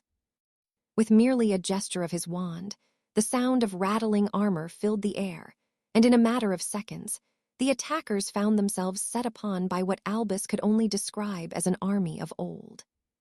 Wielding swords, spears, axes, and maces, the cleaved, stabbed, and bludgeoned their way through the masses. Harry, too, was amongst them, spell upon devastating spell leaving the tip of his wand with practiced ease. "We need to move," Bill Weasley declared, pulling Albus from his stupor. The headmaster nodded his agreement, once more joining the fray, blasting those garbed in dark or tatty robes aside to lead the cornered order and Aurors to freedom. "Break. He will have a power the Dark Lord knows not." Voldemort looked on, his jaw tightened in anger as the chaos ensued before him.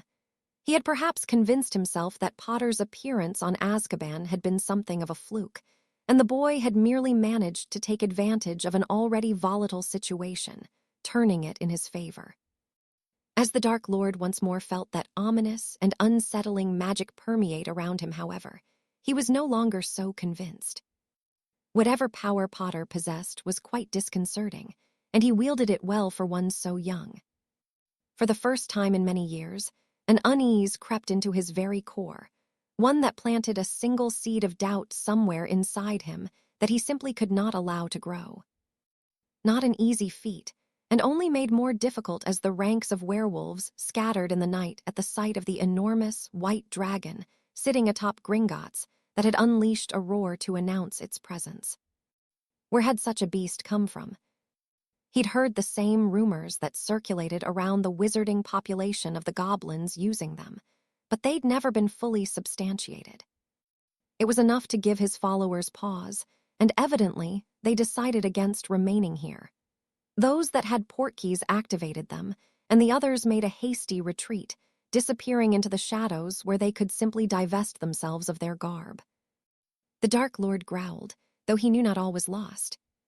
Surveying the destruction wrought, the demolished buildings and bodies that lay around Diagon Alley, and the limbs strewn here and there, his declaration had been made. Potter may have come to the rescue in one of his heroic escapades, but it would be the death, the violence, and utter domination of his forces that would be remembered here. With a final, satisfied glance, he followed the example of his followers and took his leave of this place. Break. With the Death Eaters and werewolves having fled to avoid being cut down, Harry's gaze drifted across the length and breadth of the alley for any sign of Voldemort. However, all that remained was the dark mark hanging imposingly above them, and the trail of death and destruction left in the wake of the attackers. Now that it was the Order, the Aurors, and the survivors who had managed to avoid being slaughtered, the summoned knights gathered in front of Harry, taking a knee in front of him. "You fought as bravely as I could ever ask of you," he murmured. "Rest in peace, friends." "Come, Death, come," they returned as one before vanishing in a plume of smoke, though not before several flashes from nearby cameras caught them.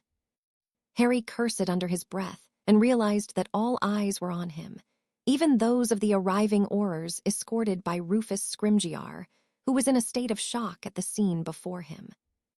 "Doubly what happened," he stammered. It was Dumbledore that reached him first, and Harry was content to allow the headmaster to explain the situation as he took in his surroundings. Bodies littered the ground, businesses lay in ruins, and Diagon Alley itself had been torn asunder by the Death Eaters and werewolves. It would take weeks to repair, and even then, the scars would remain. "Mr. Potter, what happened here?" a tentative voice questioned. Harry turned to be blinded by the flash of a camera, and to find himself faced with a dozen or so journalists who had arrived in the interim. "What do you think happened?" he returned. "Look above you, that will tell you all you need to know." The journalists began murmuring amongst themselves as they took notes, and the cameras continued to be used liberally by the photographers. "Mr. Potter, what was that magic you used?" "What magic?" "With the armored knights." Harry frowned. "Was that not a defensive magic of the alley?" he asked, feigning surprise. "I can't say that it had anything to do with me." It was clear they didn't believe him, but none pressed the matter further. "What about the alley? What will happen here?" Harry shrugged. "That is a question for Minister Fudge," he answered. "I am neither him nor a member of the Wisengamot, but I will say that if the ministry fails to help those that have lost their means of living, they need only reach out. I will do all I can to help." "As will I," Sirius declared as he stood at Harry's side. "The House of Black will ensure that none will lose their businesses that were destroyed tonight. The Death Eaters will not win. Whatever they destroy will be rebuilt bigger and better than before." Once more, the journalists began chattering amongst themselves. "Minister, what do you have to say about what happened here tonight?" Fudge looked absolutely overwhelmed by the sudden attention, pale, and in a state of shock at the scene he had arrived. Harry found it difficult to have any sympathy for the man who had pointedly ignored all that had happened over the last year. Having said all he wished to on the matter, he offered Sirius a nod. "Got it," he said in little more than a whisper before vanishing within the folds of his cloak. Whether Fudge chose to acknowledge the truth of what had occurred was neither here nor there as far as he was concerned. Harry knew, as would Wizarding Britain when they woke to the headlines in the morning. It could be ignored no longer, despite what Fudge would say or do next. If he balked in the face of the reality he faced, he would last only a matter of days in office. War was no longer on the horizon. It had finally arrived in a rather spectacular fashion. Given the fame he'd obtained as a babe, Harry had been fortunate to avoid the attention of the media throughout much of his life. Living with the Dursleys had served him well enough to keep him out of the spotlight, and much of his time in the wizarding world had been spent within the wall of Hogwarts. It had helped that he'd found a way to bring the likes of Rita Skeeter to heel early into his 4th year, when his name had come out of the Goblet of Fire. Though now, the only thing shielding him from such attention was his ability to not be seen at a whim. The photos printed in the various newspapers across Britain and beyond of the ghostly knights kneeling before him would haunt him for the rest of his days. But Harry knew it would be worth it if they haunted Tom Riddle and his ilk more. Hero, savior, valiant, brave. All had been used to describe his deeds in the alley, his denial of the magic being his evidently having been unsuccessful. Some outlets had gone as far as to employ experts in the use of magic to attempt to explain what had occurred. Some had been closer with their theories than Harry was comfortable, though, much to his relief, there had been no mention of the Hallows. No, most had merely speculated that the magic Harry wielded was ancient in origins, or perhaps unique to himself. Neither of those theories were wrong in many ways, but he'd breathed an audible sigh of relief when none could draw conclusions. What had happened, however, was that he had come under significant scrutiny, and many had been gathering in destroyed Diagon Alley for days after in the hope of catching a glimpse of him. It appeared that his fame had reached new heights, something that disturbed Harry deeply. Dumbledore had been little help. Such deeds are remembered for generations, Harry, and those written and recorded beyond. You saved many lives and conducted yourself in the way many expected of you. You were humble, and you spoke of helping those who would undoubtedly need it. Your parents would be as proud of you as I am. There had been no reasoning with the headmaster, and Harry had simply handed the man the cup they'd retrieved from the bank and went on his way to seek shelter from the ensuing storm. Not that he could truly escape. Both Nicholas and Perenelle had made a point to visit him, both heaping their praise upon Harry as any proud mother and father would, mixed with a chiding from the woman who had not been satisfied until Harry had assured her he was fine. Letters had been flooding in from people of all walks of life, business owners, journalists, and even those who merely wished to thank him for his intervention. It wasn't that Harry didn't appreciate the sentiment, but it was something he could do without. He'd never been comfortable with his fame, and he had no doubt that whatever remained of his life would consist of awe-filled stares, pointing, whispering, and strangers approaching. It was something he knew he would have to learn to deal, but he was not ready for that. He would sooner without such status, though if it helped with the war effort, it was another burden he would learn to bear. Harry sighed as he looked towards another stack of letters that had arrived only this morning. They were decreasing by day, but still they came. Sirius, much to his appreciation, had opted to handle those pertaining to businesses reaching out to them for help. Fudge had tentatively acknowledged that something was afoot but had denied the return of Voldemort. As such, his popularity had plummeted in recent days, and the man was seldom seen outside his office as he seemingly concocted a way to regain the popular vote. It would be no good. The damage was done, and too many had witnessed what had occurred in Diagon Alley.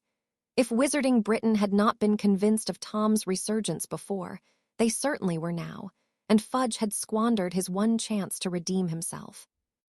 Ultimately, his refusal to accept what all others now knew would prove to be the catalyst for his downfall. It was only a matter of time before it caught up to him. Even without the minister's acknowledgement, his sheer denial to offer monetary assistance to the affected businesses had all but turned the population against him. "I'm afraid such funds do not exist." It was a pitiful excuse, and thus far it was Sirius and the House of Black who was helping, a monumental task when the damage and fallout was considered.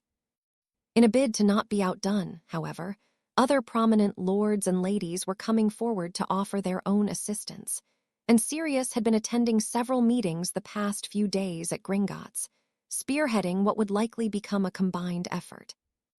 That only served to remind Harry of the one thing that had seemingly gone off without a hitch. He had believed that retrieving the cup would be the most dangerous thing he would encounter that night, and though he had been wrong, it had still been the riskiest.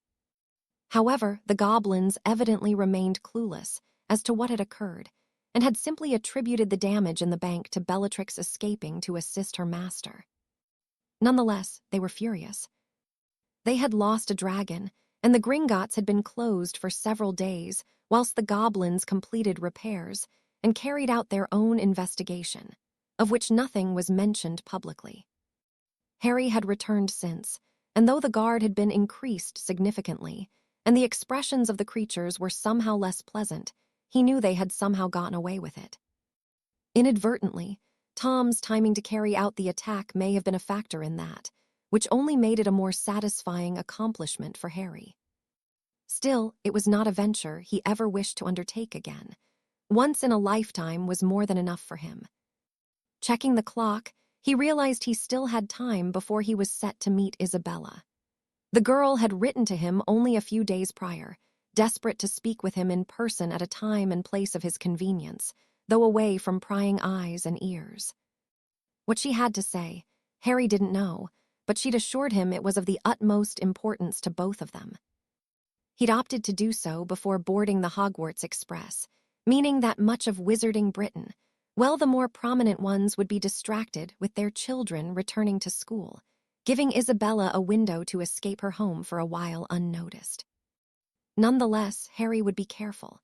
Although he sensed no deception from the girl, or woman now since she'd reached her majority, he'd learned not to take any unnecessary risks. Shaking his head, he leaned back in his chair and stretched.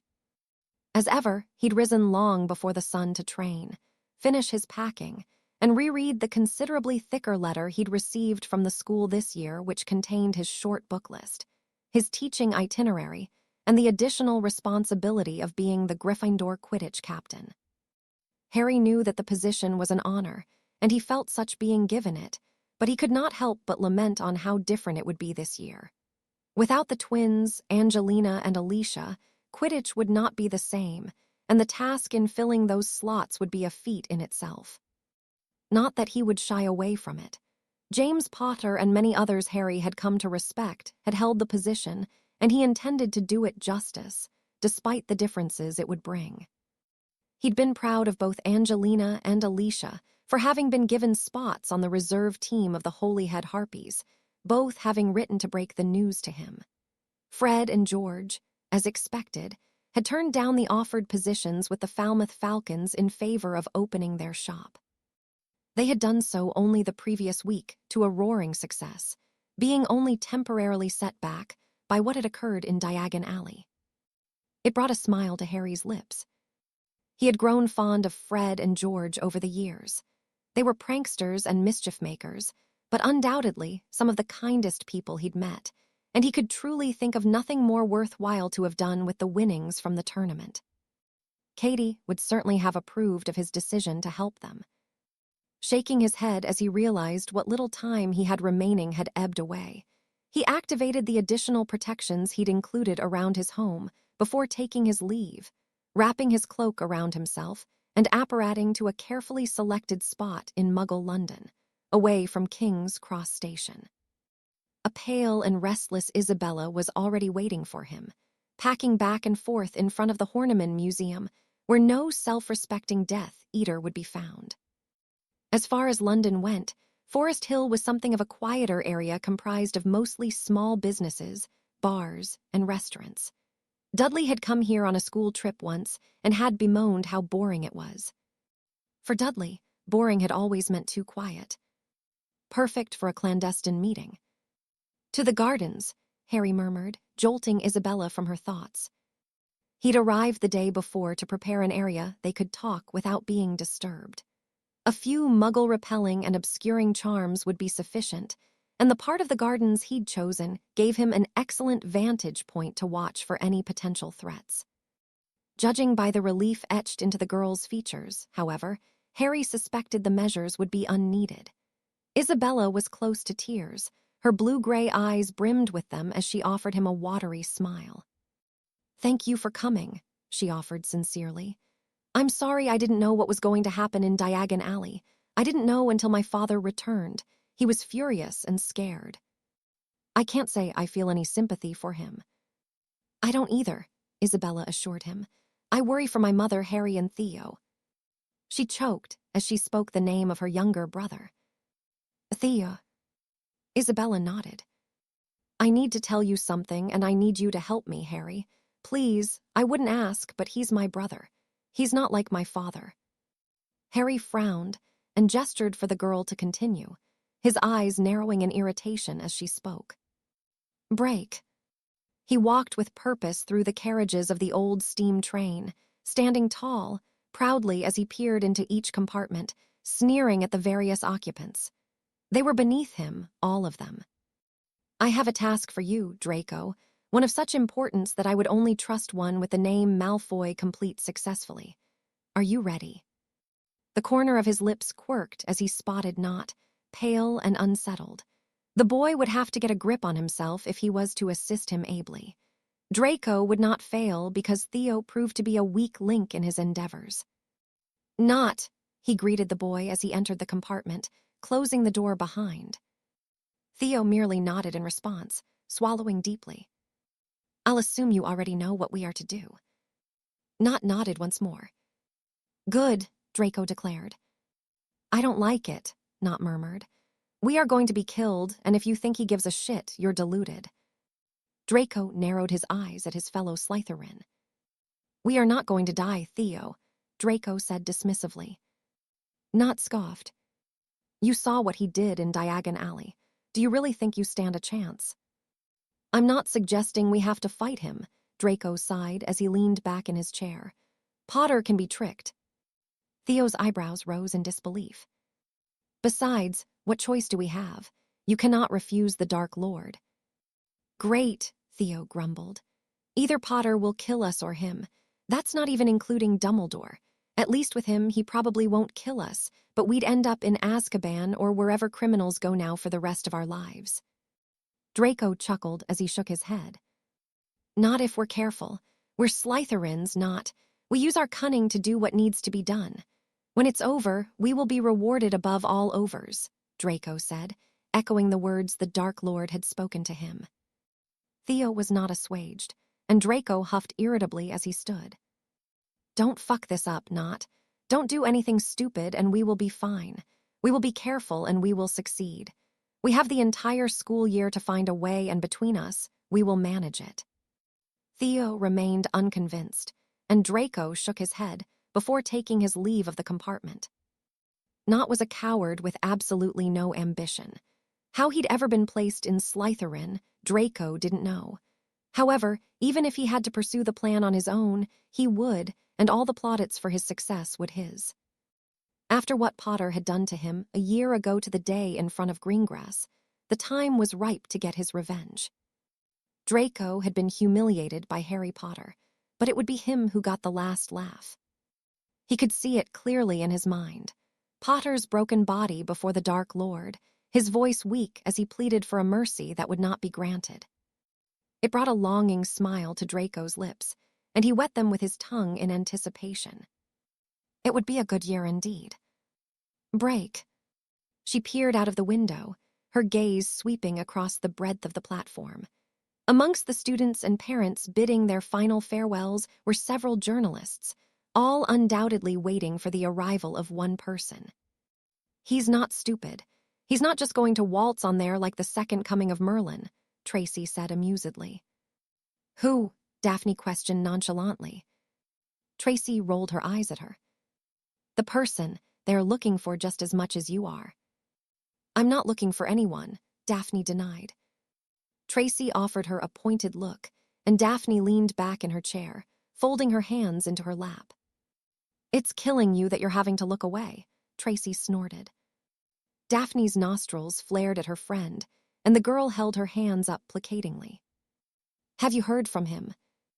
I wrote to him after the articles started appearing in the paper, Daphne answered.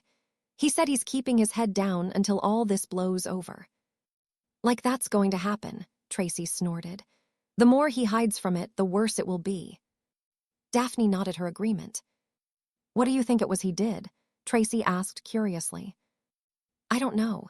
He denied it was him, but no one believes it. People in the alley think he's a god. Daphne shook her head. Harry wouldn't like that. She liked to think that over the past year, she had gotten to know him well enough to know he had not done what he had for anything other than necessity. From what the reports in the papers had said, the Aurors in Diagon Alley when the werewolves and Death Eaters had attacked would likely have been killed were it not for him. Harry had saved them, and though she knew he was just a normal boy for the most part with a desire for little more than peace, the accompanying photos had not painted him as such. For those that did not know him, it might well have appeared that he was some sort of figure written about in the most fantastical of tales, but to Daphne, he was simply Harry Potter. An extraordinary wizard who only became more so the more she learned of him, but still just the boy who tutored in her defensive magic. Or was he? Much to her consternation, she found herself thinking of him more over the summer, and doing so and then seeing the feat for herself in the media, she began to question his very existence. Daphne had never seen nor heard of what Harry could accomplish with magic, and it seemed that no other had either. Even the experts were stumped by the boy, so what was it he could do? She could not even begin to fathom it, and the more she tried to, the more confused she became. Perhaps she should simply ask him. The worst thing that could happen was that he refused to discuss it with her, after all. She would do just that when given the opportunity.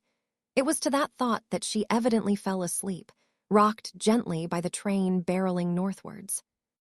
When she opened her eyes, it was dark in the compartment, and Tracy shot her a grin. Not been sleeping much, she asked. Daphne shook her head. Not really. Where are we? About an hour away, Tracy answered, her eyes drifting across the pages of one of her novels. You missed the trolley.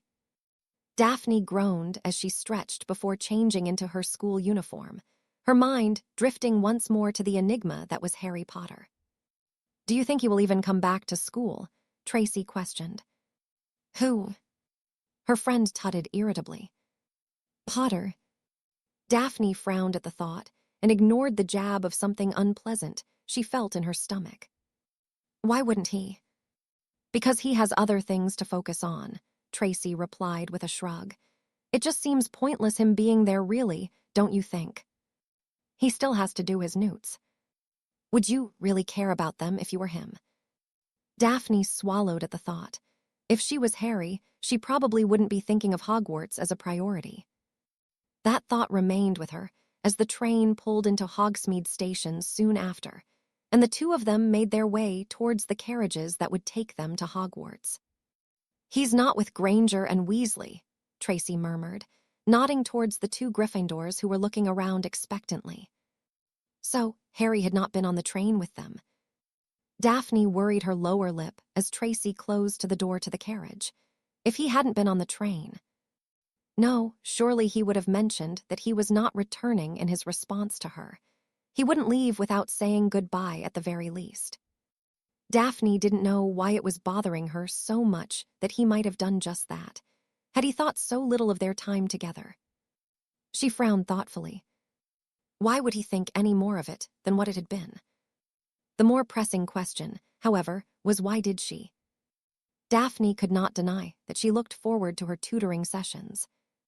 That Potter was an excellent teacher, and that she hadn't learned so much from him, but it was more than that. Potter was easy to talk to, intelligent, witty, and the lopsided grin that graced his features when he made a clever quip made his eyes light up, unguardedly. Seeing him so relaxed never failed to elicit a smile of her own. Had Harry noticed that? Had he noticed that her breath would hitch ever so slightly when he shifted her stance and posture to optimize her casting? "Bugger," Daphne whispered. "What?" Tracy asked. "Nothing," Daphne denied, her pitch an octave higher than usual as she stepped out of the carriage, her thoughts suddenly frantic as she pondered all the times he'd made her laugh or smile offhanded. Nonetheless, they stilled as she reached the entrance hall, and did her utmost to ignore the sense of relief that replaced whatever the unpleasant feeling had been at the sight of Harry, who was talking in hushed whispers with a concerned Dumbledore. Without noticing her presence, he followed the headmaster who gestured for him to do so. "You can breathe now," Tracy whispered amusedly, pulling her from her thoughts. "Shut up," Daphne grumbled, feeling her cheeks redden as she stalked into the great hall and took a seat at the Slytherin table. "You're really going to deny it?" "Deny what?" Tracy muttered incoherently. "You looked at him like a lost puppy when you saw him there." "I did not," Daphne retorted hotly. Tracy shook her head. "Fine," she giggled. "You didn't." Daphne scowled at the girl, though she offered no reply nor did she say anything else until the sorting had been completed and Dumbledore stood to address the students. "Finally," she murmured, "before we tuck into our delectable feast, as ever, there are some brief announcements to make." The headmaster began with a tight smile that reflected the tension amongst the students. Daphne had felt the very same thing at home, on the platform, and noted the lack of interaction between houses. What had happened in Diagon Alley had shifted the mood of the entire country. "It was like this last time," her father had explained. "No one knows who it is behind those masks, and many made the mistake of talking too much. People were murdered in the dead of night for speaking out against him. None want any attention shifted towards them. Firstly, I would like to welcome back after a long absence Professor Slughorn, who has agreed to return to Hogwarts as our potions professor," Dumbledore announced. The students clapped, but the confusion was felt by all. "What about Snape?" Tracy asked, echoing the thoughts of everyone else. Daphne frowned and shook her head unknowingly. "Which means that Professor Snape will be your defense against the dark arts professor, and will also remain as the head of Slytherin House." Dumbledore spoke once more, eliciting a cheer from those garbed in robes trimmed in green and silver, and groans from the other tables. Snape nodded, his expression imperceptible.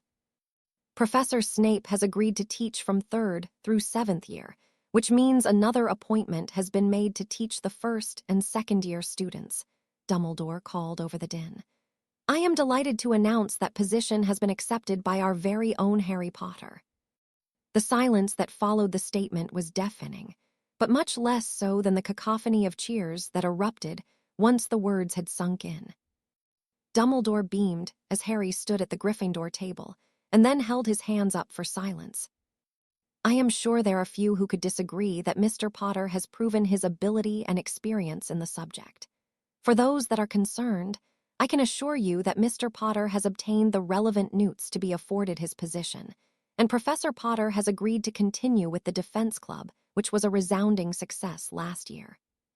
The students cheered once more, and Dumbledore's smile widened.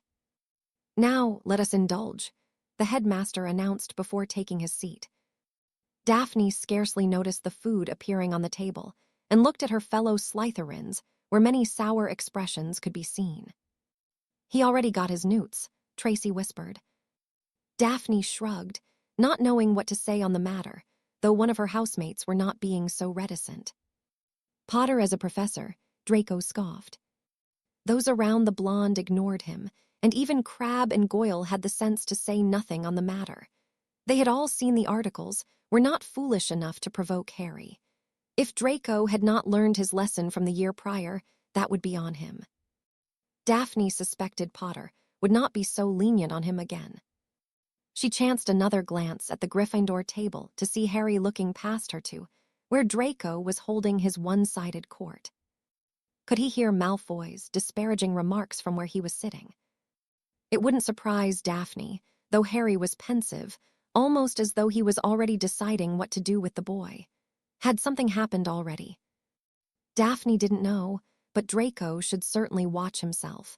It seemed that he'd already once again attracted the attention of Harry Potter, and not in a way that would favor him. Break. So, the plan is to what, kidnap me? I think so. Harry shook his head as the girl looked at him pleadingly. He could put an end to it by dealing with Draco immediately, but with no evidence other than the word of Isabella.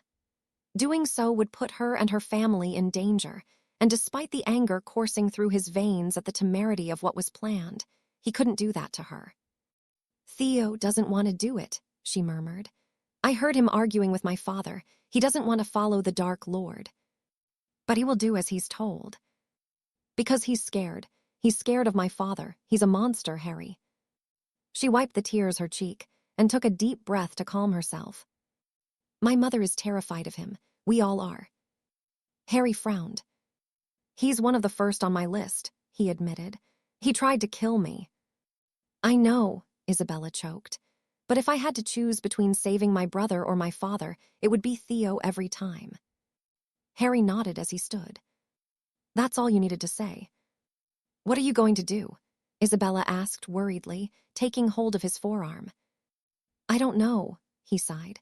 I can't make any promises, but if your brother tries to harm me in any way. He let the promise hang between them, and Isabella swallowed deeply as she nodded her understanding. Thank you, she whispered, standing and wrapping her arms around him tightly. Harry sighed. It would be so much easier if he could simply put an end to it his own way. But Isabella had helped him and not given him away when she could have in Knockturn Alley. He was pulled from his thoughts as the great hall erupted in cheers, and he found himself the center of attention. Evidently, Dumbledore had just announced that he would be teaching, and as Harry stood and gave the students a nod, he took in the loathing expression of Malfoy on the other side of the great hall. He fought the urge to smirk at the boy. What may have once been something of a petty, one-sided rivalry was no longer such. Draco intended to be a catalyst for his death, and Harry could take that as nothing less than a serious threat against him. His hand twitched towards his wand, and he fought the urge to curse the leering blonde. You're going to be teaching, Hermione squealed. Harry frowned as he nodded. Dumbledore asked me over the summer, he explained. I've only got a few subjects left for my newts. Nice one, mate, Ron interjected, thumping him on the shoulder. You can still play Quidditch, though. Harry pointed to the badge pinned to his chest. I'm still a student, and I'll only be teaching first and second years. Ron nodded, beaming excitedly. When are you going to hold trials? The sooner the better, Harry sighed. We need 2 beaters and chasers. It's going to take a lot of work. Not with you as our seeker, Ron declared. No one is beating you to the snitch. You never know, Harry replied seriously. Someone ought to beat me to it at some point. I doubt it, Ron said dismissively. Malfoy nor Chang are anywhere as good as you, and Summers is even worse. Harry shrugged. He was not foolish to believe that catching the snitch was a foregone conclusion to every game, and it wouldn't always be enough. Without competent chasers, beaters, and a keeper, it did not matter how good he was. Crumb was the perfect example of that. He was the best seeker in the world, but the rest of the Bulgarian team had been simply outclassed by the Irish. No, a seeker could end a match, but that solely depended on how quickly the snitch could be found. By the end of the week, he decided, I'll put something on the board tonight. Ron grinned. Are you ready to defend your position? Me? Well, you never know, Harry chuckled. There might be a better keeper than you sitting here somewhere. I'd hate to have to replace you. Ron's eyes widened. Bloody hell, I hadn't thought of that. Harry laughed as he clapped the boy on the shoulder. I'm sure you'll be fine. Ron nodded, his gaze stealing as he lost himself in thought, and Harry allowed his gaze to sweep across the great hall once more, pausing on the concerned expression of the headmaster. He was troubled by the conversation they'd shared. Even if he had been rather dismissive of the danger, it was undoubtedly playing on his mind. Break. Having dismissed the students to their dormitories and returning to his office, Albus had sent for Severus and was waiting for the defense against the dark arts professor to arrive. He did so with a questioning expression only a few moments later, and Albus gestured for him to take a seat. He knows. He knows. Harry, Albus sighed. I do not know how he learned of it, but he is aware of the task that Draco has been given. Severus's jaw tightened. Impossible, he whispered, unless you, I, or the Dark Lord himself told him. He has a contact, Albus murmured thoughtfully. He told me that he has it on good authority. He knows every detail, Severus. It changes things. What does Potter intend on doing? Albus shook his head. I believe I have managed to convince him to wait, for now. And if he decides not to? Then I fear that young Draco's life is in peril, Albus returned simply. If he attempts to endanger Harry. Potter will kill him, Severus finished, rubbing at his eyes tiredly. Draco will not be convinced to stop. The Dark Lord has deluded him into believing he can succeed. He was never going to, Severus. I would not have allowed it. And now Potter knows. This will not end well. I fear it will not, Albus agreed sadly. Unless Draco changes his mind, it will not. What do we do? Albus shook his head. We hope that Draco can recognize his own foolishness before it is too late, or that Harry can be urged to allow me to handle it. Potter will not. Then you must not give up on trying with Draco, Severus. Help him see the error of his ways. Severus nodded as he stood. I will try. For what good it will do, I will try. With that, he took his leave of the office, and Albus leaned back in his chair and stroked Fawkes' plumage. Had Harry not discovered the ploy against, perhaps there had been some hope of preventing what was coming, but it was no secret that Draco loathed Harry deeply, so much so that it would blind him to the futility of his position. Draco's very life hung in the balance, and Albus knew that there was little he could do. Break. The tension she'd felt throughout wizarding Britain in the few times she ventured out of her home, since the attack on Diagon Alley was no more palpable anywhere else than in the Slytherin common room. Many of the students who had scarcely socialized during their time here were naturally gravitating towards one another, all knowing which side of the line the rest stood.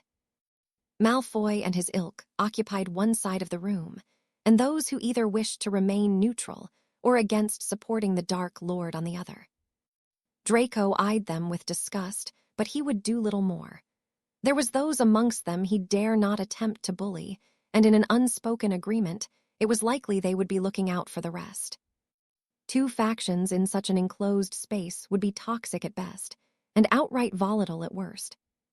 Daphne would not hedge her bets on what would prevail, though she was pleased to see Astoria take a seat opposite her near the fireplace. Idiots, she muttered. They do realize that Potter will be keeping a close eye on them. Daphne nodded. She'd noticed the boy eyeing the students speculatively, undoubtedly taking note of any that caught his attention. That's if he can take his eyes away from the French girl long enough, Astoria snorted, pulling Daphne from her thoughts. French girl? Tracy asked curiously. Astoria nodded as she grinned and produced an article from a French newspaper. Carruthers gave it to me. She was jealous. Tracy snatched it before Daphne could see, and her friend's eyes widened. Well, no one can say he's out of her league, she giggled. I don't swing that way, but even I wouldn't say no. Daphne's frown deepened as Tracy handed her the article, all of her amusement suddenly evaporating as she did so. Daphne swallowed deeply at the photos of Harry walking arm in arm with the beautiful blonde, both of them smiling. That could be passed off as mere friendliness, but the others were not so innocent. If anything, they were rather damning. In one of them, he was cupping her cheek, and the girl was looking up at him longingly, lustfully, her brilliant blue eyes alight with wanton desire. Harry's face could not be seen, but Daphne imagined that the very same look was reflected there, and her chest tightened uncomfortably as she handed the article back to Astoria, no longer able to look at it. "What does it say?" she asked, her voice a little more strained than she'd intended. "The usual crap about speculating the nature of their relationship," Astoria said dismissively. "All the rags are the same, just in different languages." Daphne hummed. "Are you all right?" Tracy asked worriedly. "I'm fine. Why wouldn't I be?" Tracy opened her mouth to say something else, but evidently thought better of doing so. "I think I'm going to get an early night," Daphne announced as she stood, doing her utmost to forget the articles and the images, to no avail. Try as she might, she could not remove the picture of Harry cupping the girl's cheek from her mind, nor the expression on her face. It made her feel rather sick, and oddly as though she had somehow been betrayed. How? She didn't know, but she could not help it. Out of all the unpleasantness the day had brought thus far, this was somehow the worst, even if she could not simply fathom why. Break. A smile graced his lips as he entered his sanctuary on the 7th floor of the castle. It had been a long summer away, but Harry was ready to continue his efforts in here away from the prying eyes of others, though he still had much to tend to now that he was back at Hogwarts. The Chamber of Secrets, he sighed as he removed the stone kept around his neck. He'd managed to quell the urge to summon his parents, even though it was becoming more difficult to do so. He wanted to finish viewing the memories of the cloak before speaking with James and Lily Potter. He needed to see them for everything they were without the bias of others. He wanted to know what made them so revered by those that knew them, but equally their flaws and imperfections. Harry did not wish to have a false sense of what his parents were. Just like him, they were human, after all, and had made their mistakes as he had his. "Soon," he murmured as he began turning the stone over in his palm, thinking of the one man best to assist him with what he needed to do. He appeared with a look of confusion, marring his features. "Where am I?" he asked cautiously. "In Hogwarts," Harry answered. Salazar Slytherin hummed as his gaze swept around the room. "And who might you be?" "My name is Harry Potter," Harry answered, "descendant of the Peveril line and of your own." Slytherin's eyes widened in recognition. "Is that so?" he questioned quietly. "That is so," Harry hissed, "but there is another of yours that threatens our very existence. He hails from the Gaunt line also and is a Peveril." "Your brother?" Slytherin questioned with a frown. Harry shook his head. "I think I have a lot to explain, and then perhaps you will understand." Slytherin gestured for him to do so, his expression fitting through dozens of emotions as Harry spoke: pride, anger, disappointment, and even sadness. "Fool," he whispered, "why should I believe you?" "You don't have to," Harry said dismissively, "but I am Death's chosen and I will kill him. I would rather not risk my life facing your basilisk if it can be avoided." Salazar nodded after a moment. "My own magical practices were often questionable, but to go to such lengths, he must be stopped. I will help you, Harry Potter." Harry nodded gratefully, but felt the burden of what that meant settle on his shoulders. It seemed that he had a date he'd been avoiding with a 1,000-year-old basilisk. It was rather disconcerting to find himself faced with a classroom full of wide-eyed first years, gaping at him as though Harry was the most fascinating thing they'd ever seen. He didn't remember ever being as small as them, and he certainly never stared at Quirrell in such a way even though the man wore a purple turban. Shaking his head and doing his utmost to ignore the surreal feeling of being responsible for the education of the children in front of him, Harry cleared his throat. "What are the dark arts?" he asked. One of the Slytherin students tentatively raised her hand, and Harry nodded for her to speak. "Dark magic," she answered nervously. The innocence of her offering elicited a smile from Harry, and he nodded. Exactly that, he praised. Take a point for Slytherin, miss. Moon, Professor. Harry offered her another smile. Now, what do we consider dark magic? This time, no students raised their hands. It is not an easy question to answer, and though Miss Moon was correct, it is much more complex than that. Both questions will be answered throughout the coming year. My job is to give you a strong foundation to build upon in here, and for those of you that wish to attend the Defense Club. Will we be learning spells? One of the Gryffindor students asked. We will, Harry confirmed. At first, it will be basic spells, but even the most basic magic can save your life when facing the dark arts. The boy frowned. You'll just have to trust me, Harry chuckled. But you didn't use basic magic in Diagon Alley, Moon pointed out. I did not, Harry agreed with a sigh. He'd been wondering how long it would take before the incident in the alley was mentioned. 5 minutes had been the best he'd hoped for. Can you teach us that? You won't be ready for that kind of magic for some time, but you will learn many useful things in here and in your other practical subjects. Both transfiguration and charms are very important when it comes to defense against the dark arts, which more than anything else is bringing together many branches of magic as one. Now, I'd like you to turn to page 3 of your textbooks and read up until page 7. If you've done it already, read it again. I cannot stress how important the theory is. Without a good grounding in knowledge, the practical side will be very difficult. It was odd to see them follow his instructions, and Harry took a moment to sit behind his desk and observe. It would take some time to adjust to his new position, and he took a moment to reflect on his own professors, the good and the bad. Quirrell had been a stuttering mess, but he'd not been terrible at his job despite being possessed by Voldemort. Lockhart had somehow been better than Umbridge, and neither of them could hold a candle to Remus. Harry released a deep breath at the thought of the fallen werewolf. He had been a brilliant wizard in his own right and a fantastic professor.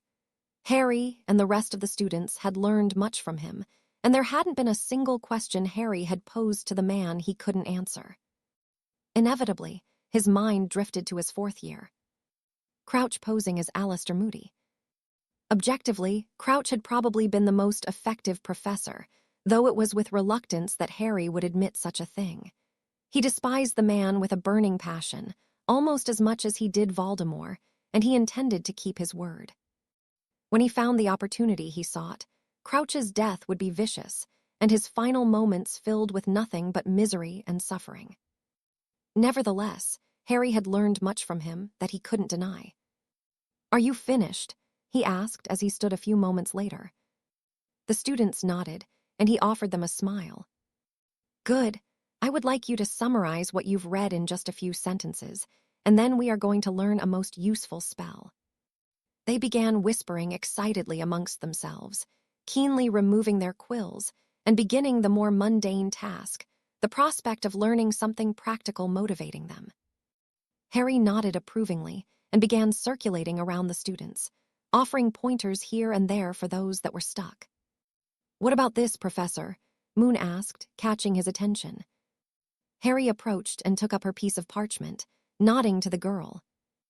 Good work, he praised. The little blonde blushed and busied herself for another minute as Harry made his way to the front of the class, feeling more comfortable in his new role with each passing moment. Wands out, he instructed, shooting a pointed look to the very corner of the room where he'd sensed a familiar presence the moment he'd entered. Break. Albus smiled as he took his leave of the defense against the dark arts classroom. Not that he'd expected anything less, but Harry truly was a natural at teaching the subject, and he knew the 1st and 2nd year students would be in good hands. For the first time in almost 3 years, he had no concerns as to the level of education the students would be receiving.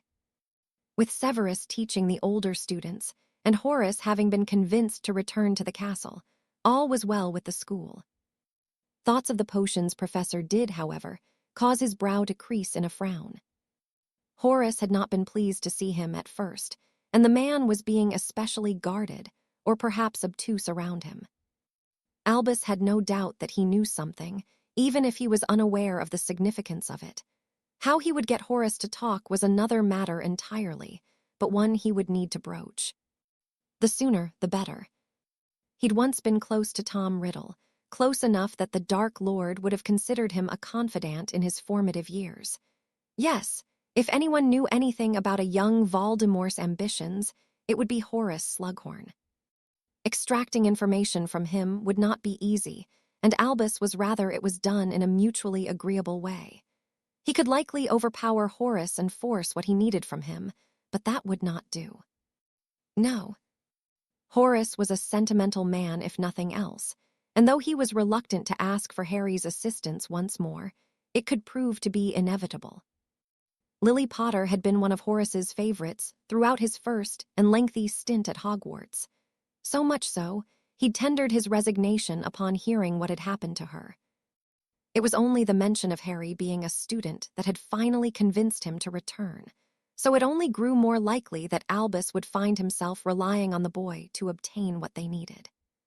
He released a deep breath as he reached his office, wishing that at least one thing pertaining to the war could be simple. Nothing ever was when it came to Voldemort, and even Harry was proving to be an exceedingly complex character in his own right. Wise beyond his years, ambitious, and talented to boot. What had shaped the young man, Albus could only guess, but time and again he proved himself far beyond what could ever be expected of one so young. His timely arrival in Diagon Alley during the Order's time of need had all but cemented the thoughts Albus had already been having. Harry Potter was indeed Tom's equal, and would perhaps even surpass by the time the two of them met. Though that was not a given.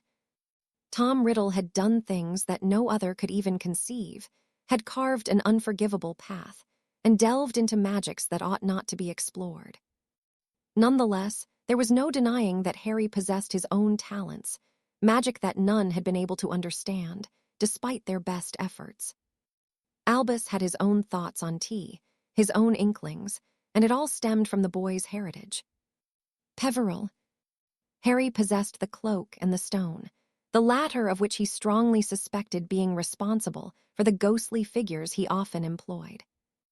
Not that the world would come to learn of it. Harry was not foolish enough to speak of the artifacts in his possession, and once more, Albus felt the weight of the Elder Wand that rested up his sleeve. With it, he could not begin to fathom what Harry would be capable of, and without it, perhaps there was a chance that he could not hope to defeat Tom at all. It mattered not. Albus had already made his mind as to what he would do with it, and by right, it belonged to Harry, and with the two other Hallows the boy had already obtained. The time was nigh that they were all united and wielded by the Peveril blood. The power he knows not, the headmaster murmured as he drew the wand and laid it on the desk before retrieving the one he'd received shortly after his 11th birthday. Neither appeared to anything more than any other wand, but both had served him over the years, his own even better than the infamous death stick. With fond smile, he picked it up, reveling in the warm acceptance, knowing that the Elder Wand had never been truly his to wield. It obeyed him well enough, but Albus had merely been a keeper of it, and it was time that it found a home with its rightful owner. It was time for Harry to become everything he truly could, and would need to be. Break. She'd been back at Beauxbatons for less than a day, and yet she was already growing tired of the stairs, even if they weren't the same. Gabrielle knew what they were all thinking, what they wished to ask her. They'd all seen the article and photos in the newspaper. The entire country had, and ever since, she'd not been granted a moment of peace whenever she'd appeared in public. Explaining what had happened to her mother and father had been embarrassing enough, and it certainly did not help that the former had described her sudden influx of hormonal as Gabrielle, feeling hungry, to clear up her father's confusion. Fleur had been all but intolerable, and Gabrielle had wanted to nothing more than for the ground to open up and swallow her. The one who had been least affected by it all had been Harry. He had taken her moment of weakness in his stride, though he had certainly made his fair share of jokes about it, not out of cruelty or teasing mind, but to make light of the situation. He insisted that it was not a big deal, but Gabrielle begged to differ. It truly would have been less embarrassing to have urinated herself in front of him. She groaned at the memory, at the sudden desire that had filled her being in his presence. It was something she would sooner forget, but knew it would remain with her, likely until the day she died. Were it not such a traumatic experience for her, she would have appreciated Harry's dismissal of it, but Gabrielle now had a new fear. She was no longer frightened of the lake at Hogwarts, nor what some of the boys in her school would attempt to do to her given the chance. No, those fears paled in comparison to enduring what she had if she ever saw Harry again. He'd already promised he'd visit, but Gabrielle would not be able to blame him if he didn't. Who wants a villa around them that could turn rather lecherous at any given moment? Well, most men would be flattered and unable to resist the magic washing over them, but not Harry. He'd always shown exceptional control around her, Fleur, and her mother. Nonetheless, it was not something Gabrielle wanted to be repeated, though, as she had mentioned to Harry already, it was a distinct possibility. She groaned at the mere thought, breathing to control the very same magic that threatened to break free, as she pondered what it had felt like to be held in his arms. As amazing as such a simple thing was, she knew she needed to get a grip of that rather feral instinct. Harry had been understanding thus far, but Gabrielle could not expect him to continue on knowing it could happen again. What if she lost control of herself completely? It wasn't as though he couldn't fend her off if it came to it, but she would rather it didn't. Gabrielle doubted she would be able to live that shame down. Break. Fudge looked terrible, thinner, pale, and as though he was just about ready to crack under the pressure of all that was weighing down on him. Sirius struggled to muster any sympathy for the man, and more so, he knew it was time to strike. He was not one to kick a man when he was down, but Cornelius Fudge was out of his depth and dangerous to maintain such an important position with what they faced. As the man cleared his throat, Sirius stood and shook his head almost disappointedly before he addressed him. Unless you are here to present a plan of action of what the ministry intends to do, you should save your breath, Minister, he urged. The time for platitudes and excuses must end, so if you cannot stand tall and lead us with strength, integrity, and unwavering bravery, it is time for you to step down and allow someone who will replace you. His words were candid and maybe a little harsh, but now was not the time for reticence or caution. With what was unfolding around them, the time for the ministry to act was now. Fudge's eyes widened as most within the chambers murmured their agreement, and as he looked upon the sea of faces, few were friendly or sympathetic. "Is that what you all wish?" he asked defeatedly. "You are not fit to lead us through this," Augusta Longbottom retorted bluntly.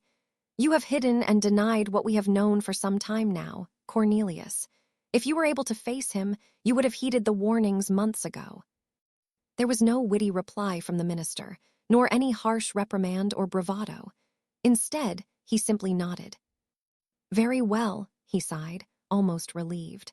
"I will step down from the position as soon as a successor is named. I suppose we shall begin with nominations. If there are any names, they shall be submitted, and so long as the person accepts, they will be considered by you all." "I nominate Pew's Thickness," Lucius Malfoy declared. He too appeared to be more tired than usual, though his skin always had been pale. The bags under his eyes gave it away. "I wholeheartedly accept," Thickness declared as he stood and offered Lucius a bow. So Thickness was at least sympathetic to Voldemort's cause or had been cajoled into obedience. Sirius suspected the former. The man was known to be slick, but there was no sign of duress or discomfort from him. "I nominate Sirius Black," Dumbledore called, eliciting an interested eruption of whispering. "He has been there, fighting and defending those who cannot when needed. He is personally funding those business that have been destroyed, and since arriving amongst us, he has been nothing but honorable." The lords and ladies, gathered in the chambers, looked at the frowning Sirius expectantly. He didn't want to be the Minister of Magic. He'd spent more than a decade in Azkaban, had neglected the political acumen his grandfather had tried to instill within him from a young age as his successor, and had shunned the pureblood way of life. "I second the nomination," Augusta Longbottom declared. Me too," Lord Boot offered, standing proudly. Sirius allowed his gaze to sweep across the room once more, and what he saw was nothing short of strange to him. Hope. Each of those that seemingly wished for him to accept the nomination were looking at him with hope in their eyes. Did they truly believe in him so much? As things were, that mattered little. They were seeking a leader who would not shy away from what was coming, who would fight for them, and do whatever was necessary to put an end to Voldemort. Although Sirius had his doubts, he stood, knowing he was all of those things they needed. "I humbly accept the nomination," he murmured. Break. It was difficult at best, but quite impossible to see the somewhat solemn boy running the defense club, the relaxed and often witty one who she had private tutoring with, and the enigmatic one that wizarding Britain was trying to figure out as the very same. Daphne did not even wish to consider the evidently flirty and playful side of him she had not seen for herself. That was seemingly reserved for the French beauty he'd been photographed with. "Thinking of him with the hottie again?" Tracy asked. "No," Daphne denied. "You're a shit-layer, Greengrass," her friend sighed. "I can tell when you're doing it. Your face scrunches up like you've just sucked on a lemon." "It does not." Tracy hummed as she quirked an eyebrow in disbelief at her, and Daphne chose to ignore it in favor of casting a jelly-legs jinx at the laughing girl. "How are you doing?" the voice of Harry sounded. "Fine," Daphne said dismissively. Harry frowned and merely offered a shrug before moving on to the next pairing. "That was rude," Tracy commented. "You're not usually rude to him." Daphne rolled her eyes. "It's okay that it's bothering you. I bet it will bother a lot of people when they find out. What's wrong with someone here?" "It doesn't bother me," Daphne sighed. "I just thought that with what happened to Belle, well, you know." "That he'd spend the rest of his life alone," Tracy snorted. "Come of it, Daphne. When he's of age in less than a year, he will have just about every lord with daughters in the country showing an interest in him. Your dad might even reach out to him." "He bloody well won't," Daphne huffed. Tracy shook her head. "You might be able to lie to yourself, Daphne Greengrass, but I know you. It does bother you, even if you don't want to admit it. I'd jump at the chance for a date with him, and there aren't many that wouldn't, even if they won't admit it either. I've even caught Parkinson undressing him with her eyes." Daphne grimaced once more. "I don't need to hear that." "Well, I had to suffer it so you can share it with me," Tracy replied with a smirk. "Anyway, it's not like anyone has a chance, not competing with the French girl, if they are in a relationship." "You saw the photo," Daphne sighed grumpily. "Maybe it's a one-sided thing," Tracy said with a shrug. "You can't see how he's looking at her. Besides, wouldn't he have mentioned you to her?" "Why would he mention her to me?" "In your little not-so-private tutoring sessions. I followed you once." "You followed me," Daphne hissed. Tracy shrugged. "I thought you were sneaking off with a boy, and I was right. I should have known it wouldn't have been to a broom closet, though." Daphne shook her head in disbelief. "You can't tell anyone." "Would I?" Daphne offered her friend a smile, knowing her secret was with her. Tracy was loyal enough to her to be a Hufflepuff, after all. "So, what do you talk about?" "Magic, mostly, and sometimes politics. I told Potter he should think about becoming minister one day." Tracy nodded thoughtfully. "I doubt we'd get any more Dark Lords with him in charge." "And he'd make a difference," Daphne mused aloud. "He cares about people, and he wouldn't be bribed or blackmailed into doing what anyone else wanted." "You admire him." Daphne frowned again. "Not like that," she answered, though it was clear Tracy didn't believe her. "If you say so," the girl grumbled. "You know, you could stop torturing yourself and just ask him." "I'm not torturing myself." Tracy offered her a pointed look. "Maybe they're just friends. It's that French champion's sister, the girl he pulled from the lake." "And maybe he likes her," Tracy returned. "Maybe he doesn't." Daphne watched Harry helping some third years with the stunning spell. So what if he and the Delacour girl were together? She had just been under the impression that he wasn't interested in anything like that. She smiled sadly as she shrugged and leveled a scowl at the grinning Tracy. People wouldn't like it if he married Avila. No, but who's going to argue with him if he wins the war? Daphne shook her head, though she knew what Tracy said was true. If Harry won the war, he could marry a hag if he wished, and it would be accepted. Not that she'd thought about marrying him, or the possibility that her father might just see him as a good match for her. Would he? It took only a moment of pondering the question to realize he would if Harry did, indeed, win the war. His reputation was already rather astounding, and there wasn't a single lord that would not consider Harry Potter a good prospect. Those who held such values would even forget that he's not a pureblood for such a prestigious match. Tomorrow, Harry asked quietly as he reached them once more. Daphne felt a sudden jolt of bitter envy and shook her head, immediately regretting the words that passed her lips. No, I have things to do. Her tone was dismissive, and Harry looked at her questioningly before shrugging. Okay, he replied simply before moving on once more. Tracy looked at Daphne disapprovingly. That was just mean, she muttered. Why did you do that? Do what? Tracy said nothing else, leaving Daphne to wallow in her guilt. Harry hadn't deserved that, and she knew that she'd taken something out on him that wasn't his fault. Well, if you did like him, you've probably just blown it, Tracy said, eventually breaking the silence. You really are one of the stupidest people I know. Daphne frowned. Harry Potter is taking time out to teach you privately, Tracy whispered harshly. Most girls would kill for less than that, and you just threw back in his face. If you had any sense left, you'd apologize to him for being a bitch. That was really unfair. He's been nothing but nice to you. As the session came to an end, Daphne only felt worse. Tracy was right. She was unwaveringly loyal to Daphne, but had no qualms in telling her when she was wrong, and she had never done so vehemently. Daphne released a deep sigh as she followed her friend, shooting a glance to Harry, who didn't even look her way.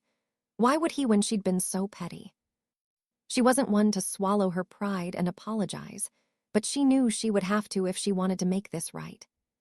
Before she could muster the courage to do so, Harry was gone, and Daphne chastised herself internally for her outburst. No, Harry hadn't deserved that, and she did not like the jealousy that had plagued her since she'd seen that article. She'd never been a jealous person, and it simply didn't sit right with her. Why was she jealous of the French girl? That was a question she did not wish to consider right now, not when she had some groveling to do. Break.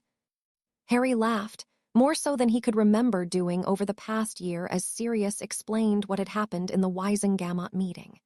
His godfather had merely intended to discredit Fudge, to sow the seeds of doubt as to his competency to remain in his position, and now he was poised to be the next minister of magic. It's not funny, Sirius protested. It's hilarious, Harry disagreed. Well, you might just get a biography written about you. I can see it now. Sirius Black, from murderer to minister. Sirius winced as he shook his head. I don't want to be the bloody minister. Harry took pity on the man and offered him an encouraging smile. For what it's worth, I think you'll be brilliant, he said sincerely. People respect you, and you've proven that you'll fight for them. Everything else you can get yourself some good advisors for. Sirius didn't seem convinced, but he nodded. If I'm voted in. I don't think you'll have to worry about that, Harry snorted. I bet the newspapers in the morning will be begging for you to replace Fudge. Sirius hummed. Come on, it won't be so bad, Harry soothed. It will be better than sitting around that dusty house, shouting at your mother and trying not to throttle Creature. True, Sirius conceded. I still can't get rid of the old cow. She did that on purpose, Harry chuckled. Your mother couldn't stand not being around in some way to keep her nose in the family affairs. I bet she didn't expect you to be the next Lord Black, though. No, Sirius agreed.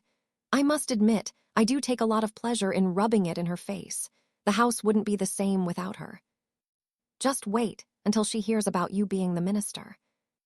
Sirius's eyes lit up mischievously. Would you like to hear me break the news?"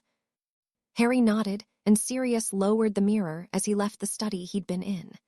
It was only a moment later that he heard the man's footfalls on the hard floor of the hallway and the sound of the curtains that his Wahlberga from being pulled back. "Filthy swine," the woman screeched. "You brought me nothing but shame. I should have drowned you at birth." "That's the nicest thing you've ever said to me," Sirius replied cheerfully. "Now, I wish you'd shut up. I have some news." "News?" "I've been nominated to be the next Minister of Magic." There was a moment of silence, and Harry thought that perhaps he'd been disconnected until a shrill scream almost burst his eardrums. "You, Minister of Magic, turn the office into a den of debauchery with your whoring ways. You lie with scum and harlots not worthy." "I do," Sirius declared cheerily, reveling in the fury of his mother. Much to Harry's relief, the ranting began to fade, and he was once more greeted by the happy expression of his godfather. "That made my day," Sirius chuckled. "It might be worth being minister just to piss her off." Harry shook his head amusedly. "It's a shame that a portrait can't have a heart attack," he mused aloud. "Good luck tomorrow. Let me know how it goes." "I will," Sirius promised before ending the call, and Harry returned the mirror to his trunk before turning his attention to the monumental task of this evening. The chamber awaited him several floors below, and he needed to focus. Releasing a deep breath in anticipation, he turned the stone over in his palm 3 times and waited for the arrival of Salazar Slytherin. "Is it time?" the man asked as he appeared. Harry nodded. "Are you sure about this?" Slytherin offered him an encouraging smile. "So long as he has not addled her mind, I see no problem," he said reassuringly. "And if he has? Then your little venture could prove to be problematic. I, however, will be on hand. She will remember me." "And what if she doesn't?" "Then the outlook could be bleak," Salazar answered honestly. "She is a 1,000-year-old basilisk, after all." That was something Harry certainly had not forgotten. "How big do they grow?" Salazar's expression darkened somewhat, and for the first time, he showed a hint of concern. "They never stop," he admitted, "but I cannot think of any known to live so long. It is possible she did, especially if food was scarce. So, I should expect the unexpected." "Always," Salazar replied.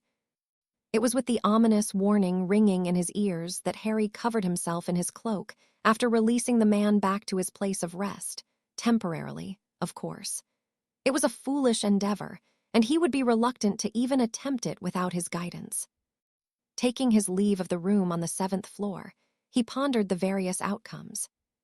At best, the basilisk would be compliant, and Harry would leave with another Horcrux in his possession. A worst. He would die down there, likely to never be found.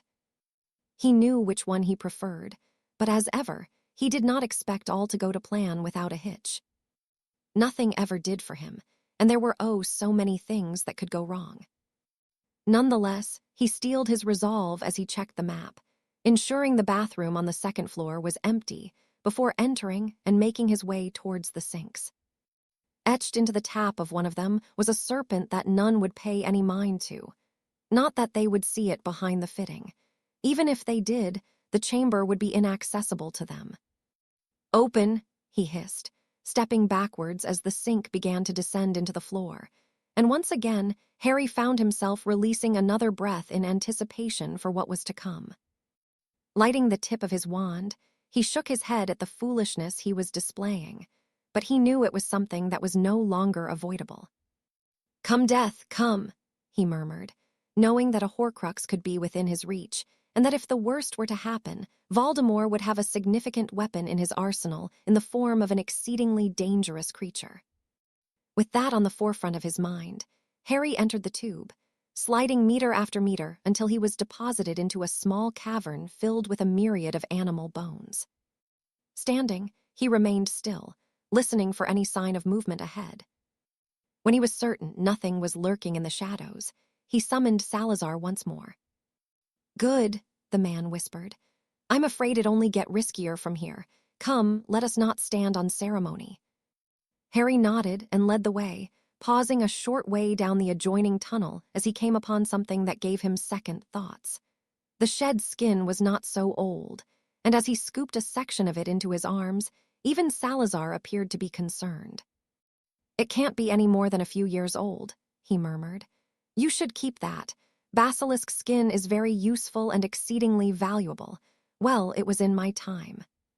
Carefully, Harry rolled it up with a wave of his wand and placed it within his trunk. What use it would be, he didn't know, but at the very least, he would have a rather unique souvenir from his visit here. Pressing on, perhaps against his better judgment, it wasn't long until he came upon a large iron door inlaid with several gold serpents. "Proceed with caution," Salazar urged.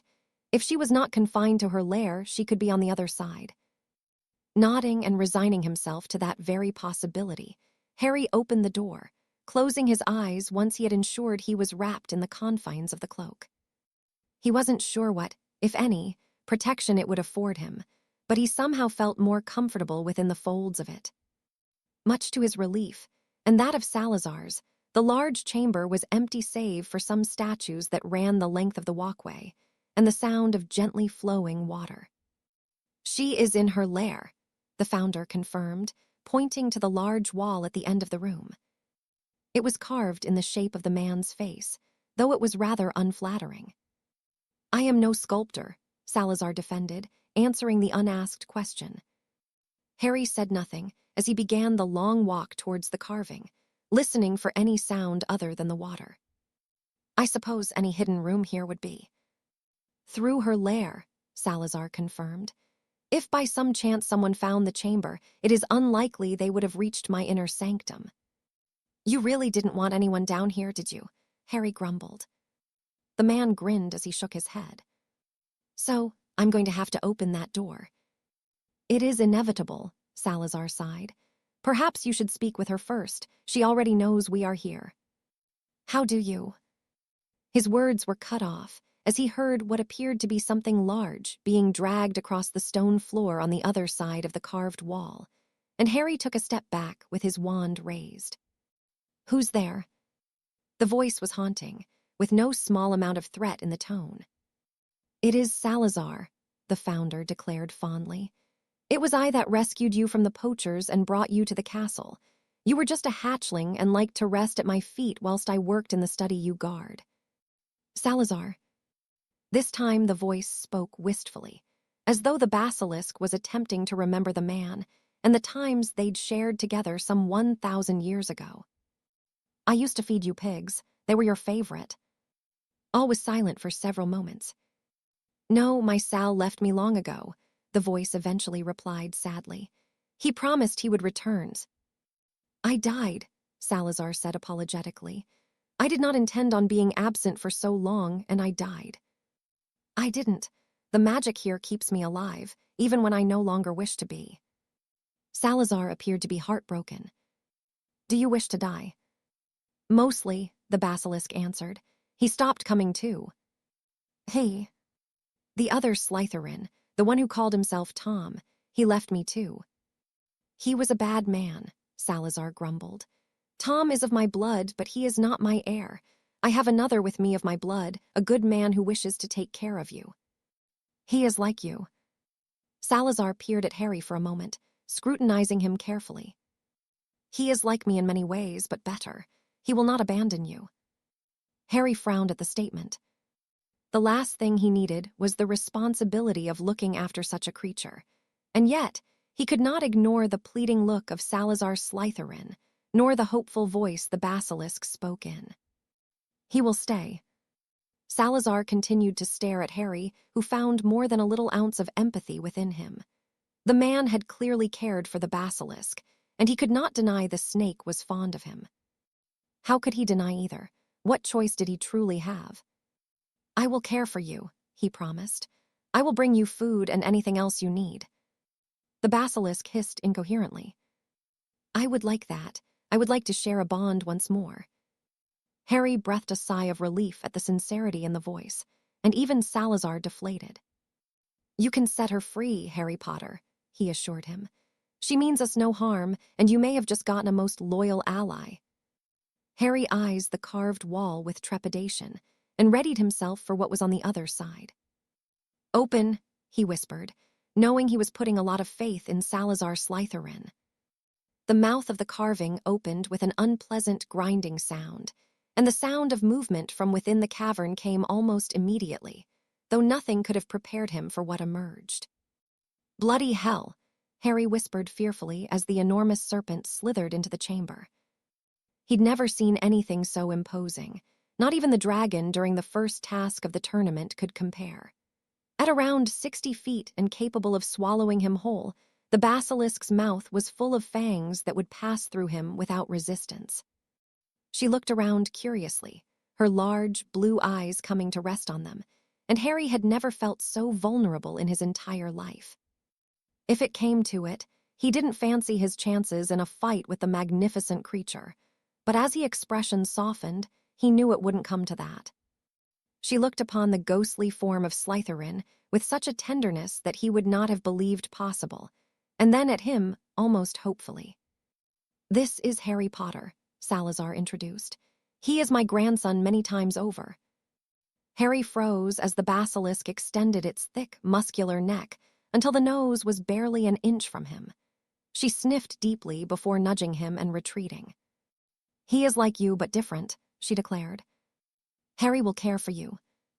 The basilisk continued to stare at him for a moment and pressed her head against his chest, almost sending him sprawling. "You can pet her," Salazar chuckled. "She likes to be scratched around her nose." Harry did so tentatively and was surprised to hear and feel a deep, rumbling growl of contentment being emitted from the snake. "She's like any other creature, Harry. She just wishes to be cared for, safe, warm, and fed. I always found her to be rather affectionate." Harry could only nod dumbly in response, and though he could not be certain how long he stood carrying out perhaps the strangest thing he'd ever done, the basilisk eventually withdrew and slithered into one of the nearby bodies of water. "She likes to swim," Salazar snorted amusedly. "The pool below us is big but may need to be added to. I never envisioned she would grow so much." "She's beautiful in her own way," Harry remarked, thinking of the many shades of green to her skin. "I thought that I would die from her gaze." "Only if she intends to," Salazar explained. "When her eyes are blue, she is no threat. Unless she decides to eat me." Salazar nodded and offered him a grin. "Best keep her fed. Come, my study awaits." He led the way into the lair of the basilisk and through to another hallway where a door was situated at the end. Pushing it open, Harry was taken aback by the cursing of the founder as they entered the empty room. "He took it all," he growled furiously. "My life's work and he took it." "What was in here?" Harry asked. "Everything. My research and my most treasured possessions." Harry offered the man a look of sympathy. "I'm sorry." Salazar waved him off, though his anger remained palpable. "So it doesn't look like he hid one here," Harry said disappointedly. "I suppose it makes sense. He didn't kill his Muggle family until he was 16, and he couldn't open the chamber again. Not when he'd barely gotten away with it last time. I was convinced he'd hide one here." It was frustrating to say the least, and as Harry pondered the revelation that there was no Horcrux to be found, he could only shake his head. "He may have hidden one elsewhere in the castle," Salazar said quietly. "Perhaps he couldn't risk it, but it is possible he found another place. Hogwarts is full of hidden rooms. You yourself found quite the exceptional example of one." Harry frowned thoughtfully. "Maybe," he conceded, "but it would have to be somewhere he was certain it would not be found. I don't even know what it is I am looking for." Salazar conceded the point with a nod. "I would not give up on it," he urged. "From what you have told me of him, he would be egotistical enough to do just that. Besides, there are few places safer than Hogwarts." Harry nodded as he left the empty study, pausing to pick up one of the fangs the basilisk had lost over the years. "Careful," Salazar warned. "They are laced with her venom. You would not want that in your blood." "I know," Harry murmured as he levitated a few more. "The venom is what I need to destroy the Horcruxes. It's one of the few things known to be able to do it." Salazar seemed to be rather proud of that fact, and though his scowl returned as he offered a final look at his ransacked study, he offered Harry a smile of encouragement, leading him back into the main chamber. "It took me many years to build this," he sighed. "Take care of it, Harry Potter, and of her. She deserves a little happiness." "I will," Harry vowed, eliciting a nod of gratitude from the man. "And make sure he can bring no more shame to my line. I shall be at peace, knowing you will send him to me in due course." With no further pomp nor circumstance, Salazar Slytherin vanished, and Harry allowed his gaze to sweep around the Chamber of Secrets. The gesture was most appreciated, but what was he going to do with such a room? Of course, the basilisk would remain here, and he would need to visit to feed and spend time with her, but he could think of little else it offered, for now. He chuckled at the strangeness of his excursion here. He'd not found a Horcrux, but he would be leaving unharmed, though with the burden of caring for a creature that was likely alive the same time as Ignatus Peveril. It was with that equally daunting and amusing thought that he took his leave of the room, no closer to finishing the war, but somehow satisfied with his efforts. How many people could claim to have a 1,000-year-old basilisk as a friend, after all? "I am so sorry about what happened to your parents, James," Lily whispered as she pulled him into a tight embrace. "If there's anything I can do for you." James offered her a weak smile. Had she hugged him so enthusiastically only a matter of weeks ago, his heart would have been soaring, but since the death of his mother and father, it had been lodged somewhere in the deepest recesses of his stomach. Dragon pox. Something of a pandemic had swept across wizarding Britain in recent weeks, a particularly vicious strain of which the ministry was trying to trace. It had claimed a few hundred lives already, and that number grew by the day. Of all the things his parents could have contracted, it had to be something so impossibly difficult, near impossible to cure. Worse still, he'd not even been allowed to visit them in St. Mungo's, and had spent the beginning of the summer simply waiting for news. It had been his mother to succumb to the disease first, and though James was assured she did not suffer, that did not soften the blow of the loss, even less so when the news was broken of his father's passing. For hours, James could only sob until he had no more tears left to fall. Ever since, he had felt numb, lost in the darkness with no light to guide him. Somehow, he'd managed to compose himself enough to arrange the funerals, and ensured both were buried in Godric's Hollow. But all of it seemed to go by in a blur of grief and necessity. Swallowing deeply, he removed the letters they had written him on their deathbeds, the parchment of each already worn from how often he read their final words that were already forever etched into his mind. "To my son, I could never have imagined that this would be how I would say my final farewell to you, and though I know you would wish for nothing more than to be with us, it cannot be so. I need you to know how proud I am of you, and that I pass on with the knowledge that the family is in the very best of hands. In my final moments of clarity, I think of all I have done, and not a thing compares to raising such a fine young man. The road ahead of you is not an easy one, and I wish I had more time to guide you on your journey, but I have every faith in you, James. You truly are my greatest achievement. Find love and happiness, my son. I cannot put into words the wonderful life I have enjoyed with your mother at my side. This is not goodbye but a farewell, until we meet again. Never forget how much you were loved, because it is simply immeasurable. Your father, Charles Henry Potter." A lump formed in James's throat as he stared at the ring that now adorned his finger. He could not claim the Potter lordship for a few months, yet he wore it with such pride. It made him feel closer to the man he'd lost, gave him pause when making decisions. He'd become less impulsive as he considered what advice his father would give him, and in a sense, he knew that so long as he wore the ring, Charles Potter would always be with him. Nonetheless, he could not rid himself of the bitterness he felt by how he'd lost them, and he didn't think he ever would. "Thanks, Evans," he murmured at the girl who was sitting on the opposite side of the Gryffindor table. She offered him a sympathetic smile, and James released a deep breath as Sirius squeezed his shoulder. His best friend had been irreplaceable over the last few months, and James did not know what he would have done without him. Sirius had been there, had dried his tears and held him up when all he wished to do was hide from it all. Without him, James could not begin to fathom what he would have done. Harry released a deep breath as he was pulled from the memory, partly from the familiar, overwhelming feeling of loss he'd shared with his father, and partly from his own exhaustion.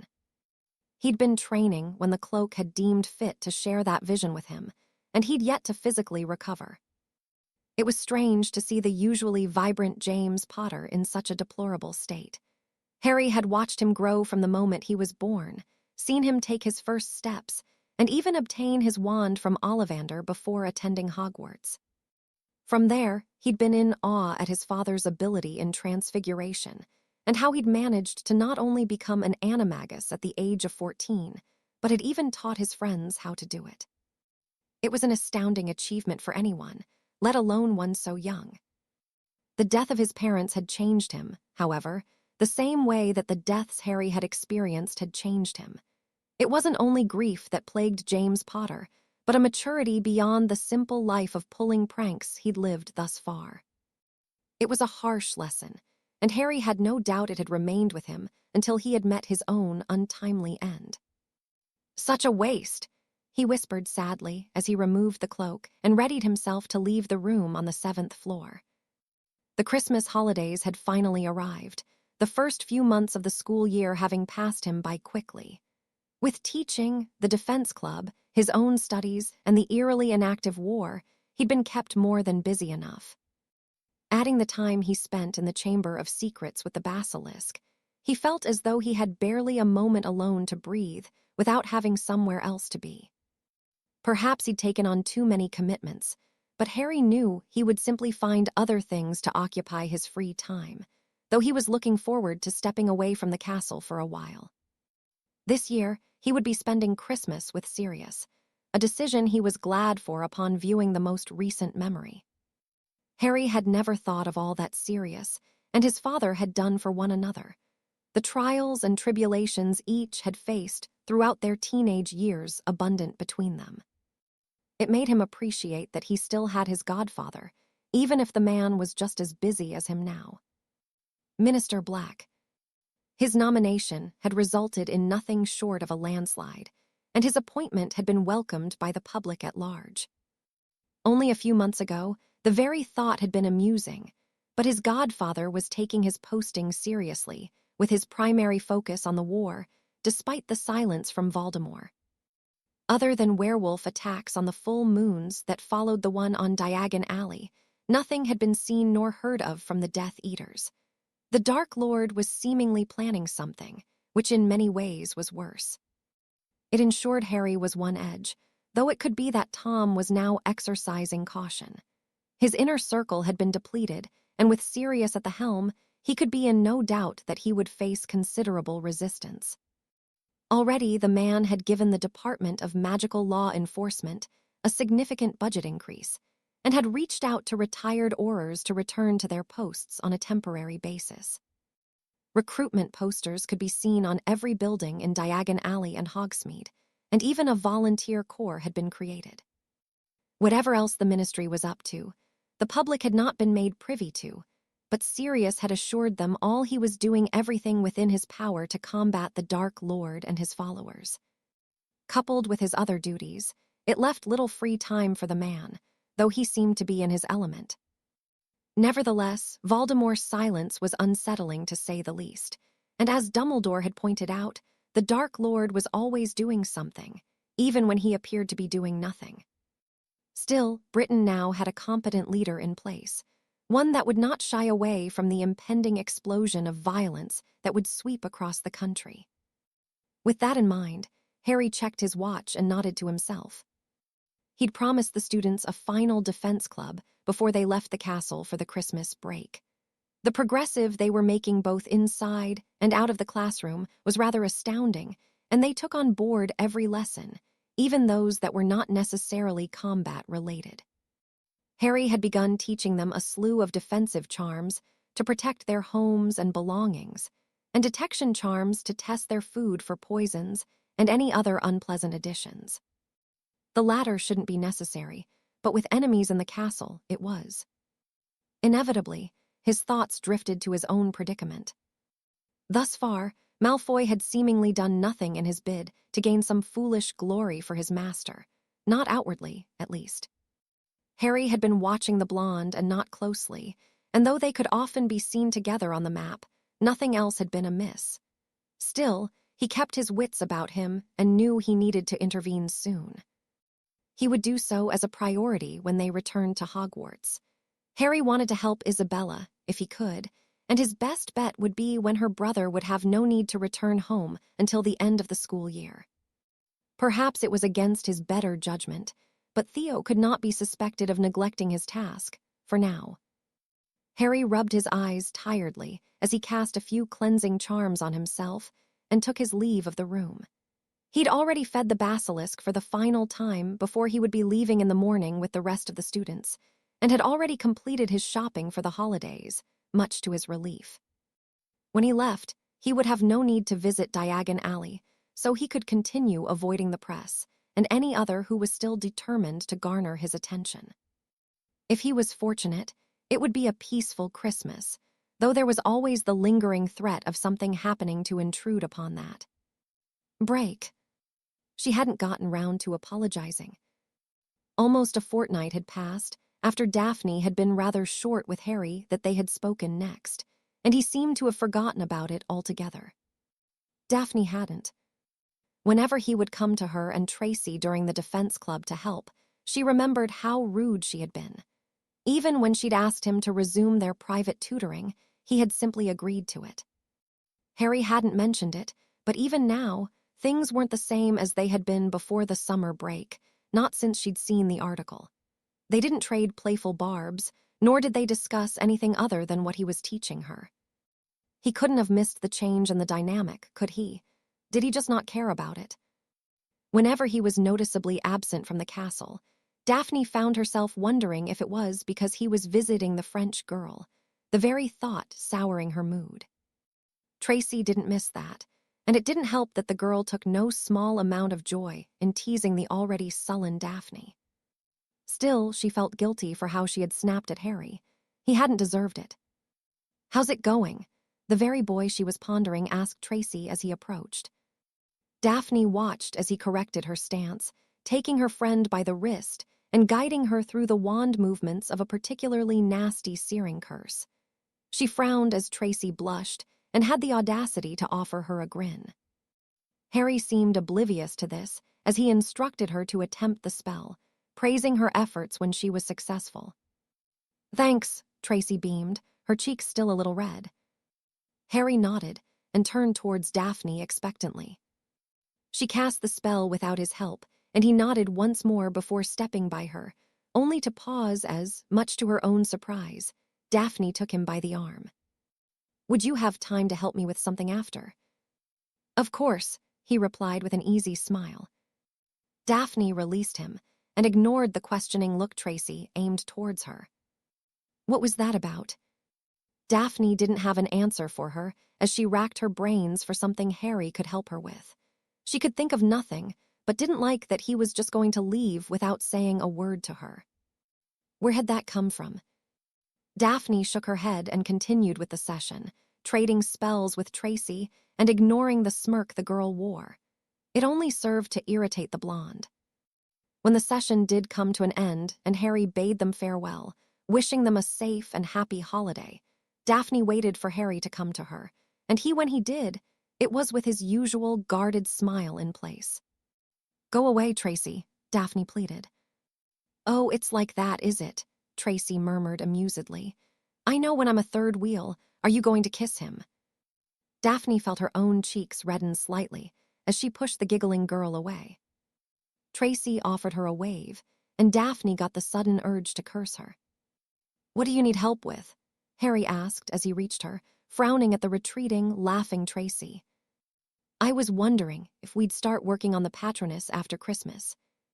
His frown deepened, and he looked as though he wished to say something, but evidently changed his mind. "We can," he agreed. "It might take some time, but if we dedicate a few minutes of it during each session, if you want to continue with them." "I do," Daphne said a little eagerly. Harry offered her another smile as he nodded and reached into his robes. Whilst you're here and no one is around, I might as well give you this now instead of having to send it. Give me what? He removed an elegantly wrapped package and handed it to her. Merry Christmas, Greengrass. Daphne swallowed deeply as she stared at it, the guilt that had gnawed at her for her abruptness at the beginning of the year surfacing once more. You shouldn't have got me anything, she murmured.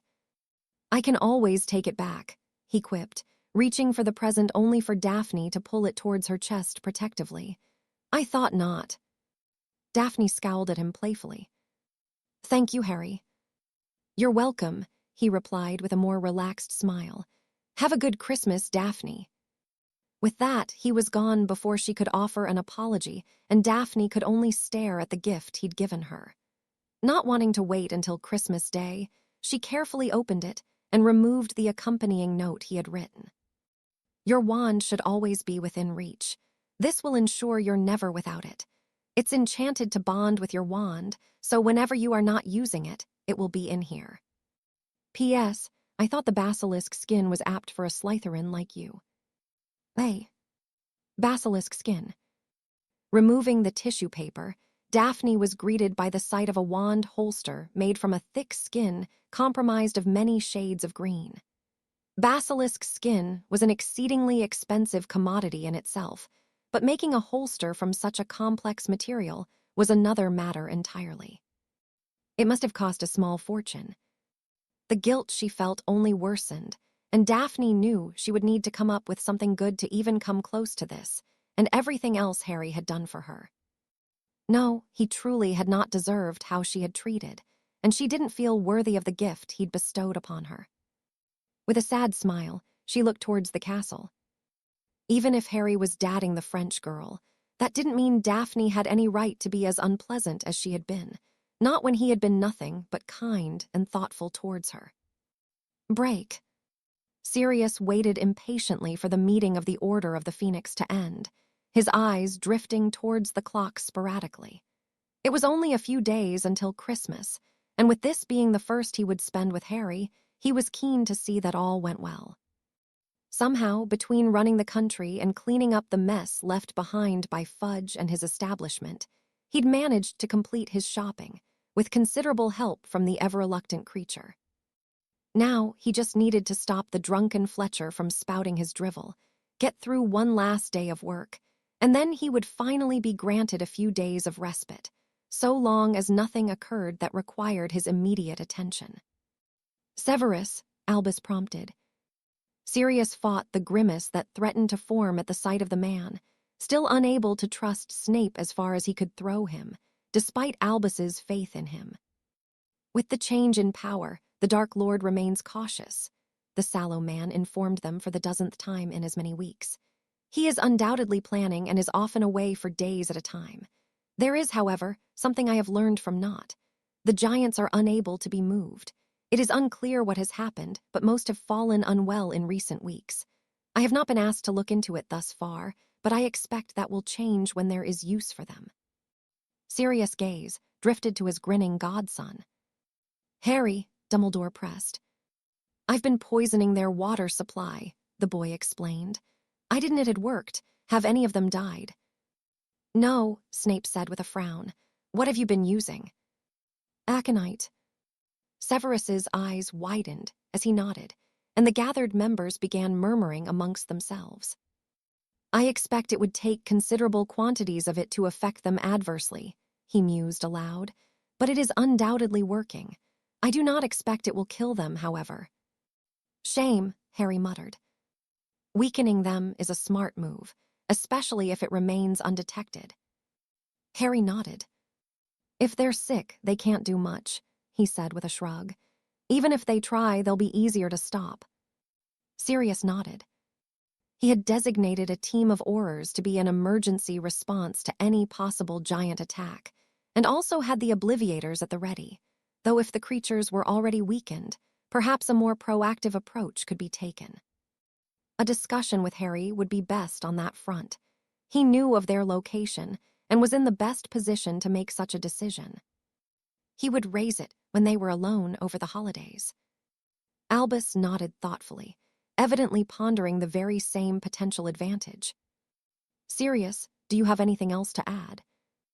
Not until I am certain of a few things, he answered. I am collaborating with several departments on many things to help with the war effort. But progress is slow. Most have been neglected over the years, and it will take time to recruit the needed manpower and implement anything of use. I am working on it, and Amos has been an invaluable asset. Diggory offered an appreciative nod. And my seed will make a fine orer, he declared. Cedric tutted as he shook his head. He'd immediately enrolled into training and had been assigned to work with Tonks, a most fortunate pairing for the young man. He would learn much from the metamorph. Excellent, Dumbledore declared tiredly. Then, if there is nothing else pressing, we shall call it a night. As ever, thank you all for coming. Sirius breathed a sigh of relief as the kitchen emptied, and he was once more left alone with his thoughts, save for the presence of his godson. Are you ready for Christmas? He asked. Harry nodded. I've already finished shopping and sent my presents. I'll be visiting a few people over the holidays, but will be here until the day after Boxing Day, he explained. You'll be back in the office by then. Sirius's nostrils flared irritably. You know, I think I took my life for granted before being the minister, he sighed. Well, you can retire when the war is done and continue being a lazy shit, Harry assured him. Sirius unleashed a bark of laughter as he nodded eagerly. That sounds like a good plan to me. But you will have to find a suitable replacement, Harry pointed out. The great Minister Black's shoes will be hard to fill. Sirius frowned. Bloody hell, they won't let me leave, will they? Probably not, Harry replied with a grin. You're still young, well, almost young. You've got decades of work in you yet. Decades. Your mother will be so proud, Harry snorted. See you tomorrow, he added with a wave. Decades, Sirius repeated when he was alone. Surely he would not be expected to remain as minister when the war was over, though he could not shift the feeling of dread that had gripped him. He'd never wanted to be minister in the first place, and yet it appeared he could find himself stuck in the position. Typical, he huffed. As much as he dreaded the thought of such a long service, he was certainly flattered by the faith that was being shown in him, even if he could not help but lament the fact that it seemed he would somehow live a life being imprisoned by the Ministry of Magic. Break. Barty checked his watch and began counting down from 10 minutes exactly, excited as he waited for his target to appear. The man had proven to be a creature of habit, even if it had taken him weeks to establish his routine. Tonight, however, he would prove his worth to the Dark Lord once more, bringing him something of worth. Ever since Black had become minister, the comings and goings of the ministry had been out of reach. Lucius had fallen from grace, as had Not and any other who had been in a position to provide useful information. As such, the Dark Lord had been blind, though that would soon change. Sirius Black had proven impossible to get to, much to his chagrin, but Barty had not given up. There were others, and having a father who had once been the head of the Department of Magical Law Enforcement had afforded him certain knowledge that he had been putting to use. "Who's there?" he asked, turning his wand to where he felt the sudden presence. He froze beneath his cloak, poised to defend himself despite being hidden. It was the same thing that had plagued him throughout the many months spent in the Department of Mysteries, the eerily similar chill of the Dementors that seemed to follow wherever he went. For the most part, Barty was able to ignore it, but when it felt as though something was breathing down his neck, he no longer could. He hated the feeling of vulnerability, and he breathed a sigh of relief as it faded, only for him to freeze in terror as he turned back to where he expected the man to arrive imminently. In front of him stood a large, cloaked figure, much larger than any human form. For a moment, he thought it to be a Dementor, but it did not float, and the cold that permeated around it was much more oppressive. It too did not move, and simply stared at him with unseen eyes from beneath its hood. What was it? So utterly frozen, Barty did not notice his target arrive at first, but in the next moment, The figure was gone and was replaced by the crop of hair he'd been waiting to appear. Springing into action from beneath his cloak, he breathed a sigh of relief once the man was stunned. Nevertheless, he chanced another glance, pausing once again as the cloaked figure appeared a short distance away, pointing at him with a skeletal hand. "Shit!" Barty cursed as it advanced towards him, and he hurriedly activated his portkey to escape whatever it was stalking the alleyway, the sense of unfettered terror following him all the way back to where his master waited for him. Break. The atmosphere around the dinner table was awkward, and Harry watched the overly polite back and forth between Sirius and his cousin Andromeda interestedly. It had begun the moment the woman had walked through the front door. At the sound of her voice, the portrait of Walburga Black had erupted in a tirade of expletives aimed at the wayward Black, which was returned rather venomously, much to the surprise of Ted and their daughter. Andromeda, according to Sirius, had been the calmest of the siblings. Bellatrix had always been hot-headed, and Narcissa was quick with a caustic barb on her tongue. The middle sister had always been the most affable, though Harry had his doubts having seen the infamous black temper flare so readily, though he could not deny it had been amusing. He was glad the ire of Walburga was not aimed at him for a change. "I was surprised to hear you'd been made minister," Andromeda commented after several moments of awkward silence. "I'm surprised you lived to see 30. "I could say the same about you," Sirius returned with a shrug. "If it wasn't for the war, the old bastard would have killed you both. He wouldn't have found us." "He knew where you were," Sirius snorted. "He didn't want to bring any more unwanted attention to the family. Sissy was marrying Lucius, and Bellatrix Lestrange. All of them were already supporting Voldemort, well, not Sissy." Andromeda frowned at the mention of her sisters. "Is Bellatrix dead?" she asked bluntly. "She might as well be," Sirius sighed. Andromeda's frown deepened. "Sissy should never have married Malfoy." "I'll kill that bastard when I get the chance," Sirius vowed, stabbing his knife into his chicken violently. "Or I will," Harry replied. Sirius nodded. "Or you will," he agreed. Andromeda looked between the two of them questioningly. "He's not much like James, is he?" Sirius shook his head. "He has his moments," he said with a grin. "But no, Harry isn't like either of them really. I am here, you get." "Oh, I thought you'd never arrived," Sirius returned sarcastically, clutching his chest. "Would you like a red carpet to walk down? Would you like a slap?" Sirius grinned, enjoying the playful jabs they were taking at one another. "He wouldn't mind as long as you didn't punch him again," Tonks broke in. "You punched him?" Ted asked. "Straight in the gob," Tonks answered. Sirius dropped like a sack of spuds. She mimicked the punch, laughing at the scowl she elicited from her cousin. "He caught me off guard," Sirius defended. Tonks hummed and Harry busied himself with his meal. Punching Sirius was far from his proudest moment, and he decided to let the man field the questions being asked by Ted and Andromeda. He chose to focus on the morning he'd shared with his godfather. Sirius had gone all out in his preparations. Harry had woken to the smell of bacon and the sound of the man swearing as the hot grease spat at him from the pan. From there, they had eaten before Sirius impatiently suggested they opened their presents. It had been as though his godfather was the child as he tore through his pile in a matter of moments, pouting when he'd finished. Harry had to remind himself that this was the Minister of Magic, and were it not for all the good Sirius was accomplishing, he'd think him to be a poor candidate for the position. Amongst his own haul of gifts had been some he hadn't expected.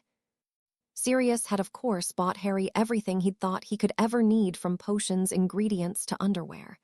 The man had evidently panicked, much to Harry's amusement.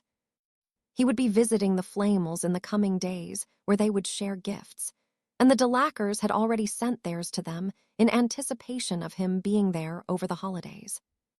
Gabrielle had sent him her own, one of 2 journals she had enchanted so they need not send Hedwig or her own owl, Eros, from the regular, taxing trips. He'd already penned the Vila a note of appreciation for the present with the sentiment she had enjoyed his own. a set of rare books on enchanting he'd come across. The package he'd received from Daphne had been the most surprising, however. Ever since they'd returned from the summer, she'd been somewhat cold towards him at times and aloof at best. He'd still had the wand holster made for her, though Harry had expected nothing in return. The set of tools for rune carving was quite the gift. They were made of the finest silver with obsidian inlays and came in a wrap of leather he suspected was dragon's skin of some variety. It would certainly prove to be most useful in his ongoing studies, despite having finished his newt in the subject. Receiving it with the short note had come as a surprise, even if it did confuse him somewhat. Who the bloody hell can that be? Sirius huffed, pulling Harry from his thoughts. He frowned as Sirius flicked his wand at the fireplace, and the head of a concerned Amos Diggory appeared in the green flames. "You have my apologies for intruding, Sirius," the man offered. "I wouldn't do so unless I felt it was most important." "What is it, Amos?" Sirius had cultivated a close working relationship with him. Amos Diggory was well-connected, intelligent, and knew the workings of the ministry well. "Rufus," he sighed. "He was supposed to join us last night and stay with us for a few days over the holidays. When he didn't come, I thought that he would perhaps arrive this morning." "And he didn't," Sirius murmured. Amos nodded. "He's not been seen since he left the office 2 nights ago. He wished the guard working the desk a Merry Christmas, and that was the last known sighting. I don't suppose this is like him." Amos shook his head worriedly. "Rufus would have sent a message by now. Sometimes time can get away from him, but not the best part of 2 days." "Bugger," Sirius cursed. "Have you tried his home?" "The flue remains locked, and Cedric has just returned from checking in person. He has no other family nor friends he would be with, not without informing me of a change of plans." Sirius nodded his understanding. "Then someone must have gotten to him," he deduced, pinching the bridge of his nose. "Get a message to Dumbledore. I will see what else can be done." Amos nodded, and his face vanished from the fireplace. "Shit," Sirius grumbled. "How bad is it?" Harry asked. "He's the head of the Department of Magical Law Enforcement," Sirius reminded him. "Is there anything we can do?" Andromeda offered. Sirius shook his head. "I don't think so. I need to." He paused as Harry stood and turned away from the table, murmuring under his breath. "Wherever he is, he's alive," he declared. "How can you possibly know that?" Andromeda questioned. Harry said nothing as he pondered the predicament. If Scrimgeour was dead, he'd have been able to summon him via the stone. "Do you have anything he has touched, either of you?" Sirius shook his head, but Tonks removed a piece of parchment from the pocket of her jeans. "He gave this to me a few days ago," she explained. "It's the Christmas rota for the Aurors." Harry accepted it and closed his eyes, feeling for any trace of magic that didn't belong to the metamorph. Fortunately, Scrimgeour had created the schedule himself, so there was enough for him to become familiar with. Nodding to himself, he summoned Mallory, the enormous, smoky Thistral taking up a considerable amount of room in the kitchen area. She looked at him expectantly, and Harry held out his hand, drawing some of the magic from the parchment as he murmured under his breath. "Find him for me, girl," he whispered as the Thistral craned her neck to sniff it. She nodded before vanishing in a cloud of smoke, and Harry retook his seat, tracing a few symbols in the air with the magic he'd extracted. "What is he doing?" Tonks asked curiously. Harry gave no answer as he worked for a few moments, and those gathered at the table shuddered, the cloaked figure that formed in the center bringing an unpleasant coldness. They stared at one another silently before Harry banished it and released a deep sigh, unaware of the strange looks he was receiving. "What was that?" Andromeda asked. Harry frowned as he waited, and Mallory returned only a few moments later, the news she brought being most unfavorable. "Thank you, girl," he said gratefully before she disappeared within his chest, much to the surprise and confusion of the others. "Voldemort has him," he explained. "Scrimgeour is alive but won't be for long. His magic is fatting and we can't get to him." "How do you know that?" Tonks pressed. Because I know where Voldemort is. Scrimgeour's magic is present there, but there's no way in. He's taken significant steps to ensure they won't be disturbed. So there's nothing we can do, Sirius huffed frustratedly. Harry shook his head. Scrimgeour was either lax or was outsmarted. Either way, he will not live to see tomorrow. How much does he know? Sirius frowned. That depends, he replied thoughtfully. On whether or not he was obliviated before he left the ministry. It is something I implemented when I first took office to ensure information could not be taken by force. Would he have? Sirius frowned. I'll have to check with Douglas. He's the obliviator tasked with doing so. Break. CRUCIO? The Dark Lord spat for the dozenth time and Barty remained silent as his master attempted to extract anything of use from Rufus Scrimgeour. It was odd to witness. Rufus had been a regular guest at the Crouch home when Barty had been but a boy, and now, here he was, screaming his lungs raw from being subjected to the most vicious of treatment. Tell me, Scrimgeour, the Dark Lord hissed. Tell me what it is I wish to know. Having weakened the man significantly, Lord Voldemort had attempted to invade the man's mind, only to withdraw quickly in a frightful rage, unable to find anything of use to him. Obliviation. Rufus had been obliviated of anything of worth. Barty frowned as the man spat a mouthful of blood at the Dark Lord's feet, baring his teeth defiantly. I can't tell you what I don't know, he chuckled humorlessly.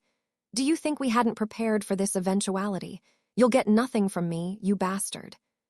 He laughed hysterically, his mind addled by the torture he'd endured, though it was clear the man felt a sense of triumph, despite the helplessness of his situation.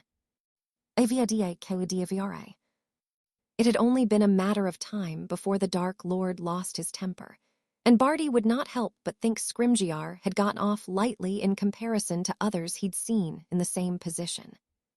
The man slumped forward in the chair he was bound to, lifeless, his body broken, yet taking any secrets he'd held to the grave. What next, my lord? Barty questioned. The Dark Lord remained silent for a moment as he contemplated his options and nodded resolutely. We proceed, Barty. We destroy all of those that would stand in our way. The time for caution is at an end. We must forge a new path to victory, one we have trodden once before. We bring them fear, my friend. Nothing but fear. Send for the others. We begin immediately. It was with a furrowed brow that Harry's gaze swept over the various newspaper articles from over the past week. Staring back at him in every image was scenes of devastation, the silhouettes of broken bodies and demolished buildings, and hanging above them all so imposingly, the Dark Mark. The war had finally taken the turn he'd expected, though had hoped wouldn't come. Voldemort had seemingly experienced enough setbacks, enough failings to drag him from the shadows. The man himself had yet to have been photographed, but the survivors had spoken of a tall, pale figure who had unleashed a plethora of hellish magic upon them, leaving Harry in no doubt who was behind it. He knew it was only a matter of time before a photo was taken, and the world at large would set eyes on the man that had once haunted Harry's very worst nightmares.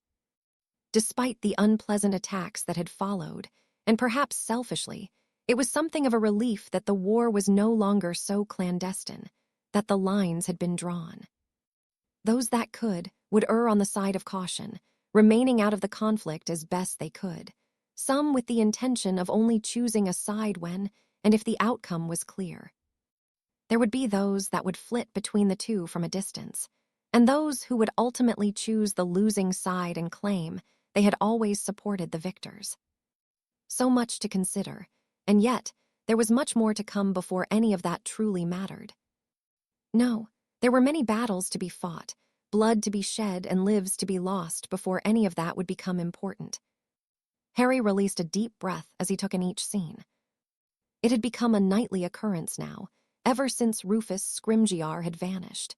The man had died the very same night Harry had searched for him, and the very first attack following mere hours later. Sirius had assured him Voldemort had learned nothing of worth. He'd implemented a strict system with those he worked with to prevent this eventuality taking place. At the end of every meeting, a copy of the memory was taken, and then each of them were obliterated by one expert, other than Sirius's own. He had not disclosed the location of the copies, and the obliviator was kept in protective custody in a place only known to the minister. He was leaving no loose ends to keep vital information safe, something the former government had failed to do during the First War. From the night Scrimgeour had been murdered, the tension that had gripped the nation was an oppressive one marred with uncertainty and paranoia, as it had been during Tom Riddle's first rise to power. Neighbors no longer spoke to one another, many had already gone into hiding, and some students had not returned to Hogwarts after the holiday. Some had been confirmed dead, others missing, and a few vanishing without trace. It was disconcerting and made for a deeply unpleasant atmosphere within the school, something that Harry would be addressing this very night. For him, it was not difficult to identify those that supported the Dark Lord. Foolishly, they had banded together somewhat, appeared to stand a little taller, each with the slightest smirk about their lips as each newspaper arrived with the Morning Post. The smugness would not last. Harry had no doubt that Sirius was already planning much, as was Dumbledore in his own way. It would serve to assuage the concerns of wizarding Britain to see the Ministry taking a proactive role, but ultimately, the war hinged on Harry and Voldemort. Although it had not been known, Harry had been fighting for what seemed to be his entire life against the threat lurking in the shadows. However, that very same threat had now stepped out of them, and yet the fight remained the same for him. Nodding to himself, Harry set the stack of newspapers ablaze with a flick of his wand and withdrew the invaluable map from within his robes. Consulting it, he could see his target was in the Great Hall. Tonight was the scheduled Quidditch practice for the Slytherins, which meant that Nott would be without the company of Malfoy, Crabbe, and Goyle. The perfect opportunity for Harry to gain some much-needed information, and perhaps provide the boy with a way out of his own predicament. Preferably, it would have been addressed the moment he'd arrived at the castle in September, but knowing Nott would return home for Christmas, and would likely be questioned on the progress of their task, Harry had to exercise patience and caution. That was no longer the case, however. Malfoy would have to act before the end of the school year, and with no scheduled breaks before then, there was little risk to Nott now, if the boy proved to be intelligent enough to cooperate. If he did not, it would become his own problem. Harry may have promised Isabella he would do what he could to help her brother, but he would go out of his way to do so to his own detriment. Although he didn't know it yet, the time for Theo to make a decision would be upon him imminently. Break. He is consumed by his lust for power, Severus murmured gravely. He has never been reasonable, but even less so now. I fear for what is to come. Albus nodded tiredly. Dark days lay ahead of them, with no end seemingly in sight. Rufus had given the Dark Lord nothing, and it only seemed to spur him into action with such a violent vigor. It was as though Britain had been plunged into the very peak of the First War overnight. Muggles were being attacked along with wizards, and it was Sirius the country was looking to for a solution. Albus took a small amount of comfort knowing Cornelius was no longer in charge, though Sirius's position was not an enviable. He would need to take affirmative action. It was frustrating that the man chose to be so reticent to share his plans, even with Albus. He had, however, assured him that things would soon be in place, that would be a considerable pushback against Tom and his ilk. As do I, the headmaster murmured. What of Potter? Albus shook his head. He remains as tight-lipped as his godfather, he sighed. I have no doubt he is doing what he believes is necessary, but he has shared little with me. I must speak with him regarding another matter. I will attempt to garner something from him. How is he faring in the classroom?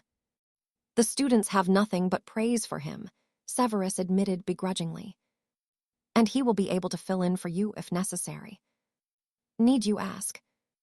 Albus leaned back in his chair as he surveyed the other man.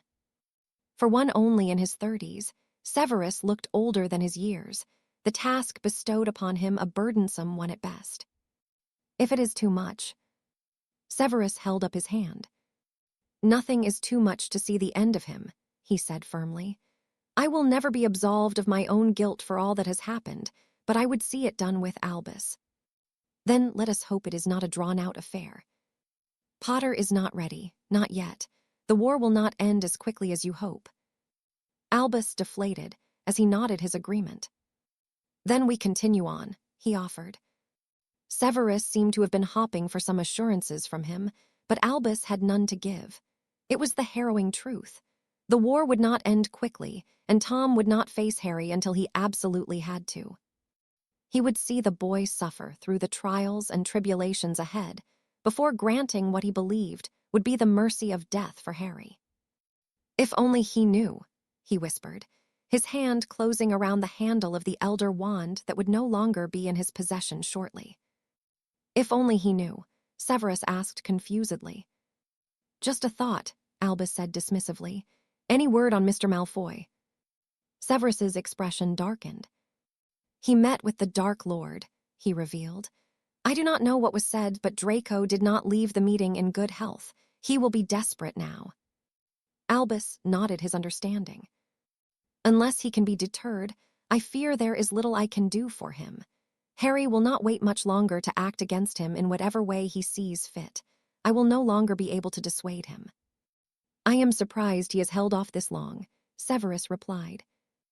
As am I, Albus returned with a frown. I expect he has his reasons. I will discuss it with him as a priority. Things may seem bleak, Severus, but I believe in him as much as I do you. I only ask that you have faith in him. The man nodded as he headed towards the door, pausing as he gripped the handle. If I did not, I would not take such risks, headmaster. It may mean little to most, but he is her son. I am reminded of that every time he looks at me. It was a rare mention of Lily Potter, and as Albus listened to Severus's retreating footsteps, he felt his own belief in the man strengthened. Severus Snape had many regrets in life, but none more so tormenting than what had happened to Lily Potter. That alone had seen him remain at Hogwarts for so long, waiting for the day his former master returned to resume his struggle for power. Not that any would ever know that. Severus would sooner see them all question his loyalty than for his reasons to be exposed to the world. That just wouldn't do. Fawkes, I would like you to deliver this to Harry at the most opportune moment, he instructed as he scratched away with a quill. Do be discreet, old friend, he added with a smile, knowing the Phoenix's proclivity towards theatrics. Fawkes trilled loudly as he vanished in a burst of impressive fire, and Albus drew the elder wand. It seemed to hum in anticipation, seemingly knowing it would finally be returned to where it belonged. One man with 3 hallows, Albus whispered. Were it any other than Harry who would be in possession of them, he would be deeply concerned by the mere thought.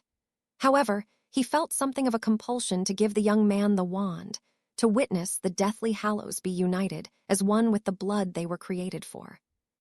Soon enough, he would, and he could not deny how intrigued the very notion was. Break.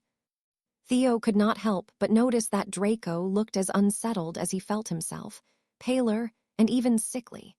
He shuddered at the memory of being subjected to the Cruciatus curse by his own father, at the behest of the watching Dark Lord. He had not spoken of it to Draco, but Theo had no doubt the blonde had endured the very same treatment. The Dark Lord had been furious at their lack of progress, and Theo had experienced the man's wrath firsthand. He'd watched as his father had been punished for raising a pathetic, imbecilic son, and felt himself filled with dread as he was instructed to punish him in turn. He would never forget the look of loathing and agony that crossed his father's features as he leveled his wand at him, nor the pain that tore through him. Theo remembered the screams of his mother and sister, mingling with his own. "Not," Draco hissed, pulling him from his thoughts. Theo had started to perspire, and he wiped his brow with the back of his hand. You need to look whilst I'm training. Theo nodded. His situation was an impossible one. Despite having seemingly been punished too, Draco's fanatical loyalty to the Dark Lord had not wavered. If anything, he'd become more determined, though that could be attributed to the same fear that plagued Theo. Regardless, it mattered not. They knew their task, and what awaited them if they were to fail. "I will." Draco nodded as he took his leave of the Great Hall with the rest of the team, and Theo dawdled, ignoring the questioning looks of his peers as he followed suit, his already lacking appetite all but gone. Shaking his head, he made his way up to the 4th floor to continue his search, pausing at every brick, portrait, and statue as he slowly progressed, his search bearing no fruit. The Dark Lord had given them instructions which had proven to be useless, even the one pertaining to the hidden room on the 7th floor. He had been particularly furious that they had been unable to access that one. It truly was an impossible situation, unless they were to achieve a significant discovery. Taking a moment to lean against the wall as he pondered his lot in life, Theo took a deep breath, only for his vision to dance as he was hurled through a nearby door to an abandoned classroom. Before he could get his wits about him, let alone draw his wand, he found himself caught in a vice-like grip around the throat and staring into a pair of burning green eyes. "Hello, Not," Potter greeted him. Theo tried to swallow as he shuddered from the chill of the fear that crept down his spine. What could Potter possibly want with him? Had he somehow discovered the plan? No, that wasn't possible, so why was he confronting him in such a way? Theo had never even spoken to the other boy. "Potter, you're choking me," he managed to wheeze. He was quickly relieved of his wand, as Potter's gaze continued to bore into his own. "Behave yourself, Not," he warned. Theo could only nod, collapsing to his knees and gasping for breath as he was released. Potter's wand was trained on him as he looked up, and he knew he held no advantage here. Still, Theo wondered what he wanted. "I know," Potter said simply. "I know exactly what you and Draco are planning, and I am giving you one chance to be honest with me. Your life is hanging by a thread, and I'm the only one that can help you." Theo swallowed deeply. If Potter knew and he hadn't killed him yet, then the Dark Lord undoubtedly would when Potter's knowledge of the plan came to light. It wasn't as though it was going to be allowed to come to pass. It was nothing short of an impossible situation for Theo, and all the stress, the fear, and helplessness that had accumulated over several months suddenly overwhelmed him in the form of a choke. "He'll kill me," he croaked. "Voldemort or your father?" Theo winced. "Both." Potter nodded and offered him a hand. Theo eyed it warily, but allowed himself to be pulled to his feet in a bid to salvage a modicum of dignity from the situation. "They will," Potter agreed, "and I will if you continue going through with it. Is it worth dying for, Not?" Theo shook his head. "Then I will help you," Potter offered. "You will help me and I will help you. I can get you away from Voldemort and your father out of the war." Theo frowned suspiciously. "Why?" he asked. "My reasons are my own," Potter said dismissively. "You either accept my help or you don't. That's your choice, but it is not an offer I will make twice." He meant it. Just one look in Potter's eye told Theo that this was the moment that he needed to make a choice, and once more, he was gripped by fear but also the slightest feeling of hope. Still, why would Potter help him? Theo didn't know, but it seemed he truly had little choice. He had no doubt that his father and the Dark Lord would kill him if he failed, and now that Potter knew of the plan, that was inevitable. "My mother and sister," Theo murmured. "I won't leave them there." Potter actually seemed to be somewhat proud of him, and even nodded. "I will help them," he replied simply. "Your father is another matter entirely. I will not help a man that tried to murder me." Theo nodded his understanding. His father had never been an affectionate man towards any of the family. He was cold, bitter, and prone to fits of temper that he took out on them all as he saw fit. For Theo, watching his mother and sister suffer had always been worse than being the target of his father's ire. "You give me your word," he said firmly. "If you help us, I will tell you everything." Potter shook his head. "I need more than that, Theo. I need you to continue the ruse of helping Malfoy. I'll even give you what you are looking for. You know a way into the castle. More than one, Potter answered. Do you agree? Theo released a deep breath as he pondered a life away from his father for him, his mother, and sister. It seemed too good to be true, and he wasn't even certain he could trust Potter. Again, he considered what choice he had. Putting his life in Potter's hand did not sit right with him, but he reminded himself that the boy could have killed him already, or even ensured Theo failed. He knew the plan before he'd confronted him, and was even offering a lifeline. I accept, Theo answered cautiously. How will you get my mother and sister out? I have my ways, not, Potter assured him. You will keep me informed of Draco's progress, and I will give you the way in when the time is right. I will make sure your mother and sister are safe before Draco can act. When he does, and he is dealt with, you will be taken to them. Not a soul other than me will know of your location. Theo nodded. I still don't get why you're helping me, he sighed. I'm sure you will know when this is all over, Potter replied. Go on, and not a word. I cannot save you or them if you do anything stupid. I'll get a discreet message to you when. He paused, and Theo ducked as a ball of fire erupted in the corner of the room, and a piece of parchment glided towards Potter. He read it before pocketing it. It will be much more discreet than that, he snorted amusedly as he offered Theo his wand. He took it tentatively before placing it up his sleeve, somehow feeling better than he had since returning to Hogwarts in September. Thanks, Potter, he offered sincerely. Thank me when you're out of here, not, the boy murmured. Go on, I expect Malfoy will be looking for you. With a nod, Theo took his leave of the room, bewildered by what had happened, but equally grateful. If Potter proved to be a man of his word, then this could be the best outcome he could expect, unless the Dark Lord won the war. He shuddered at the thought, but did not regret the choice he had made. This way, there was at least a chance, however slim, that he, his mother and sister would survive what was happening outside the walls of Hogwarts. Break. Daphne flicked her wand into her hand, absent-mindedly, as she admired the holster Harry had gifted her.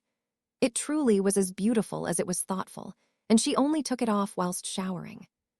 She'd rushed to Diagon Alley the moment she disembarked the train at King's Cross to purchase the set of rune-carving tools. It was one of a kind, and she'd intended on getting it for herself, but it only seemed right to give it to Harry. The note she'd received from him shortly after Christmas had only proven she'd made the right choice. It was short, as was his way, but heartfelt. Daphne, your gift is most appreciated, and it will be well taken care of. Thank you. Hey. She smiled at the memory of receiving it, only for her expression to fall as the one that followed was less pleasant. Who is that from? Her mother asked. Just a friend, Daphne replied dismissively. A friend. Oh, is it Har? Daphne placed her hand over Astoria's mouth to shut her up, but her mother and father had heard enough to deduce who it was from. Daphne, the man sighed. I do not think it is wise for you to get close to the boy, not with everything that is happening. Daphne frowned at her father. So, I should just turn my back on a friend. The Lord Greengrass was not a man so easily intimidated, but she could see the concern in his eyes. I would not see you hurt because of your association with him. You know as well as any what happened to the Bell girl. That wasn't Harry's fault. Astoria interjected heatedly. You make it sound as though he killed her himself. I did not say that. You may as well have. Astoria, their mother chided. The girl stood and shook her head. Harry Potter has been teaching us how to defend ourselves, she protested. For almost a year now, he's been teaching everyone who wants to learn. What a shit way to repay his kindness by taking away our friendship. I'm still going to his lessons. Daphne was proud of her stubborn younger sister, and she nodded her agreement. Me too. Her parents shared a look of concern. And what if they decide to take exception to that? You would risk all of our lives for a boy. He is not just a boy, Astoria bit back. He is going to win the war. And what if he doesn't? He will, Astoria reiterated firmly. We have all seen what he is capable of, even you with what he did in Diagon Alley. Harry Potter is different. As is the Dark Lord, their mother broke in. You are too young to remember what it was like, but what we have seen is only the beginning. I'm sorry, girls, but we have lived through this before, and every person that has stood up to him has died. Harry's parents died. Harry won't, Daphne snorted humorlessly. I've seen more than any of you what he can do. What else makes him different? I'm just as scared as you, but I believe in him. There's nothing you can say that will change that. You'll see that I'm right. We really hope so, Daphne, her father sighed. They hoped, but Daphne could see they didn't believe. She simply could not bring herself to doubt him. She had listened as he had spoken of helping those in need, how he cared about others without most caring for him. She didn't know what his life had been like before he came to Hogwarts, but she had come to know him, and well, she believed. At least enough to see that he could be the change the world around them needed. The likes of Lucius Malfoy had run amok for too long, had bribed and intimidated their way to the top for too long. Change was needed, and in her heart of hearts, Daphne believed in Harry Potter. She shook her head at the thought. Had any told her this before her 3rd year, it wouldn't be so. Harry had always been quiet, observant, and quite the irritation to Draco who, despite his best efforts, could not outshine Harry in any way. Daphne had thought that maybe he was as arrogant as Malfoy had professed, as self-absorbed and egotistical, but he wasn't. Harry was both the nicest and most dangerous person she had met. He was kind, often to a fault, but so utterly ruthless when he needed to be. It surprised her still that he had not been sorted into Slytherin, but she understood it. He could be as cunning as he was ambitious, loyal as much as he was witty and intelligent. But above all, it was his courage that stood out. Where most would have buckled under all that he had been burdened with, he shouldered it defiantly and without wavering. Her parents could think as they would, but Daphne knew better. Harry Potter had become her friend, someone she admired, and someone she could envision emerging from the war more enigmatic than after the first had seemingly come to an end. She laughed to herself, falling silent as Draco entered the common room with his lackeys in tow. Perhaps she should have been sorted into Hufflepuff. Despite her fear of what was to come, her loyalty was to Harry. He had earned that at the very least, and as Daphne looked at the expressions adorning many of her housemates eyeing Draco with contempt, she doubted she was alone in her thoughts. Break. Dumbledore was unusually solemn as Harry entered the headmaster's office. The man was seated behind his desk, stroking fox plumage, a deep frown marring his features. I understand you confronted Mr. Knott. I did, Harry confirmed. He has agreed to help me in exchange for helping his mother and sister escape his father. Dumbledore nodded as he surveyed Harry. And Horace? Harry shook his head. He had been tasked with convincing the man to part with a memory pertaining to Voldemort. Thus far, he had only managed to make the man wary of him after he'd mentioned it. With everything else Harry had been focused on and distracted with, Slughorn had not been a priority, though he knew he would have to do more. Dumbledore was insistent that the memory was of the utmost importance. I have every faith in your success, Harry. Horace has his weaknesses, and I expect you'll find them. Now, let us discuss the reason I asked you to join me. Harry nodded and waited for the man to continue. Before he did, however, he drew a wand from within his sleeve, one that Harry did not fail to recognize. For a moment, the headmaster simply stared at it reverently, placing it on the desk with a smile. I must say, I am surprised that it has taken so long for this to happen, Dumbledore said thoughtfully. I haven't been ready, Harry answered truthfully. Between becoming familiar with the cloak and stone, the wand would have been overwhelming. Dumbledore nodded. What are you expecting? I don't know, Harry sighed. Both the cloak and stone have given me so much. The wand I cannot say. I was urged from the very beginning to not rush in obtaining them all. I just knew I wasn't ready. And now? Harry's gaze shifted to the elder wand, and he could feel it reaching out to him, caressing the magic of the cloak and stone already in his possession. and even him in the very same way. It was an odd feeling of anticipation that gripped him, and though he'd never truly felt it calling to him, it did now, and he knew now was the time to unite the Hallows as one, as death intended when he'd gifted them to the Peverils. Releasing a deep breath, he reached for it, and Dumbledore looked on with equal curiosity as to what would happen. The closer his hand came, the stronger the pull grew, and the more his own magic and the other Hallows began to react as though knew what was coming. After only the briefest moment it was in his hand, and Harry gasped as he felt the Elder Wand meld with his own magic, and the three Hallows simply became one with him. The room faded to the very same grayish hue he witnessed in the visions, and the cold feeling he'd become so familiar with since he'd obtained the cloak was no longer a mere presence. Harry was the presence.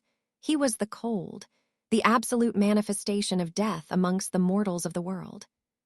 In many ways, it felt so wrong that he shouldn't be here, but it equally felt so right. He was death's chosen, just as much as fate had shaped his existence so many centuries ago. It ran through every fiber of his being, even his very soul. "Harry," Dumbledore asked worriedly.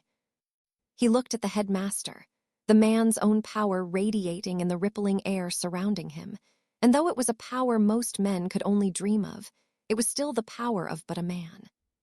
Harry's own was different, gifted from something he thought he'd begun to understand until this very moment. He'd not understood it at all. He knew death better than any, had experienced the grief of loss and the mourning that never truly ended more times than he would like. To him, death had always brought nothing but misery for those left behind, but now he felt it so differently. Death was a mercy in its own way, a relief mostly reserved for those who had lived a full life and who were ready for an eternity of peace. But it was peace for all who passed on. Katie had spoken of her own contentment, and with magic he had felt so familiar with truly becoming a part of it. Harry finally understood it. He felt that same contentment and was even envious of it. One day, he too would have that eternal peace, but not before many others. He would ensure that his enemies' souls were harvested first. He breathed in deeply as his gaze shifted to the corner of the room where the cloaked figure was observing him, everything else seemingly having come to a standstill. "Now you are the embodiment of my champion," the figure declared. "Rise, Harry Potter, there is much for you to do." He gasped as the grayish hue faded, and his breathing came in heavy pants. "Harry, are you well?" Dumbledore pressed, his expression one of concern. Harry nodded as tried to adjust to the assimilation of his magic with that of the Hallows, the connection unlike anything else he'd experienced on his journey thus far. He'd expected changes, but nothing so drastic. Now he felt complete, as though something had been missing, even if he hadn't ever noticed it. Bringing the Hallows together had done something to him, something he could not explain, but that he could feel. Closing his eyes, he brought the Elder Wand to bear for the first time, his magic feeling so different, yet somehow as familiar as ever. With only a wave, he sensed it spread throughout the room. That coldness that invaded him whenever he donned the cloak or used the stone. Now it emanated from him in foreboding waves, and it brought a smile of understanding to his lips. Singularly, the Hallows were powerful artifacts. Wielded by a Peveril, they were at their peak. With all three united by the blood of the Peveril as fate had decreed, they were a power unto themselves. He met Dumbledore's and nodded. "Never better," he answered honestly. The headmaster nodded. "I can see that," he whispered. "I can feel it." Curiously, he drew his own wand, the one he had obtained from Ollivander. His connection to it was as strong as ever, but it paled in comparison to that of the Elder Wand. It saddened Harry to acknowledge it. He had grown deeply fond of it over the years, and yet he felt no resentment from it. If anything, the wand was accepting of what had happened, and even felt as though it was proud of him. "How do you feel, Harry?" He swallowed as he pondered the question for a moment. "Different, but very much the same. They feel as though they are now a part of me, like limbs I never knew I had. I must say, it was rather incredible to witness, even if Fawkes did not appreciate it, he added with a chuckle. Harry nodded. A creature of immortality being inundated with the magic of death was quite the contradictory and likely volatile combination. It would have been deeply unsettling for the Phoenix. It is done, Dumbledore sighed. I am not sad to lose the wand. If anything, it is a relief to know it is where it should have always been. It has been on quite the journey. I expect it feels as though it is home. It does, Harry agreed. It could never have worked at its best unless it is wielded by a Peveril. Dumbledore nodded as a frown creased his brow. I do find it odd that the magic has manifested itself so strongly within you. I've met wizards and witches who are descended from the same line, none of whom exhibited anything of your abilities, even without the Hallows. Harry chuckled to himself. I expect it is because the magic has been diluted over the years, he mused aloud. James Potter was descended from the line, but it never mixed over the many centuries again, not until he met my mother. Your mother? Dumbledore asked confusedly. Harry nodded as he smiled proudly. She, too, was descended from Ignatus Peveril. Dumbledore's eyes widened almost comically. How? I researched the lines thoroughly and found no possible link. You wouldn't have, Harry sighed. It wasn't documented, and nor was the other connection she shared. Other connection. The son of Ignatus Peveril, Gawain, had 2 sons. Arthur and Glyn. Glyn died young. He did, Harry confirmed, surprised Dumbledore had managed to learn of it. What isn't known is that Gawain also had a daughter after his wife had died. A daughter? Carrie's, Harry said with a smile, enjoying that there was much Dumbledore didn't know. Her mother died shortly after giving birth to her, and Gawain raised her until she left Wales. She met a traveling Englishman and wanted to see the land her mother came from. They married and settled in the southeast. I cannot say I was aware, Dumbledore murmured. You've seen the graveyard in Godric's Hollow. Have you noticed the one amongst the Peverils marked as Mother? I have, Dumbledore whispered excitedly. It has remained a mystery to those who live there. Many have speculated its origins. Harry smiled once more. Carrie's mother, he confirmed. Gawain didn't carve her name into the stone to protect his daughter from her reputation. Her reputation. Her name was Mallory Gaunt, a direct descendant of Salazar Slytherin, Dumbledore gasped. I have heard the name. She gathered quite the following but suddenly vanished. Captured by Gawain Peveril, Harry explained. She managed to trick him by using a lust potion. She escaped and was captured again whilst she was in labor. She gave birth to Carries shortly afterwards and died, her last wish being that Gawain loved their daughter, despite the circumstances of her birth. Dumbledore shook his head. Unbelievable, he whispered, and Carries. She married a man named John Evans. It took only a second for the headmaster to gasp in shock as it all fell into place. You are a descendant of Slytherin. Harry laughed heartily as he nodded. It came as quite the surprise to me, he replied. John and Carries had magical children, but their own children did not until Lily Evans. My mother, Harry confirmed. I'm not sure if she ever learned the truth. Dumbledore leaned back in his chair. So Tom is my cousin, I suppose, Harry acknowledged contemptuously. Is he aware? Harry shook his head. No, and it wouldn't change a thing, he pointed out. It would not, Dumbledore agreed. Does that mean? He let the question hang, and though he seemed to anticipate the answer, he was no less surprised as Harry conjured a snake and began conversing with it. That will prove to be quite the advantage. Tom will often implement his Parseltongue ability in a duel. I can tell you from experience that it is most difficult to counter. Not when you can understand what is being said, Harry assured him. It is like any other branch of magic. When you have such a deep understanding of it, it becomes like any other. And you have that understanding. Harry merely nodded as he closed his eyes for a brief moment. I've been taught more than enough by the very best. Dumbledore visibly recoiled in his seat at the appearance of the ghostly figure. Harry Potter, it is good to see you again, Salazar greeted him. It cannot be, Dumbledore whispered. Professor, I'd like you to meet Salazar Slytherin. Salazar, this is Albus Dumbledore, the current headmaster of Hogwarts. Salazar offered Dumbledore a bow before glancing at the many portraits that adorned the walls. It warms me to see the school still running as we intended, Salazar said happily. You are all a credit to Hogwarts.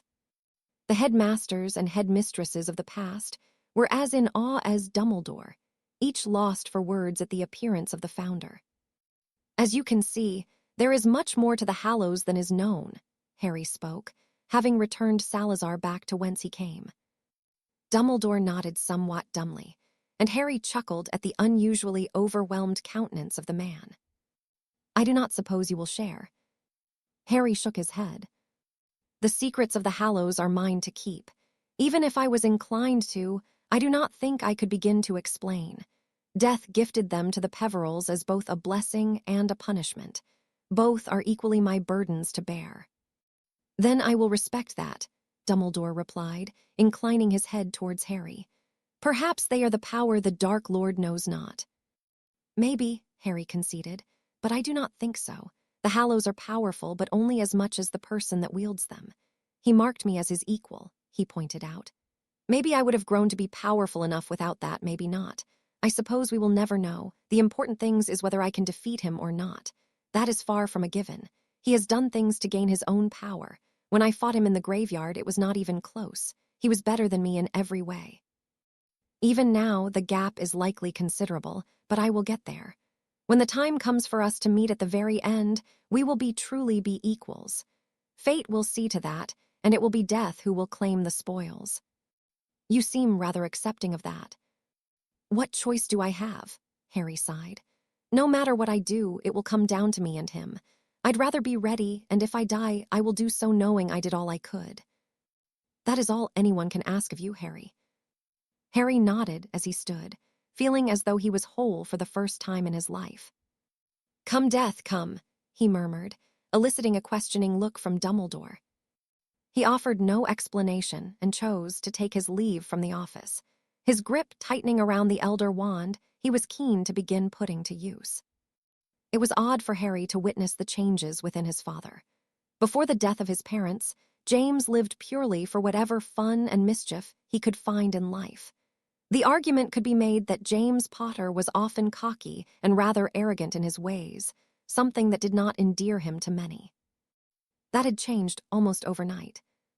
James became focused, and though he still partook in the revelry of the many pranks perpetrated by him and his friends, his heart was never in them as they had once been.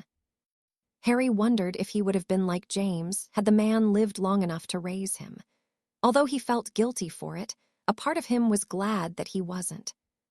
He wouldn't be where he was now, nor the person he knew he needed to be to defeat Voldemort. He would always long for that life that could have been, but it was not what he was destined for. Maybe he wouldn't have been exactly like James, but Harry chose not to dwell too much on the possibilities he had not been granted. His lot in life had not been much, and he'd needed to scratch and claw for everything he'd achieved, but it had made him stronger. You don't ask me out on dates anymore. Harry watched as his mother took a seat next to James in the Gryffindor common room. The young man frowned as he looked up from his mountain of transfiguration work. Sorry, did you say something, Evans? Lily smiled sadly. I just noticed you haven't asked me out in months. James shrugged as he leaned back in his seat, rubbing his eyes tiredly. You can only reject someone so many times before they get the message, he chuckled. There was no bitterness in his tone. It was merely spoken matter-of-factly. Oh, Lily replied, so you're not going to ask me again. Would there be any point? Maybe I was going to say yes next time. And maybe I'd just add another rejection to the already long list. Lily grinned at him, her eyes sparkling with mirth. You don't strike me as someone who gives up so easily. I've seen you play Quidditch, she reminded him. So, you were watching me, James returned with a wink. Lily rolled her eyes at him. You really are a prat, she sighed fondly. Sometimes, James agreed, but not stupid enough to hold on to false hope. It was fun chasing you, Evans, but we don't have long left of school. Chances are we won't see each other again. What makes you say that? James shrugged. Come off it, it's not like we mix with the same friends. We occasionally speak like this, but that's it. Let's not pretend it's anything more than it has ever been. We talk, I make a prat of myself by asking you out, and then it starts all over again. It is what it is, Evans. I have to think about more than Hogwarts and going on dates that won't go anywhere. I'm the last Potter. Lily frowned confusedly. It means that I will have to get married sooner rather than later. I will need an heir to take my place if I'm killed in this war. When I leave here, I will have to make a choice. I won't join him, so he will come for me like he has everyone else who has refused him. You've heard what's happened. The Bones family isn't the only one who has suffered the loss of their lord. Why would he come after you? James chuckled as he gave her hand a squeeze. My family is one of the most prominent in wizarding Britain. He will either want to add me to his supporters or make an example out of me. Like I said, I'm the last Potter, but I don't want to be. My family has been around for almost 1,000 years. I won't be responsible for the line ending. Lily nodded her understanding. I never knew, she murmured. This pureblood stuff. That was one of the things I liked about you, James chuckled. You were always so uncomplicated and not bound by the same bullshit as me. Do you want my advice, Evans? Lily frowned questioningly. When you finish Hogwarts, get out of the wizarding world and stay away. They will try to kill you just for what you are, and they will kill me because I'm not like them. Do you think they will win? They already are, James said darkly. Dumbledore could maybe beat him, but he hasn't yet. The longer this goes on, the more it favors them. People are scared, Evans, and so they should be. He's a monster and he won't stop until he is stopped by someone who can kill him. Before my father died, he firmly believed Dumbledore didn't have the guts to do it. What do you think? James deflated as he shook his head. I don't know, he answered honestly, but I will not put my faith in anyone to end this. I will help where I can and fight them. It just might already be too late. You're going to fight? Lily asked worriedly. I'm a Potter, James replied as though that explained everything he needed to say on the matter. My family has always fought for those that can't.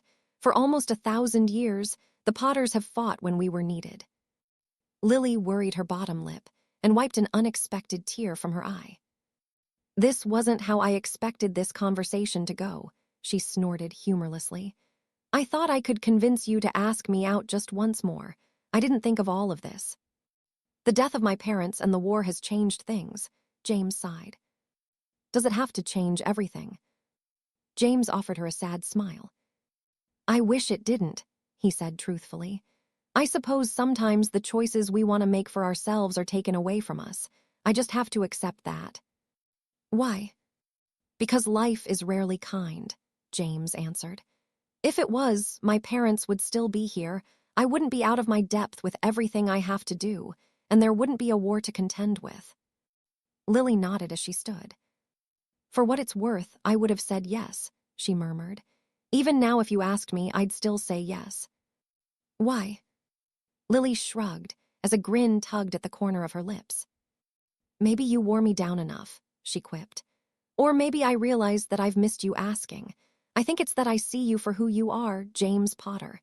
You're a pain in the arse in the best way, but you are the sweetest, kindest person I've ever met. And best looking. Lily quirked an eyebrow at him. Don't push it. James's own eyes were alight with mirth, and since the death of his parents, the smile he offered the girl reached his eyes. Harry felt a sense of disappointment wash over him as he was pulled from the vision. It was undoubtedly one of his favorites of all of them. Neither James nor Lily had been perfect people, but he could not be any more pleased that he was getting to know them in some way. Even if he realized that they'd perhaps rushed everything due to the war. It had only been around 2 years after this memory that James and Lily were married with his mother already pregnant with him. If anything, it made Harry realize what other effects the war had. Would it be the same again? He didn't know, but when he pondered the relationship of his parents, their loss only hurt all the more. 21. They had been so young when they'd been killed. only a little more than 4 years older than Harry was now. He released a deep breath. It truly was such a waste, and yet neither had hesitated for a second to sacrifice themselves for him. They had to have known there was little hope for them to survive when they realized Voldemort had come for them. The truth was, neither was Harry. They'd not endured the hardships he had to be as prepared as he was for what would inevitably come. Nonetheless, they died in the hope that he would be spared. He had been, but not by Tom Riddle. Fate, the ever-fickle mistress, had done so. He shook his head somberly. Harry would not allow it all to be for naught. With that in mind, he checked the map, finding the man he needed to speak with in his office. The hour was late, but he didn't care. It would do no good to delay it any longer. Waving his wand to conceal himself within the cloak, he took a moment to adjust to sudden influx of magic. In the few days that had gone by since he'd taken possession of the Elder Wand, he'd been growing accustomed to the changes in his magic. At first, it had been difficult to control it, but he was getting better at it. It was strange to say the least, though Harry was adapting, and it became easier with each passing day. Checking the map a final time, he left the room on the 7th floor and made his way to the dungeons, where an unsuspecting Horace Slughorn was waiting for him. Tonight was the night he would obtain the memory that Dumbledore believed would be pivotal to the future success of the war, and Harry knew just how he would get it. From what little he knew, his mother was rather talented in the art of potions, and for reasons Harry did not understand, she had been rather fond of Horace Slughorn. If the man's proclivity towards talented students was anything to go by, such fondness would have been returned. With a little manipulation and emotional blackmail, Harry was certain he could convince the man to yield what he needed. It was perhaps underhanded, but he had learned long ago that all was indeed fair in love and war. Break. As much as the tide of the war had turned in his favor, the Dark Lord remained wholly unsatisfied with the progress being made. With the political avenue all but closed to him, he was relying solely on the notion that he could bring the country to heel through intimidation, violence, and conquest. Unfortunately, the British people were a stubbornly steadfast bunch, and being unable to influence the course events through diplomacy meant that only more resistance was to come. With Black running the country, it was inevitable. It was frustrating to say the least, but the Dark Lord's determination would not waver. As impatient as he grew, he merely reminded himself that he was not bound to the burden of time. He had eternity to achieve his desires and enjoy the fruits of his labor, after all. Nonetheless, his forces were lacking the brilliance from a little more than 15 years prior. Much of his time in recent months had been dedicated to reinstating that, and he believed he was very much on the cusp of it. To have them back would be quite the boost. "You asked to see me, my lord." Looking up from the abundance of notes he'd made, he nodded at Severus and beckoned for the man to join him. As certain as he was in his own work, Severus was an incredible practitioner of the mind arts himself. "I would like your thoughts on this," the Dark Lord requested, gesturing to a sizable stack of parchment. With a crease furrowing his brow, Severus took it before spending several moments perusing the contents. "I must admit, I am not entirely sure what it is I'm reading, my lord. It seems to be a ritual of sorts, but nothing I have ever seen before." "Because it is one I have devised myself," Voldemort explained. "It is a delicate undertaking." "And dangerous," Severus murmured. "A single miscalculation." The Dark Lord nodded. "What is the worst-case scenario?" "Complete destruction of all the minds involved." "I thought as much," the Dark Lord sighed. "Do you believe it will work?" "Perhaps," Severus replied tentatively. "I can see no flaw in the magic, but it depends so much on so many imprecise and unpredictable elements. The recipients must be susceptible to what is being done. Those with even a remaining rudimentary defense in place could be a liability." Voldemort hummed. "And if the defenses were completely destroyed?" "Then it would undo all the work we have been doing to restore them," Severus pointed out. "If that happens and this fails," he added, holding up the parchment, I fear there is nothing that could be done to bring them back. The Dark Lord had suspected as much, but he needed to be certain. Then I shall need to consider taking such a risk, he mused aloud. Would you be willing to partake? Severus only hesitated for a brief moment before nodding. I will, my lord, he agreed, though the reluctance was clear in his tone. Not that the Dar Lord could blame him. It was indeed a risk, but his willingness to attempt it went some way to making him believe the man was truly loyal to him. Thank you, Severus. I will send for you when I have taken the risk into consideration. With a bow, the potion's master took his leave of the room, and the Dark Lord frowned. Losing Severus's talents would come as quite the blow to his efforts, but not trying to bring back those he relied upon for what they had to offer in their own right was attractive enough to perhaps make the risk viable. He truly needed to consider it. In the meantime, however, his followers would continue on. He had enough of them to conduct several attacks a week, and slowly but surely, the resolve of Britain would begin to crack.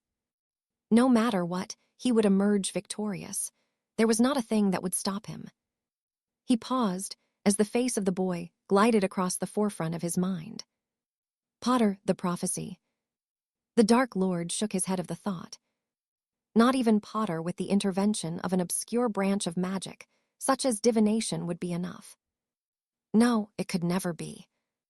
Nonetheless, he consulted his calculations once more, and those he had not shown Severus.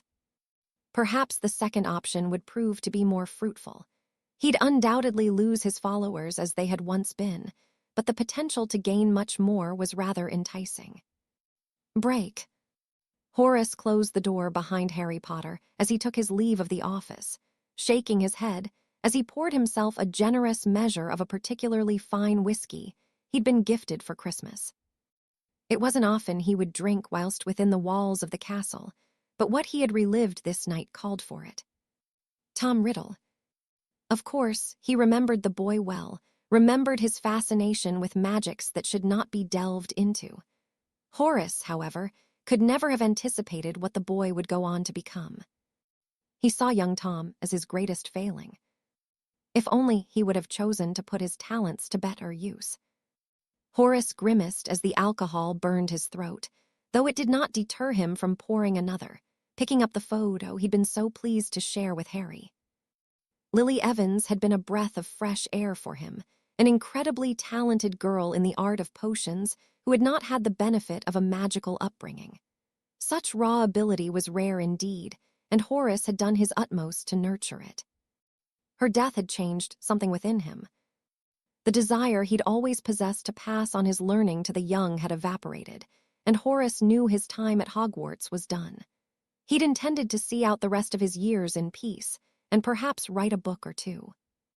With the war resuming and Lord Voldemort resurfacing, the very memory he'd just shared with Harry had come back to haunt him. Tom had done it. He'd truly gone to such lengths to ensure he could not be killed, and Horace bore the shame for it. Albus had questioned him shortly after he'd returned to the castle, but Horace could not bring himself to share the truth. Now, however, he had finally unburdened himself of it. He couldn't say that he felt better for it. With the knowledge that Harry Potter possessed, the boy would truly understand the monumental task ahead of him. 7, Horace sighed. Despite how talented the boy was, the challenge would likely prove to be too much, and though Horace knew he was in the safest place he could be, he could not help but think that Tom Riddle would one day come for him. He knew too much, and the Dark Lord would leave no loose ends, especially when he inevitably figured out it had been him to pass on such vital information. Horace could not escape the feeling that his days were numbered, but as he took in the visage of the young, vibrant Lily Evans, he felt a sense of pride wash over him. He'd done the right thing by helping her son, even if it would prove to be to his own detriment. Break. It is as we feared, Dumbledore said quietly as they exited the pensive, looking every one of the many years he'd lived. 7, Harry reiterated. I don't suppose there's any chance he didn't manage it. The headmaster frowned as he retrieved the ones that had already been gathered from within the locked door of his desk. The diary, the cup, the ring, he reeled off. And me, Harry added. You. There was a part of his soul in me, he explained, pointing to where the faded lightning bolt scar remained on his head. Truly. Harry nodded. The night I was ambushed at the World Cup final, Malfoy and his lot killed me. Instead of taking my soul, the fragment of Tom's was deemed worthy enough. That's 4 we have with 3 remaining. Dumbledore simply stared at him dumbly for a moment before shaking his head. I cannot even begin. Harry cut him off with a wave of his hand. He had come to terms with what had happened to him, though he hadn't been able to let it go. Those who had carried out such a cowardly would atone for that sin. Death was already anticipating the harvesting of their souls. 4, Dumbledore repeated. The diary was found by you in the castle. It was not left here intentionally, not by Tom. It was brought into the castle by someone else. Do you know who? Harry nodded. They were a victim of circumstance, he assured the man. They certainly do not support him. Then how did it come into their possession? It was planted on them, and there is only one person I can think of who would be of high enough status to be entrusted with it, who interacted with that person. Lucius, Dumbledore sighed. Not a difficult deduction to make, Harry snorted. Is it possible he trusted anyone else with one? Bellatrix had the cup, the headmaster mused aloud. I do not believe he would have trusted any other so much. Bellatrix was unwaveringly loyal to Tom, and Lucius had the means to hide such a thing well enough that it would not be found even if the Malfoy home was searched. So where could the others be? Harry asked. The ring was in the Gaunt house. If it wasn't for my ability in the mind arts and Parseltongue, it would have been very difficult to retrieve. Then we are fortunate it was you to discover the location, Dumbledore said soberly, before humming to himself. Perhaps there are other locations of significant meaning to him he would have hidden the others. Here, Harry offered. Nowhere meant more to him than Hogwarts. It was his first home and a connection to his ancestry. If there was anywhere he would hide one, it would be in the castle. Dumbledore had paled at the very thought. The Chamber of Secrets, he whispered. Harry shook his head. I've already searched it. There is nothing there. The headmaster chuckled. I should have suspected as much, he replied amusedly. Was there nothing there? Tom had taken it all, he revealed with a shrug. Salazar was furious, but he left behind something else important, he added with a grin. I do not suppose you wish to share what that was. 1,000-year-old basilisk. A bee-basilisk, Dumbledore scoffed. A live basilisk. Harry nodded, a grin tugging at the corner of his lips as he held up a hand. She is perfectly safe, he assured the spluttering man. I am taking care of her, and she is actually very sweet. She likes to swim in her pool, eat, and sleep in her den. That is all. Dumbledore shook his head in disbelief. How big is such an old creature? He whispered. Close to 70 feet. Somehow, the man grew paler and Harry laughed. Even if Tom was to return to her, she would not be swayed by him.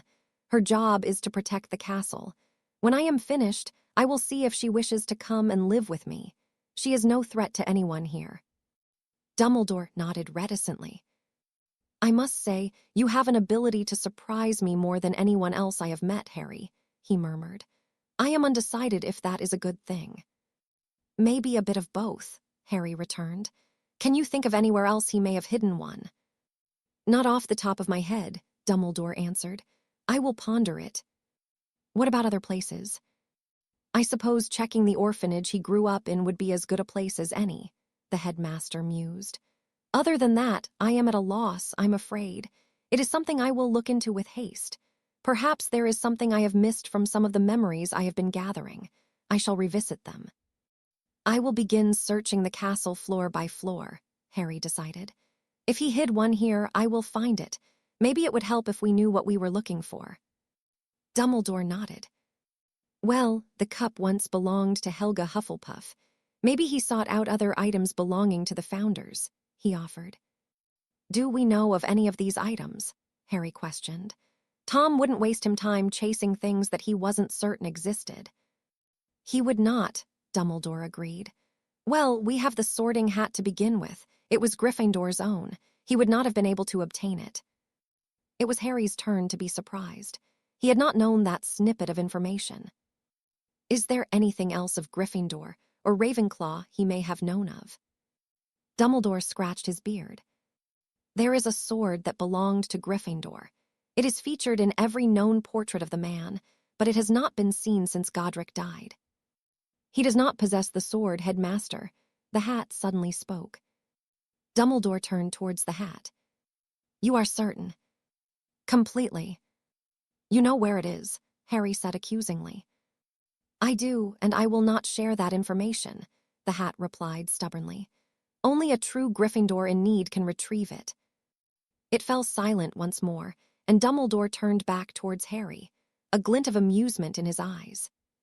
Well, it appears we can rule out the sword, he chuckled. I can think of nothing else belonging to Godric that is documented. What of Ravenclaw? Dumbledore frowned as he shook his head. Only her diadem, a tiara of sorts, but it too has been lost for close to 1,000 years. We could always ask her, Harry suggested. We could sit here for hours speculating, why not just ask them ourselves? I almost forgot of that advantage you possess, Harry. If you would, I expect it will save us considerable effort. With a nod, Harry took hold of the stone and turned it thrice in his hand. His thoughts focused on only the second founder he wished to summon. The woman that appeared was middle-aged, her eyes marred by the first sign of crow's feet and her hair showing the first signs of graying at the temple. She looked around in confusion before her gray eyes settled on Harry. You summon me, young man, she asked curiously. Are you the one who sends for Salazar? I am, Harry confirmed. I have a question regarding your diadem. Rowena Ravenclaw's expression darkened before it became one of abject sadness. I do not blame her, she sighed. I was a terrible mother, but she should not have done it. Done what? My darling Helena, Rowena explained. I never truly loved her as a mother should. My work always came first, and when I was on my deathbed, she did something unspeakable. I expect she cannot bring herself to face me. That is why she remains amongst you. Your daughter stole my diadem, Rowena informed him. She took it and fled the castle. I died before learning what happened to her or it. She is in the castle. I can feel her presence. Harry looked towards the frowning Dumbledore. The Grey Lady, he whispered. She is one of the many ghosts here. It must be her. Harry swallowed deeply. If Tom somehow discovered who she was, it would not have been so difficult for him to manipulate her. He always was rather gifted in the art. I suppose there's only one way to find out. No, I would speak with her, Rowan interjected. It is time she was allowed to pass on. She will listen to me, I hope. Harry nodded. There's no time like the present, he pointed out. Do you know where she is? In the astronomy tower, Rowena answered. She always did like it there. With Harry and Dumbledore in tow, Rowena led them towards the part of the castle in question. I must say, I do not believe I have ever had such a profound experience, the headmaster murmured. It's something I'm still getting used to, Harry offered comfortingly. No one would ever believe it unless they saw it for themselves. And you would not be so inclined to show them. I wouldn't, Harry agreed. For now, you are an exception. Something I am grateful for. They arrived in the tower to find a ghostly figure that closely resembled Rowena, peering towards the moon longingly. She did not acknowledge them until the founder joined her and Helena recoiled in shock. Mother, she gasped. How? Rowena merely smiled as she continued to look towards the moon for a moment. Do I deserve to be addressed as such?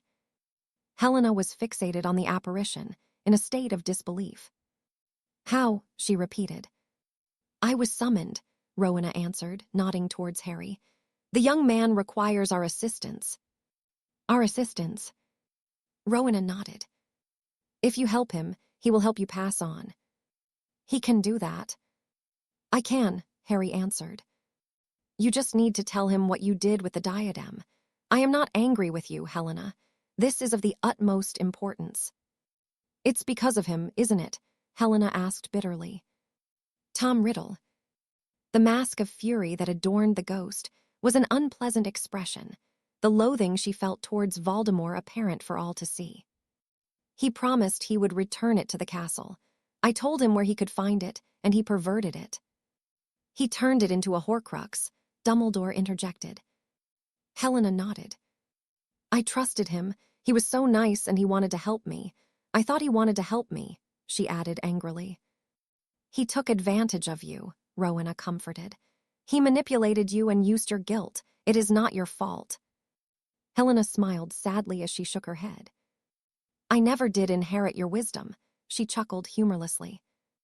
And I never learned to be what you needed, Rowena sadly. Did he bring it back? Helena nodded. He did, she confirmed, but not until after he'd already left the castle. He came back once and he showed it to me, showed me what he'd done with it. I do not know where he took it after. Harry looked towards Dumbledore questioningly. The interview, he whispered. Tom applied for the defense against the Dark Arts post a few years after he'd graduated. I had no intention of hearing him, and I suspect he knew that. He just wanted to get in the castle, Harry deduced. Did he leave straight away or arrive early? He was escorted to my office, Dumbledore said with certainty. I cannot be certain he left immediately. He became rather adept at navigating the castle without being detected. Was it here he showed it to you? He asked Helena. Yes, the ghost confirmed. He was not here long. At first, I was too upset to follow him, and when I found him a short while later, he was leaving the castle. Could you say how long that was? No more than 15 minutes. He could have gotten anywhere in that time, Harry pointed out, if he knew exactly where he intended to hide it. No, Dumbledore disagreed. Any magic he cast would have been detected, and it would have been discovered if he left it somewhere so easily accessible. The castle is thoroughly searched every summer. A Horcrux would not be missed unless it was hidden somewhere unknown. Harry nodded thoughtfully. There could be dozens of places like that, he sighed. Luckily, we can just ask the people that built the castle, he added with a grin. There are many hidden places, Rowan broke in. All of us created our own sanctuaries and means of getting around the castle. He could have discovered any number of them during his time here. Then I suppose we best get Star. Dumbledore broke off and fished within his robes, deflating at the glowing phoenix pendant he held. An attack in the center of Lincoln, he said gravely, looking towards the full moon. How long before you can get there? Harry asked. Around 5 minutes at best. We will address this later, Harry assured Helena and Rowena as he took hold of Dumbledore's sleeve. This will be very unpleasant, he said apologetically, as he allowed the cold magic he kept at bay wash over him, willing himself far south through the very shadows. Break. It wasn't often Barry was selected to lead an attack.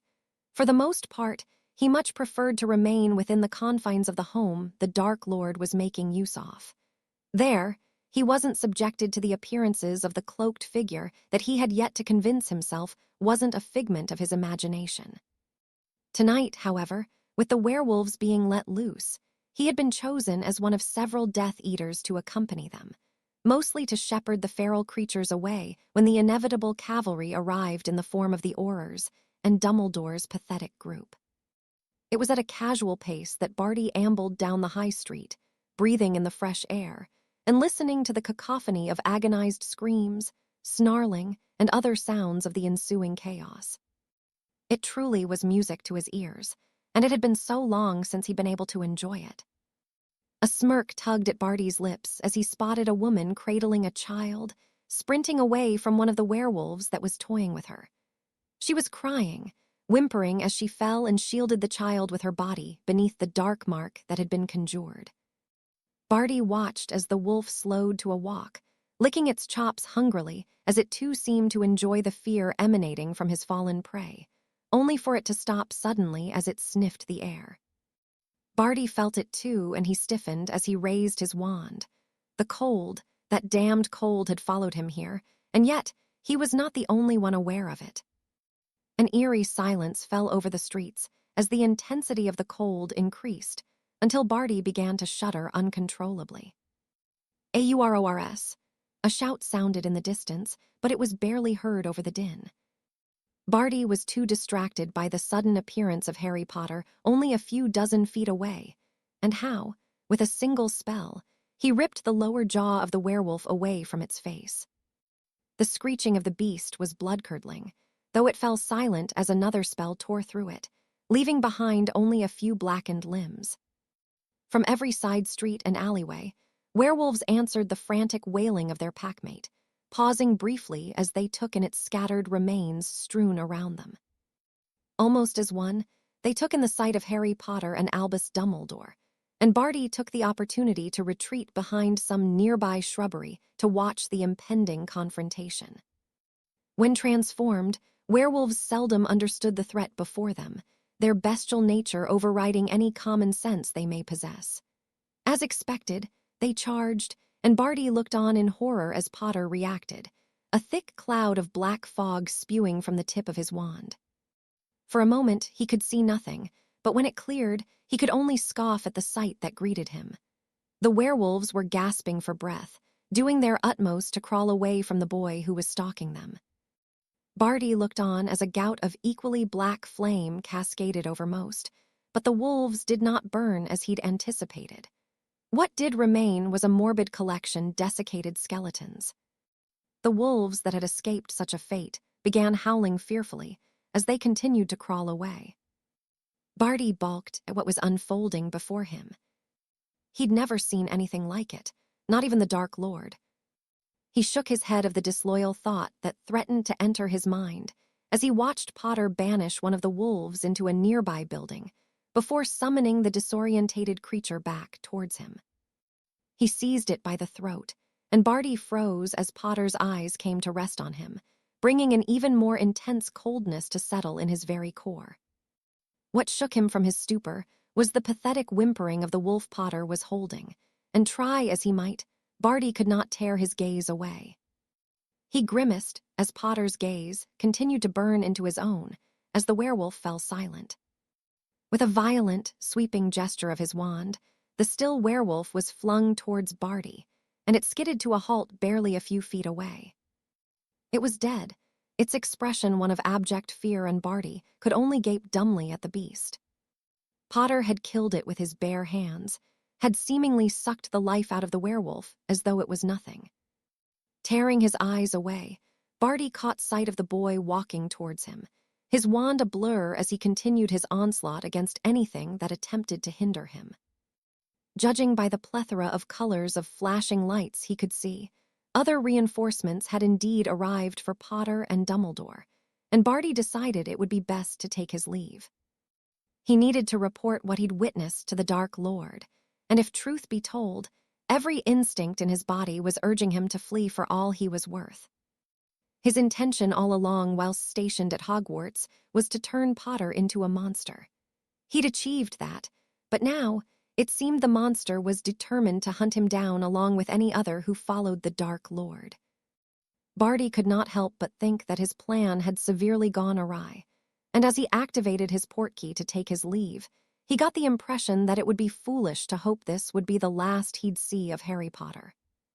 The boy would come for him, and for the first time in his life, Barty truly felt something akin to the fear he'd experienced when he'd first witnessed what the Dark Lord was capable a little over 2 decades ago. Despite Harry's intervention in the latest werewolf attack, it had not deterred the Death Eaters from continuing there on the very next night. It seemed that Voldemort had no intention of letting up in his attempt to instill fear across the country, and though he was loath to admit it, Harry knew the Dark Lord was succeeding. It was frustrating, to say the least. Nonetheless, the fight would continue, even if it was a struggle at best. The werewolves were single-minded, feral, and lacked coordination when transformed. The Death Eaters, however, had the sense and ability to flee, often before the Order or the Ministry could respond. It was a growing problem, and yet a solution had yet to be found, and Harry could not help but feel that this war was beginning to replicate the first. The tension in Britain was palpable, and even within Hogwarts, it threatened to spill over. What had prevented it thus far, Harry didn't know, but it was only a matter of time before it did. Perhaps it was because Malfoy was focused on the task he had been given, or that those who were in support of the Dark Lord were aware that they were considerably outnumbered. Whatever the reason, the peace within the castle would not last indefinitely. "The post is here," Hermione announced as the dozens of owls entered the Great Hall. She immediately snatched her copy of the Daily Prophet, and Harry pocketed his own letters, recognizing both Isabella and Gabrielle's handwriting on the two envelopes. "Anyone we know?" Ron asked. He'd repeated the rather morbid question every morning for weeks now, and it had come to lose all meaning. More often than not, people were being reported missing or found dead. Several students had been withdrawn from Hogwarts after their families had been targeted, not to be heard from since. Many families had chosen to go into hiding, and Harry couldn't blame them. "No," Hermione whispered, "but there is something." Harry frowned as she placed the newspaper on the table, his eyes widening slightly as he read the headline. More than anything, he was surprised it had taken so long for Sirius to implement such a thing, though there was always a reason. Politics was a complex weapon, after all. Minister Black, zero tolerance on dark mark. In what some would deem to be a controversial move, Minister of Magic, Sirius Black, has declared a zero-tolerance approach to those found to be branded with the dark mark. Those known to have the mark are now subjected to a stringent investigation. The minister had this to say. "Let me make it clear. Those branded with the dark mark will be considered a threat to our country until proven otherwise, and swift charges proportionate to any proven crimes will follow. I would urge any who are marked who were under the Imperious Curse during the previous war to come forward to prove their innocence. Those who have nothing to hide have nothing to fear. That is all for now." The minister's declaration has been condemned by several prominent members in British society, including Lord Lucius Malfoy, who was scathing in his response to the plans. "It is absurd and an intentional invasion of privacy. Those of us that suffered more than most during the last war have moved on, have dedicated our lives to serving the people of Britain, and have become philanthropists. This is nothing more than an attempt to turn public opinion against those of us who were forced to act against our will. Black is power-mad, and he does not want competition from those that oppose him." Most will agree that this is rather a bold move for the minister, but one that is necessary during these times. With the regular attacks and the ministry at a loss on how to combat them, this is certainly a step in the right direction towards a resolution. Harry snorted amusedly as he finished reading the article and looked towards the Slytherin table where many of the students had put their heads together. They were whispering furiously amongst themselves, and Harry could see they were nervous. "It's about time," he murmured. Hermione nodded her agreement. "How many do you think will come forward?" "None," Ron answered immediately. "We all know the Imperious Curse defense is bollocks. They'll just say they oppose the idea and hide. At least that will make passing things through the Wisengamot easier." "But it could increase the violence," Harry pointed out. "Without the illusion that maybe some things could be passed that would benefit him, Voldemort will only have one option left, and it's not like he needs an excuse to use it. I just hope Sirius is prepared for that." "It's something he would have considered," Hermione assured him. Harry nodded. At least something was finally being done about the Death Eaters, even if it was unlikely to have a significant impact on their activities. Nevertheless, it was a progressive step forward, which couldn't be said for all of the war efforts. Despite pondering and discussing it with Helena and Rowena, Harry was no closer to locating where Tom had hidden the Horcrux within the castle. He was in no doubt the man had taken the opportunity to do so the night he'd interviewed for the defense against the dark arts position. His ego would not allow him to pass up such a thing. Still, it was difficult to figure out where it could be. In the 7 years he'd spent in the castle, he'd come to know it as well as any. Even the map had failed to give Harry any indication, so the search would continue until it was found. "Are you okay?" Hermione asked, noticing Harry shudder from a sudden pulse of magic. "I'm fine," he said dismissively. He was, though he was still adjusting to the changes. His magic had inexplicably changed since obtaining the Elder Wand, and it was taking time for Harry to get accustomed to it. Often, it would pulse unexpectedly, and although it did not leave him feeling out of sorts, it served to remind him of the changes he was undergoing. His new form of travel being one of the significant ones. It had been almost by accident he'd discovered it, even if Harry felt that doing so for the first time had been instinctual for the most part. He'd been training in the room on the 7th floor when it had happened. He'd been casting a flurry of spells when he'd simply wished to be closer to the dummy, only to find himself transported there through a wave of the cold magic. In his shock, he'd failed to defend himself and had been sent sprawling by a flailing arm, leaving his nose rather spectacularly broken. The injury had been worth it, however. With only a little practice, Harry had managed to implement the means of travel and could even pass through the protections around the castle, though there were limitations. He'd tried only once to locate Tom, a mistake he would not repeat. Whatever protections the Dark Lord had implemented, perhaps the Fidelius curse amongst many others, had rebuffed his efforts quite violently. As useful as it was for the most part, the travel was not flawless, and the unpleasant experience of being forced away was not something he wished to repeat. "Runes," Hermione sighed as she stood. "What are you going to do?" "I have a second-year class to teach," Harry answered. "See you in potions." "And the defense club tonight," Hermione reminded him as she took her leave, followed by Ron, who cursed under his breath that he had a divination lesson to attend. Harry took a moment to finish his breakfast before following suit, relieved that Sirius was doing something, even if he could not help but think it would yield anything of note other than a complete shift of dynamic in the Wisengamot. That was a positive thing, but in truth, the war had developed beyond being solved through political means. Tom had no interest in diplomacy, and it would only end with more bloodshed and death. "Come, death, come," he murmured to himself, the words only becoming more meaningful the more he spoke them. "Break." The Dark Lord's brow was furrowed as he exited the pensive for the 4th time after viewing the memory that Barty had provided. Potter's magic was like nothing he'd seen nor heard of before. It was as perplexing as it was concerning. "Did you see it, my lord?" Voldemort nodded thoughtfully. What Potter had done, he could not be certain. He'd seized the werewolf and simply sapped what life had remained within the creature from it without casting a single spell. "There must be an explanation, Barty," he murmured. "The power the Dark Lord knows not." "I do not know what it is, my lord," Barty replied worriedly. "Nor I," Voldemort returned, "but it means nothing.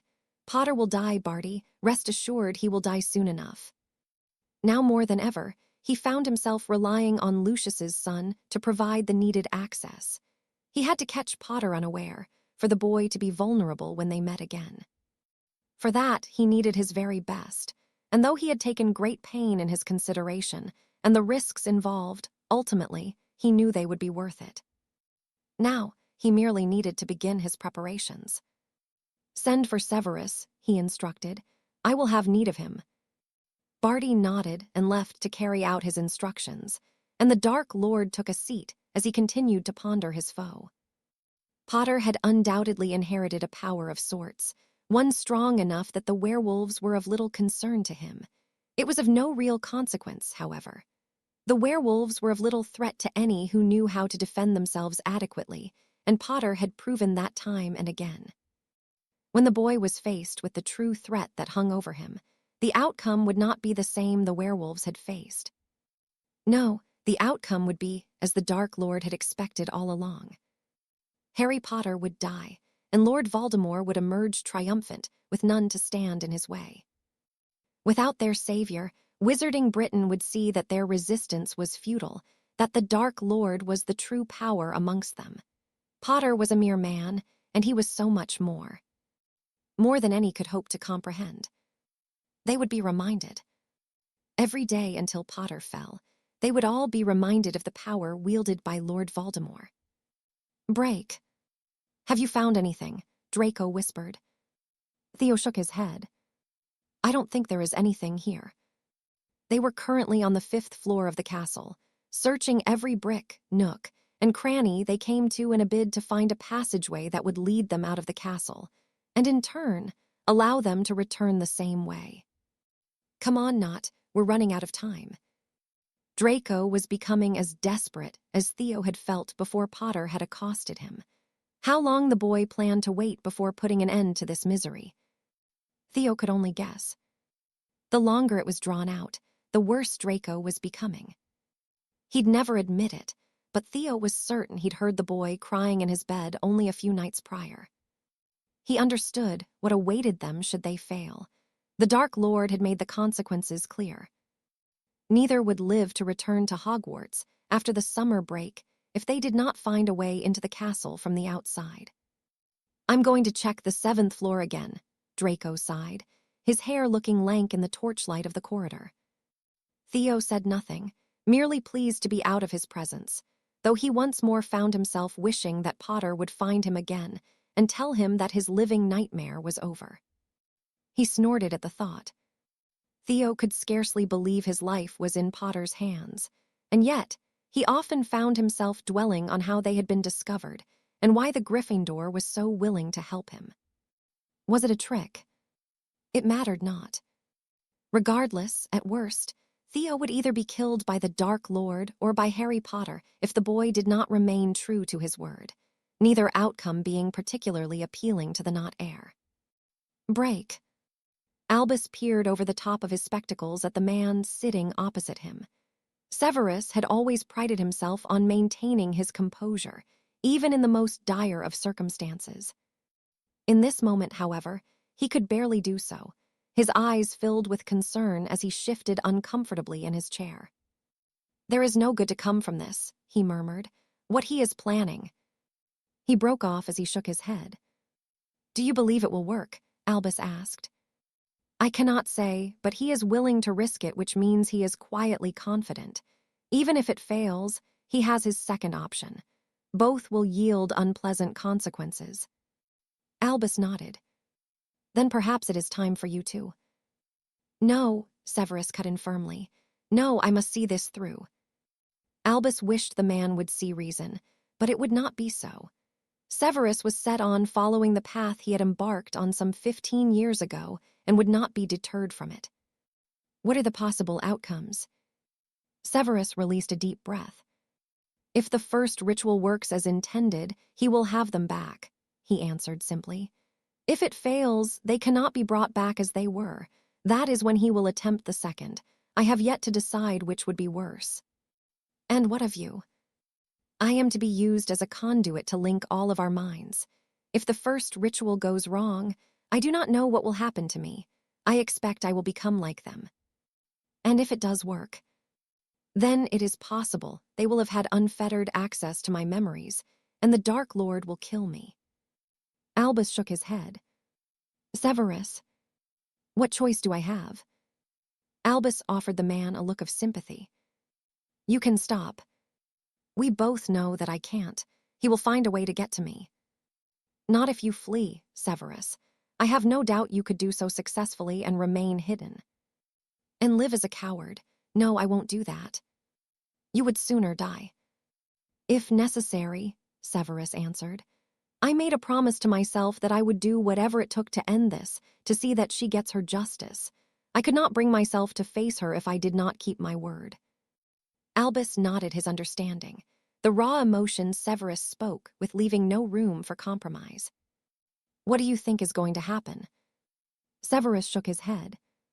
It is unexplored magic and foolishly dangerous, he sighed. No matter what happens, he will have power tools at his disposal. Neither outcome is a good one. Indeed, Albus murmured, and I do wish you would change your mind. Surely there is something that can be done. I do not think so, Severus murmured as he stood. I will see it through. If I die, Albus, the boy is to know nothing of any of this. He is to be told nothing. Albus acquiesced the request with an inclination of his head, and he watched as Severus left the office. His lot in life had not been kind to him. He'd made some poor choices in his youth, and as far as Albus was concerned, he'd all but repented for them. Severus, however, would never see it that way. To him, there was nothing that would absolve him of the guilt he'd carried for so long. Not even his own death would be enough. "Break. We must be missing something," Draco whispered as he dragged a hand through his hair. "My father says the castle is full of hidden passages, and we've found none." "What about the 7th floor?" Theo asked. Draco shook his head. "The Dark Lord is insistent that there's one there, but I cannot open it." "Maybe it was found and blocked off," Theo suggested. "Maybe," Draco conceded. "We have to find something, we're running out of time." "Don't you think I'm aware of that?" Theo snapped irritably. "We are going to die if we don't." "Do you think he will really kill us?" "He doesn't give a toss about your father or mine. If we don't get him what he wants, he will kill us, but for now, I'm going to bed. We will go over the 5th floor again tomorrow." "Fine," Draco agreed. Daphne watched as the boys made their way to their dorm and found herself in a state of disbelief at the common sense they were showing. To have such a conversation in front of the fireplace, even at such a late hour, was reckless, and it only served to confirm her suspicions.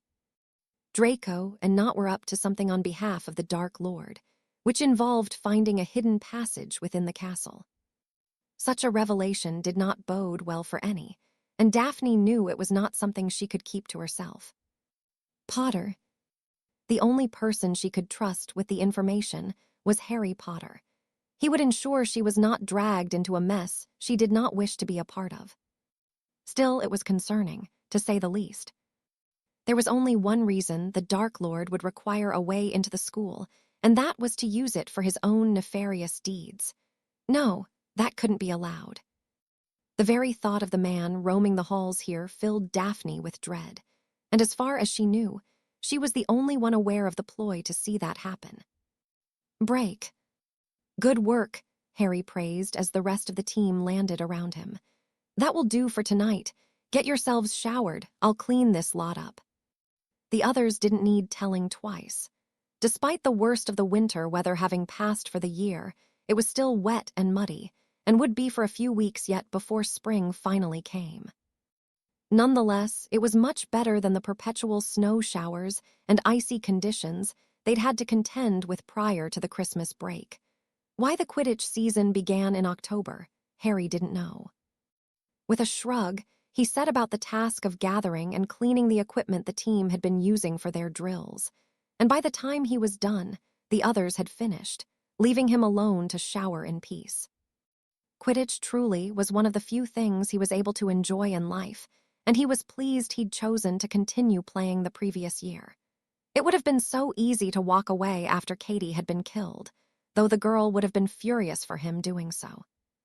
He smiled as he was flooded with a plethora of memories from his first year, all the way through the 3rd that he'd been part of the team. It had changed so much since then, but when Harry thought about it now, the memories no longer elicited a feeling of bitterness within him.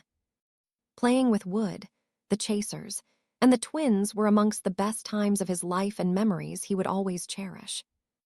Katie would be pleased by that. All she had wanted for Harry was for him to be happy, and Quidditch once more did that for him. It gave him something to focus on beyond the war, the Horcruxes, and Voldemort. It was his reprieve, his momentary escape from all the things that plagued him. Turning off the shower when he'd finished washing the mud off himself, he reached for his towel and wrapped it around his waist before returning to the changing room, pausing as he sensed another person nearby. Casually sliding his wand into his hand, under the guise of searching for something in his bag, he swept it across the breadth of the changing room, frowning at the familiar curtain of blonde hair that belonged to a surprised Daphne who was pinned against the wall by his magic. "You know, I've thought many things of you, Greengrass, but you never struck me as a pervert," he chuckled. Daphne looked at him in a mixture of embarrassment and horror, and Harry chuckled once more as he released her from his hold. "I wasn't spying," she defended herself, her cheeks flushing. "I need to speak with you." "And you thought the best way of doing so was to sneak into the changing rooms." "It's important," she returned defiantly. Harry frowned as he cast several privacy charms, and even locked the door to ensure they were not overheard. "That sounds ominous," he murmured. "What is it?" "Malfoy," Daphne sighed. "He's up to something with Nott." "I have no interest in knowing what Malfoy and Nott are up to together. That's their business," Harry quipped. "Not like that," Daphne growled, narrowing her eyes as Harry grinned at her. "They're trying to find a secret passageway into the castle for him." Harry felt his own expression darken. "I know. You know." Harry nodded. "I do," he confirmed. "I am dealing with it. Voldemort will not set foot in the castle." Daphne breathed a sigh of relief. "What are you going to do?" "The less you know, the better. You already know too much." Daphne nodded her understanding. "I had to tell you," she murmured. "Why not Dumbledore?" "Because I'd only trust you," Daphne answered sincerely. Harry chuckled as he returned to his bag and began removing his clothes. He was pleased that she felt she could trust him, even if she had been rather off with him since they'd returned to Hogwarts back in September. He understood, however. Greengrass would not wish to be associated with him outside of anything to do with the Defense Club. Anyone acquainted with him could be in danger, as proven by what had happened to Katie. "Are we going to turn me getting changed into a spectator sport?" he asked with a grin. "You locked the door," Daphne returned, her gaze unwittingly roaming over his exposed torso, her eyes widening before snapping back to his own. "You have a lot of scars." "I have a lot of enemies," Harry snorted. "It comes with being me." Daphne shook her head, evidently doing her utmost not to look again. "You're still here," Harry pointed out amusedly. "The door is still locked." "Have I not taught you enough to unlock it yourself?" "That's a fair point," Daphne conceded as she removed her wand, her own lips twitching in mirth. "Maybe I let you teach me too much, Potter. It could have been the perfect excuse to stay," she called as she left. Harry chuckled to himself as he got dressed and followed suit only a few moments later, where he could see Daphne entering the castle in the distance. It was a strange dynamic that existed between them. They bantered back and forth from time to time, bordering on flirty behavior from them both, but it never crossed an invisible line they seemed to toe with the utmost care. First and foremost, she had come to him for her tutoring, but that had developed into something of a friendship, even if Harry didn't quite understand it. Daphne was aloof, calculated, and ambitious in her own way, though now more than ever, Harry knew she was a good person. It had been quite the risk to come to him with the information she had, and yet she had done so anyway. It was a testament to her true character, and though he'd already been aware of what it was she'd told him, he didn't appreciate the gesture any less. The same couldn't quite be said to one of the letters he'd received that morning. Still, it was not something he could ignore. Break. She hadn't wanted to return to England, but with nowhere else to go, Isabella had little choice. The final part of her school year was to be dedicated to self-study in preparation for her exams. She had hoped she'd be allowed to remain at Durmstrang, but the new headmaster was rather keen to be rid of the seventh-year students. He was somehow more paranoid than the wayward Igor Karkaroff, who had not been seen nor heard from in almost 2 years. Isabella pulled her cloak around her shoulders. It wasn't cold here in comparison to Durmstrang, but she did not wish to be seen, even if she was in an unfamiliar place. "I am working on it," a voice sounded from nearby, pulling her from her thoughts. Isabella was startled by the appearance of Harry Potter, though her surprise quickly turned to relief. The boy was the only thing that stood between seeing her family live through the coming war, after all. "Thank you," she whispered as she wrapped her arms around him. "Don't thank me yet," Harry said grimly. "There's no promises that this will even work. For now, I suppose we should get you somewhere safe. Does your mother know you are back?" Isabella shook her head. "I told no one." "A smart move," Harry assured her. "That means I'll only need to get her out when the time is right come. I haven't finished preparing the safe house for your family, but there is somewhere you can stay for the time being." Isabella nodded and accepted the hand that Harry offered, feeling the breath pulled from her lungs as he apparated them away. When she was standing on her own 2 feet once more, a wave of confusion washed over her as she took in her surroundings, her thoughts muddled and incoherent. "Just a minute," Harry requested as he drew his wand. With each piece of magic he cast, her mind became clearer, and Isabella found herself rather impressed with the level of security. "Do not remove your wand or attempt to attack me in any way," Harry said firmly.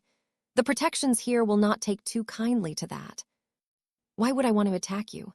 Isabella asked with a smirk. Harry shrugged. "It happens more often than I'd like. I thought it was best to warn you, just in case you get the urge. That tends to happen with people who spend too much time with me." Isabella laughed as she shook her head. "I think you're quite safe with me, Harry Potter. I'm a healer, not much of a fighter," she reminded him. "Is this your home?"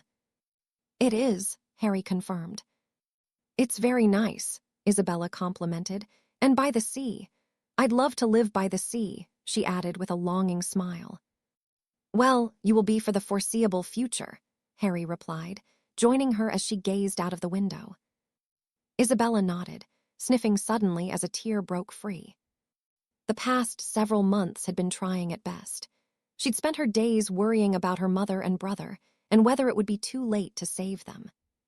Now, in what she could only hope to believe to be was a place of safety, she felt something akin to relief, bolstered by Harry's self-assuredness. "How do you cope with it?" she whispered. "With all of it?" "Because I have to," Harry answered simply. Isabella turned to look at him, and it was difficult to miss his own tiredness, the grim expression speaking volumes of all he'd been through. "I'm sorry," she offered, "for putting this on you. I should be able to fix it myself, but I don't know what to do." "You think I do," Harry returned with a chuckle. "Most of this I'm making up as I go along." "Well, you're not doing a bad job of it from what I've seen." Harry deflated slightly. "I've made my fair share of blunders," he sighed. "I think I'm just muddling my way through each day as it comes. How can you prepare for something when you don't know what it is you'll be facing?" "I hadn't really thought of it like that. In a way, it's like being a healer, I suppose. You just never know what's coming." "True," Harry observed. "I think I've seen enough healers in my time, and more than enough of the other things," he added with a chuckle. "Sick of me already," Isabella quipped. "Not yet." "Not yet," she pressed, quirking a brow at him. "Well, I never intended to have anyone living here. I suppose I should be grateful that I'm at Hogwarts." "I bet you'd be harder to live with than me," Isabella retorted. "You're probably messy and walk around in your underwear." "I do," Harry confirmed unashamedly. "Maybe you should try it, it's quite liberating." "I can promise you will not find me walking around in your underwear, Potter," Isabella deadpanned. Harry narrowed his eyes at her. "Funny." "I have my moments," Isabella replied as she looked towards the sea once more. "Would you like a tour?" Harry offered. "It's probably best you know where to go and where you should avoid." Isabella nodded as she tore her eyes away from the beach below. "Are you wearing perfume?" she asked, catching a hint of something floral. "No," Harry denied with a frown before rolling his eyes. "I was intruded on whilst in the changing rooms after Quidditch practice." "Do girls do that often to you?" Isabella queried. "No, never." Isabella hummed as she eyed him skeptically. She had no doubt Harry had his fair share of admirers. "Well, whoever she is has good taste in perfume," she commented. "Not that it suits you. I can only imagine the Dark Lord's reaction if he caught wind that his greatest enemy wears perfume." Harry laughed heartily, his eyes alight with mirth as he led her from the living area. "There's a rumor that wouldn't do me any favors. There'd be Death Eaters stalking every known perfumery in the country. Well, I'm sure Malfoy already does." "Probably," Isabella agreed. "I never liked Lucius." "I doubt even Lucius likes himself," Harry replied with a shrug as he gestured for Isabella to enter the first room they came to, which was the kitchen. "There's always food, but let me know if you need anything else." "The basement is through that door," he added, nodding towards the door on the far side of the room. "You won't be able to get in there." "Secret room." "Something like that," Harry replied with a grin. Isabella shook her head and followed him back into the hallway. There's a small library in there, he explained, pointing to the door opposite the kitchen. A bath in that one and a parlor through there. I'll show you to your room. Isabella was impressed. Harry was only 16, and though from a prominent family in his own right, had already built himself a home that seemed to reflect him perfectly. You do have your own bathroom attached to your room, he informed her as he opened the door into a large bedroom complete with a desk, a vanity table, and even a balcony that looked over the coast. My room is down the far end of the hall, and the others are just bedrooms and a study you can use next door. Thank you, Isabella murmured gratefully. Harry offered her a nod. I would urge you not to leave if you can help it, he sighed apologetically. I'll come by a few times a week to make sure you're okay, and I will leave you an emergency portkey that will take you to a safe location. You're safe here, but it is better to be safe than sorry. Isabella nodded her understanding. Did you speak to Theo? I did, Harry confirmed. I was skeptical, but when I managed to get him alone, he agreed to help me under the condition that I helped you and your mother. He surprised me. Isabella smiled. Theo isn't like my father. He doesn't want anything to do with the war. Well, if all goes to plan, he won't have to, Harry assured her. Once I've got the house ready you all can stay in, I'll make my move. It will happen quickly, but I will let you know. Oh, and don't try to bring anyone else here. It would be most unpleasant for them.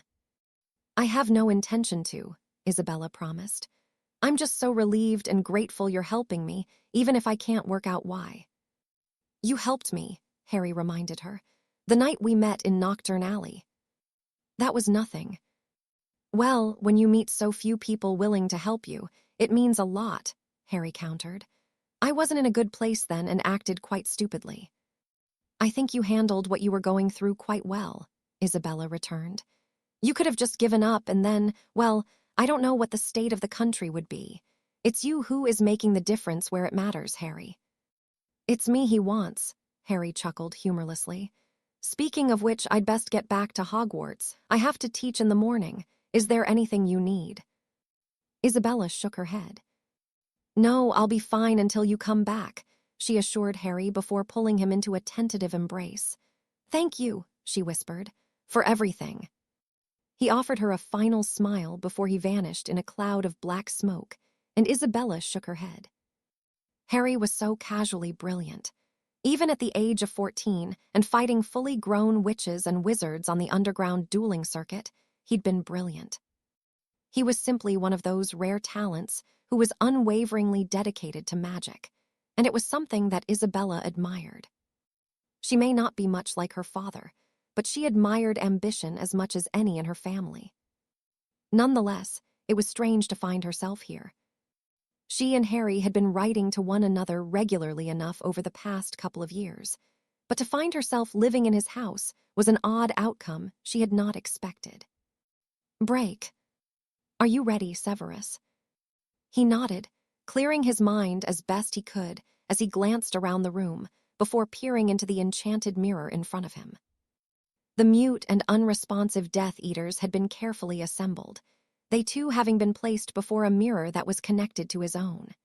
It was an intricate setup, compiled by the Dark Lord himself through his own brilliance in the mind arts, arithmancy, and several clusters of runes which would be fueled by powerful conduits. What this meant for Severus, he didn't know.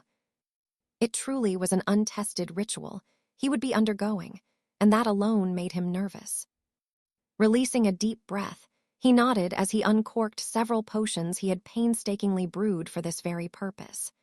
Having removed dozens of his own memories that would see his intentions exposed, he'd need to bolster his ability to focus and to endure what was to come, for what good his efforts would do. Severus could not help but think that something, or many things, would go awry in the moments that would follow. It was nerve-wracking, to say the least. Then I will begin, the Dark Lord announced, and began setting about the task at hand.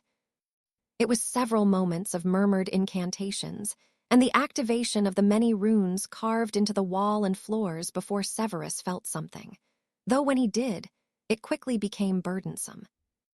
As the connection between him and the broken Death Eaters was formed, a plethora of broken memories flooded his own consciousness, most broken and lacking clarity, but the sheer number began to overwhelm him quickly. It was as though a violent storm had blown into his head, and his own thoughts became lost among those that were not his. Severus grimaced as he attempted to focus, to set to work on pulling together the frayed, innumerable tendrils of coherent thoughts of the destroyed minds he was connected to. His efforts, however, would be in vain. It took all of his concentration to ensure his own mind was not torn asunder in the storm, and yet he could feel his own thoughts and the intrusive memories of the others tearing through him. He could taste blood, could feel it pouring from his nose and ears in a steady, morbid stream as the magic grew only stronger. How long he managed to remain conscious, Severus didn't know, but as he was finally overwhelmed by all he was enduring, a dozen or so blood-curdling screams filled the air, his own amongst them before his mind and body finally caved and the darkness took him. When he woke an inordinate amount of time later, he was on the floor surrounded by broken glass and his visions swimming as his head pounded agonizingly. "My lord," he managed to croak weakly. He heard the distant sound of approaching footsteps, the shards of mirror crunching beneath them. It was the crimson-red eyes filled with disappointment that met his own as he was pulled into a sitting position, supported by the Dark Lord. "It failed, Severus," the man whispered dangerously. "I'm sorry, my lord." "As am I," Voldemort sighed as he placed his wand under Severus's chin. Severus swallowed deeply and braced himself for the inevitable, only to frown as the Dark Lord stood. "It seems as though we must attempt the other option," he declared. "Get your rest, old friend. I will have need of your brewing expertise." Severus nodded as he fell back into a laying position, knowing he'd only been spared because the Dark Lord still had a use for him. Nonetheless, he could not help but think it would have been something of a relief if he'd been killed, though it would have been wholly unsatisfactory to pass when the Dark Lord yet lived. No, he could not die yet, not until he knew his former master's end was beyond doubt.